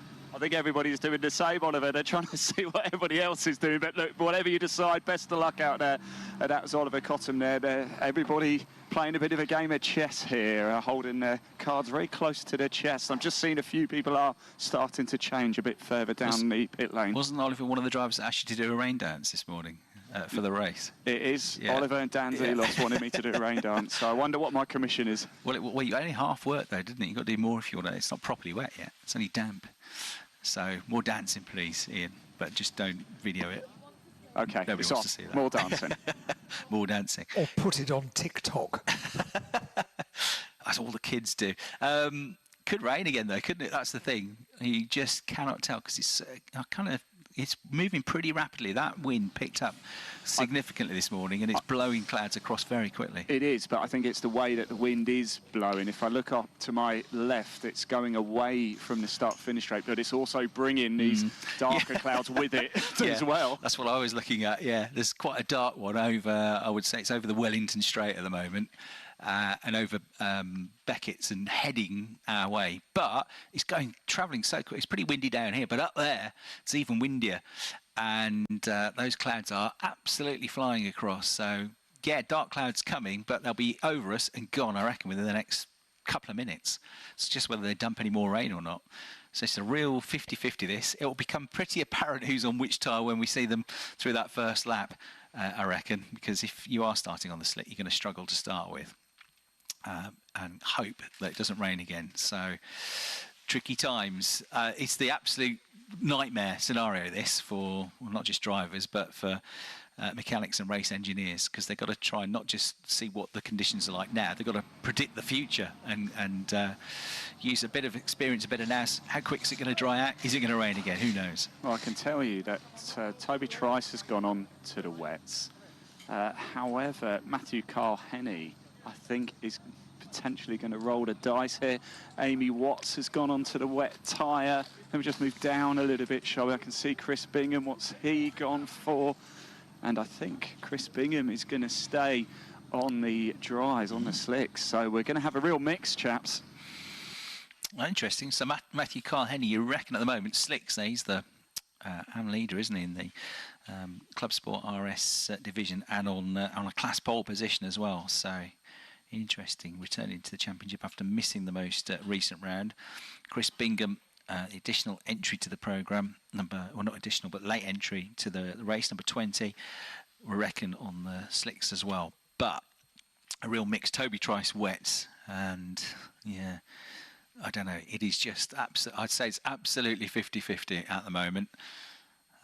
But yeah, Carl Henney's dropped down off the jacks, so he's going to head out, and he is on the slicks. Could be a good call, could be a nightmare call. Yeah, if you're doing something different, it's going to go one way or the other. If you are doing what everybody around you is doing, then at least if you have a bad call, they will have a bad call, thinking about those involved in the key championship fight. But it's not like he's not involved in the championship fight, is it? Because he is leading, as I said, the AM class standings. and on pole position. The cars led out of the assembly area by the Porsche Taycan Turbo this year, both in the Carrera Cup and the Sprint Challenge. That's a heck of a car. Top speed of, wait for it, 180 miles an hour, 0 to 62 miles an hour, or 0 to 100 kilometres an hour, if you put the launch control on, in just 2.3 seconds, which is absolutely ridiculous. It's a real huge piece of kit. It has got permanent magnet synchronous motors on the front and rear axles as well. It's a very advanced piece of kit, which recommended retail price, this includes VAT, so it's fine, is £189,200, but with the recommended add-ons on, it's over a £200,000 car. It's the same car that was used in a recent, very same car was used in a recent Drive Tribe video reuniting two Top Gear stars and Grand Tour stars, Richard Hammond and James May, and that's on display in the paddock across the course of the weekend as well, if you want to go and have a look at that car. So Porsche Sprint Challenge was with this biggest field that we've had since the inception of the championship in 2020. Of course, it was unlucky enough to be launched, this championship, in the COVID year in 2020. But been fantastic to see the way Porsche have backed it, the way it's grown, and now to have 27 cars on the grid. And this two-class structure, this four-category structure that we have, always gives us some fantastic racing. Some of the Porsche enthusiasts and drivers will also be getting involved in the Porsche Esports Sprint Challenge, which starts next Tuesday, the 23rd of September. There's going to be 44 sim racers taking part in that. The action begins at a digital Donington Park around the Grand Prix version of the circuit. And if you want to follow that, then you can go on the Porsche Twitch channel, which is twitch.tv/Porsche. That's been created in partnership with Motorsport UK. There's two categories in the Esports Championship for Pro and Am drivers, and across 5 evenings, 2 races on each evening, 10 races in the championship. They will be competing for the Esports Championship this year, which is becoming increasingly popular. As I say, 44 entries in that one. So we are getting the cars leaving the pit lane, headed for the grid. A slight delay to the start of the race, which was due to get underway initially about 7 minutes ago.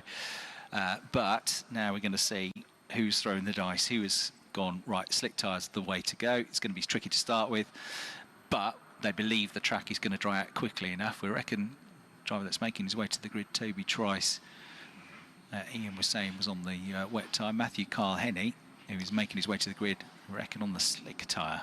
Yeah, certainly. I'm actually on the grid again now. The beautiful thing here at Silverstone in the national pits is this lights are over this big gantry, of course.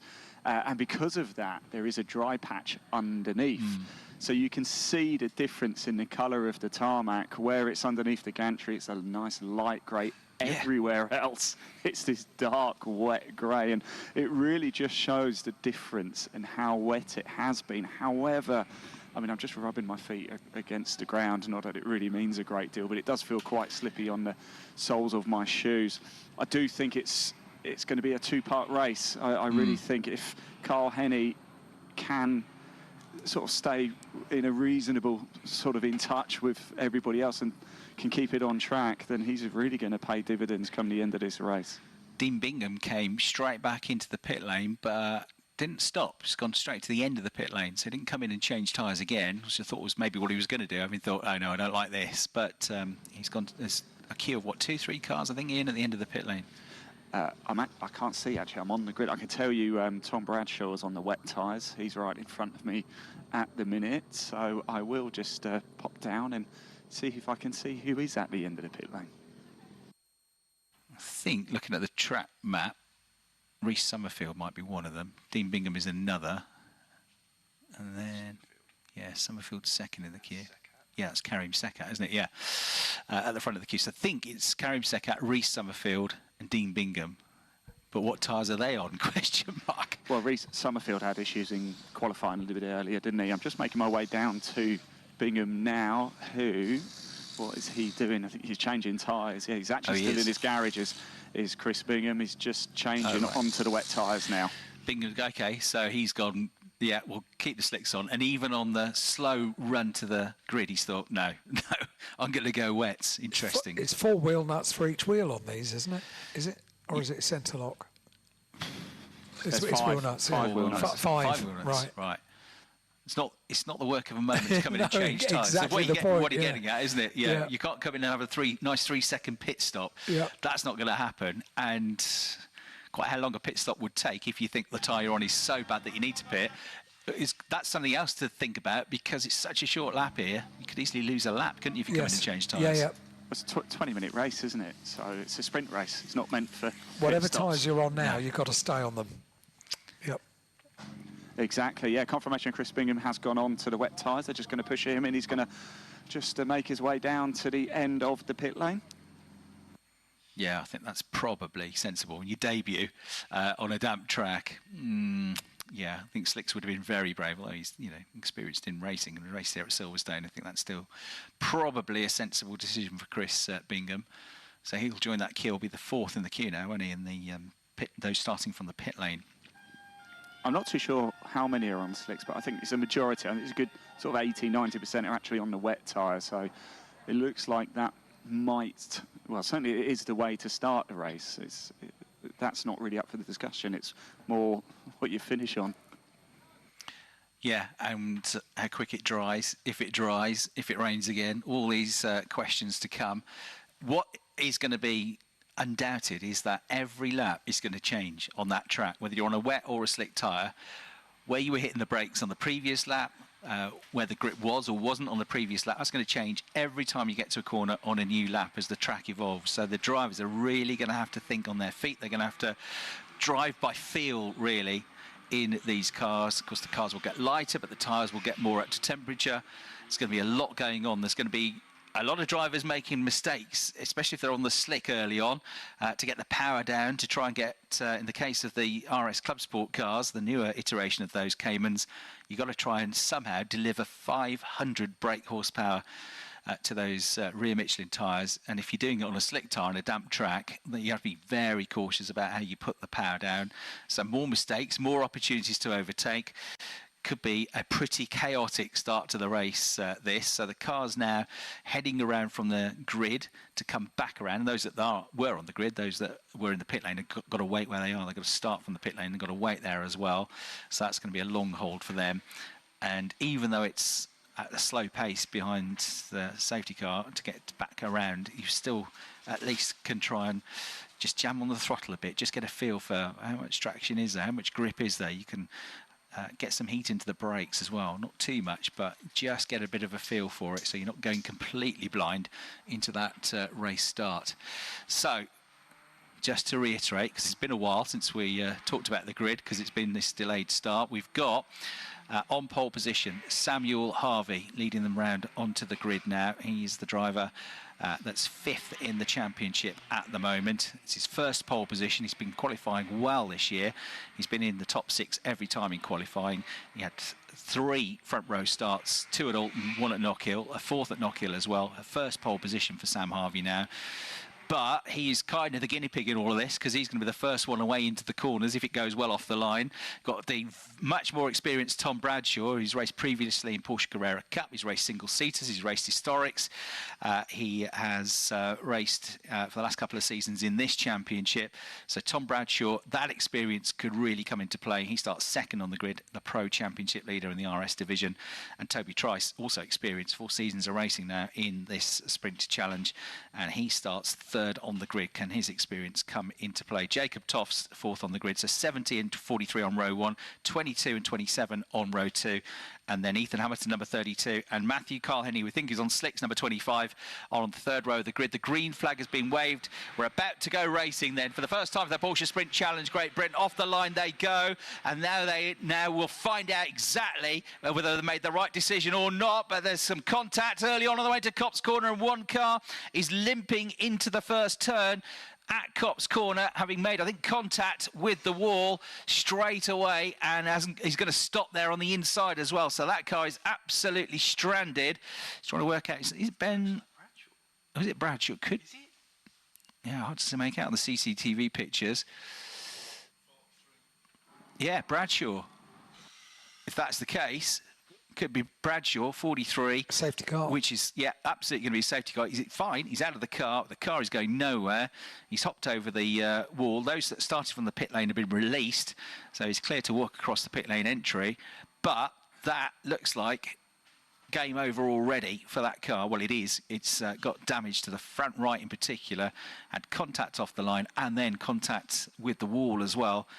And so if that's the case, if it is who we think, I think it is, 43 Tom Bradshaw, he is out from the front row of the grid. He's fine. He's walked away from the car. The car is stranded on the inside. And we've got the safety car straight out. So Harvey, number 70, leads. Number 32, Hamilton, got himself up to second place from 5th on the grid. Toby Trice stayed 3rd in car 22. 4th is Joe Marshall from 7th on the grid in car 99. 5th is number 88, Oliver Meadows, from 8th on the grid. 6th is number 11, Ben Moore-Ryan, from 9th on the grid. 7th, number 98, Oliver Cottam, from 12th on the grid, made a good start. 8th, number 45, Dan Zelos, made 3 places up. 9th, number 29, Jason Baker, from 17th on the grid up to 9th place. And 10th, number 21, Jody Sloss, from 13th on the grid. The one that really lost out there, other than obviously Tom Bradshaw, was Jacob Toft and Matthew Carl-Henny. They've both plummeted down to 13th and 14th, which makes me wonder if Jacob is maybe on the slicks as well. Yeah, it is Tom Bradshaw confirmation. He's got his helmet off. He's looking a little bit dejected, as I'm sure you can imagine. The car is still there, just on the inside, on the approach into Cops. So, unfortunately, Tom Bradshaw out. First retirement since the first race weekend of the season at Donington Park, where he had a retirement in race 3. Since then, he's been in the top 5 in every race. He's usually been either first or second in the races, which is why he's got this championship lead. But he's not going to score any points in this race. However, his nearest rival in the championship, Jacob Tofts, also had a bad start, not as bad as Tom, but he lost 9 places on that first lap, down to 13th position. Joe Marshall, who's on the same points as Jacob Tofts, had a good start. He's up to 4th place. If you went for the slick tyre and you've got this safety car phase now and it doesn't rain again, that's good news for you, isn't it? Because it's more time for the track to dry out, less time for you to drive on a slick tyre and a damp circuit. So that could be good news, even though they look like they've lost quite a lot of positions. We're guessing, we're surmising who's gone for the slick tyre. It could just be that Jacob had a bad start, but we're pretty sure that Matthew Carl-Henny was on the slick and he's plummeted down to 14th place in the number 25 car, just behind Jacob Toft's number 27. So the RS Am leader becomes Oliver Meadows in 5th place overall. New race duration is going to be 25 minutes. As popped up on the screen, with 21 minutes 20 seconds to go. The Club Sport Pros, Jonathan Moore stayed ahead of Lydia Walmsley. They're 1st and 2nd in the Club Sport division, running 15th and 16th overall, cars 12 and 82. Club Sport Hannah Chapman held on to the class lead, but Paul Porter dropped back a bit, which means that Katia Logi, number 5, 3rd in the championship, has moved up to 2nd in class. So 44 Chapman, 5 Logie, and 52 Western are the top 3 in the Club Sport AMs. Ahead of them, the Club Sport Pros, Jonathan Moore, number 12, from 82 Lydia Walmsley. And then it is Harrison Cavers, number 14, 2nd weekend of the championship, looking for a podium visit. RS Pros are the top 3 overall. So Harvey from Hamilton, from Trice, RS Am, Meadows, number 88, in 5th, as the red flag comes out. And then Baker and Sloss up there as well. So the red flag is out because there's still quite a bit of work to be done, not just to get the Porsche up, but maybe, I don't know if there'd be any damage, I think, not necessarily to the barrier, but I think it's just going to take a long time to get that car up, with it having quite a bit of damage to the suspension on the right side of Tom Bradshaw's car. So the flatbed is there now, but they've decided to red flag this, and everybody then brought back onto the grid to a standstill. So this is all a bit messy, isn't it, for the drivers? And again, this could massively affect, because if this is a delayed start now, it could massively affect if you chose the right tyre, because again, it's more time for the track to dry out. If you chose the slick tyre, you're rubbing your hands at the moment. If you chose the wet tyre, you are thinking, this is my advantage draining away from me now, because I can't use the better tyre on these damp conditions. I'm actually a bit surprised, Chris, that nobody else maybe thought to have pulled into the pits once the safety car came out, because there was always a chance with where Bradshaw's car is, that it was going to be red flagged, and that's going to eat into a few more precious minutes. Of course, it's not raining either. It's still dry, quite windy, but I suppose it's still pretty overcast. One sprinkling, a light shower, and that's that, isn't it? But I don't know. Yeah. Maybe could have been worth the risk. Yeah, I did think that. I did think somebody might dive in. But everybody stayed out there on track on the grid. We'll have to wait to see what the race duration, if that's going to stay the same or it's going to be reduced, and what the start time will be. But for now, only allowed onto the pit wall are the team mechanics.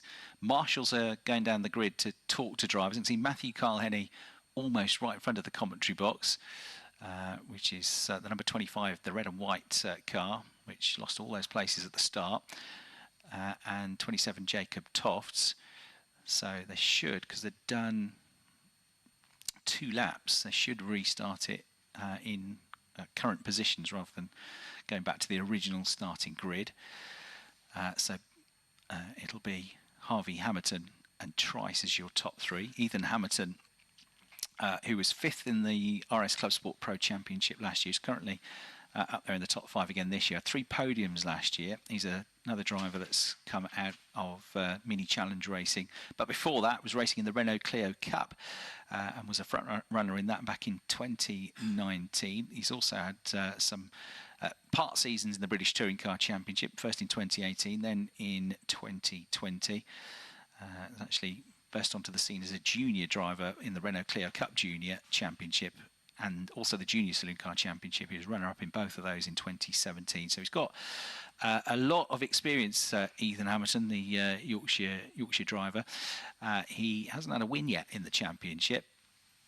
And this season, his best result, Ethan Hamilton, has been a 2nd place finish, which came in the opening weekend at Donington. He's pretty much always up there in the top 6 or 7, but a good chance here for him to try and get that win. He's there in 2nd place, but likewise, Samuel Harvey has had 2nd place finishes, 3 of them, looking for his first win.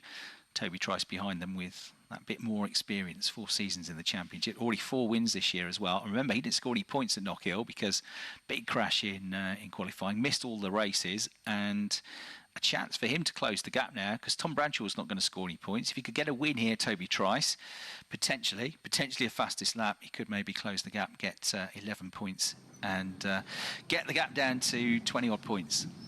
They're just gridding him up now, actually, Chris. So yeah, it's Harvey, Hamilton alongside, and then Trice and Marshall. So it's as it was once the red flag came out. So I can just see Harvey's got his hand on a bonnet. I think he's waving to one of his mechanics, actually. We've got news as well that Toby Trice has got a puncture, apparently, the car 3rd, but they're going to allow him to change it. So change it on the grid, presumably for safety reasons. So Toby in trouble. Also, it's going to be 15 minutes when we get the race back underway. So it's been shortened, this race, to a 15-minute restart. And they will start, as they're being gridded up now, in the current race order, as suggested, rather than going back to the original grid. So we'll have to see what happens with this. I'm hearing this puncture for Toby Trice, 3rd in the race. And I think change it on the grid, he can start where he is, that's fine. Or has he got to come into the pits and do it? But I think he'll be okay. We're going to wait for the mechanics to be allowed on the grid first of all. That will happen, I think, once the grid is reformed, won't it? Well, if they let him do it on the grid, that's an almighty stroke of luck, isn't it? Yeah, and all the time the track dries out, and all the time those on wet tyres think, come on, let's get on with it. But of course, if you're on the slick and you've lost a lot of positions already, you've got less time to make those positions back up now, with it being only a 15-minute race. Right, I can see our tyre, Michelin, being brought onto the grid. This is coming Toby Trice's way, I reckon. 3rd place. And so they are going to allow him to change it on the grid. And is it front right, I think? Yeah, front right, isn't it, that's been changed? It's the rear. It's the rear, they're going rear. It's the right side rear, yeah. Right, up on the jacks. Yeah, okay, go to the rears now. But you know, we said it was windy. Look how fast the clouds are moving, and the clear weather is coming in, isn't it? Actually, yeah, where it's coming from. Yep. Blue skies. Yeah, blue skies, boys. Even a bit of sunshine. Yeah. And dare I say, dry line forming. Yeah. Alan said right from the beginning that there should be slick tyres this race. I did say definitely that. remember that. Do you know, many years ago, at the start of this race, I was minded to remember, probably about 35 years ago, I used to go and help my friend Tony Coles go and race his Clubman's Mallock 16B, Mallock Mark 16B. And if you wanted to change the tyres on the car, you had to also move the mud guards, and they had 4 nuts on each mud guard at the front, not on the rear. And at Snetterton one year, we went out, it was wet, so they sat on the grid for a little while, and then they said, no, it's drying out, you can all come into the pit lane and change onto dries, which was disappointing for all of us on the spanners, because it meant not only changing the wheels but also changing the mud guards. So we put him on slicks. It then rained again, and we had to pop him back on wets. And by the time we got the cars to the grid, it had started to dry out again. So everybody else was changing onto slick tyres. We left him on wets. He wasn't a very good driver. He was at the back of the grid, and he had the race of his life, I tell you. All because you couldn't be bothered to exactly. We'd had enough. No, but you didn't tell him that. You told him that was a stroke of he knew well strategic genius. No, he knew very well we'd had enough. We made that very clear. And guess what? Right on cue, guess what's arrived? The sunshine. Yep. The Silverstone weather. It is just its own little thing, isn't it? Every time we come here, the Silverstone weather gives us a bit of everything. It doesn't matter whether you come in April or August or September or December. You know, it's never going to be straightforward here. So everybody re-gridded. That right rear puncture has been changed for Toby Trice, so he breathes a sigh of relief.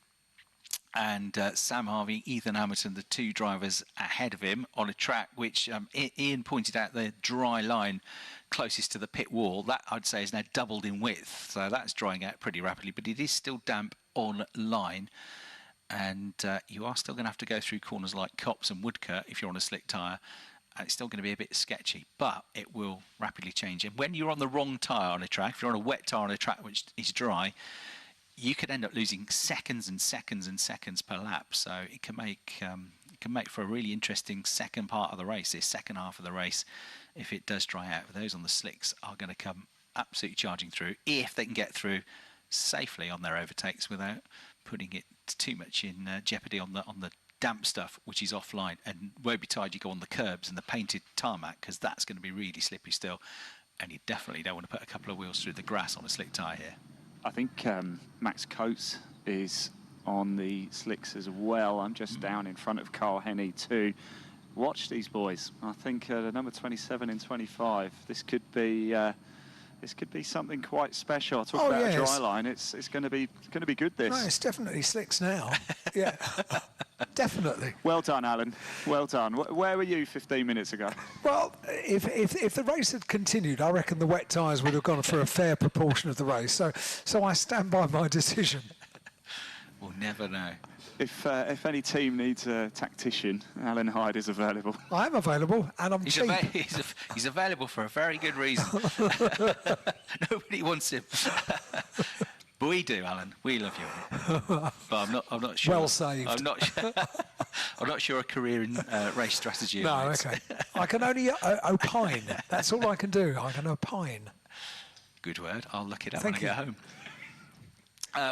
We've got cars now being reversed into positions. There's a bit of organising to be done by the marshals here. So Jonathan Moore's car's got the reverse lights on at the moment, so it's going to be a bit more of a hold, isn't it? He's just been told to go back, but he's right in the middle. I think there's a couple of cars do just need a bit of organising here. The Carl Cavers is now moving back as well, and Jonathan Moore is still sort of stranded. You can see him. I can wave to you guys. I can see you. There you are. Hello, guys. So I'm not too far. I've just walked the quarter of a mile back up the other way now, and Jonathan Moore is still waiting. Alan will give you a foot massage at the end of the day for a fee.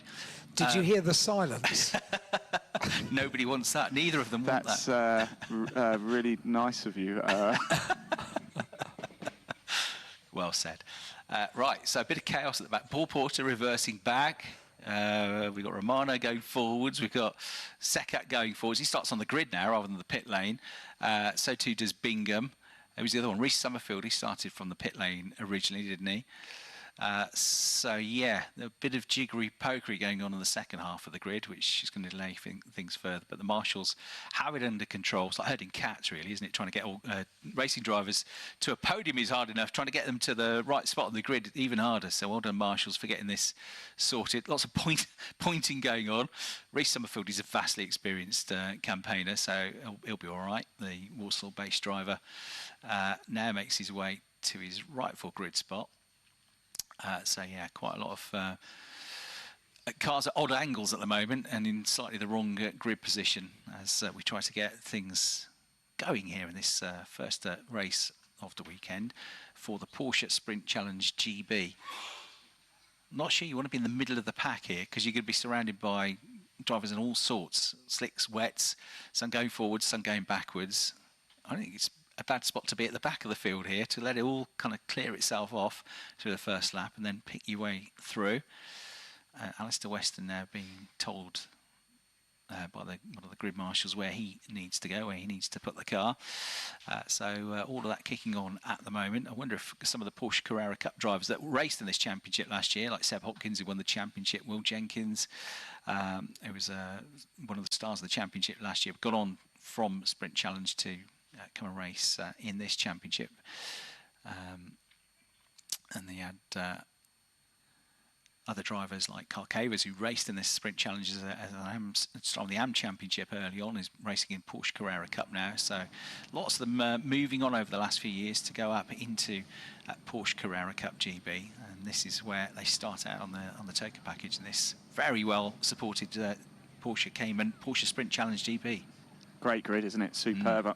Again, I'm just prowling the pit wall at the minute, and I can see Karim Sekat, who originally started this race from the pit lane. He's on the slicks as well. I think Lewis might be as well, the number 19. So there's quite a few cars where I am based, sort of further down towards the commentary box, who are on slicks here. So I would, if you're around Silverstone, everybody, don't go anywhere, because I think this is going to be an absolute cracking race. I really do. And of course, we've got another race to come after this for the Virtue Mini Challenge, the JCW cars. I think it's slicks for them. Yeah, they are now watching this with interest, aren't they? Going, well, we've got a while to go, but what do we go for? I think you're probably right. I think probably slicks, given where the weather's coming from. I've just spoken actually to a couple of the Toro Verde boys who run Jonathan Moore, and so they said it's slicks now. It's definitely slicks now. Right. Unfortunately, they can't change the tyres, but so if they could do it again, yeah, Jonathan Moore's on wets, but they could do it again, they'd put slicks on now. I've just very quickly had a message from one of my media friends here this weekend, Steve, who says a media colleague has lost his phone. He thinks around the pit lane, pit wall area. It's a Pixel 8 Pro. If someone finds it, could they please bring it to the media centre? So if you do find a phone, if you could take it to the media centre. We have one of our valued members of the media here at Silverstone without their phone, please. Yeah, and just so you know, the media centre is just next to the main race control building, so just behind the pit lane. So if you find the big tall ARB tower or the BRDC building, you're not far away, and then the low-level building opposite that toilet block is the media centre. Underneath the highest building, which is where we were. Where we are, in the commentary box, yeah. Or if you see me up and down the pit lane, feel free to give it to me, because I've got to go back down there anyway soonish, so I'm quite happy to take it back. Good man, Ian, thank you. 1 minute board has gone up, so we're about to go racing. So Jonathan Moore, who is lots of Yorkshire-based drivers coming through the ranks these days, lots of them in Porsches as well, and he's another one from South Yorkshire. He's leading the Club Sport Pro division. He's on Club Sport Pro pole. He's in the number 12 car, the white, light green and turquoise car, which is run by Toro Verde. His nearest rival in both the championship and for this race is in the purple and pink car, number 82, Lydia Walmsley, ex-Mini Challenge racing star. And Jonathan, one of the younger drivers in the championship, has just come up from Junior Saloon Car Racing. He was runner-up in Junior Saloon Car Championship last year, third in that championship the year before.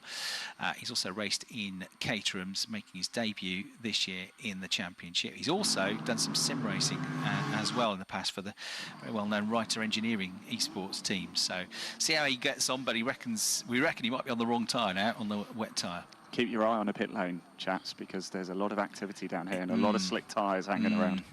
Not surprised. Yeah, just looking at that, because yeah, they are hovering, aren't they? And tyres are at the ready, so it could be a 15-minute endurance race with a pit stop right at the start of the race. With 5 wheel nuts on each wheel. Yeah. Some days like this that we thank goodness that TSL timing exists, because trying to lap chart this race with a pen and a bit of paper could be tricky, I reckon. Yeah. I think Carl Henney could be rubbing his hands right now. I think you could be right, and I might be wrong, but I suspect Jacob Toffs is on the slick as well, the way he went backwards on the first lap, unless he got involved in that contact, which is likely actually, because he was around, wasn't he, Tom Bradshaw?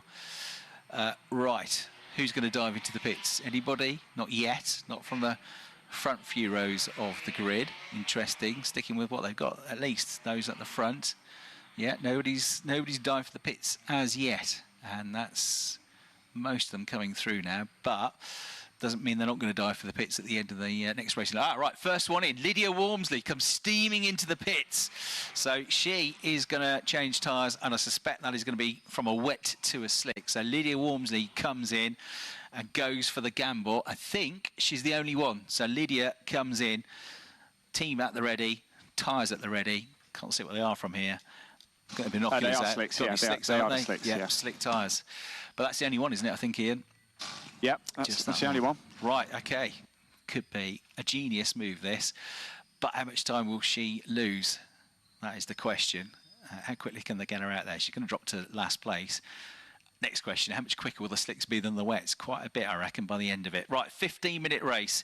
About to get underway. Sam Harvey has had the longest ever pole position. He's been there for ages on both starts. He gets the race underway then. So we are back underway with a restart. Sam Harvey in sunshine now, heading into Copse Corner. It's tight on the squeeze through the first turn. You've also got Toby Trice up there. Ethan Hamilton was alongside him. And Ethan Hamilton, pretty experienced campaigner, I think, has got through. Looks like he's got through into the lead of the race, coming out through Copse Corner, looking at the CCTV pictures. Down into Beckett's they go. A couple of them running wide. It looks a bit drier over there than it does over here, actually. Somebody's gone very wide coming out of the right-hander and coming onto the Wellington straight, but they've crucially all survived. They all make it through that first sequence of corners, that first couple of big braking zones. But every corner is an adventure as they come into the left-hander at Brooklands for the first time in the race, then go right through Luffield. So through they come. Ethan Hamilton, and still got his nose in front, I think, by the looks of it, as they come back into view in a moment. I'll confirm that. But one lap complete in this now 15-lap race. Through they come. It is Hamilton in the lead of the race. It's Joe Marshall that's gone up to second. Sam Harvey has dropped down to third place. Fourth place is going to be Oliver Meadows. Ben Moore Ryan has moved up as well. Toby Trice has gone back down to seventh place for Toby Trice. 4 places he's lost on that lap. So number 22 down to seventh place. With all that going on, did Lydia Walmsley get out very quickly? Not too bad. She's just coming into Brooklands at the moment, so she's basically half a lap down. But gamble, that still could pay off. She definitely would like the race to be longer than it is. 15 minutes, not long to catch the gap up and close up and overtake. But we'll see what her lap times are like when she does get going. So the race leaders make their way back onto the Wellington straight now, with Hamilton looking for his first win. Lydia Walmsley just going over the start-finish line there into Luffield. She's actually more like 2/3 of a lap down. It's nose to tail for first place, with Joe Marshall getting right underneath the rear wing now of Ethan Hamilton as they get on the gas, come out through Luffield Corner. Damp patches, dry patches, through they come. Falling away now is Sam Harvey in third place and looking for the move, but finding a yellow flag on the way into Copse Corner was Joe Marshall. So had to back off out of a potential move there, and Hamilton for the time being will stay where he is in the lead of the race. 12 3/4 minutes to go. They're heading down through Maggot, still nose to tail first and second. Into the braking zone for Beckett's they go. Hamilton gets there first, makes the apex initially, but he goes a bit wide on the exit to the corner. So this could be an opportunity for Joe Marshall to try and nab the lead of the race. Coming onto the Wellington straight. Looks like he got the better run coming out of Beckett's. He's just behind still though, and I think he'll still be behind when they get to the left-hander at Brooklands. Hamilton should emerge first. He does, just about. They're nose to tail though, as they go right now into Luffield, coming out through Woodcote Corner is Lydia Walmsley. She goes through her lap time, a 65-second lap, so it's still not good for the slick tyres. She's on the slick tyre, 65-second lap. Those on the wets at the front, 61-second lap time. So that was a gamble that I don't think is going to pay off, unfortunately, for Lydia, as the leaders go through into Copse Corner once more. Ethan Hamilton being pressurised all the time here by Joe Marshall. The fastest lap of the race has just gone to the pole sitter, though. He's back in third position, Samuel Harvey. So he's just done a lap time which was about 0.2 quicker than the top two, who are starting to hold each other up now. Hamilton under pressure again on the way through the right-hander at Beckett's, and so I think with them, when they get to the end of the Wellington Straight, it's going to be Samuel Harvey. It'll be first, second and third together, or almost together, when they come back into view. Here they come through the gaps in the trees. I can see, yeah, almost with them now is Harvey. So he is gunning to try and get himself this first race victory. Hamilton likewise, and then in between them, Joe Marshall trying to hang on as well to second place, but also trying to attack. And remember, he's going to win this season, but he's also fighting for the championship lead. Championship leader is out. Second of the championship is down the order, but has moved back up a place to 12th position. So Joe Marshall trying to get as many points back from them as he can here, and just trying to get the race win. Most of the field improving lap times last time around. Absolute best for Jacob Tofts. I reckon he could be the one on slicks, couldn't he? 59.8 seconds for car 27 in 11th place. Yeah, Chris, Carl Henney a 59.8, Tofts a 59.8 as well, slightly quicker that time. So they're about, what, two and a half seconds faster? Yeah, 60 and 61-second lap times for those at the front on the wet. So, yeah, getting on for around about a second to most of them. Well, we're pretty sure on Carl Henney in the 25 car, and I'm pretty sure on Tofts as well in the 27 car. Time penalty for Karim Sekat of 10 seconds for a full start, I'm afraid. Lydia Walmsley on the slicks comes through. 62 seconds, but still not flying yet. And could be lapped in this race because she's at Copse Corner. The leaders go over the line. It's getting tight as well for the battle for fourth place between Meadows and Maul Ryan. They are in cars 88 and 11. And Carl Henney has now got himself up into the top 7. So Carl Henney, new fastest lap of the race in car 25. Meadows is the driver he's really trying to hunt down because he's the only AM division driver ahead of him. So 88 Meadows in fourth place, but 25 RSM leader in the championship, Matthew Carl Henney, only 3 places behind him now. In the Club Sport division, Jonathan Moore is leading the Club Sports. He's the pro leader, and he's also got behind him Hannah Chapman now, who's the top Club Sport AM division driver. So cars 12 and 44 leading their respective classes of the top 2 in Club Sports. Third best Club Sport driver is Cavers at the moment, second in his class, and then Porter, Loggy, Romano and Weston. And Walmsley coming through, having made that pit stop, goes through, goes across the line and goes quicker again, but it's only a 62-second lap, so she's still losing time to those on the wets at the head of the field, who are almost coming up to lap her now. They're into Copse Corner, through they go. One to watch now is going to be, well, 2 of them. Carl Henney up to 5th place, flying 58.9 seconds. He's 2 seconds a lap quicker than the race leaders. And also Tofts in car 27 up to 8th place. So Carl Henney on an absolute charge here in the number 25 car. He'll be gunning for 4th place very shortly, and then if he can deal with 4th place, and that of course will be the AM class lead, then he can go for the top 3 pretty quickly as well. Still got time, he's still got 8 minutes to go in the race. So we're waiting for the leaders to come up into the braking zone for Brutlands. Here they are, Hamilton under pressure once again for the lead of the race from Marshall, and almost with them is Sam Harvey, and then is he through already into 5th place? Carl Henney, not quite yet, but getting there. So that's going to be the next one to keep an eye on. And Jacob Tofts, who we reckon are on the slick tyre. Top 3 come through. 25 car is up there already, Matthew Carl Henney. He's done it. He is 4th. And so he is going to get the lead of the race, surely, the way he's going. He's, again, 2 seconds a lap quicker than those ahead of him. Meadows has lost that 4th place. He's lost the the AM lead in the RS division. Tofts is going to come after him pretty quickly on this lap as well in the 27 car. So there could be a 1st and 2nd place finish, given they were both out of the top 10 for the restart. This has worked beautifully in their favour. So the red and white 25 car, the one to watch now as he gets up to the top 3, heading up the Wellington Straight. be in view in a moment. I think he's going to be with them. He might even be in amongst them when he gets there. Yes, he's got one. He's got past Harvey, so he's up to third place now, into the right-hander at Luffield, and he should be able to just get the traction down now on the slick tyre and drive around the outside of Joe Marshall to get himself up to second. He might be first even by the time they get to the line. He's second already. He's got the hazard lights on, and Matthew Carl Henny now looking up the inside, but he can't get through at Copse Corner because still a yellow flag there, so he has to back off out of it. But he's got loads of time in the race.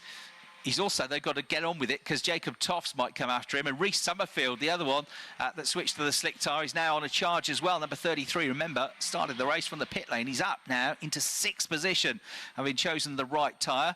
The race leader is still Ethan Hamilton, going down through the right-hander at Beckett's onto the Wellington straight. But I reckon when I see him next in a couple of moments' time, he's not going to be the leader anymore. He's just going to try and win the race for those that are on the wet tyre, if you like. So it should be, I reckon, the red and white car of Matthew Carl Henny popping up next, almost. He's side by side. He's got the inside line for Luffield for the lead of the race. Matthew Carl Henny goes through. So he's into first place ahead of Ethan Hamilton, who closes the door to stop Joe Marshall getting past him as well. They're about to come through Woodcut Corner. Hazard lights on for the new race leader, number 25. And then the blue and yellow Duckham's Yasser Racing livery car of Jacob Toffs up to 4th place. And he's right onto the case of Joe Marshall as they come through into Copse Corner. He's just got so much more grip as they go through the right-hander. Those wet tyres are just struggling now on a fastly drying track. They'll be overheating. They'll be all over the shop, those tyres.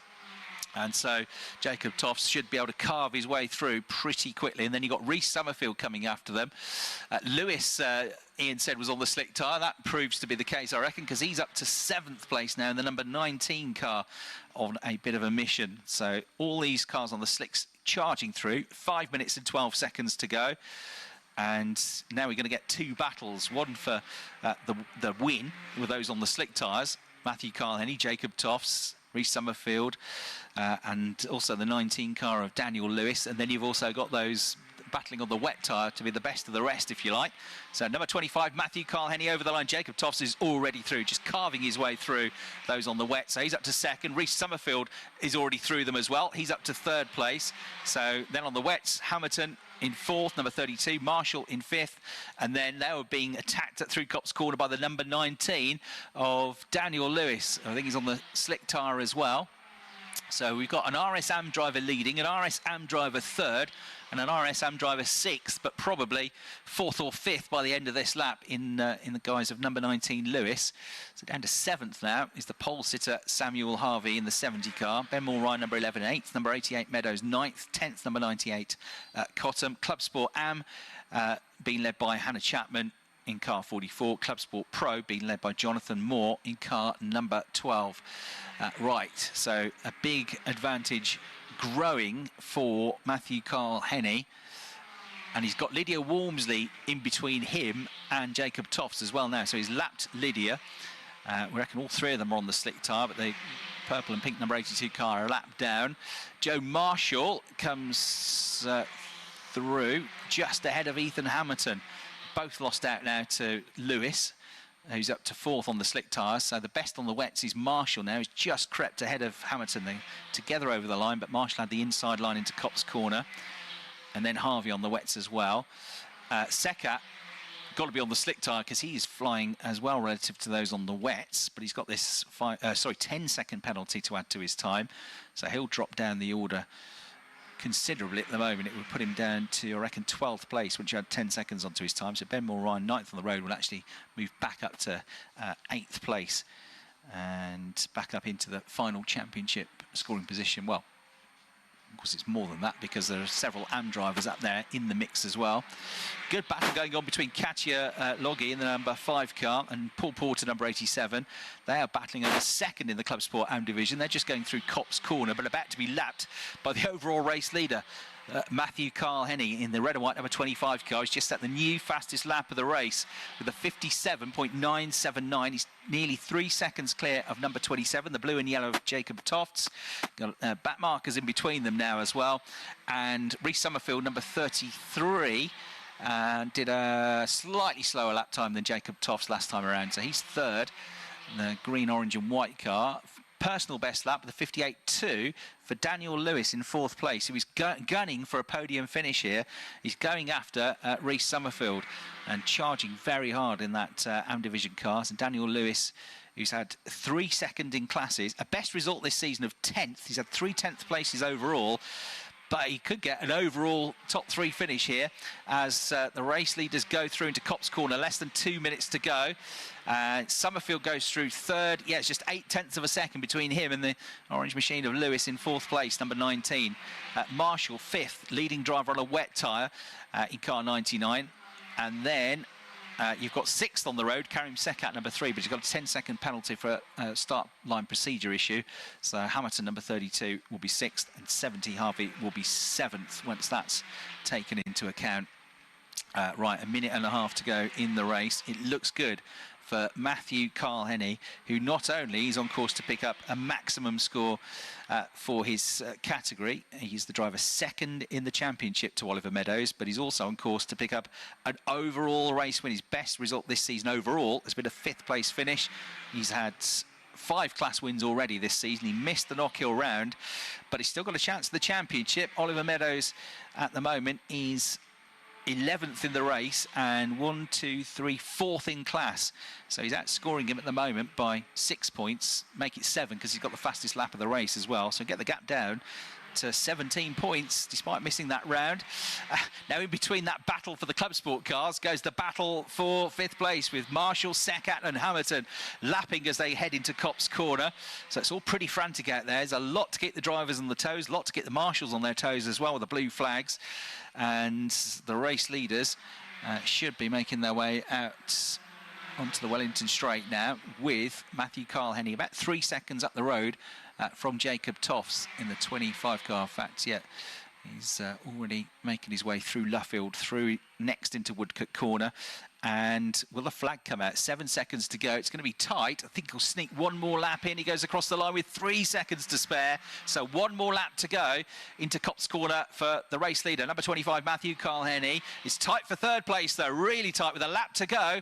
And the next 2 into Copse Corner, nose to tail. Reece Summerfield under all sorts of pressure from Daniel Lewis. They're also battling over 2nd in the RSAM division. 3 of the top 4 are RSAM drivers. We've got 1 off in the gravel trap at Copse from a while ago, which has brought about this yellow flag zone. No overtaking there. And that's Romano, who's getting out of the car now, having skidded straight on through into the gravel trap, and I think has nosed into the barrier as well. He's fine, he gets out of the car, Romano, but he's out of the race in these tricky conditions. And the flag is now being readied, and the flag is going to fall with an overall race victory to Matthew Carl-Henny. Was back in 13th place, I think, something like that, after the first lap on the slick tyre. But it's a gamble that paid off beautifully, because here's the checkered flag, and Matthew Carl-Henny takes an outright race victory. Jacob Tofts also chose the right tyre in the end. He comes home in 2nd place. A gaggle of cars go through over the line together in 3rd and 4th, though, are Summerfield and Lewis in amongst lappery. And it's Summerfield who gets a podium finish as well. Number 33, 3rd overall. And also with the podium finish, because he's 3rd in the RSAM division. 4th overall is Daniel Lewis, number 19. Joe Marshall crosses the line some 24 seconds behind the race winner in the end. That's what the difference was between the slicks and the wets, but he's done as best he can there. He's the first driver to cross the line on a wet tyre. Joe Marshall, number 99. And then 6th place, Ethan Hamilton. 7th, Samuel Harvey. A bit frustrated with that. The pole sitter, Benmore Ryan, Oliver Cottam, Oliver Meadows in the top 10 as well. We've already had the Club Sport drivers take the flag because they were lapped. So the Club Sport AM victory going to Hannah Chapman, who's the first Club Sport driver home. That is a 10th win now in class for Hannah Chapman to extend her advantage over Paul Porter. And the Club Sport Pro Division victory has gone the way of Jonathan Moore, who came home actually just ahead of Hannah Chapman in the end. Chapman was ahead of him till the last lap, I think, but Moore nonetheless got ahead but they're both class winners. Jonathan Moore picks up, that's his 11th win, I think, now, of the season. Yeah, 11 wins for him in the class, 10 wins in class in the AM division for Hannah Chapman. So off the screen, number 25, Carl Henny wins. Second, number 27, Tofts. Third, number 33, Summerfield. Fourth, number 19, Lewis. Fifth, number 99, Marshall. Sixth, number 32, Hamilton. Seventh, number 70, Harvey. Eighth, number 11, Moore Ryan. And then in ninth place, number 98, Cottam. 10th place, number 88, Meadows. 11th with a 10-second penalty, number 3, Sekat. 12th, number 45, Zelos. 13th, number 21, Sloss. 14th, number 29, Baker.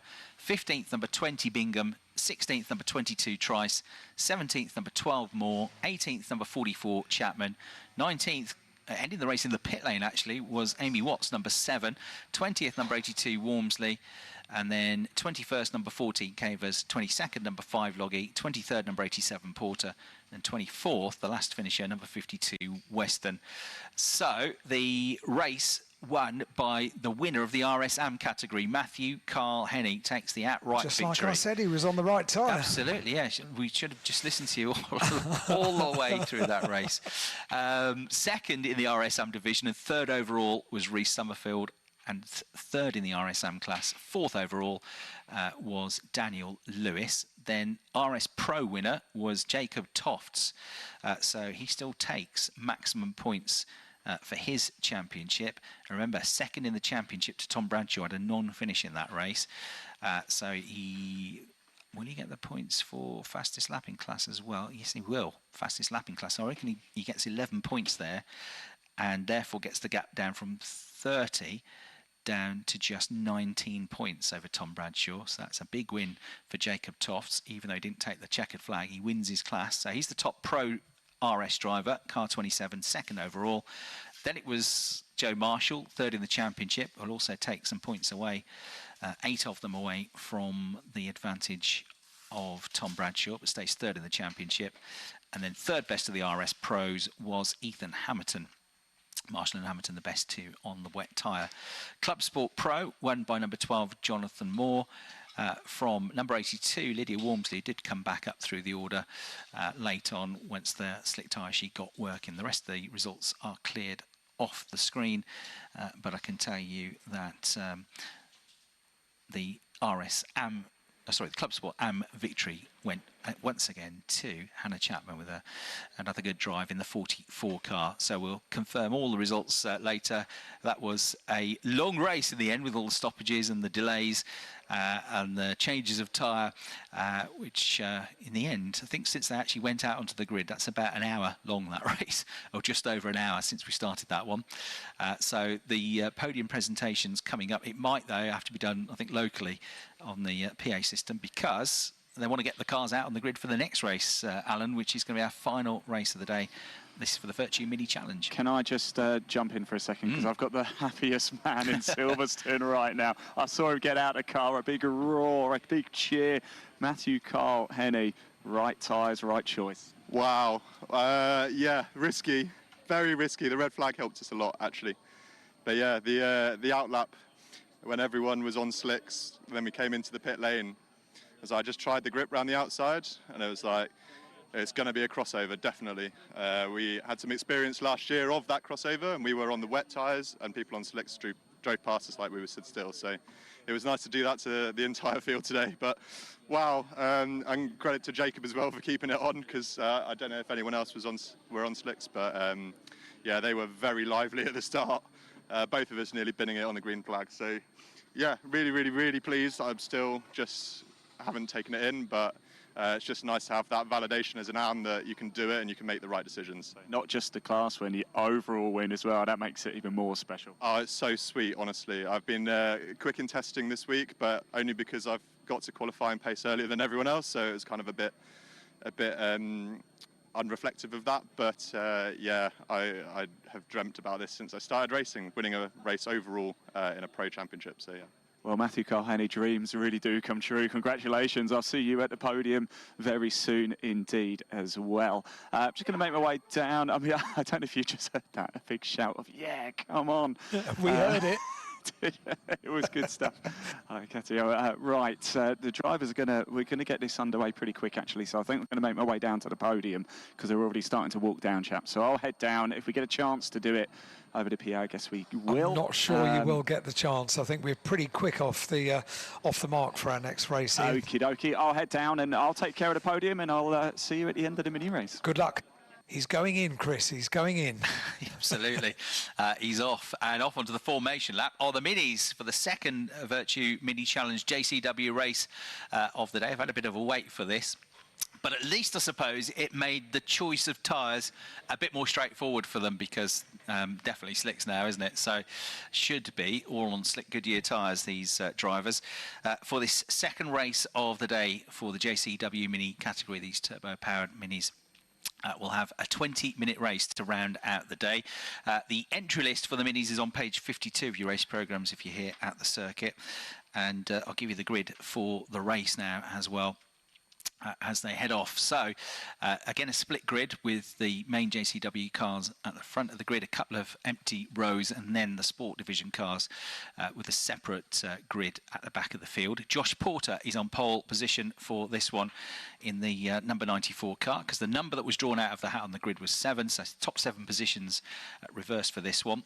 Max Edmondson, the race 1 winner, therefore having to start 7th. So Josh Porter, number 94, on pole.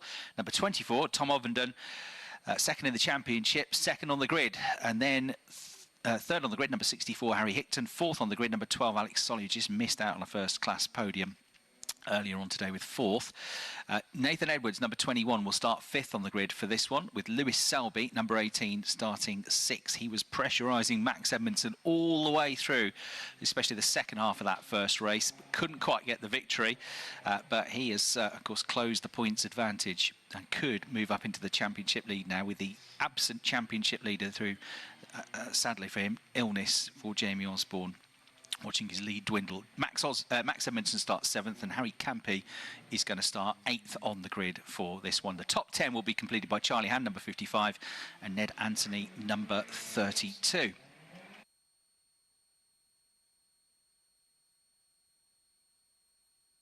Just been shown a Instagram post from Jamie Osborne. Not the way I'd planned my weekend, however, health is more important and I'm on the mend, which is great news. I just want to thank everyone who messaged me and wished me well. I appreciate it with a love heart there. So it's positive from Jamie, vibes from that post, isn't it? had a trip to hospital by the looks of things. So best wishes to you, Jamie. Hope you're back very soon. And we've got the green flag wave. Chris McKenzie is on pole position for the Sport Division of the 210 car from Will Crooks, number 29, alongside him. Red lights go out though. And without further ado, we get the race underway then. Off the line they go. It's still going to be a little bit slippery off line in particular. Still some damp patches out there. So again, a bit of a voyage into the unknown as they go to Copse Corner for the first time. Josh Porter holds the lead of the race. So Tom Ovenden in 2nd position. It looked like Harry Hickton had held on to 3rd place through Copse Corner looking at the liveries. And Alex Solly has held on to 4th. Nathan Edwards has held on to 5th. So no changes at the sharp end of the field. Into the braking zone, turning right now through Beckett's. They go off the Grand Prix circuit, sweeping all the way, almost back on themselves onto the Wellington straight then. Wellington Bombers were in hangars here at Silverstone during the war, hence the name of that huge long straight, which then leads us into the left-hander at Brooklands, which we'll see in the lead of the race still Josh Porter. Tom Ovenden going with him, but back up to 3rd place now has come Alex Solly. So Solly's made a move on that back straight. He goes into 3rd spot. Edwards going up there with him as well, as to a now pretty much dry Woodcote Corner. Right-hander they come. The top 2 absolutely nose to tail. Porter from Ovenden, Solly in 3rd, Lewis Selby in 4th, Nathan Edwards in 5th place, but with a gang of cars all over him as they go into Copse Corner. He's got Hand, Edmondson, Hickton and Anthony for company. So great squabble going on there for 5th place. But number 21, Nathan Anthony, was the one giving them all a tow up the straight there. It was absolutely nose to tail between Porter and Ovenden for 1st and 2nd place. It's still nose to tail. And coming after them is Alex Solly. Wants that first podium in class, does Solly. And come up into the JCW Championship. So he's pushing hard. And we stepped up from the normally aspirated category last year. And Selby, who is trying to get into the championship lead, also trying to help Napa win the team's championship, if he can this year. He's there in 4th place. And then Max Edmondson arrives in 5th place when they get to the braking zone. So Edmondson, the race 1 winner, the Rookie Cup leader, the bright yellow wheels on the car, getting ahead of Nathan Edwards, under braking on the way into Brooklands Corner. See what he can do now. He's a rising star, Max Edmondson, driving very rapidly, the 2-time Civic champion in minis for the first time this season. It's going to be side-by-side as well between the next two, with the 32 car of Anthony and Hickton in the 64 car, absolutely together as they crossed the line. 14 thousandths of a second between them as they rapidly went hand in hand into the right-hander at Copse Corner. I think Hickton just about held on to the position as they came out of the right-hander. And under braking into Beckett's Corner, Solly is almost now with the top 2.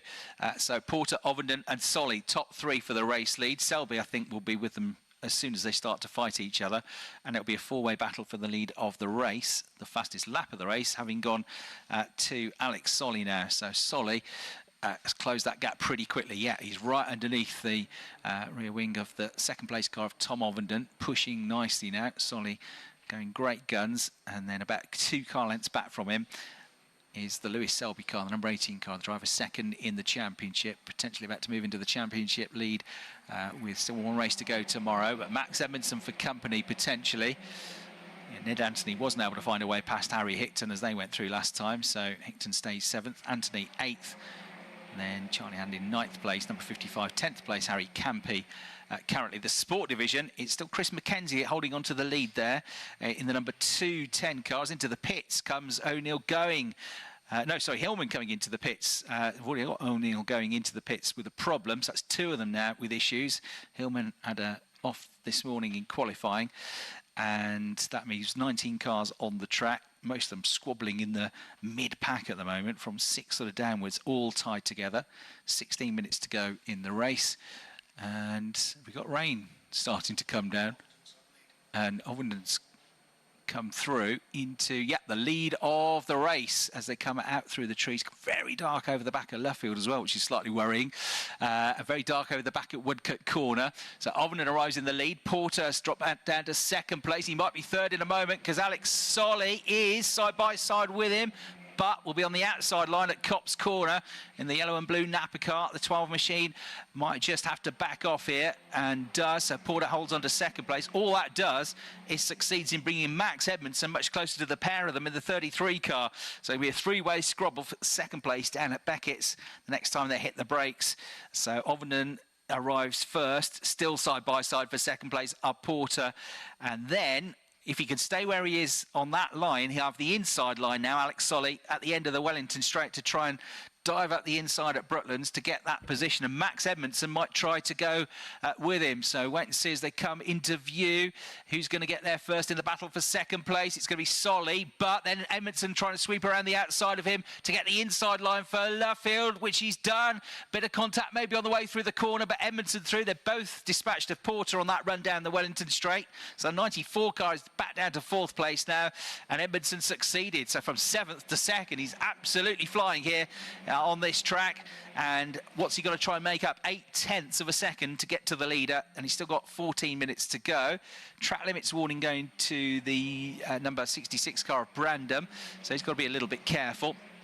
Ovenden, number 24, leads. Edmondson with the fastest lap of the race, up to 2nd place now. 3rd is Solly, 4th Porter, Selby 5th, Edwards 6th, then Hickton at 7th, ahead of Anthony on that lap to 8th place as well, as they make their way through Beckett's and back once again onto the Wellington Straight. Through the first sector, Edmondson was 0.2 quicker than Ovenden, so he is very quickly, I think, going to catch the race leader. It's just whether he can find a way through, or can he defend 2nd place, because Solly coming back at him at the end of the Wellington Straight just misses out on a position change because he was alongside at Brooklands, but he couldn't quite get through, had to back off into Luffield.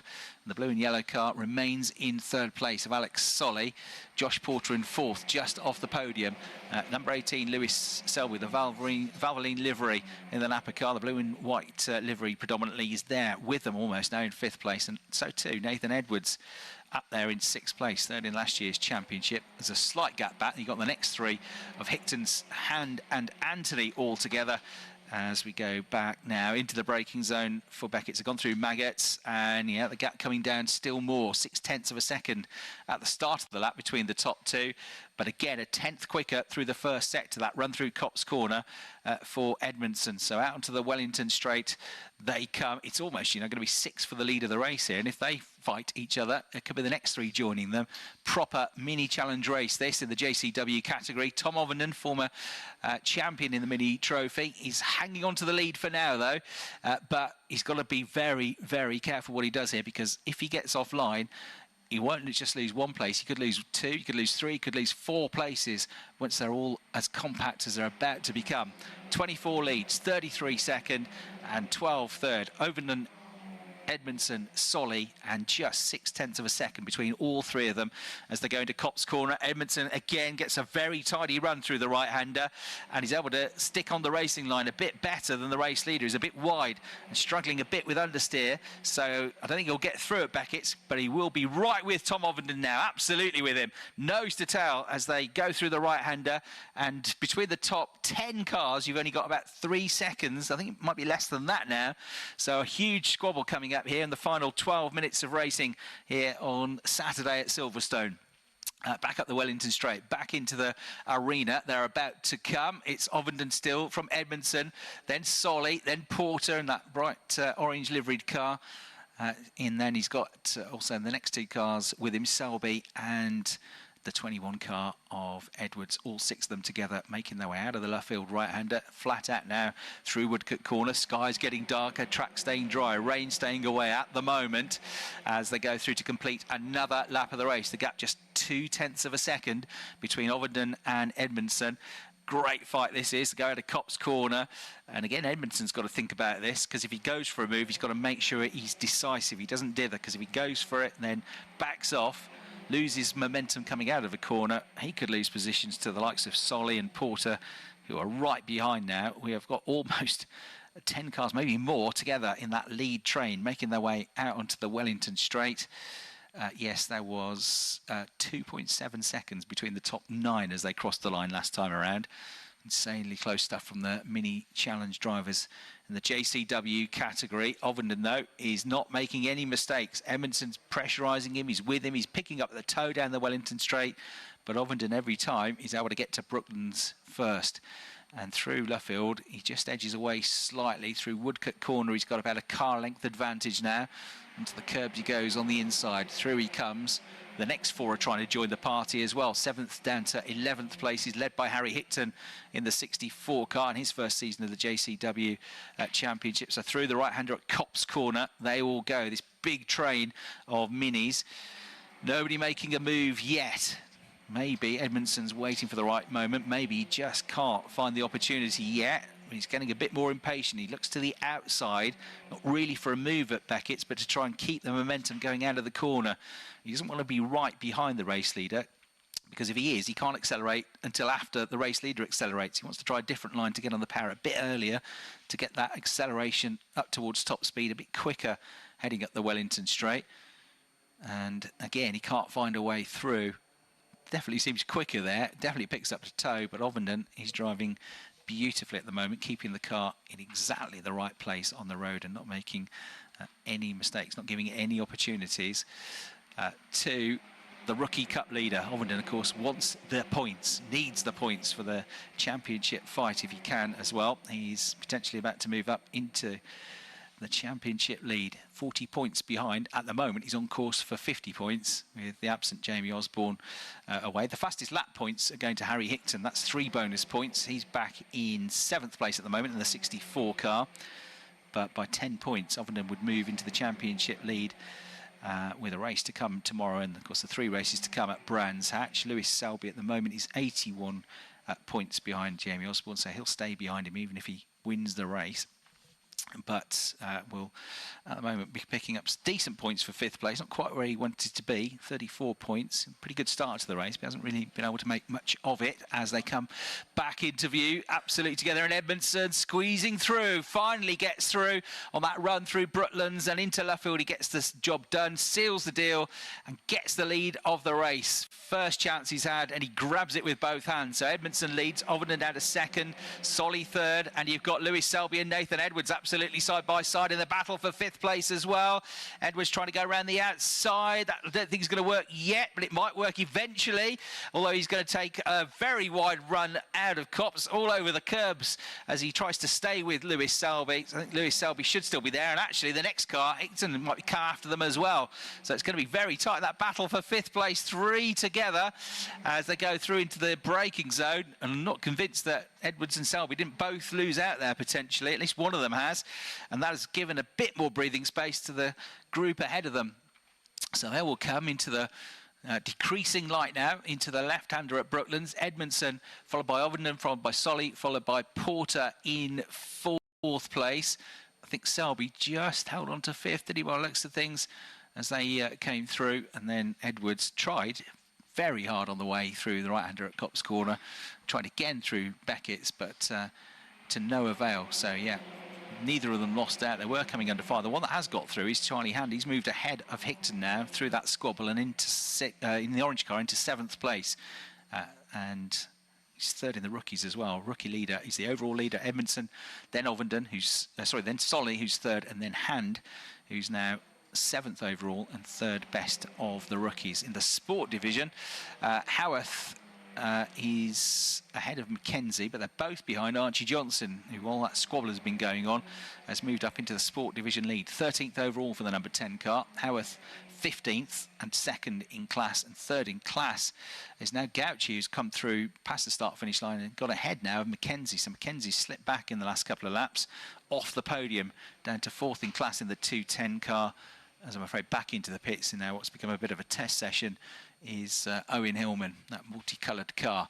Right, more action about to kick off on the way through Beckett's corner. We've got 2 cars going side by side as they came out through Luffield, and it is Hickton under serious pressure from Ned Anthony once again. They were together earlier on in the race.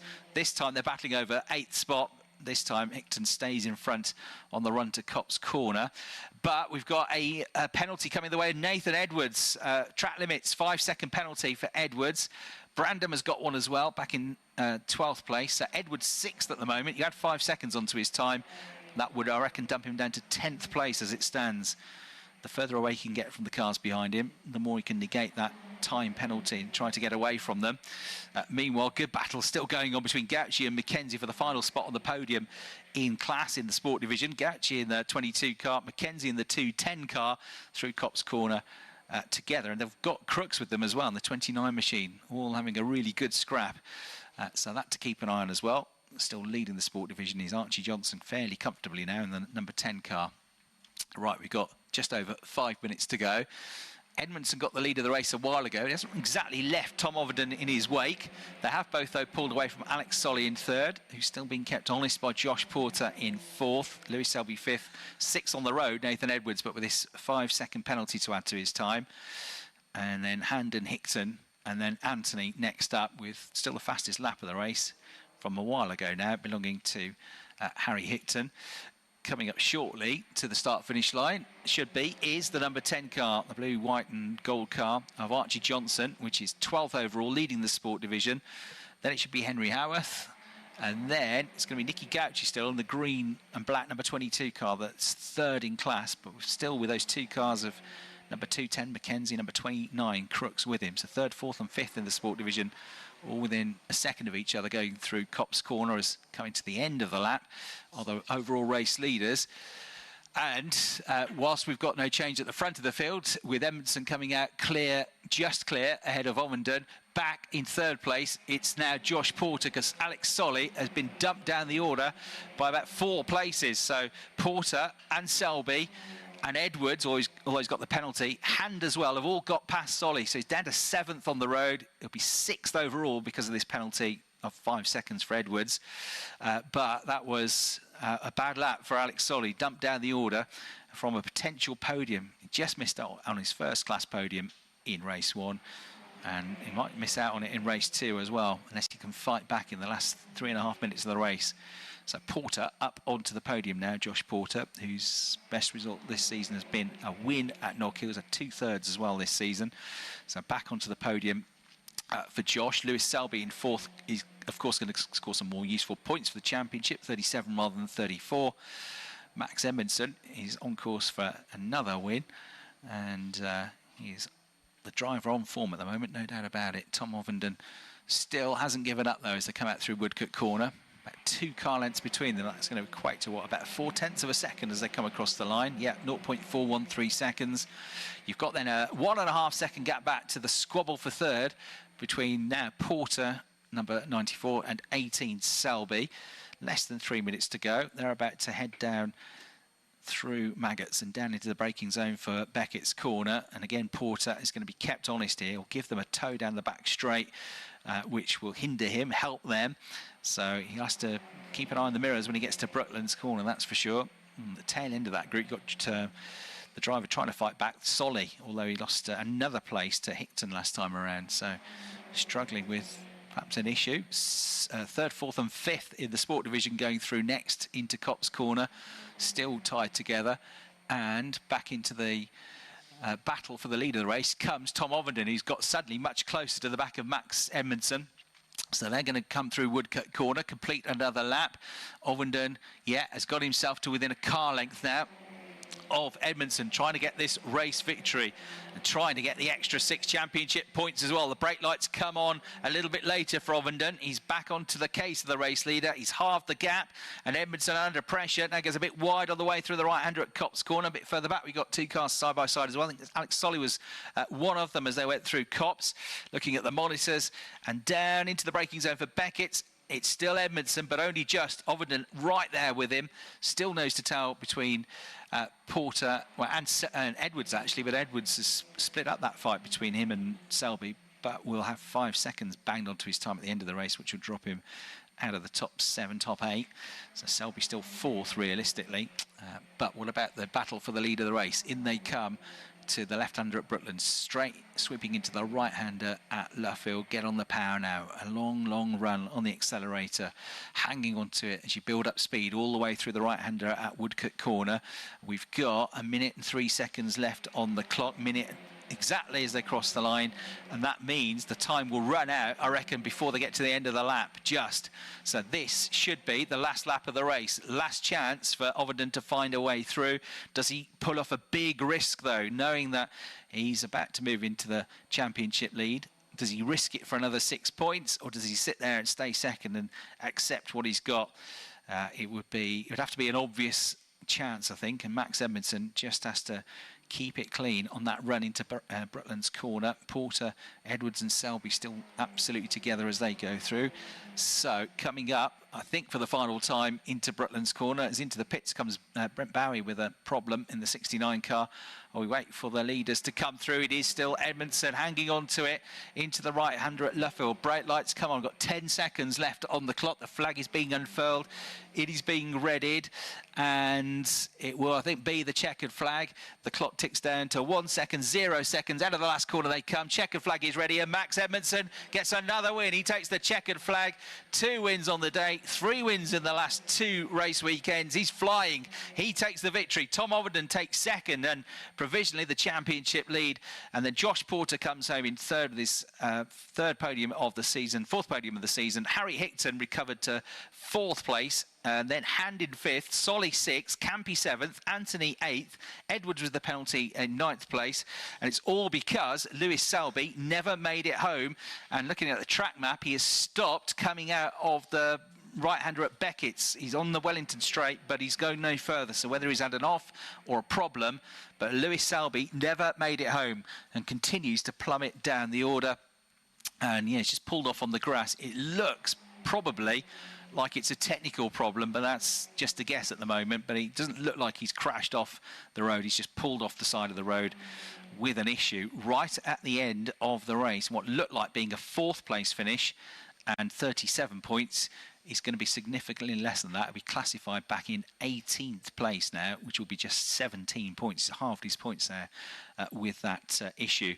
So it is victory for number 33, Max Edmondson. Second place for number 24, Tom Ovenden. Third for number 94, Josh Porter. They're on the podium. Fourth place, number 64, Harry Hickton. Fifth, number 55, Charlie Hand. Sixth, number 12, Alex Solly. Almost, but not quite today in terms of the podium. Seventh, number 13, Harry Campy. Eighth, number 32, Ned Anthony. Ninth, number 21, with a 5-second penalty, Nathan Edwards. And 10th, number 15, Cam Richardson. The 11th place finisher was your Sport Division winner for the second time today. Archie Johnson comes home in first place. Henry Howarth was nearly 2 seconds behind him in car 42, second in class. And then 66 in 13th place, Brandon. 14th, number 210 on the podium for Chris McKenzie, who just got ahead of Nicky Gauci in the closing stages. They're having a good scrap. Nicky Gauci, Will Crooks and Chris McKenzie, but it was McKenzie who got back onto the podium in the late stages, only by 0.4 of a second to cross the line. Third in class, 14th overall. Car 210. 15th, number 22, Gauci. 16th, number 29, Crooks. 17th, number 56, Crossley. Selby, non-finisher, but will be classified 18th. Bowie went into the pit lane, non-finisher, but classified in 19th place. We'll still pick up some points for that. And then Hillman and O'Neill Going also out of the race early on into the pits. The fastest lap of the race going to Harry Hickton. He gets the bonus 3 championship points. And the top 3 rookies were Edmondson, the race winner, number 33, Hickton, who was 4th overall, number 66, and Hand, number 55, who was 5th overall. So 50 points coming the way of Tom Ovenden, who I think now has, 44 points coming the way of Tom Ovenden, who I think now has moved by 4 points on my maths into the championship lead. With Jamie Osborne still hanging on to second. Lewis Selby, and that late drama at the end of the race, not picking up as many points as he was about to. So down, still in third place in the championship. Max Edmondson with the perfect day. 2 wins out of 2, 4th in the championship, and really strong at the moment. Ian is down there in the pit lane. Yeah, 2 for 2. You just said it, Max. Congratulations, 2 for 2. Yeah, that was pretty good, wasn't it?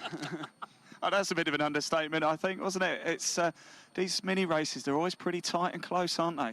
Yeah, I got a good start, to be fair, and put the car in the right place at the right time, and luckily it paid off. Max, excellent stuff. Well done. We'll let him crack on. Where did Tom go? Tom's down here. Let's have a quick chat with him. Tom, if we can have a quick word. P2, very valuable points, of course. Were you conscious of maybe not being too hard near the end? Yep, exactly that. Max was fast, like really fast, and he was caught up to me once I got the lead. I thought, you know what, this could work quite well if I just kind of let him pass. I didn't fight it too hard, and I just used his slipstream, and he pulled me along with the mega pace that those guys have had so far this weekend to get me away from the others, and it worked out perfectly. So really, really pleased with that result. Used our head, bounced back after a little mistake this morning, so really pleased with that. Tom, well done, mate. I'll see you on a podium very soon as well. Chris McKenzie. Chris, don't disappear from me. Wow, you left it late. I know. That was the hardest race I've ever done. I lost my power steering on lap 1. Oh. My shoulders are absolutely killing me. Your shoulders, your arms, they're absolutely ripped now. It's a good job I go to the gym. That must make it a bit more sweeter than that podium. Yeah, I would have liked to win, but I'm surprised I managed to hold on to P3, so yeah, happy with that. Well done, mate. Congratulations indeed. Who else can we find to maybe put? Oh, Nicky. Oh, it was so... Unfortunately, Chris just pipped you. Oh, okay. P4 in class, so not bad. Okay, yeah, that's good. That was really fun racing with Chris, honestly. You guys, there's so much respect between you, isn't there? There is, yeah. And we had Crooks with us as well, so that was like 3 of us battling all at the same time, so it was really fun.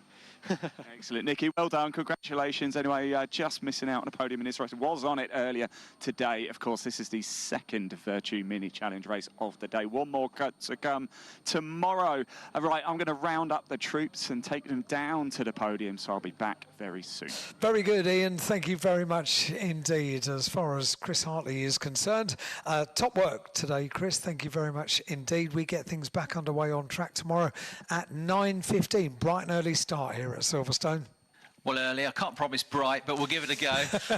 Bright-eyed and bushy-tailed is what I'm after. Absolutely, yeah. And we'll start with what looks like being a great race, actually, after a really close qualifying. Porsche Carrera Cup, Great Britain, 30 laps of racing, getting underway at 9:15. We got the second F4 race of the day at 9:55. Porsche Sprint Challenge, hopefully with a shorter race today and less red flags and less delays and better weather at 10:35. And then touring cars get underway with the first of 3 races, round 25 at 11:30 tomorrow morning. 12:15, we've got the Virtue Mini Challenge cars going to the grid, so opportunity hopefully to get a few words with the drivers on the grid, but certainly we'll have the touring car podium. Their race is at 12:25. Lunch break is from 12:55 to 1:45, which incorporates, of course, the pit lane walkabout. That's from 1:05 until 1:30 tomorrow. So make sure you're nice and early in the queue. If you've got someone in particular that you'd like to go and see, when you get into the pit lane, go straight the way there and then see anyone else afterwards, because the pit lane walkabout for the BTCC is incredibly busy. Can't underestimate just how busy that's going to be. So that's at 1:05 tomorrow, and head straight to your favourite driver to avoid disappointment. And then we get racing back underway at 1:45 tomorrow afternoon. Porsche Carrera Cup GB, their second race over 30 laps at 1:45. Second of the touring car races at 2:50. At 3:25, we've got the final race of the weekend for the Vera Tools F4 British Championship, and then the Porsche Sprint Challenge, their final race of the weekend at 4:15, with the final race for touring cars at 5:10. And after that, it's a great tradition here at Silverstone. If the timetable is running according to plan, the plan will be that you are all invited to enjoy the final podium of the day for the final touring car race of the day, and that will be the People's Podium, which we take the Toka Mobile Podium out onto the circuit. We dress it, get it ready with the speakers and everything else, and champagne and trophies as well, and you're all invited to join us for that final podium of the day. But that is all subject to the timetable running according to plan. On occasions in the past, we're not able to do it, but hopefully, fingers crossed, we'll be able to do that, because it's a great tradition here at Silverstone for the People's Podium for our final BTCC race. Now, talking about final races of the day, our final race of the day was the Virtue Mini Challenge, and a podium is going to be coming up. I'll just peek over there and see if we've got the little head of Ian Waterhouse peeking over the top. I can't see your little head. Well, I'm not quite there yet. That's why I can't see your little head then. It's just a quarter of a mile walk, you know, Alan. So apparently not. No, hang on. I was sent a message today. I was incorrectly informed. You've been over-egging that, as indeed I was last weekend. It is apparently, hang on, where is Ian? 300 metres. So it's not quite quarter of a mile. That's a shame, because I've been telling everybody it's quarter of a mile to get a bit of sympathy. I'd go with it, to be honest. I have. It's a third of a kilometre. That sounds better than 300 metres. It's quite a long way. A third of a kilometre. What does that equate to in terms of a quarter of a mile? 1.6 miles to 1.6 kilometres to a mile. Were we massively exaggerating by saying quarter of a mile? We were massively exaggerating. Yeah, quarter of a mile is going to be. Yeah, we are massively exaggerating. Yeah, okay. I'm too tired to work it out. You did very well. 300 metres is the length, so apologies about that. Misinformed. Over the course of a day, commentators do say occasionally we say things that are not quite right, and the length of the pit lane was probably the smallest of my mistakes today. That's if you're walking in a straight line, but you'll be diving in and out of garages. Oh, I zigzag anyway. Zigzag into the pit lane. Yeah. So probably about 3 miles, I think. Well, thank you thank you very much, Chris. You're back on my side again. I'm very pleased about that. Right, in which case, 50 metres was what Ian Waterhouse estimated he was to the podium, and as soon as I see his little head pop up on the podium, then I'll be able to hand down to him. There I'm he here. is. I'm here now, actually. There I he haven't got is. any drivers yet. They are making their way down very, very slowly Not indeed. my problem, but, to be honest, mate. It's all yours. Fine. Well, I've got champagne up here and trophies. I'm quite happy. Just leave me to it. It's no problem at all. I'm joking, of course. Don't you worry, because I have got time. It was just to amuse Chris and I. We've had a long day. Just to remind everybody how you can get in touch with us tomorrow, and indeed in a couple of weeks' time at Brands Hatch. It's on WhatsApp is how you get in touch with us, and we'll take all your messages tomorrow on 07482 877 877, 07482 877 877. We need your first name and your message to that number on WhatsApp, and hopefully we'll get your message on air. If you want to wish someone a happy birthday, happy anniversary, any of those things, or just show your support for a driver, or to say hi to the people that you're here at Silverstone with, anytime tomorrow, you can send your name, your message to 07482 877 877 on WhatsApp only. Right, that's how you get in touch with us. We've given you the timetable for tomorrow. We have given Ian Waterhouse adequate time to get his mini drivers down to the podium. Let's get an update from Ian. I've upset him, haven't I? Yeah, no, you've upset me now, Alan. They're just walking down, so we've literally got moments to go, so not far away. The old tip is talking about that race, aren't they? That's the problem. I They get out of the car, start having a debrief about the race. They are having post-race debrief, yeah. I'm glad you're still there, because whilst we just wait, they're just making their way down. We did the F4 quiz earlier, didn't we? And I didn't go through the answers with you. Six F4 drivers have claimed 2 wins here at Silverstone. Do you want to know the answers? Chris has got the answers. I wrote down who I thought it might be. In his exercise book. 6 drivers, was it? So I went with Deegan Fairclough. Yeah, that's one. Jamie Caroline? No. Oh, good start. Alex Dunn? No. Okay. Zane Maloney? No. There is a Zane in there, though, but not Maloney. Louis Sharp? Was he one? No, shall I tell you? Because I'm starting to get drivers now. Go on, then. Really 2016, Zane Goddard. 2016, 2017, Alex Quinn. 2018, Jonathan Hoggard. 2019, Louis Foster. 21, 22, Georgie Dimitrov. And, of course, last year, 2024, Deegan Fairclough. So 1 out of 6. So terrible. I mean, better than the Prime Minister quiz. Happily, not too many people here to hear how bad I am at the F4 quiz. No, or indeed how rude I was to Ian Waterhouse. Right, it looks to me like we have drivers, guys. So it looks like we can get this underway. I'm just going to pop myself up onto the stage. James, are you doing the honours again? Good luck. I think James is doing the honours again. He is, yes, indeed. Right, everybody, it is time for the podium for round 15 of the Virtue Mini Challenge. JCW Sport once again. James Gilby has come up onto the stage to hand out the trophies. Big round of applause for James, everybody. Woo! There he is. Excellent and stuff. Right, we're going to start, of course, with the JCW Sport, and nicking it late on in 3rd place, Chris McKenzie. Come on, Chris, here he comes. A 7th podium of the season there for Chris McKenzie, leaving it late as well. Well done, Chris, congratulations. He takes his trophy from James. He's a little bottle of champagne. Oh, a nice bit of rosé there, looks very nice indeed. The trophies go up, we have the photos. And in 2nd place in the JCW Sport for round 15, Henry Howarth. It's second of the day for Henry as he makes his way up. Well done, Henry. Congratulations. The JCW Sports title is, that's going to go right down to the wire, isn't it? But Henry there takes his P2 trophy, 2nd P2 of the day for him. And your winner in the JCW Sports category for round 15 of the Virtue Mini Challenge, it's Archie Johnson. Woo! Big cheer for Archie there. 2nd win of the day, 6th win of the season in JCW Sport. There he goes. Good stuff indeed. He takes the biggest trophy of the lot. A little fist pump with Henry there. Good stuff. Just having a photo, guys. If we could all get onto the top spot as well. Squeeze in nice and tight. There we go. just so we can fit it for social media, see it's a bit easier that way. Well done. That's the JCW Sports Podium. So Chris McKenzie, Henry Howarth and Archie Johnson. Well done, guys. Now we move straight into the JCW category for round 15 in the Virtue Mini Challenge. In third place, Josh Porter. Well done, Josh. He's making his way up now. 4th podium of this season for Josh. Here he comes. Well done, Josh.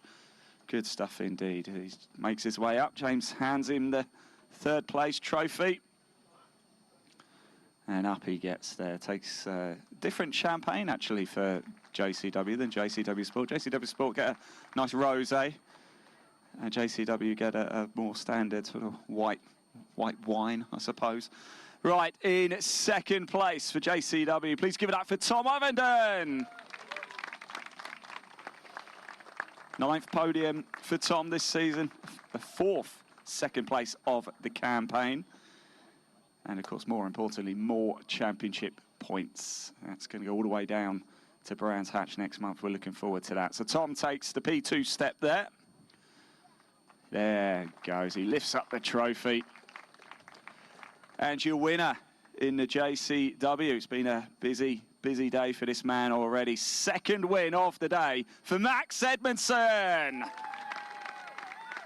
4th win of the season, 2nd win of the day for Max Edmondson. Not only that, he takes an 8th Rookie Cup win as well. Max makes his way up, takes again the biggest trophy of them all. James Gilby hands over the trophies. Good stuff. Trophies aloft for everybody. Well done. And again, if we can all get onto the top step, squeeze in, guys. There you go. Just so we can crop it for Instagram and TikTok, you see. There we go. That's your podium there for JCW.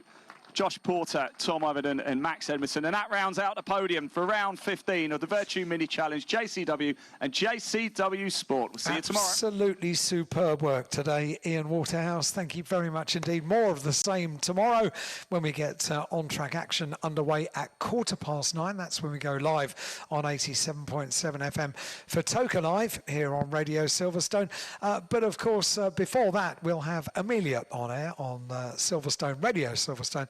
87.7. She'll be on air from early tomorrow morning to help you in when you're driving into the circuit, so keep it tuned. And she'll be doing the same this evening on 87.7. But for now, for the on-track action, that's it from us on Toka Live, and we'll hand over to Amelia. Commentary, interviews and your views. This is Toka Live.